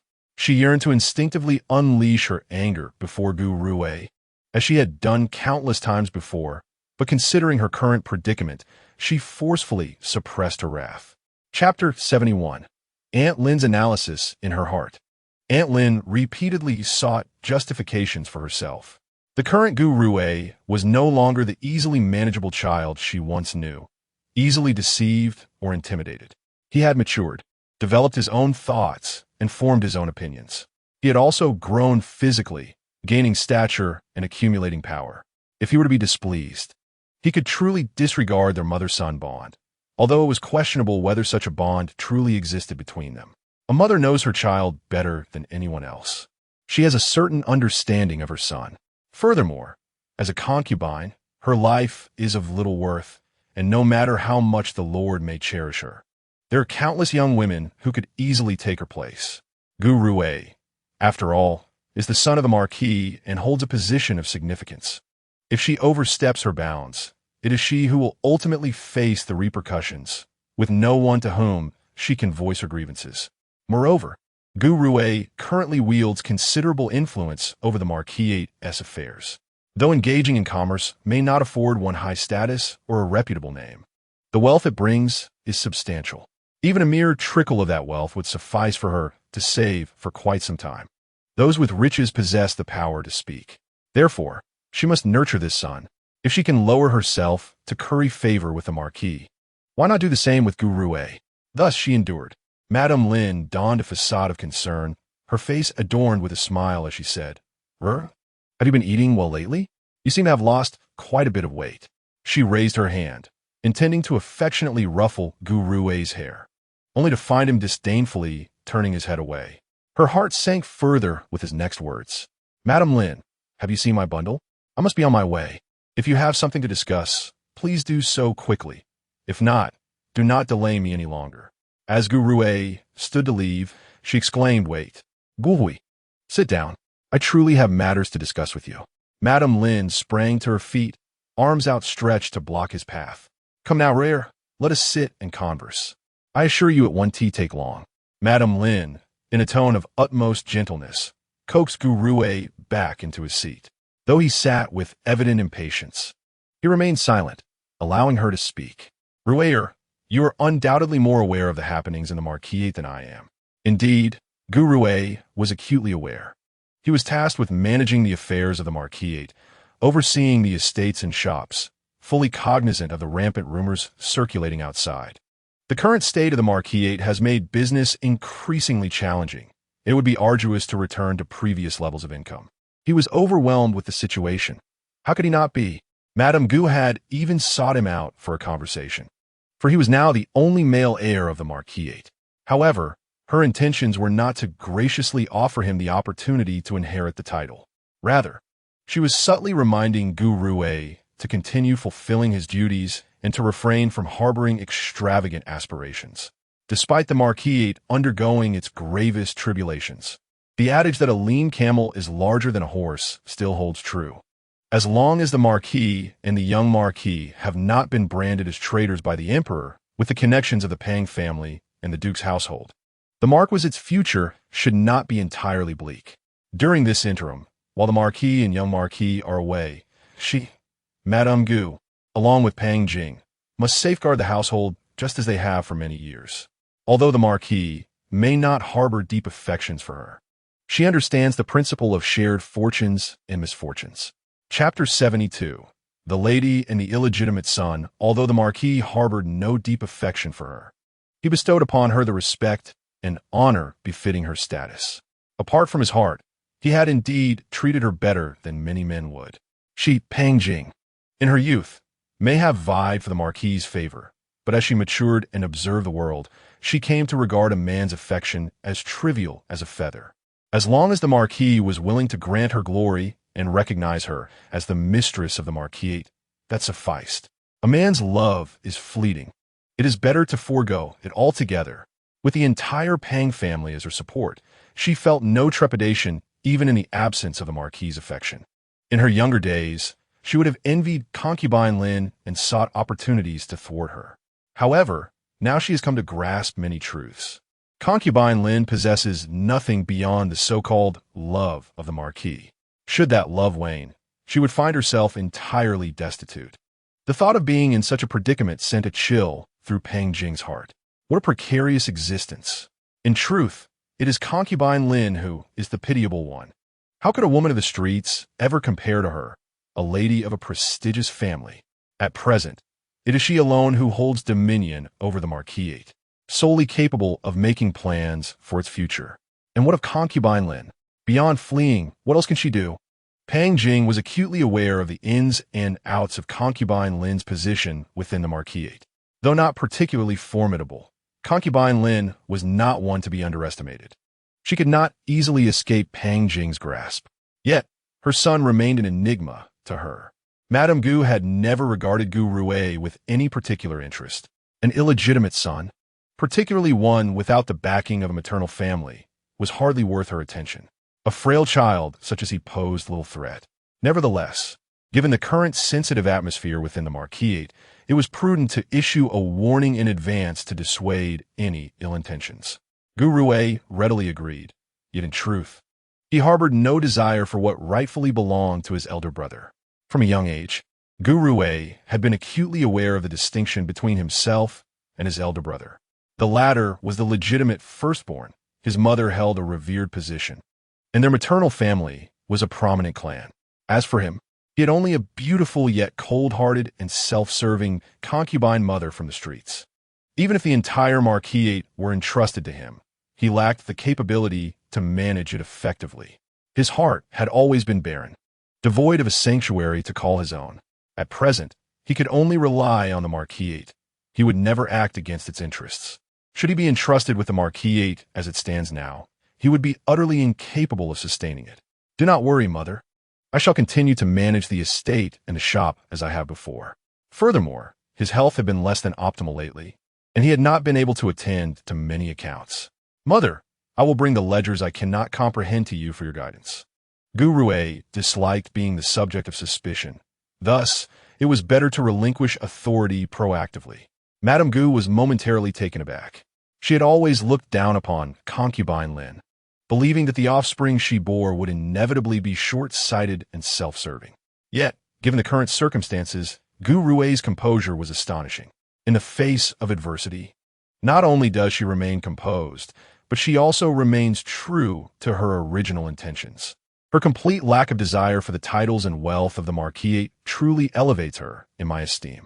Presently, the assets under the marquis have been somewhat affected, yet he has neither sought assistance nor faltered in his endeavors. Furthermore, he refrains from uttering a word about matters that are not his concern regarding the marquis. Such restraint is indeed rare. Chapter 73. Aunt Lin, as favorer, you are aware of your mother's health. She has been frail for some time. If she is now required to oversee the estates and shops, I fear she may not endure much longer. My child, the marquis is currently in a precarious situation, and we must unite in our efforts. In the days to come, you must toil a bit more diligently. Li Mama, go to the storeroom and select some nourishing herbs to send to the second young master. My child, your health appears to be a matter of fate. Ruier, take good care of yourself and bear the responsibility of the accounts. Though the hearts of men may be inscrutable, they are still made of flesh. Over the years, Gu Rui has managed the marquis's businesses quite effectively. The marquis cannot be sustained merely by the marquis as salary and the emperor's rewards. It requires substantial support. Gu Rui's contributions are indispensable for maintaining the marquis and supporting so many servants. As long as Gu Rui does not covet Yaoer as title, other matters can be discussed amicably. I, Pang Jing, as a daughter of the Pang family, possess enough grace to understand this. Upon returning to the Moonlight Courtyard, Gu Rui indeed received a considerable supply of excellent herbs. The marquis also owns a herb shop, and he can discern the quality of the herbs at a glance. Madame Gu genuinely hopes for his recovery. Perhaps, in her eyes, his frailty is a matter of destiny, yet he understands the true nature of his condition all too well. A warmth filled Gu Rui's heart. Although he is not Madame Gu's biological son, she has not treated him unfairly over the years. He has heard countless tales of how stepmothers mistreat their stepchildren. In contrast, his blood relations, the concubines, often regard him with disdain, wishing for his downfall. As Gu Rui gazed upon the beautiful Aunt Lin, he acknowledged her allure and understood why his father favored her. However, her heart pales in comparison to Madame Gu's. Aunt Lin, I truly dislike beating around the bush. If you have something to say, please be direct. I simply do not have the time, Gu Rui urged impatiently. Aunt Lin, feeling vexed, recalled how, in the past, he would never have dared to speak to her in such a manner or with such tone. How the tides have turned. Oh well, I must now watch his expressions for guidance. I cannot afford to overstep. Ruier, since you have heard the rumors, do you think it is true that Gu Yao is no longer alive? Aunt Lin leaned in conspiratorially, as if fearing eavesdroppers. Gu Rui's narrowed eyes widened suddenly. What was Aunt Lin implying? The significance of Gu Yao to the entire marquis was understood even by the servants. She secretly hoped for his demise. With this revelation, Gu Rui comprehended Aunt Lin's true intentions. Gu Rui remarked, "Why has Aunt Lin, who has never graced my courtyard, deigned to step into this place today? It appears she harbors such intentions. Yet how dare she? Such short-sightedness, such narrow-minded malice, such a lack of a broader perspective. What does Aunt Lin mean by this? Oh, dear child, why are you so astonished? You are my son. How could I not know what is in your heart? We are bound by a mother-son connection. Just tell Aunt Lin that if you desire the title of the loyal and brave marquis, she will spare no effort in assisting you to ascend to that position." Chapter 74. Gu Rui refuses cooperation. Once you become the marquis, I too shall rise, indulging in the finest luxuries and earning the respect of those around me. At that time, who would dare to flaunt their authority before me? Like that Pang Jing? The very thought brings tears of joy to Aunt Lin's eyes. Only such days are worthy of her celestial grace and myriad charms. Aunt Lin's smile appeared even more enchanting, yet to Gu Rui, it revealed a heart as venomous as a viper. The flicker of hope he once held for Aunt Lin extinguished entirely in that moment. This woman cared only for herself. She had no husband, no son, and certainly no marquis. As long as she could live comfortably, she was indifferent to how the world might change. April's weather, which should have been warm, now felt as if he had plunged into an ice cellar. Ruer, why can't you comprehend? If the loyal and brave marquis were to lose Gu Yao, the marquisate would naturally fall to you. Just think, a marquis. You are destined to become a marquis. Aunt Lin's eyes sparkled with ambition, as though the wealth and glory were within her grasp. Aunt Lin continued to dream excitedly. As long as my son is the marquis, a life of boundless wealth and honor awaits us. Before she could finish, Gu Rue decisively interrupted her reverie. Aunt Lin, do not even entertain such thoughts. We are inextricably linked to the marquisate. Think for a moment. What has bestowed such glory upon the loyal and brave marquis? Do you know? His father. He has risked his life countless times for the sake of the nation. It is mother, whose family, the Pang clan, provides immense support. It is my elder brother, who is both scholarly and martial. Without these three, could the marquisate endure?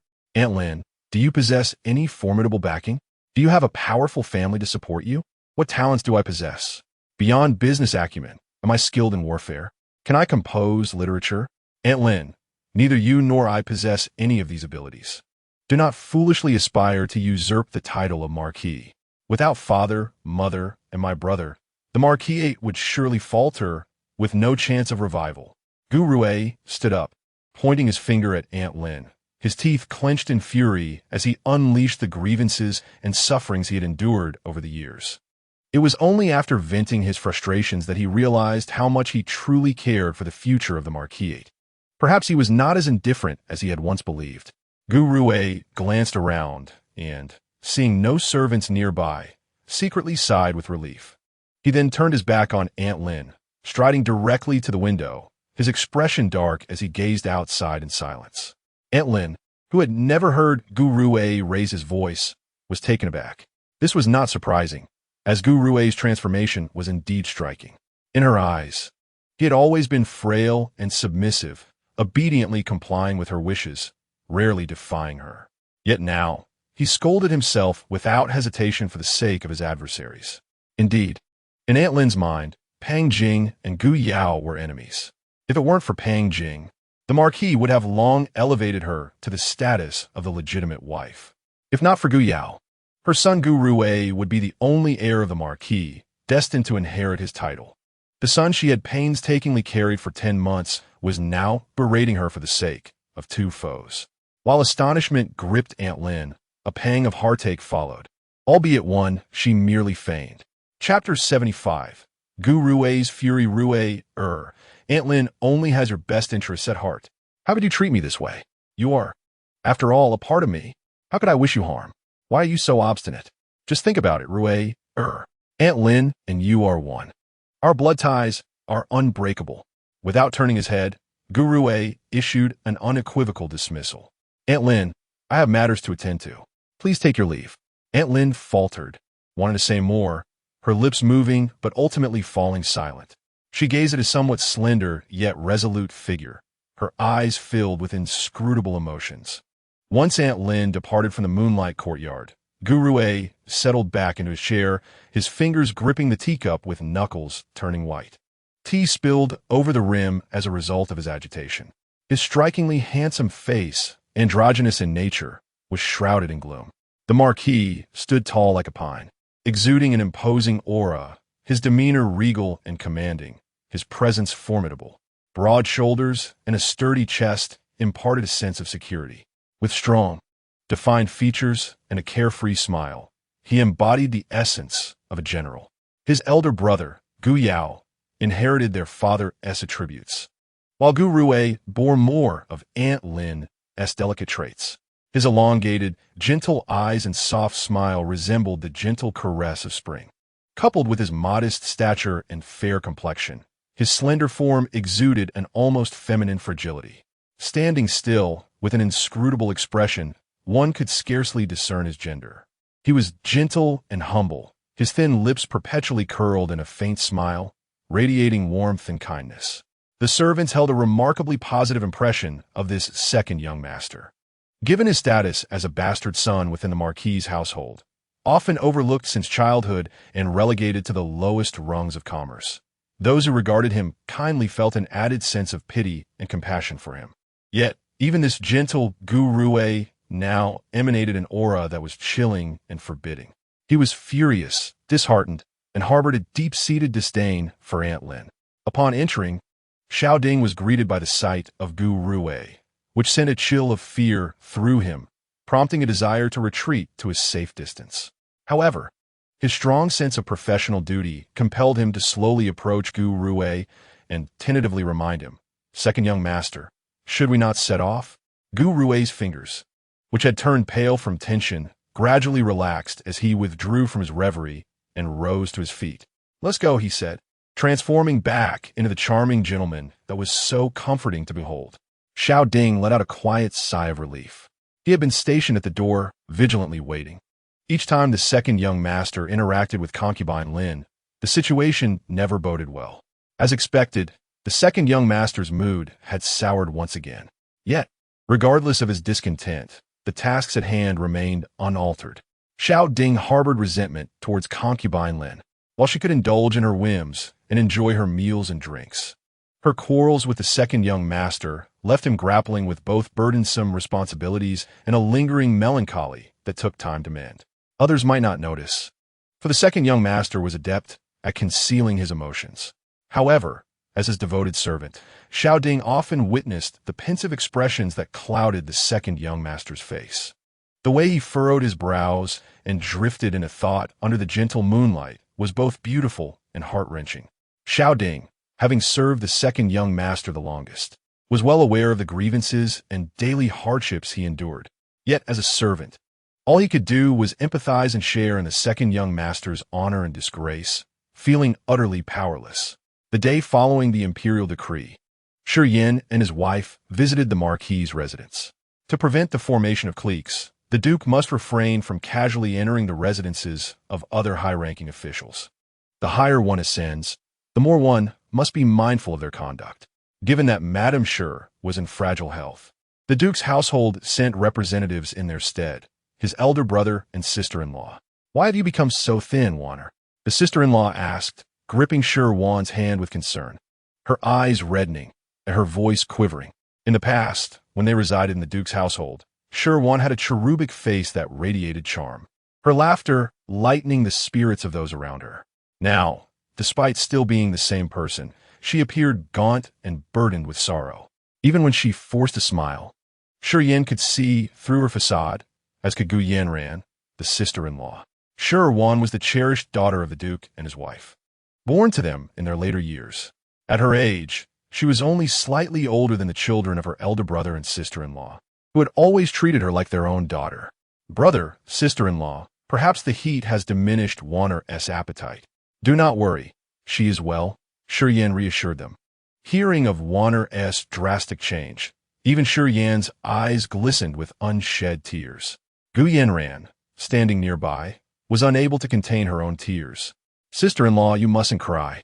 Your beautiful makeup will be ruined," Shi Wan said, though she herself had run out of tears to shed.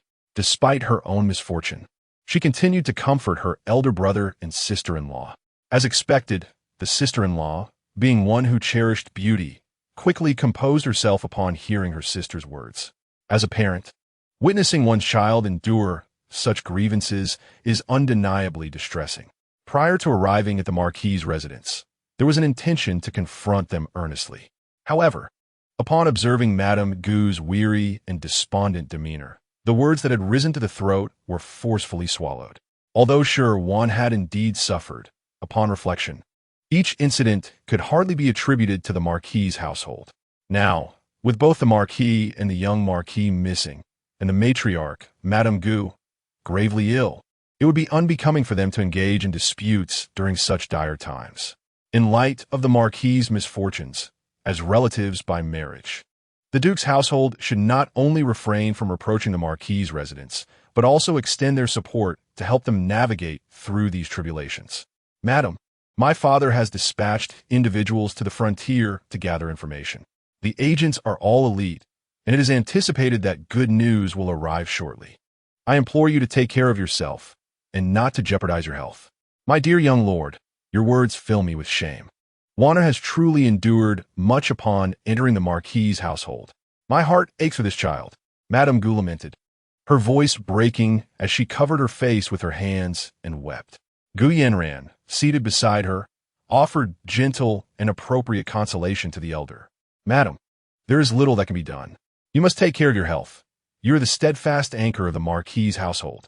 Madame Gu accepted the handkerchief offered by Nurse Li and continued, Alas, since this incident, many of the marquis's former associates have ceased their visits.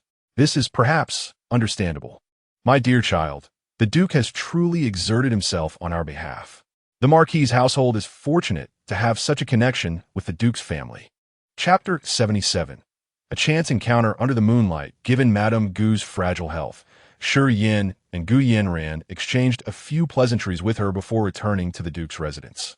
On the evening of May 13th, the 6th year of Qing Zhao, the weather was moderately warm, and a gentle breeze caressed the air beneath the brilliant moonlight. The silvery beams filtered through the leaves, casting dappled shadows on the ground. It had been over 20 days since the news of Gu Tsang and Gu Yao's disappearance had reached them.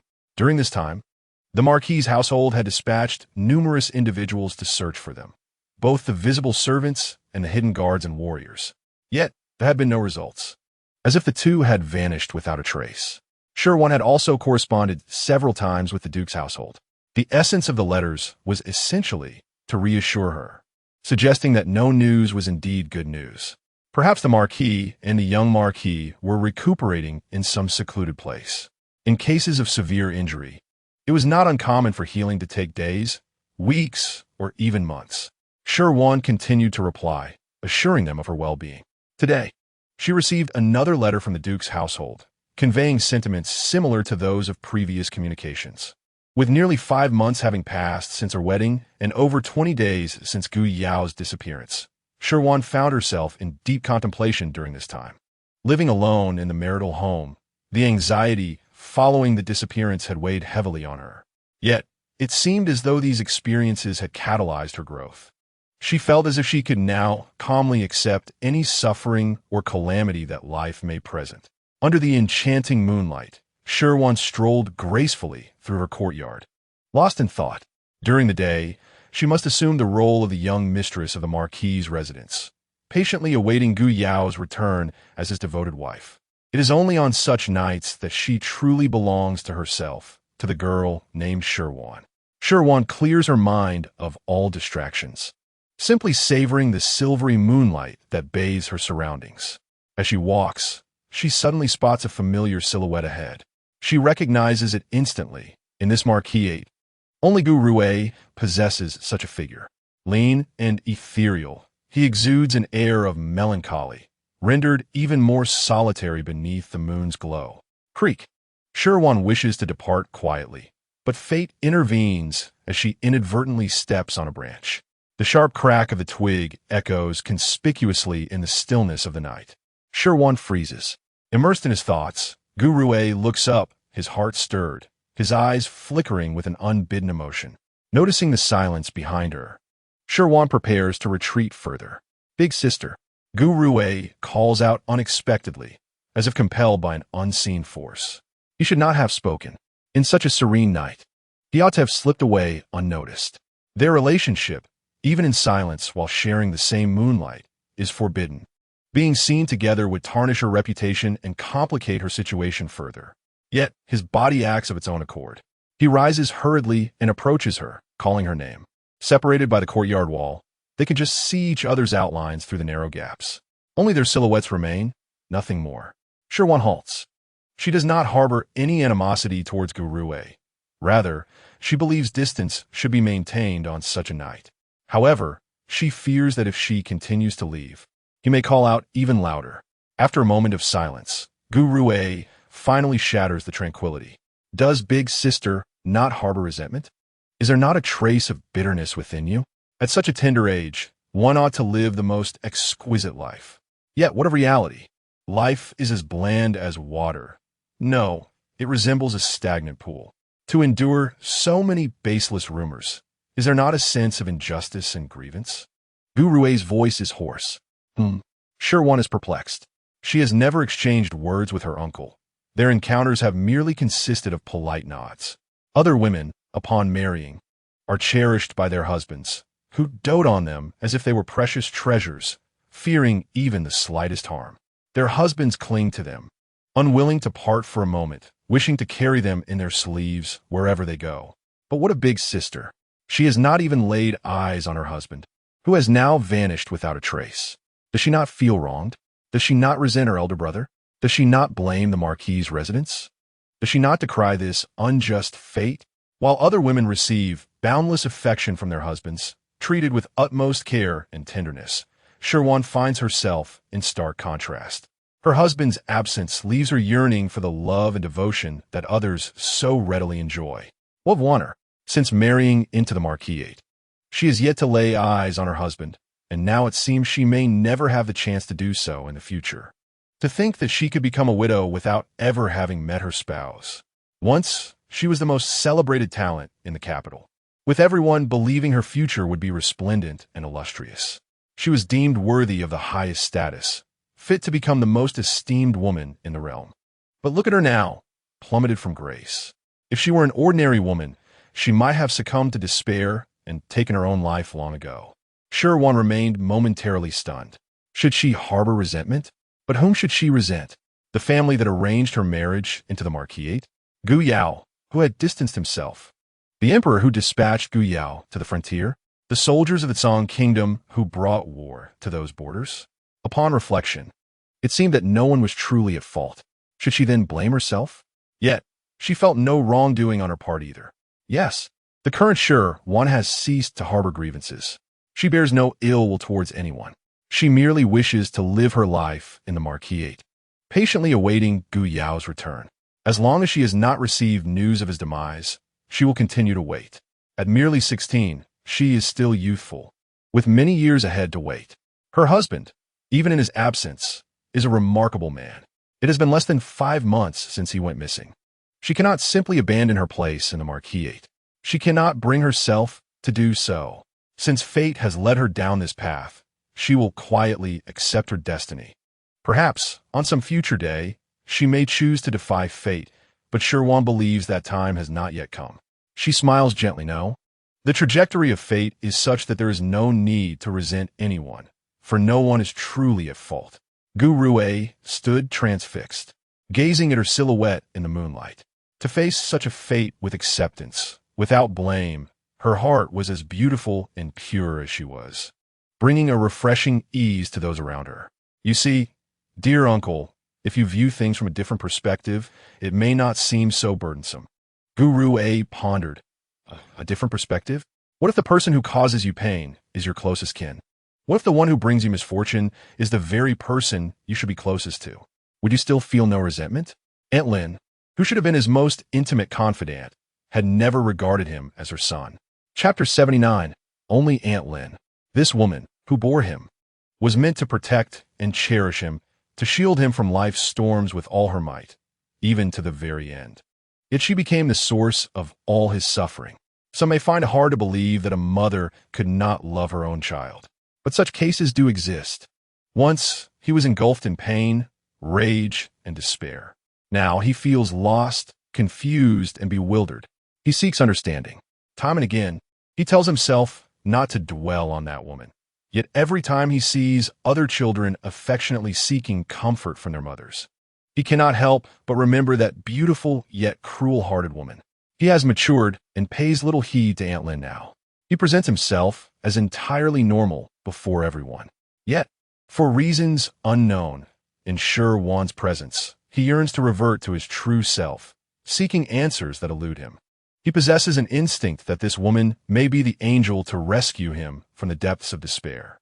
Sister-in-law, what if the person who ought to love and cherish oneself, the one closest to the heart, has never treated one well, even resorting to malicious acts that nearly led to one's demise on several occasions? How should I approach such an individual? Should I, as society dictates, Show her respect and love, accepting all her actions? Or should I practice an eye for an eye, a tooth for a tooth? Is it naive to forgive what should not be forgiven? Gu Rui's expression is one of anguish, as if his soul is ensnared in a profound abyss, struggling and suffering. Shi Wan gazes at the distant moon, lost in contemplation. The closest person to Gu Rui?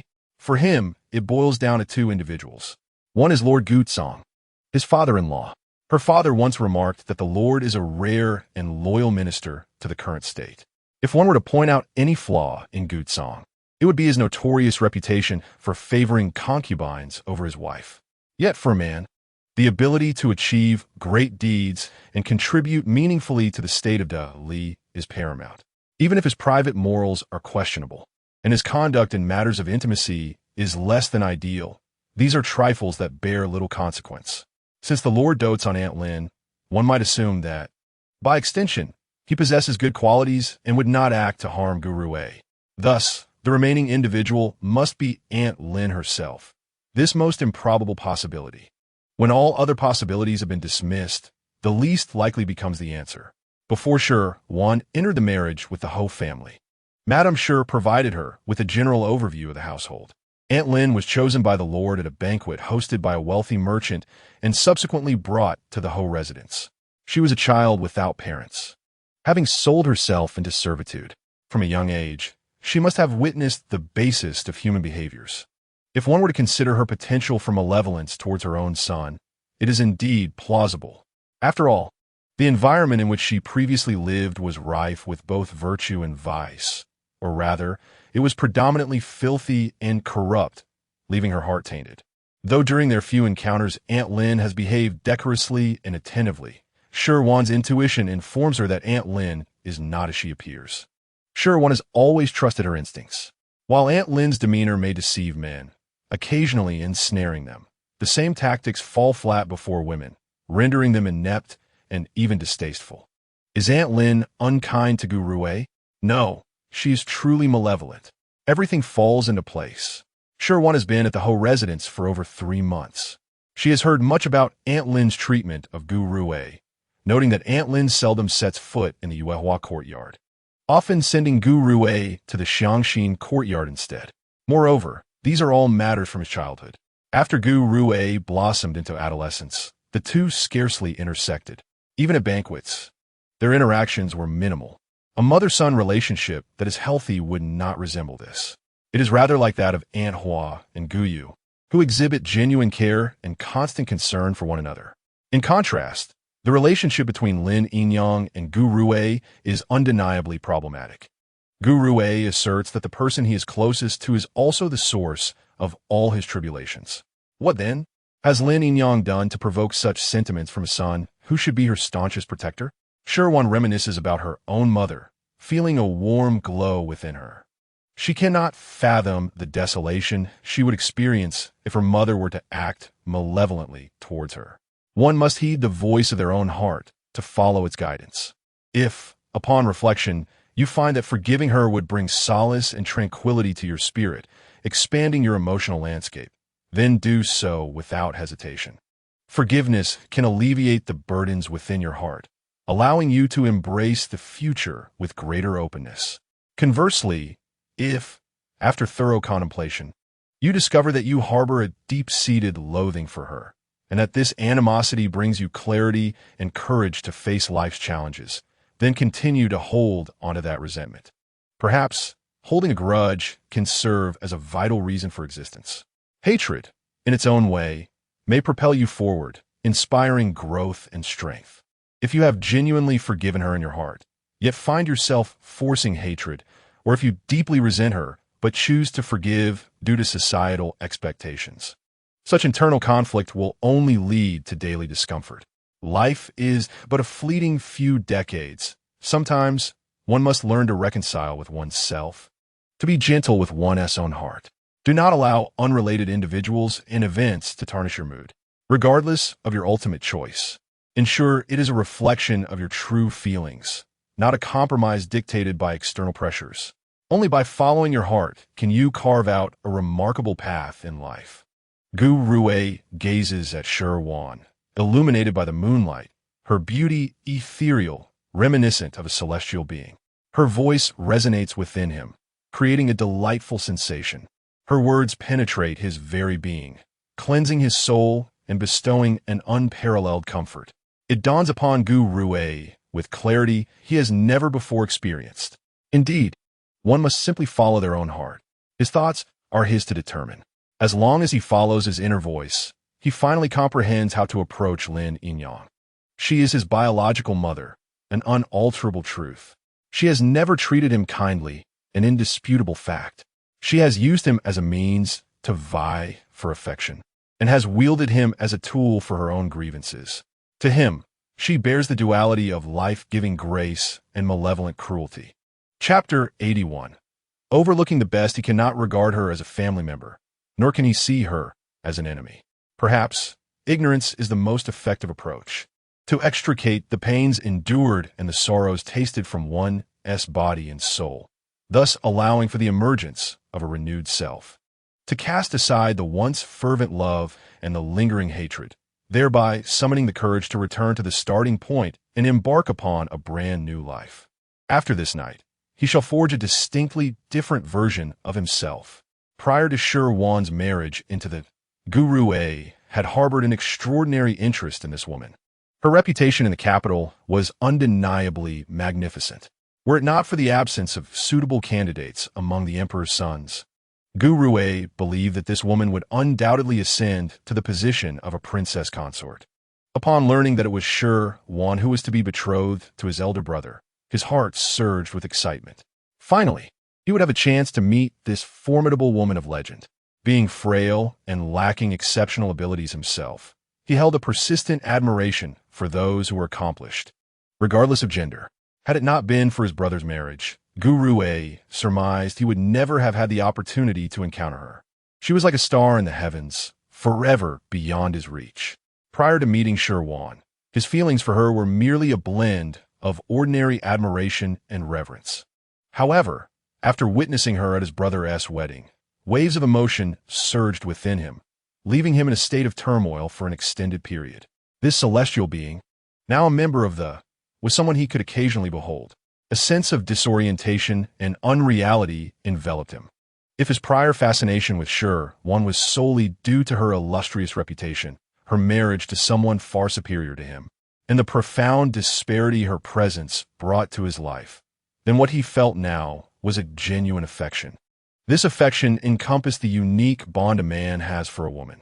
It was not rooted in her esteemed reputation or her prowess, but simply because she was herself, his kindred spirit. Shi Wan was distinctly Shi Wan, never merely a subordinate to anyone. In his heart, he had reserved a space for her. No, this space had always existed. He simply had not acknowledged or accepted it until now. This position would forever be imprinted upon his heart. This secret must remain concealed from all, especially from her, who had already endured so much.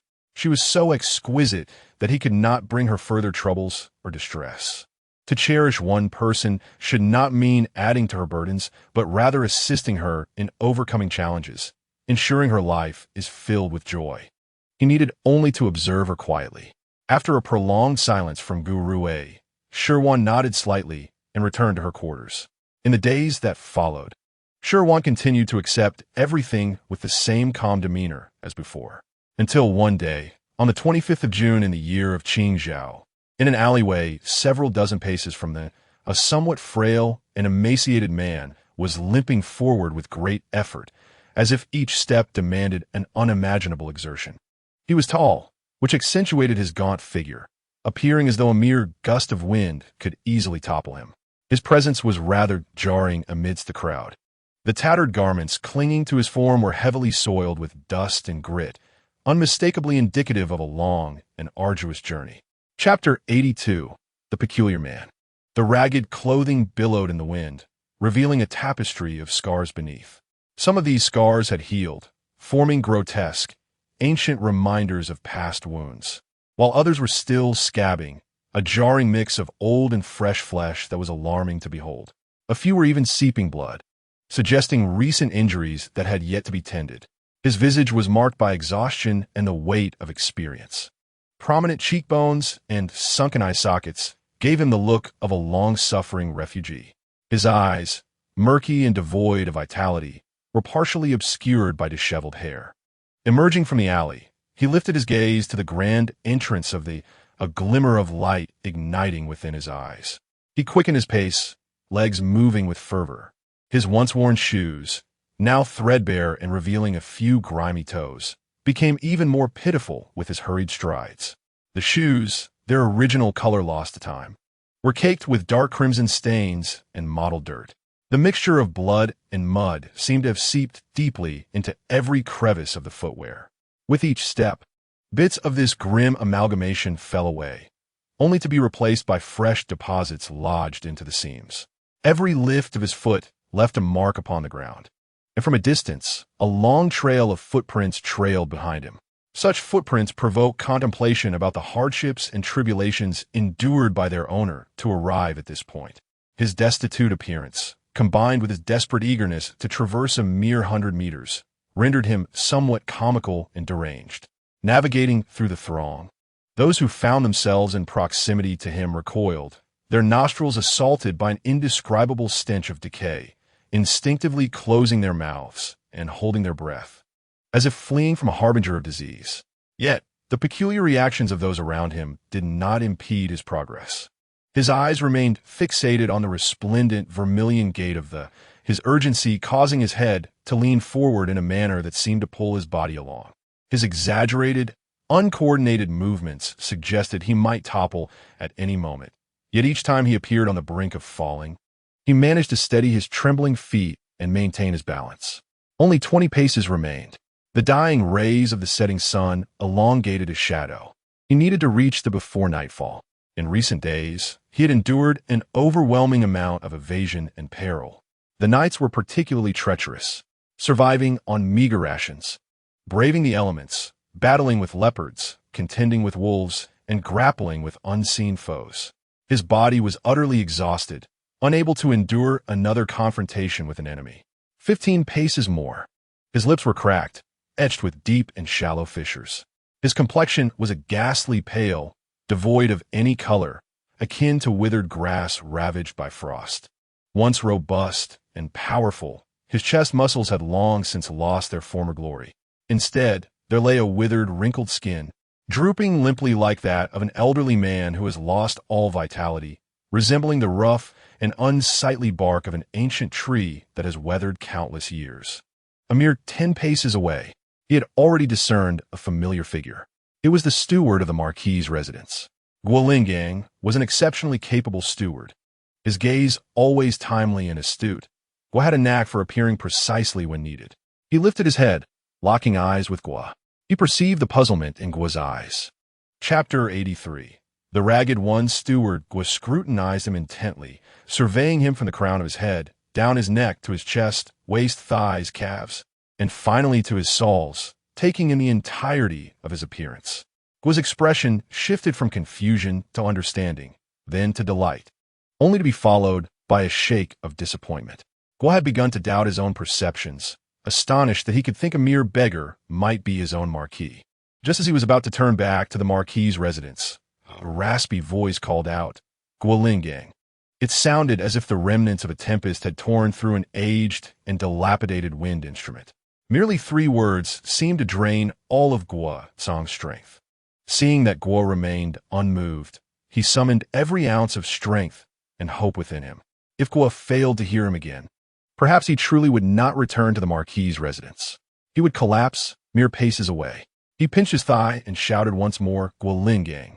This time, the sharpness of his voice was akin to nails scraping against hard surfaces, compelling one to cover their ears. Guo's body halted, incredulously turning to look, squinting his eyes to closely examine this wretched soul who appeared even more pitiable than a beggar. Ragged clothing, disheveled hair, and a gaunt frame did not align with the person he recognized. Yet, the stranger had accurately called his name. This pitiable figure indeed challenged Guo's preconceived notions. Most individuals in such a state would surely collapse or even faint. Yet this person persisted, laboriously shifting his steps, though each seemed to cover little distance. In the depths of this man's eyes, Guo discerned a fervor and determination, along with an inexplicable sense of familiarity. "Come, you two, follow me." Guo beckoned to the two most capable young servants beside him. As a steward, his foremost principle was self-preservation. Ensuring the two young servants followed closely, Guo cautiously approached the man. Leading the way, Guo was flanked by the two agile and combat-ready young servants, poised for action. Only 5 paces remained. Guo Lingang felt an increasing sense of familiarity emanating from this disheveled wretch. He had been born during the tenure of the previous marquis. Back then, he could not even be referred to as marquis. He was merely Guo Tsang's father. By the time Guo Tsang was born as the legitimate firstborn son, Guo had already been learning the ways of the household for 7 years. Subsequently, Guo Tsang had gradually grown under his watchful guidance. Guo Lingang gradually matured, acquiring proficient management knowledge. He took charge of numerous affairs within the estate, handling them with remarkable finesse and ease. His adeptness in navigating social intricacies allowed him to manage the Gu family affairs exceptionally well. When Gu Tsang assumed control of the household, Guo became the steward, reaching the pinnacle of his position. Over the years, Steward Guo diligently devoted himself to the marquisate, pouring his heart and soul into his work. He observed Gu Tsang's entire growth process closely, thus becoming intimately familiar with all of Gu Tsang's characteristics and habitual gestures. Gu Tsang's left hand habitually rested on his lower back.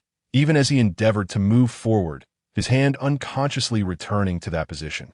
When his balance faltered, he would place his hand back to the left, but once steadied, it would revert to its habitual position. Those familiar eyes bore an unmistakable recognition. Guo Lingang meticulously advanced, step by step, in his exploration. "Your Grace?" Guo Lingang cautiously ventured to call out. In that moment, the eyes of the disheveled and tattered figure before him suddenly ignited with an uncontrollable intensity akin to a palpable force, resembling 2 fiery gemstones that Guo Lingang could not overlook. The cracked lips trembled slightly, attempting to articulate a few words. Yet all that reached Guo Linggang's ears were indistinct murmurs, resembling a strange power constricting the throat, rendering the sounds enigmatic and indecipherable. Blood seeped from his lips due to excessive effort, trickling down into the crevices. Guo Linggang's expression shifted sharply. He grasped his robe and quickened his pace, first striding boldly, then breaking into a jog, until he swiftly approached Gu Tsang like the wind. The 2 attendants behind him hurriedly followed suit, matching Guo's pace with solemn expressions. Guo Lingang took the hand of the man before him, tears streaming down his face. "Your Grace, how have you come to this?" he cried, overwhelmed with emotion, wishing the entire world could understand his simultaneous joy and sorrow. Quickly inside, Gu Tsang urged, his voice laced with urgency and concern. "Be vigilant of your surroundings." He maintained his pace, despite his grievous injuries and physical exhaustion. His indomitable will reminded him that it was not yet time to relax. Upon hearing this, Guo Lingang instantly grasped the gravity of the situation. He signaled to the 2 attendants to assist Gu Tsang, helping to carry him into the marquisate. Guo Lingang positioned himself behind Gu Tsang and waved to the attendants stationed at the entrance of the estate, summoning them. "Stand guard. Remain alert." All of the trained attendants sprang into action, fully aware that any lapse in vigilance could not only cost them their positions, but also their lives. "Quickly shut the gates," Guo Lingang commanded urgently. Upon entering the marquisate, the servants observed the steward hastily leading a group, each of them scanning their posts with heightened alertness. They wished to assist, but feared the repercussions of abandoning their posts, and were even more apprehensive about acting without Master Guo's permission, concerned they might offend the visitors. "Go! Fetch Dr. Chu swiftly." The Marquis's residence is safeguarded by formidable hidden guards, so safety is not a concern. Once he truly entered the inner courtyard of the Marquis's residence, Gu Tsang felt his tension dissipate. However, as soon as he relaxed, his strength vanished, and in an instant he lost consciousness, observing the Marquis's tightly closed eyes. Master Guo's heart tightened. What has befallen the Marquis? He cannot be in danger. "Dr. Chu, you must come quickly. Do not venture out today to gather herbs." Ordinary medicinal materials were readily available within the estate, so Dr. Chu's personal collection was unnecessary. However, There existed rare and precious herbs that were hard to procure in a market, and even if found, their efficacy would be compromised. Moreover, doctors often had peculiar preferences, believing that the herbs they personally gathered possessed superior potency. Thus, from time to time, Dr. Chu would venture into the deep mountains. Although his young apprentice remained at the estate, the apprentice's skills could not compare to his master's. Given the severity of the marquis's injury, it would likely be challenging for the apprentice to manage adequately. Be cautious. Do not harm the marquis. You, raise your right hand a little higher. Master barked. And you quicken your pace. Chapter 85. The marquis returns to the estate. The journey from the main gate to the Ronghua courtyard, typically a brief endeavor, now felt as though it spanned countless mountains and rivers, dragging on interminably. Master Gua, anxious, was drenched in beads of sweat. Halfway through, he realized he needed to notify everyone. Pointing to a young servant, he instructed, "You, go to the madam's courtyard and inform her that the marquis has returned. Be mindful of your tone and take care with the madam's health." He then gestured to another servant, commanding, "You, go to the young madam's courtyard and relay the same message." Master Gua subsequently dispatched several more young servants to inform Lin Inyang, Hua Inyang, Sun Inyang, and the second young master. Since Guyu was still residing in Hua Inyang's Furong courtyard, he did not send a separate messenger for her. In Ningyan courtyard, what? The marquis cough. Madame Gu sprang up in excitement, but her sudden movement nearly caused her to collapse. Fortunately, Li Mama acted quickly to support her. Madame Gu slumped into the armchair, her face flushed, struggling to breathe. Li Mama forcefully patted her back. Coughing violently, Madame Gu spat out blood. "Madam!" Li Mama exclaimed in alarm, hastily producing a handkerchief to assist her. The servant who had come to deliver the message froze, feeling as if their blood had turned to ice, wishing to chastise themselves. If their tone had been inappropriate and caused the madam to fall gravely ill, they would have nowhere to hide from the consequences. Madame Gu waved her hand at Li Mama, indicating she was fine. "What of the marquis?" she asked, her mouth stained with blood, seemingly unperturbed. The servant hesitated, carefully choosing their words. "Madam, the marquis," they began, but then altered their statement. "The marquis is somewhat conscious." The servant recalled the solemn demeanor of the lord outside the mansion, surmising that he was clear-headed and sensible. That is reassuring, indeed. Upon hearing this, Madame Gu felt considerably better. "Quick, let us go to the lord." Madame Gu abruptly rose to her feet, her body swaying once more, but fortunately, she was supported by Aunt Li. "Madam, please take care, be cautious of your health." Madame Gu was so eager that she nearly stumbled several times. The listening bamboo pavilion. Repeat that. The usually composed Shi Wan's breath had become uneven. "Young madam, the lord has returned to the mansion," the servant replied with utmost respect. "Has the young lord returned as well?" Shi Wan inquired with hopeful eyes. "On the way here?" The servant had thought that with the lordess' return and the young lordess' absence, the young madam would likely be even more distressed and worried. If both the lord and the young lord had not returned, at least there was a chance they were together, significantly increasing their odds of survival. However, seeing the lord's current state, it seemed the young lord was in grave danger.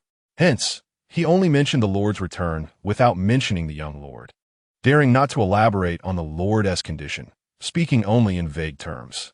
Matters concerning the master should be discussed with the master. He dared not concern himself with such matters, lest he lose his life. Yet, if the master asked, he must respond. "Young madam, I did not see the young lord."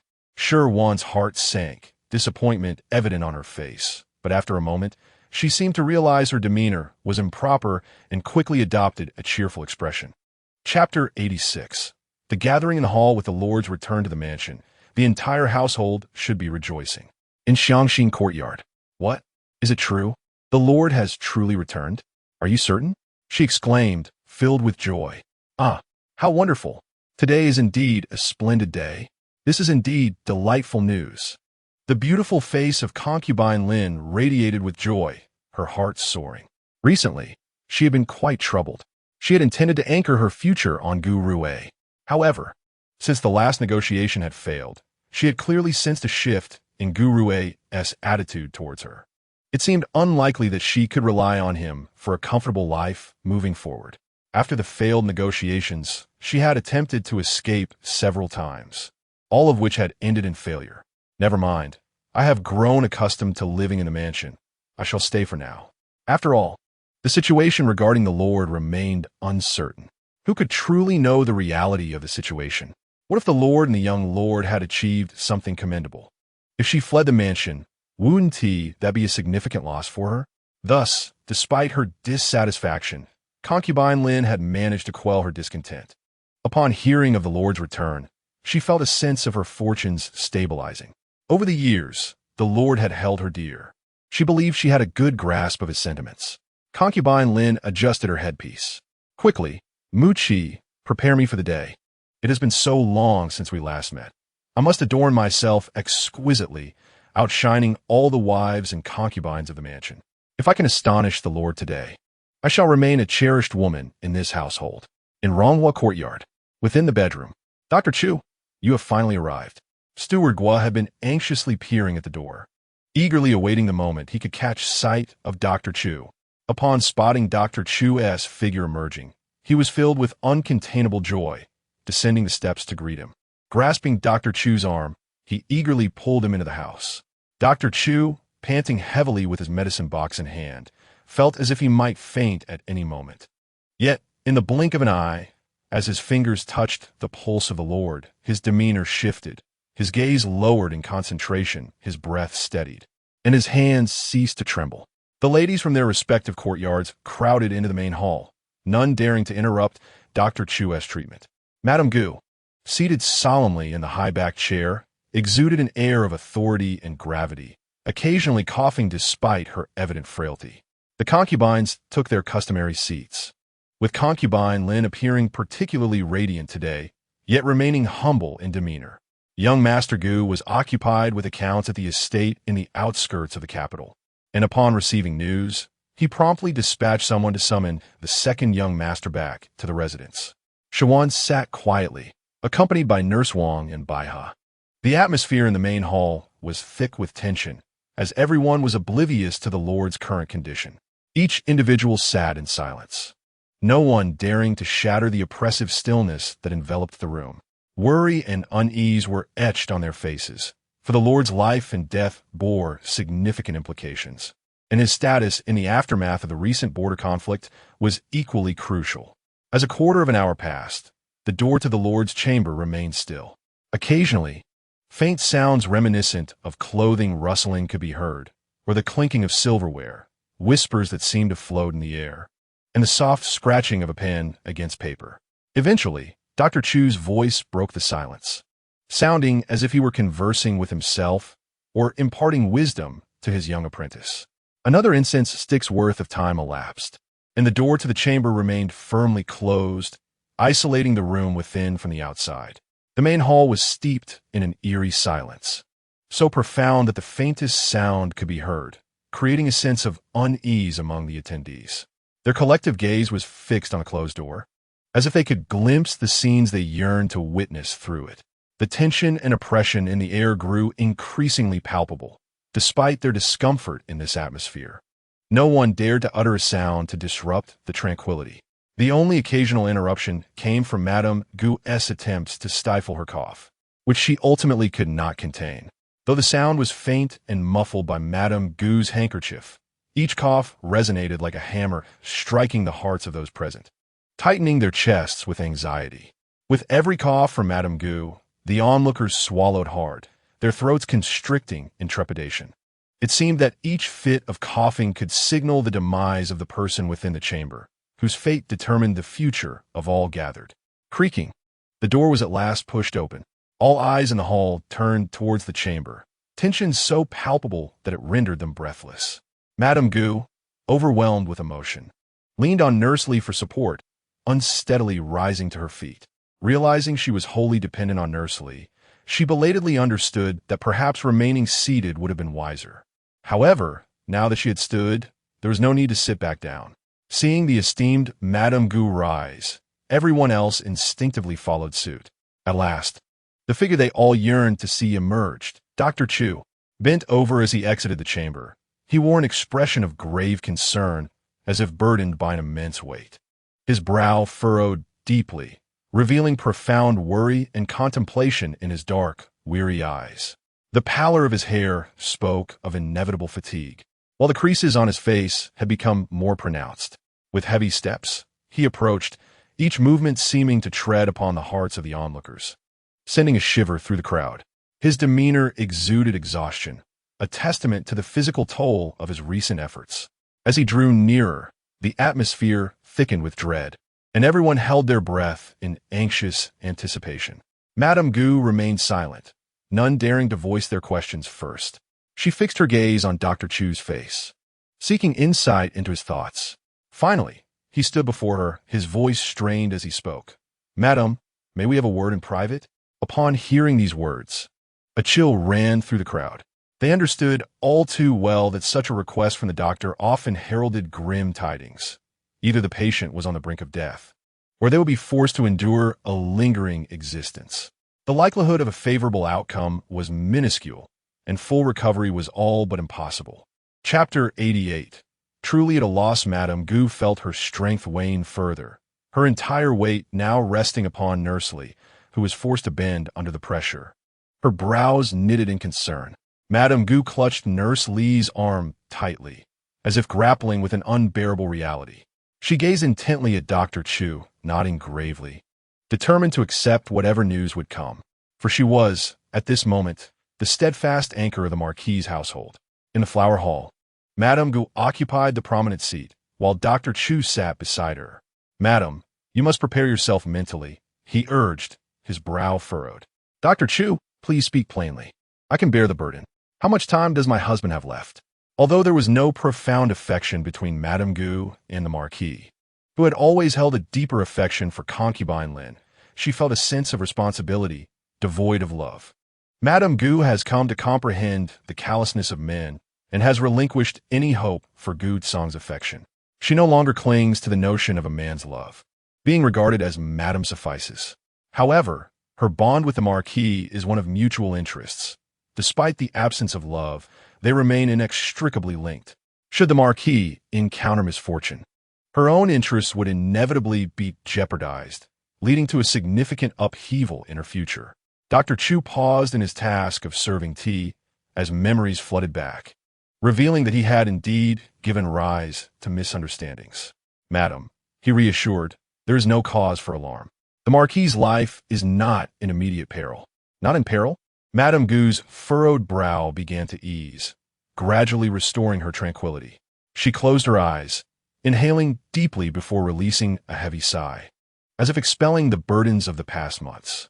With that exhalation, the tension that had gripped her heart finally began to dissipate, akin to shedding a monumental weight.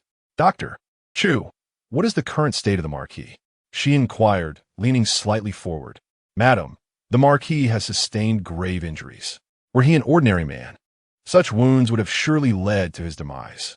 Yet, the marquis is a general, possessing remarkable physical resilience and indomitable willpower.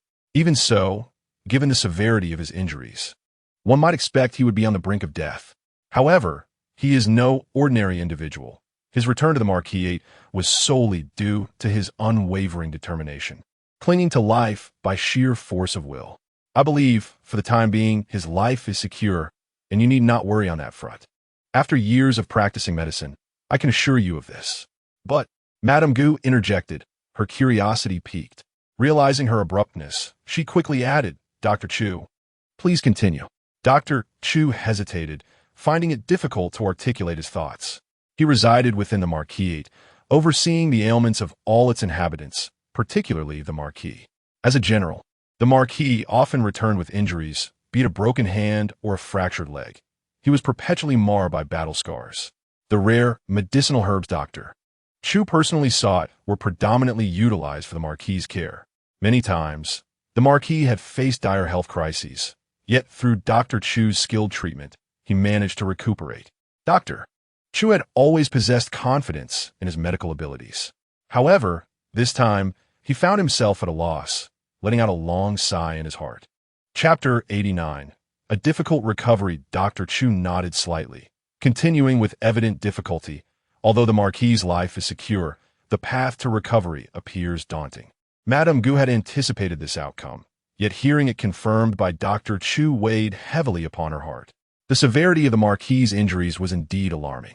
The muscle mass he had painstakingly developed over the years had nearly diminished. In many areas, his body was merely skin stretched over bone. This injury truly exceeds my capabilities, Dr. Chu lamented. Especially the legs of the Marquis, where the knees are severely worn, blood and flesh a gruesome sight, covered in scars. And even the stark whiteness of bone is visible. It is truly shocking and utterly unbearable, with injuries of grave severity. Given the condition of the Marquis, recovery seems an arduous task, let alone riding or fighting. Even standing may pose a challenge, and he will likely rely on a carriage for mobility in the days to come. Madame Gu grasped the armrests of the armchair tightly, her body involuntarily tensing. A proud general like the Marquis may find himself confined to a carriage, which is undoubtedly a heavy blow. Having lived a life of pride, can a Marquis accept the reality of becoming partially disabled? Madame Gu had once heard a tale. It spoke of a woman of unparalleled beauty, whose enchanting visage captivated every man who laid eyes upon her. She took great pride in this allure. However, fate has a whimsical sense of humor, playing a cruel joke on her. An unexpected calamity mercilessly shattered her once envied beauty. Despite seeking the expertise of every renowned practitioner, from those of high standing in the royal court to those treating ordinary women in the marketplace, she spared no effort in her quest for restoration. Ultimately, all physicians condemned her to a fate of despair. Her face became grotesque, her body marred, rendering her a source of revulsion for even the most compassionate onlooker. From that moment on, she could no longer bear to gaze into the mirror, her heart perpetually haunted by an overwhelming, ineffable terror and torment. Though she continued to live, she felt as if she had died. No longer daring to venture outside, she isolated herself within her home, shunning all company. Once confident and beautiful, gentle and agreeable, radiating a unique charm that made everyone around her feel at ease, she transformed into a being of irritability, eccentricity, anxiety, and cowardice. It seemed she wished to conceal herself completely, avoiding the gaze of others at all costs. Those cherished moments, once basking in sunlight and the envy of all, became a sharp dagger, relentlessly piercing her fragile heart day after day. Over time, aside from her family, no one would remember her. The date of her departure from this world faded into obscurity. Madame Gu's heart trembled with fear. Would their Marquis meet a similar fate?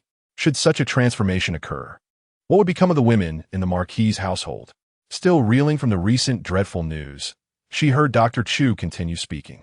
Moreover, in the damp and rainy weather, the Marquis's leg would likely ache and itch unbearably, far worse than that of an ordinary person.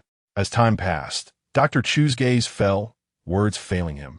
His deep eyes clouded with uncertainty. The subsequent thoughts remained unspoken. Madame Gu, perceptive as she was, understood his unsaid words all too well. Chapter 90, A Gathering of All. The Marquis might become akin to that aforementioned woman, his demeanor irrevocably altered.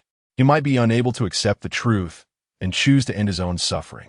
Regardless of the outcome, it would undoubtedly be a lethal blow to the loyal and valiant Marquis. Dr. Chu, could there truly be no remedy? Madame Gu asked hoarsely. Is there no way to restore him? There is no need for a complete restoration. It suffices to return the Marquis to an ordinary state. The transformation from an invincible general, revered for his wisdom and valor, to a mere shadow of himself, reliant on others for mobility, is indeed a staggering fall. Even someone as resolute as the Marquis may struggle to bear such a blow. Dr. Chu shook his head in resignation, acknowledging his limitations as a physician. Madam, you might consider reporting to His Majesty. The palace's imperial doctors may possess effective remedies. Mrs. Gu understood that Dr. Chu was merely offering her comfort. While the palace physicians excel in preserving beauty and ensuring safe childbirth, their expertise in treating ailments related to mobility cannot rival Dr. Chu's extensive experience with a myriad of conditions outside the palace. Although the Marquis's legs have sustained the most severe injury, other aspects of his health also require careful attention. I have drafted several prescriptions and sent my apprentice to consult with Steward Gua regarding the necessary herbs. If they are unavailable, I shall venture into the mountains in search of them. Thank you, Dr. Chu. You are too kind, madam. I shall prepare immediately. Limomo, please see Dr. Chu off. Inyan Courtyard. Limomo, send someone to inform the ladies in Ronghua Courtyard to convene here for a discussion. We cannot disclose the full truth of the marquis's condition, yet we must provide them with an explanation. Given the omnipresent nature of the emperor's authority, it is likely that the palace is already aware of the situation. However, as a subject, I cannot go to the palace to elucidate matters. I must delegate someone for that task. Additionally, I need to notify. Furthermore, it is indeed necessary to heed Dr. Chu's suggestion of inviting an imperial doctor for consultation. One can never dismiss the possibility of a solution.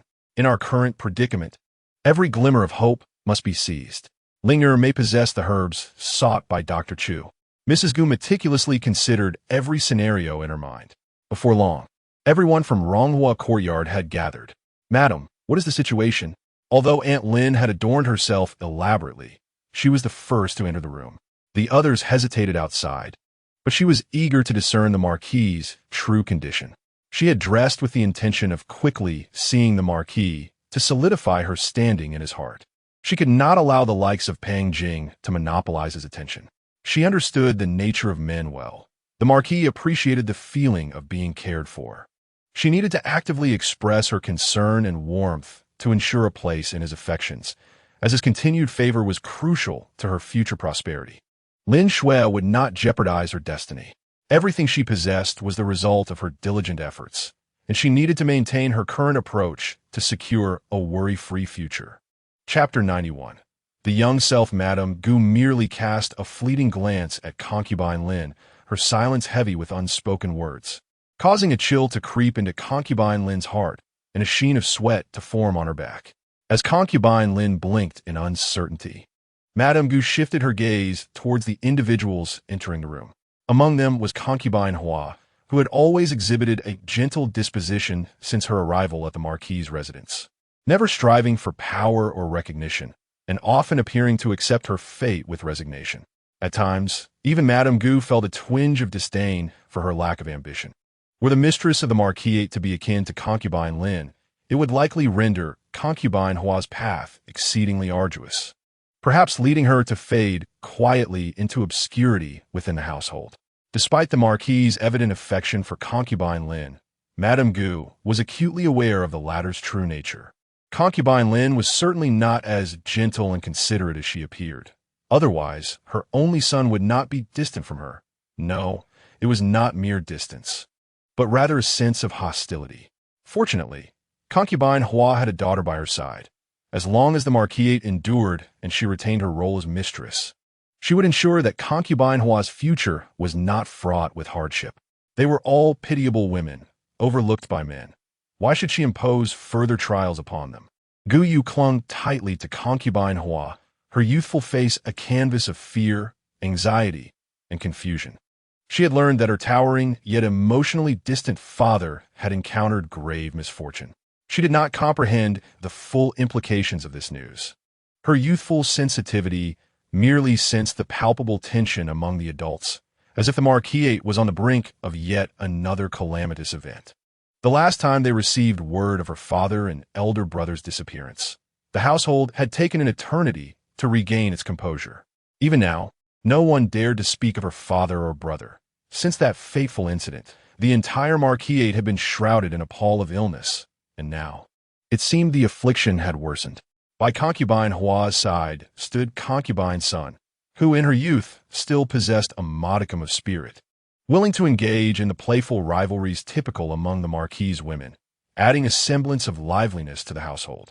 In recent years, however, she had adopted a more tranquil demeanor, retreating from the spotlight, her earlier sharpness dulled, as she had grown closer to concubine Hua and Gu Yu, leading a life that seemed more leisurely and content than in her younger days. Barring any unforeseen circumstances, her future appeared reasonably secure. Then there was Shi Wan, the new bride who had entered the marquis's household merely 5 months ago. With a robust familial background, She had unfortunately encountered the misfortune of her husband being called to the battlefield shortly after their wedding, leaving her uncertain of his fate. As Madame Gu gazed at Shi Wan, she was momentarily transported back to her own youthful self, and a pang of sorrow tightened within her heart. In those early days of marriage to the marquis, life had seemed relatively bearable. Yet, Madame Gu understood that the marquis's acceptance of the Pang family's overtures was not due to his affection for her, but rather for the advantageous connections that her family provided. The Pang family could aid him in ascending the social ladder, and if fortune smiled upon him, he might even soar to great heights. In the heart of the nobleman, a sense of dissatisfaction looms over his decision to forsake love for the sake of his future, opting instead to marry a stranger. Yet, despite this discontent, he ultimately chooses this path. Thus, when he encounters Lin Shui, he finds himself utterly captivated. Many might perceive this as a case of love at first sight. However, a significant underlying reason lies in his rejection of his past self and a silent rebellion against the marriage bound by. He relies on the Pang family, yet harbors resentment towards this union, unable to express his discontent outwardly, and ultimately channels all his emotions through Lin Shui, who becomes his outlet for release. People may think he indulges in the favor of a concubine while neglecting his wife, displaying a fickle heart, but the truth is, his affections have never truly lingered on her. Lin Shui is merely fortunate, having caught his eye, for her certain qualities provide him both physical and emotional solace. His actions serve as an alternative expression of his impotence and dissatisfaction, a form of silent resistance. Perhaps to the people of the Li nation, he appears admirable, a figure worthy of eternal reverence. Yet, to her, he has always been devoid of warmth. For her, this is a most unsatisfactory marriage. As for Pang Jing, the intended bride, she too finds herself ensnared in an unfortunate predicament. Though the nobleman exudes valor and majesty, he does not cherish her. While he may not speak harshly to her, he has never bestowed upon her any affection, and no matter how much she yearns for his heart, fatigue eventually sets in. After exerting considerable effort, when she realizes that she cannot penetrate the walls of his heart, she resigns herself to the whims of fate. Madame Gu, too, finds herself lamenting her situation. If the nobleman finds dissatisfaction in this marriage, he may seek a concubine to fulfill the emotional void. He could even attempt to escape this confinement by venturing to the borders, where even in times of peace, he might roam the vast azure skies. Yet what of her? As a woman, her circumstances are starkly different. She requires a chaperone even to meet with a male acquaintance. The slightest absence from the nobleman's estate stirs considerable unrest. In the context of this era, the path for women is fraught with insurmountable challenges. They are shackled by feudal traditions and rigid beliefs, forced to conform to societal expectations. Each step must be taken with caution, for they cannot live freely. Trapped within the confines of their domestic sphere, they are denied the expansive skies that belong to them. They exist as puppets, limbs bound, merely tools for the benefit of their families, and, at times, likely to become sacrifices. Shi Wan's plight mirrors this reality, perhaps even more painfully than her former self. At least she had the comfort of seeing her husband daily, a semblance of reliance. But Wanner, on the other hand, languishes alone in an empty room, a picture of desolation. Moreover, judging by the current circumstances, although Madame Gu may be reluctant to admit it, the likelihood of Shi Wan becoming a true widow is alarmingly high. Wanner now leads a life akin to that of a half-widow, and even Madame Gu, upon witnessing this, feels a chill deep within her heart. Such an existence is arduous for any woman of advancing years, let alone for Wan, who is in the bloom of youth. A young lady in the prime of her life should be surrounded by a host of tall, handsome, and charming gentlemen, akin to a resplendent flower drawing admirers. These suitors ought to extol her captivating beauty with heartfelt and fervent words, gaze upon her with longing eyes, and yearn to touch her, yet restrain themselves out of respect for societal norms. They should cherish her as one would a precious gem, handling her with utmost care and affection. Yet, what is the reality? It is utterly unreasonable. She is like a vibrant rose cast aside in a desolate desert, seemingly awaiting a fate of withering and demise. In the past, Madame Gu had glimpsed Wan at a banquet, where she radiated joy and vivacity, her face aglow with unbounded delight, free of any worries or sorrows. Anyone with clear vision could discern that she was a flower nurtured by love. One can only imagine the affection showered upon her by the Duke and Duchess during her time in the boudoir. Madame Gu can easily envision the Duke and Duchess as a devoted couple, a rare and beautiful tale in the capital. Wan is their cherished daughter, and the love bestowed upon her surpasses that typically afforded to daughters. Moreover, she is such an adorable and beautiful girl. At the banquet, many ladies were enamored with her. Wan stood out among the multitude, excelling in both beauty and background, as well as her abilities. However, most were deterred by their own humble standings and did not dare to propose marriage. Those on par with her family, possessing suitable sons, were turned away by the Duchess, who claimed she wished for her daughter to spend more time at home. Only Gu Yao, from her family, was fortunate enough to be favored by the Duke and Duchess. Yet, it culminated in such a disheartening outcome. Madame Gu sighed deeply within her heart. The men of the capital, too, sang praises and harbored affections for Wan. Upon learning of her marriage into the loyal and courageous marquis' household, many sought solace in drink for considerable time. Some, in their despair, even vowed never to marry. Of course, whether such declarations hold any truth is a matter for debate. Nonetheless, in uttering such sentiments, they at least demonstrated their genuine admiration for Wan. In the hearts of many, the Wan of yore lived as an unattainable beauty. Yet the present Wan, adhering strictly to decorum and propriety, allows no room for error. Her life seems meticulously measured by an invisible ruler, confining her to a monotonous existence, where she can only act within prescribed boundaries. She resembles a prisoner trapped within an invisible cage, each step forward, each moment of rest, and each gaze at the sky dictated by others. She can only pace back and forth within the confines of this measured space. Day after day, year after year, her life unfolded in a monotonous and uneventful manner, a mere reflection of existence that stretched towards eternity. Each morning, she mechanically arose to greet the desolate halls of the Tingzhu courtyard, and each night, resignedly retired to her cold pillow. In this endless waiting, she languished alone, gradually eroding her youth and vitality, allowing the sands of time to slip away. Faced with such circumstances, she felt utterly powerless, too fearful to act. Bound within the confines of the marquis' residence, she could neither indulge in joy outside its walls, nor escape her betrothal to Gu Yao. Even her visits to the Duke's residence were limited. Any excess would surely invite gossip. Among the whispers, the most suffocating were those accusing her of seeking solace beyond the marquis' gates. Any hint of defiance on her part would lead to a torrent of disdain from the capital's populace. Although Shi Wan was betrothed to her eldest son, Pang Jing still felt a pang of sympathy for her. Though Shi Wan had never openly lamented her plight before her, Pang Jing discerned the loneliness and desolation reflected in her eyes. Madame Gu was not a woman easily swayed by sentiment. Yet she felt a deeper compassion for those women who suffered due to the indifference of men. Chapter 94. Stabilizing the family in the distance, the second son, Gu Rue, hurried back from the outskirts of the capital, clearly anxious to return without delay. The esteem he held for his father was profound and distinct. Although his father had decreed that he could only engage in commerce, he harbored some resentment towards this mandate. However, recognizing his father's esteemed position as a marquis and a general, he attempted to quell his grievances, albeit with lingering doubt.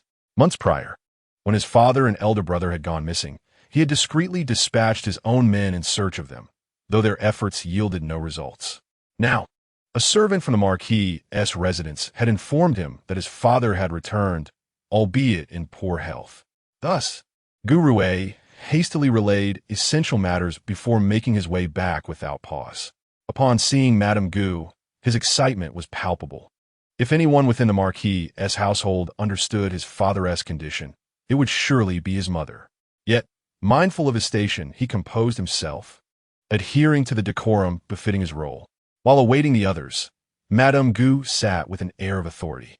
Though her mind was preoccupied with how to convey her husband's condition and the implications for the household should his health decline further, Her exterior remained inscrutable. The gathered guests, witnessing her long silence and the somber expression upon her face, dared not utter a word. Typically, Madame Gu was known for her gentle demeanor, treating her concubines, children, and servants with relative kindness. However, the gravity of today's situation was a rare occurrence. The assembly, attuned to the atmosphere, remained silent. Madame Gu surveyed the anxious faces before her, momentarily dismissing their trepidation, and finally spoke. Now that everyone is present, I shall speak plainly. I trust you all are concerned about the marquis's injuries. As Madame Gu spoke, everyone instinctively straightened their posture, their eyes fixated upon her. Cleared her throat. Madame Gu continued, as you all have observed, the marquis has sustained grave injuries. However, with Dr. Chu's exceptional medical skills, I assure you that the marquis will surely recover under his care. I urge everyone to set their minds at ease and live their lives without harboring any inappropriate thoughts. Otherwise, when the marquis awakens, I shall not intercede on your behalf regarding any punishment he may deem necessary. As she uttered this somewhat threatening remark, her gaze was as piercing as that of a hawk, directed firmly at concubine Lin. A shiver ran down concubine Lin's spine. Feeling guilty, she swallowed hard, blinked, and then cast her eyes downward. Madame Gu felt a sense of relief within, finally managing to steady her emotions and convey what needed to be said. It was imperative to stabilize everyone's spirits first.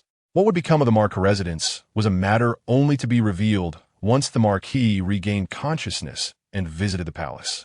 To discuss it now would be premature. After dismissing everyone, Madame Gu, who had been sitting upright in the grand chair, finally allowed her back to bend. She was utterly exhausted.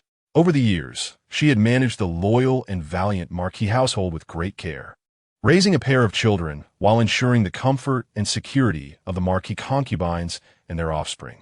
In this capital city, she was a rare matriarch who treated those within her household with kindness. Even though the marquis favored his concubines over his wife, she chose to overlook certain matters for the greater good. After all, she was a daughter of a prominent family, not someone who could be compared to those emerging from the shadows of filth and depravity. Chapter 95.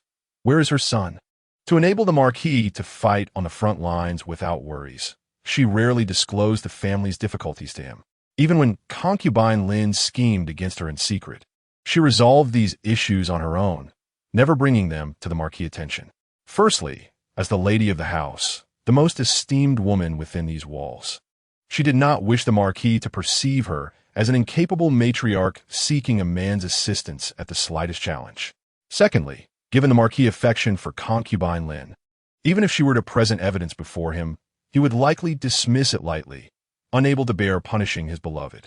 Thus, even amid hardship, she chose to resolve matters independently before consulting him. It seemed they had reached a tacit understanding. He would strive for the future of the marquis residence, while she maintained its facade in the capital. Yet, 5 months ago, upon receiving the devastating news of her husband and son's disappearance, her spirit crumbled. Even so, she gritted her teeth and persevered, fully aware that without her, the marquis residence would truly fall apart. As long as there remained a glimmer of hope, she would exhaust every effort to safeguard this precarious household. Today, however, it was only the marquis who returned to the residence, leaving her heart chilled. Was there still a chance for her son to return? Or was her son suffering? What had happened to him? Why did he not come back? Madame Gu sat in the grand chair, lost in her anguish, unable to regain her composure for an extended period. Madame Gu appeared even more haggard than the previous day, as if she had aged a decade in an instant. That evening, a decree from the emperor arrived, conveying his condolences to the marquis and his household, along with a generous supply of medicinal herbs, some of which were rare and unavailable to the marquis's residence. The decree also implied that upon the marquis's awakening, he was to present himself at the palace without delay. The truth surrounding the battle 5 months prior remained elusive, as the emperor had not heard a single account from any of the participants, all of whom had perished.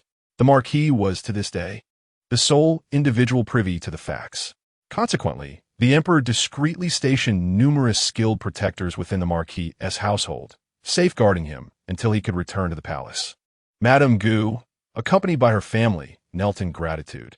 In the days that followed, the sole focus of the marquis's household was to explore every possible avenue to ensure his recovery. Some of the marquis's colleagues, upon learning of his return, either visited in person or sent representatives to inquire about his condition. Madame Gu understood their intentions all too well.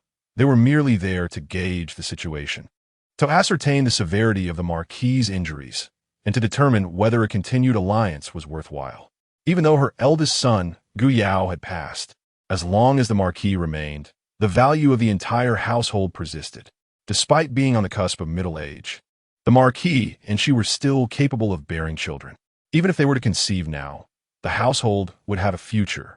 At the very least, under the marquis's guidance, they could mold Gu Rue into the next Gu Yao, ensuring the stability of the household. Among these visitors were various characters, some of whom were fickle opportunists, while others were undoubtedly connected to the border conflicts, seeking to uncover the truth of the battle from 5 months ago and to ascertain how much the marquis's household truly knew. In the face of these visitors, Madame Gu extended courteous hospitality, sparing no effort to avoid offending anyone. As for the rest, they would await the marquis's awakening to devise further plans. Chapter 96.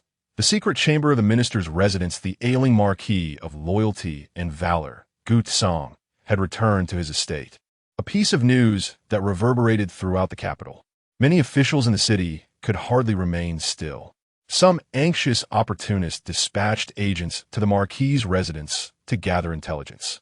Yet Madame Gu's handling of the situation was so impeccable that they gleaned nothing. Had the marquis truly returned?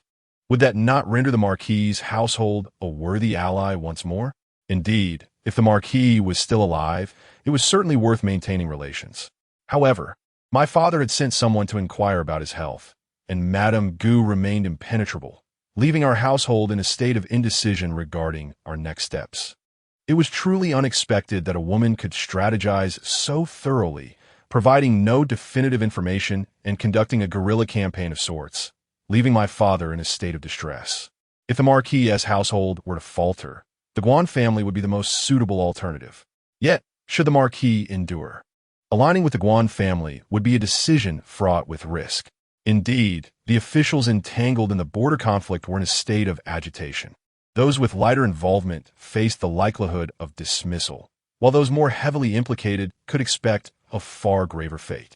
They were like ants on a hot stove, anxiously scurrying about, as if a sharp blade hung over their necks, ready to descend at any moment. They were so anxious that they could neither eat nor sleep, and in just a few days they had lost considerable weight. Whenever there was a glimmer of hope, they would exhaust every means to eliminate the threat posed by the marquis. Thus, they openly sent envoys to visit while covertly attempting assassinations. What? No opportunity? Indeed, from my observations, the marquis's residence is far more complex than it appears. Acting impulsively would surely lead to a trap. While the marquis's household seems disorganized, it undoubtedly harbors numerous skilled individuals hidden away in the shadows. One must not underestimate the marquis's estate, given the abundance of adept practitioners within it.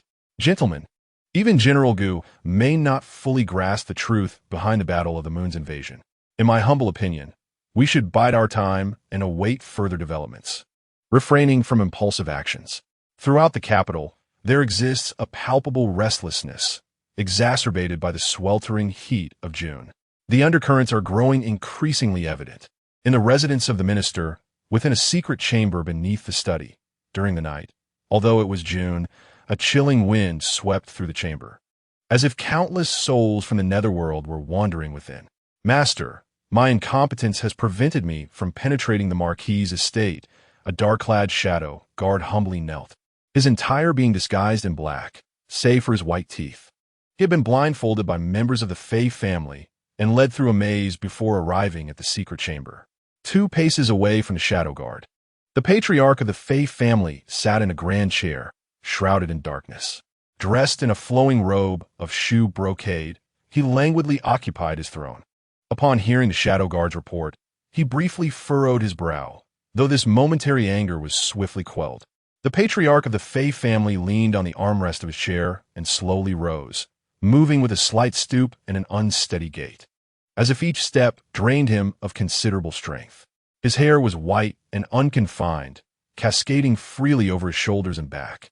From behind, he resembled an ordinary old man, and those unfamiliar with him might mistake him for a benign elder. The old man paused momentarily before continuing. Now, please elaborate. Chapter 97. Dread in the Secret Chamber. Fei Hong approached the shadow guard, scrutinizing him from above. In his eyes, frost gathered ominously, accompanied by a tempest of rage.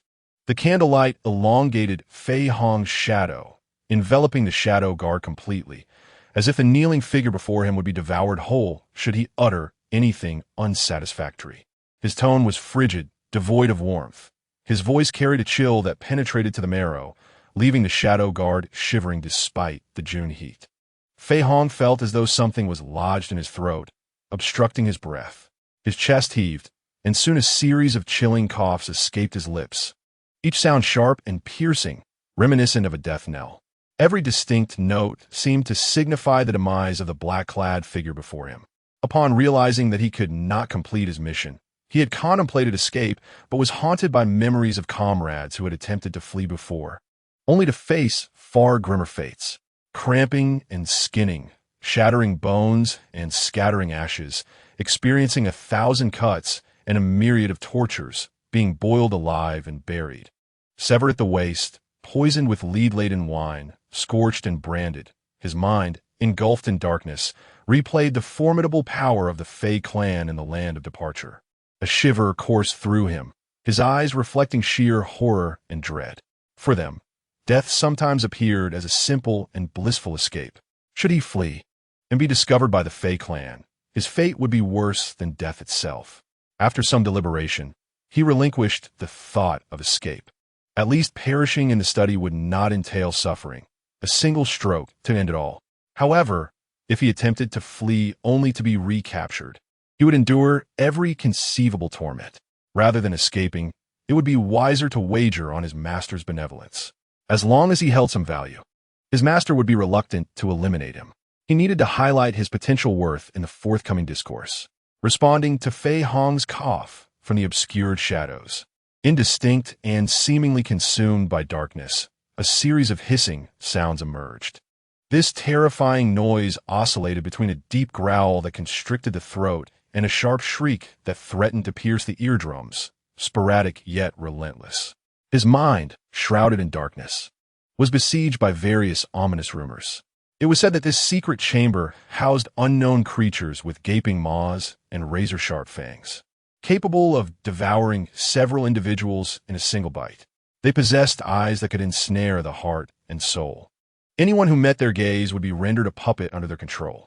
The hissing sounds rose and fell, whispering secrets best left undisclosed. Emanating from every corner of the chamber, each sound imbued with an ineffable sense of horror and strangeness. His scalp prickled with an eerie sensation, every hair standing on end, as if every cell in his body trembled with fear of the unknown. In the darkness, venomous snakes fixated on the figure kneeling on the ground. Any misstep from the shadowy figure would present them with a feast, albeit not as delectable as a young maiden, yet sufficient to satiate their hunger.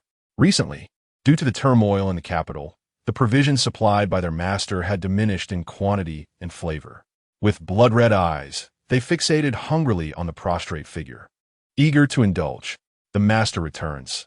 The marquis' residence boasts formidable experts from the imperial court. Chapter 98. Gu Tsong awakens. The words of the dark guard drained him of all vitality. Were it not for his indomitable will, he would have collapsed right then and there. A cough, a hiss, echoed incessantly in his ears. Oh! Fei Hong's elongated exclamation was laden with ambiguity. Experts from the imperial court. He articulated each word slowly, as if contemplating aloud. He gestured for the lurking serpents to refrain from any rash movements. As he waved his hand, the hissing sounds noticeably diminished. The figure cloaked in darkness sensed a significant relaxation of the scrutiny upon him. Experts from the imperial court. Fei Hong turned, leisurely retreating to his armchair, his form once again engulfed by shadows, silent and obscured from sight. Dismiss them, he finally commanded.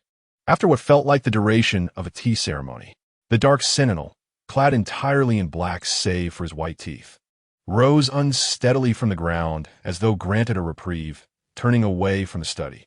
Only upon the door's closure did he realize that his garments were drenched with sweat along his back. Once again, he was shrouded in darkness and led through winding paths back to the bustling streets. It was the 3rd day of the 7th month in the 6th year of the Qing Zhao era, and the heat was unbearable. The sun blazed in the sky like a colossal fireball, mercilessly scorching the earth. The air hung heavy, stifling, making it difficult to breathe. Gucong had returned to the marquis's residence for a week or so, and throughout this time, he had remained in a state of unconsciousness. Dr. Chu, exerting every ounce of his formidable skill, had finally pulled him back from the brink of death. "Dr. Chu, why has my lord not yet awakened?" inquired Madame Gu, seated beside her husband, her brow furrowed as she observed his gaunt form. Truth be told, while her feelings for the marquis were not particularly deep, witnessing a once robust man, now reduced to skin and bones, was profoundly distressing. His once handsome visage, marred by scars and depressions, bore testament to the suffering he had endured. The fact that he had managed to return to the marquisate was a miracle, having traversed through numerous perils and challenges. Madame Gu felt a deep sense of discomfort. Even for those she hardly knew, such a tragic fate was heart-wrenching. Though she was no paragon of virtue, she was still human, capable of empathy. "Rest assured, my lady, the marquis is currently stable. It is merely a matter of days before he regains consciousness," Dr. Chu replied as he tidied his medicinal kit, feeling a wave of relief wash over him. For the past week, he and his young apprentice, Xiao Yan, had steadfastly remained by the marquis's side, vigilant and attentive, lest any sudden changes go unnoticed. While the servants attending to the marquis were quite astute, they lacked medical expertise and could not discern potential dangers. The marquis's condition demanded utmost caution. Hence, to ensure absolute safety, both Dr. Chu and his apprentice took turns watching over him, never allowing themselves a moment's lapse in attention. Day and night, they maintained a heightened state of alertness, meticulously observing even the slightest variations in the marquis's health. In Chapter 99, A Rare Remedy, Xiao Yan exhibited remarkable diligence and care in fulfilling the responsibilities entrusted to him by Dr. Chu, dedicating himself wholeheartedly to safeguarding the marquis. Dr. Chu was pleased with Xiao Yan's progress and intended to further nurture his abilities. Just moments ago, Dr. Chu had once again administered acupuncture to the marquis. His legs required gradual rehabilitation, with acupuncture being a crucial element in stimulating the acupoints and gradually restoring sensation. As for the marquis's heart, spleen, and lungs, they required proper medicinal care. Given time, recovery was certainly achievable. Dr. Chu wiped the sweat from his brow, for acupuncture was an intricate and serious undertaking, demanding complete focus and precision, leaving no room for carelessness. For the elderly Dr. Chu, this was indeed a laborious task. "Is that truly so?" Mrs. Gu exclaimed, her excitement propelling her to her feet. The abrupt movement strained her body, causing her face to flush crimson. Her eyes widened, brows furrowed deeply, and her lips quivered slightly. Her hands clenched into fists, nails biting into her flesh. The forceful action sent a dull ache through her abdomen, as if hands were violently tearing at her insides. She could not suppress a sharp intake of breath, beads of sweat forming rapidly on her forehead. "Madam, be cautious." Nurse Li, ever nimble, swiftly supported Mrs. Gu, steadying her from the brink of collapse. Over the past few months, Mrs. Gu's health had deteriorated significantly, particularly during the past week of the marquis's unconsciousness, which had left her restless and increasingly emaciated. The prospect of the marquis awakening soon was a source of immense joy for her. "Rest assured, madam, the marquis is currently stable. However, this stage is crucial. My apprentice and I must remain vigilant by his side. If you feel weary, please return to rest." Dr. Chu closed the medicine box, intending to prepare additional prescriptions. Just as he was about to step over the threshold, he hesitated and turned back, saying, "Ah, madam, the medicinal herbs you provided last time were exceptional. If the marquis could use them again, it would expedite his recovery. Are you referring to the Tianshan Ganoderma and the Millennium Ginseng? She inquired. Precisely, madam. If the estate can procure more, it would greatly benefit the marquis. Dr. Chu replied with palpable enthusiasm. The Tianshan Ganoderma and Millennium Ginseng were not ordinary herbs.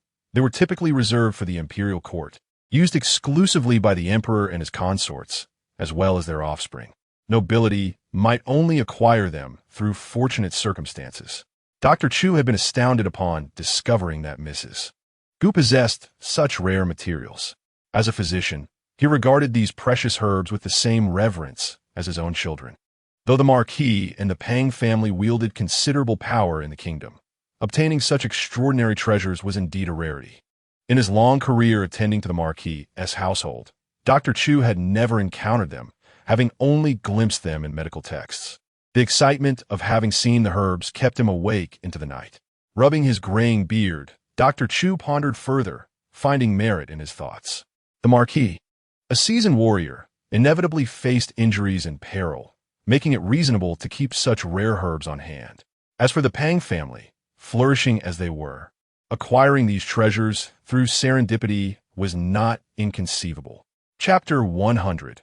Mrs. Gu's Dilemma. Upon hearing Dr. Chu's words, Mrs. Gu felt a weight settle in her heart. These herbs were no ordinary items. They were exceedingly rare. Since taking charge of the household's provisions, she had found no similar herbs in the marquis's storerooms, let alone Tianshan Ganoderma and Millennium Ginseng. The ones previously used had been generously contributed by Shi Wan from her bridal dowry's private treasury. On that day, upon learning of the duke's grave condition and subsequent unconsciousness, Shi Wan visited the Ningyun courtyard shortly after everyone had dispersed, accompanied by Wang Mama and Baihe, each carrying a tray. After Shi Wan offered her respects, she spoke candidly. Mother, I have just seen these 2 medicinal herbs in the storeroom, and I believe they could be beneficial for the duke's ailment. Upon hearing this, Wang Mama and Baihe approached cautiously to unveil the contents beneath the soft cloth covering the trays. Madame Gu, hailing from an esteemed family, was no stranger to valuable items. Though she had not possessed such treasures herself, she had certainly encountered them before. Observing the meticulous care with which Shi Wang's servants handled the trays, she realized that the contents were extraordinary, undoubtedly not commonplace. Leaning forward, her eyes widened in disbelief as she beheld the 2 items, which were exceedingly precious. She reacted with a mix of astonishment and humility, resembling an elderly woman who had never seen such wonders. No, my dear, this is far too precious, she insisted. This is a token of affection from the Duke towards you. You cannot simply relinquish such rare and exquisite herbs, although intended for her husband's father. The value of these herbs was such that they were typically reserved for one's own use or for close family in times of need.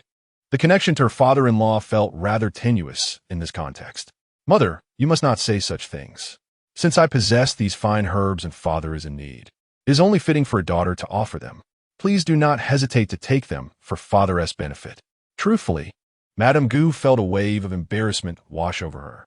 These invaluable and rare items were collected by the Duke and Duchess specifically for Shi Wan, perhaps even at the cost of their own reserves, all to ensure that their daughter-in-law had ample protection upon her arrival at the Duke's residence. As a mother herself, Madame Gu understood the depth of a mother's love for her daughter. Now, with Shi Wan presenting these treasures for her father-in-law's use, it felt as though the Duke's household was unworthy of such generosity. As the Duke's wife, she felt an acute sense of inadequacy for being unable to offer anything of comparable value. Although the Pang family was also a notable lineage, their influence paled in comparison to that of the Duke's family. Should the Duke inquire about these herbs in the future, how could she possibly muster the courage to respond? While these items indeed held the potential to improve the Duke's condition, the thought of having to solicit Shi Wan for them left her feeling utterly humiliated. Yet, without requesting them from Shi Wan, she was at a loss for where to obtain such effective medicine.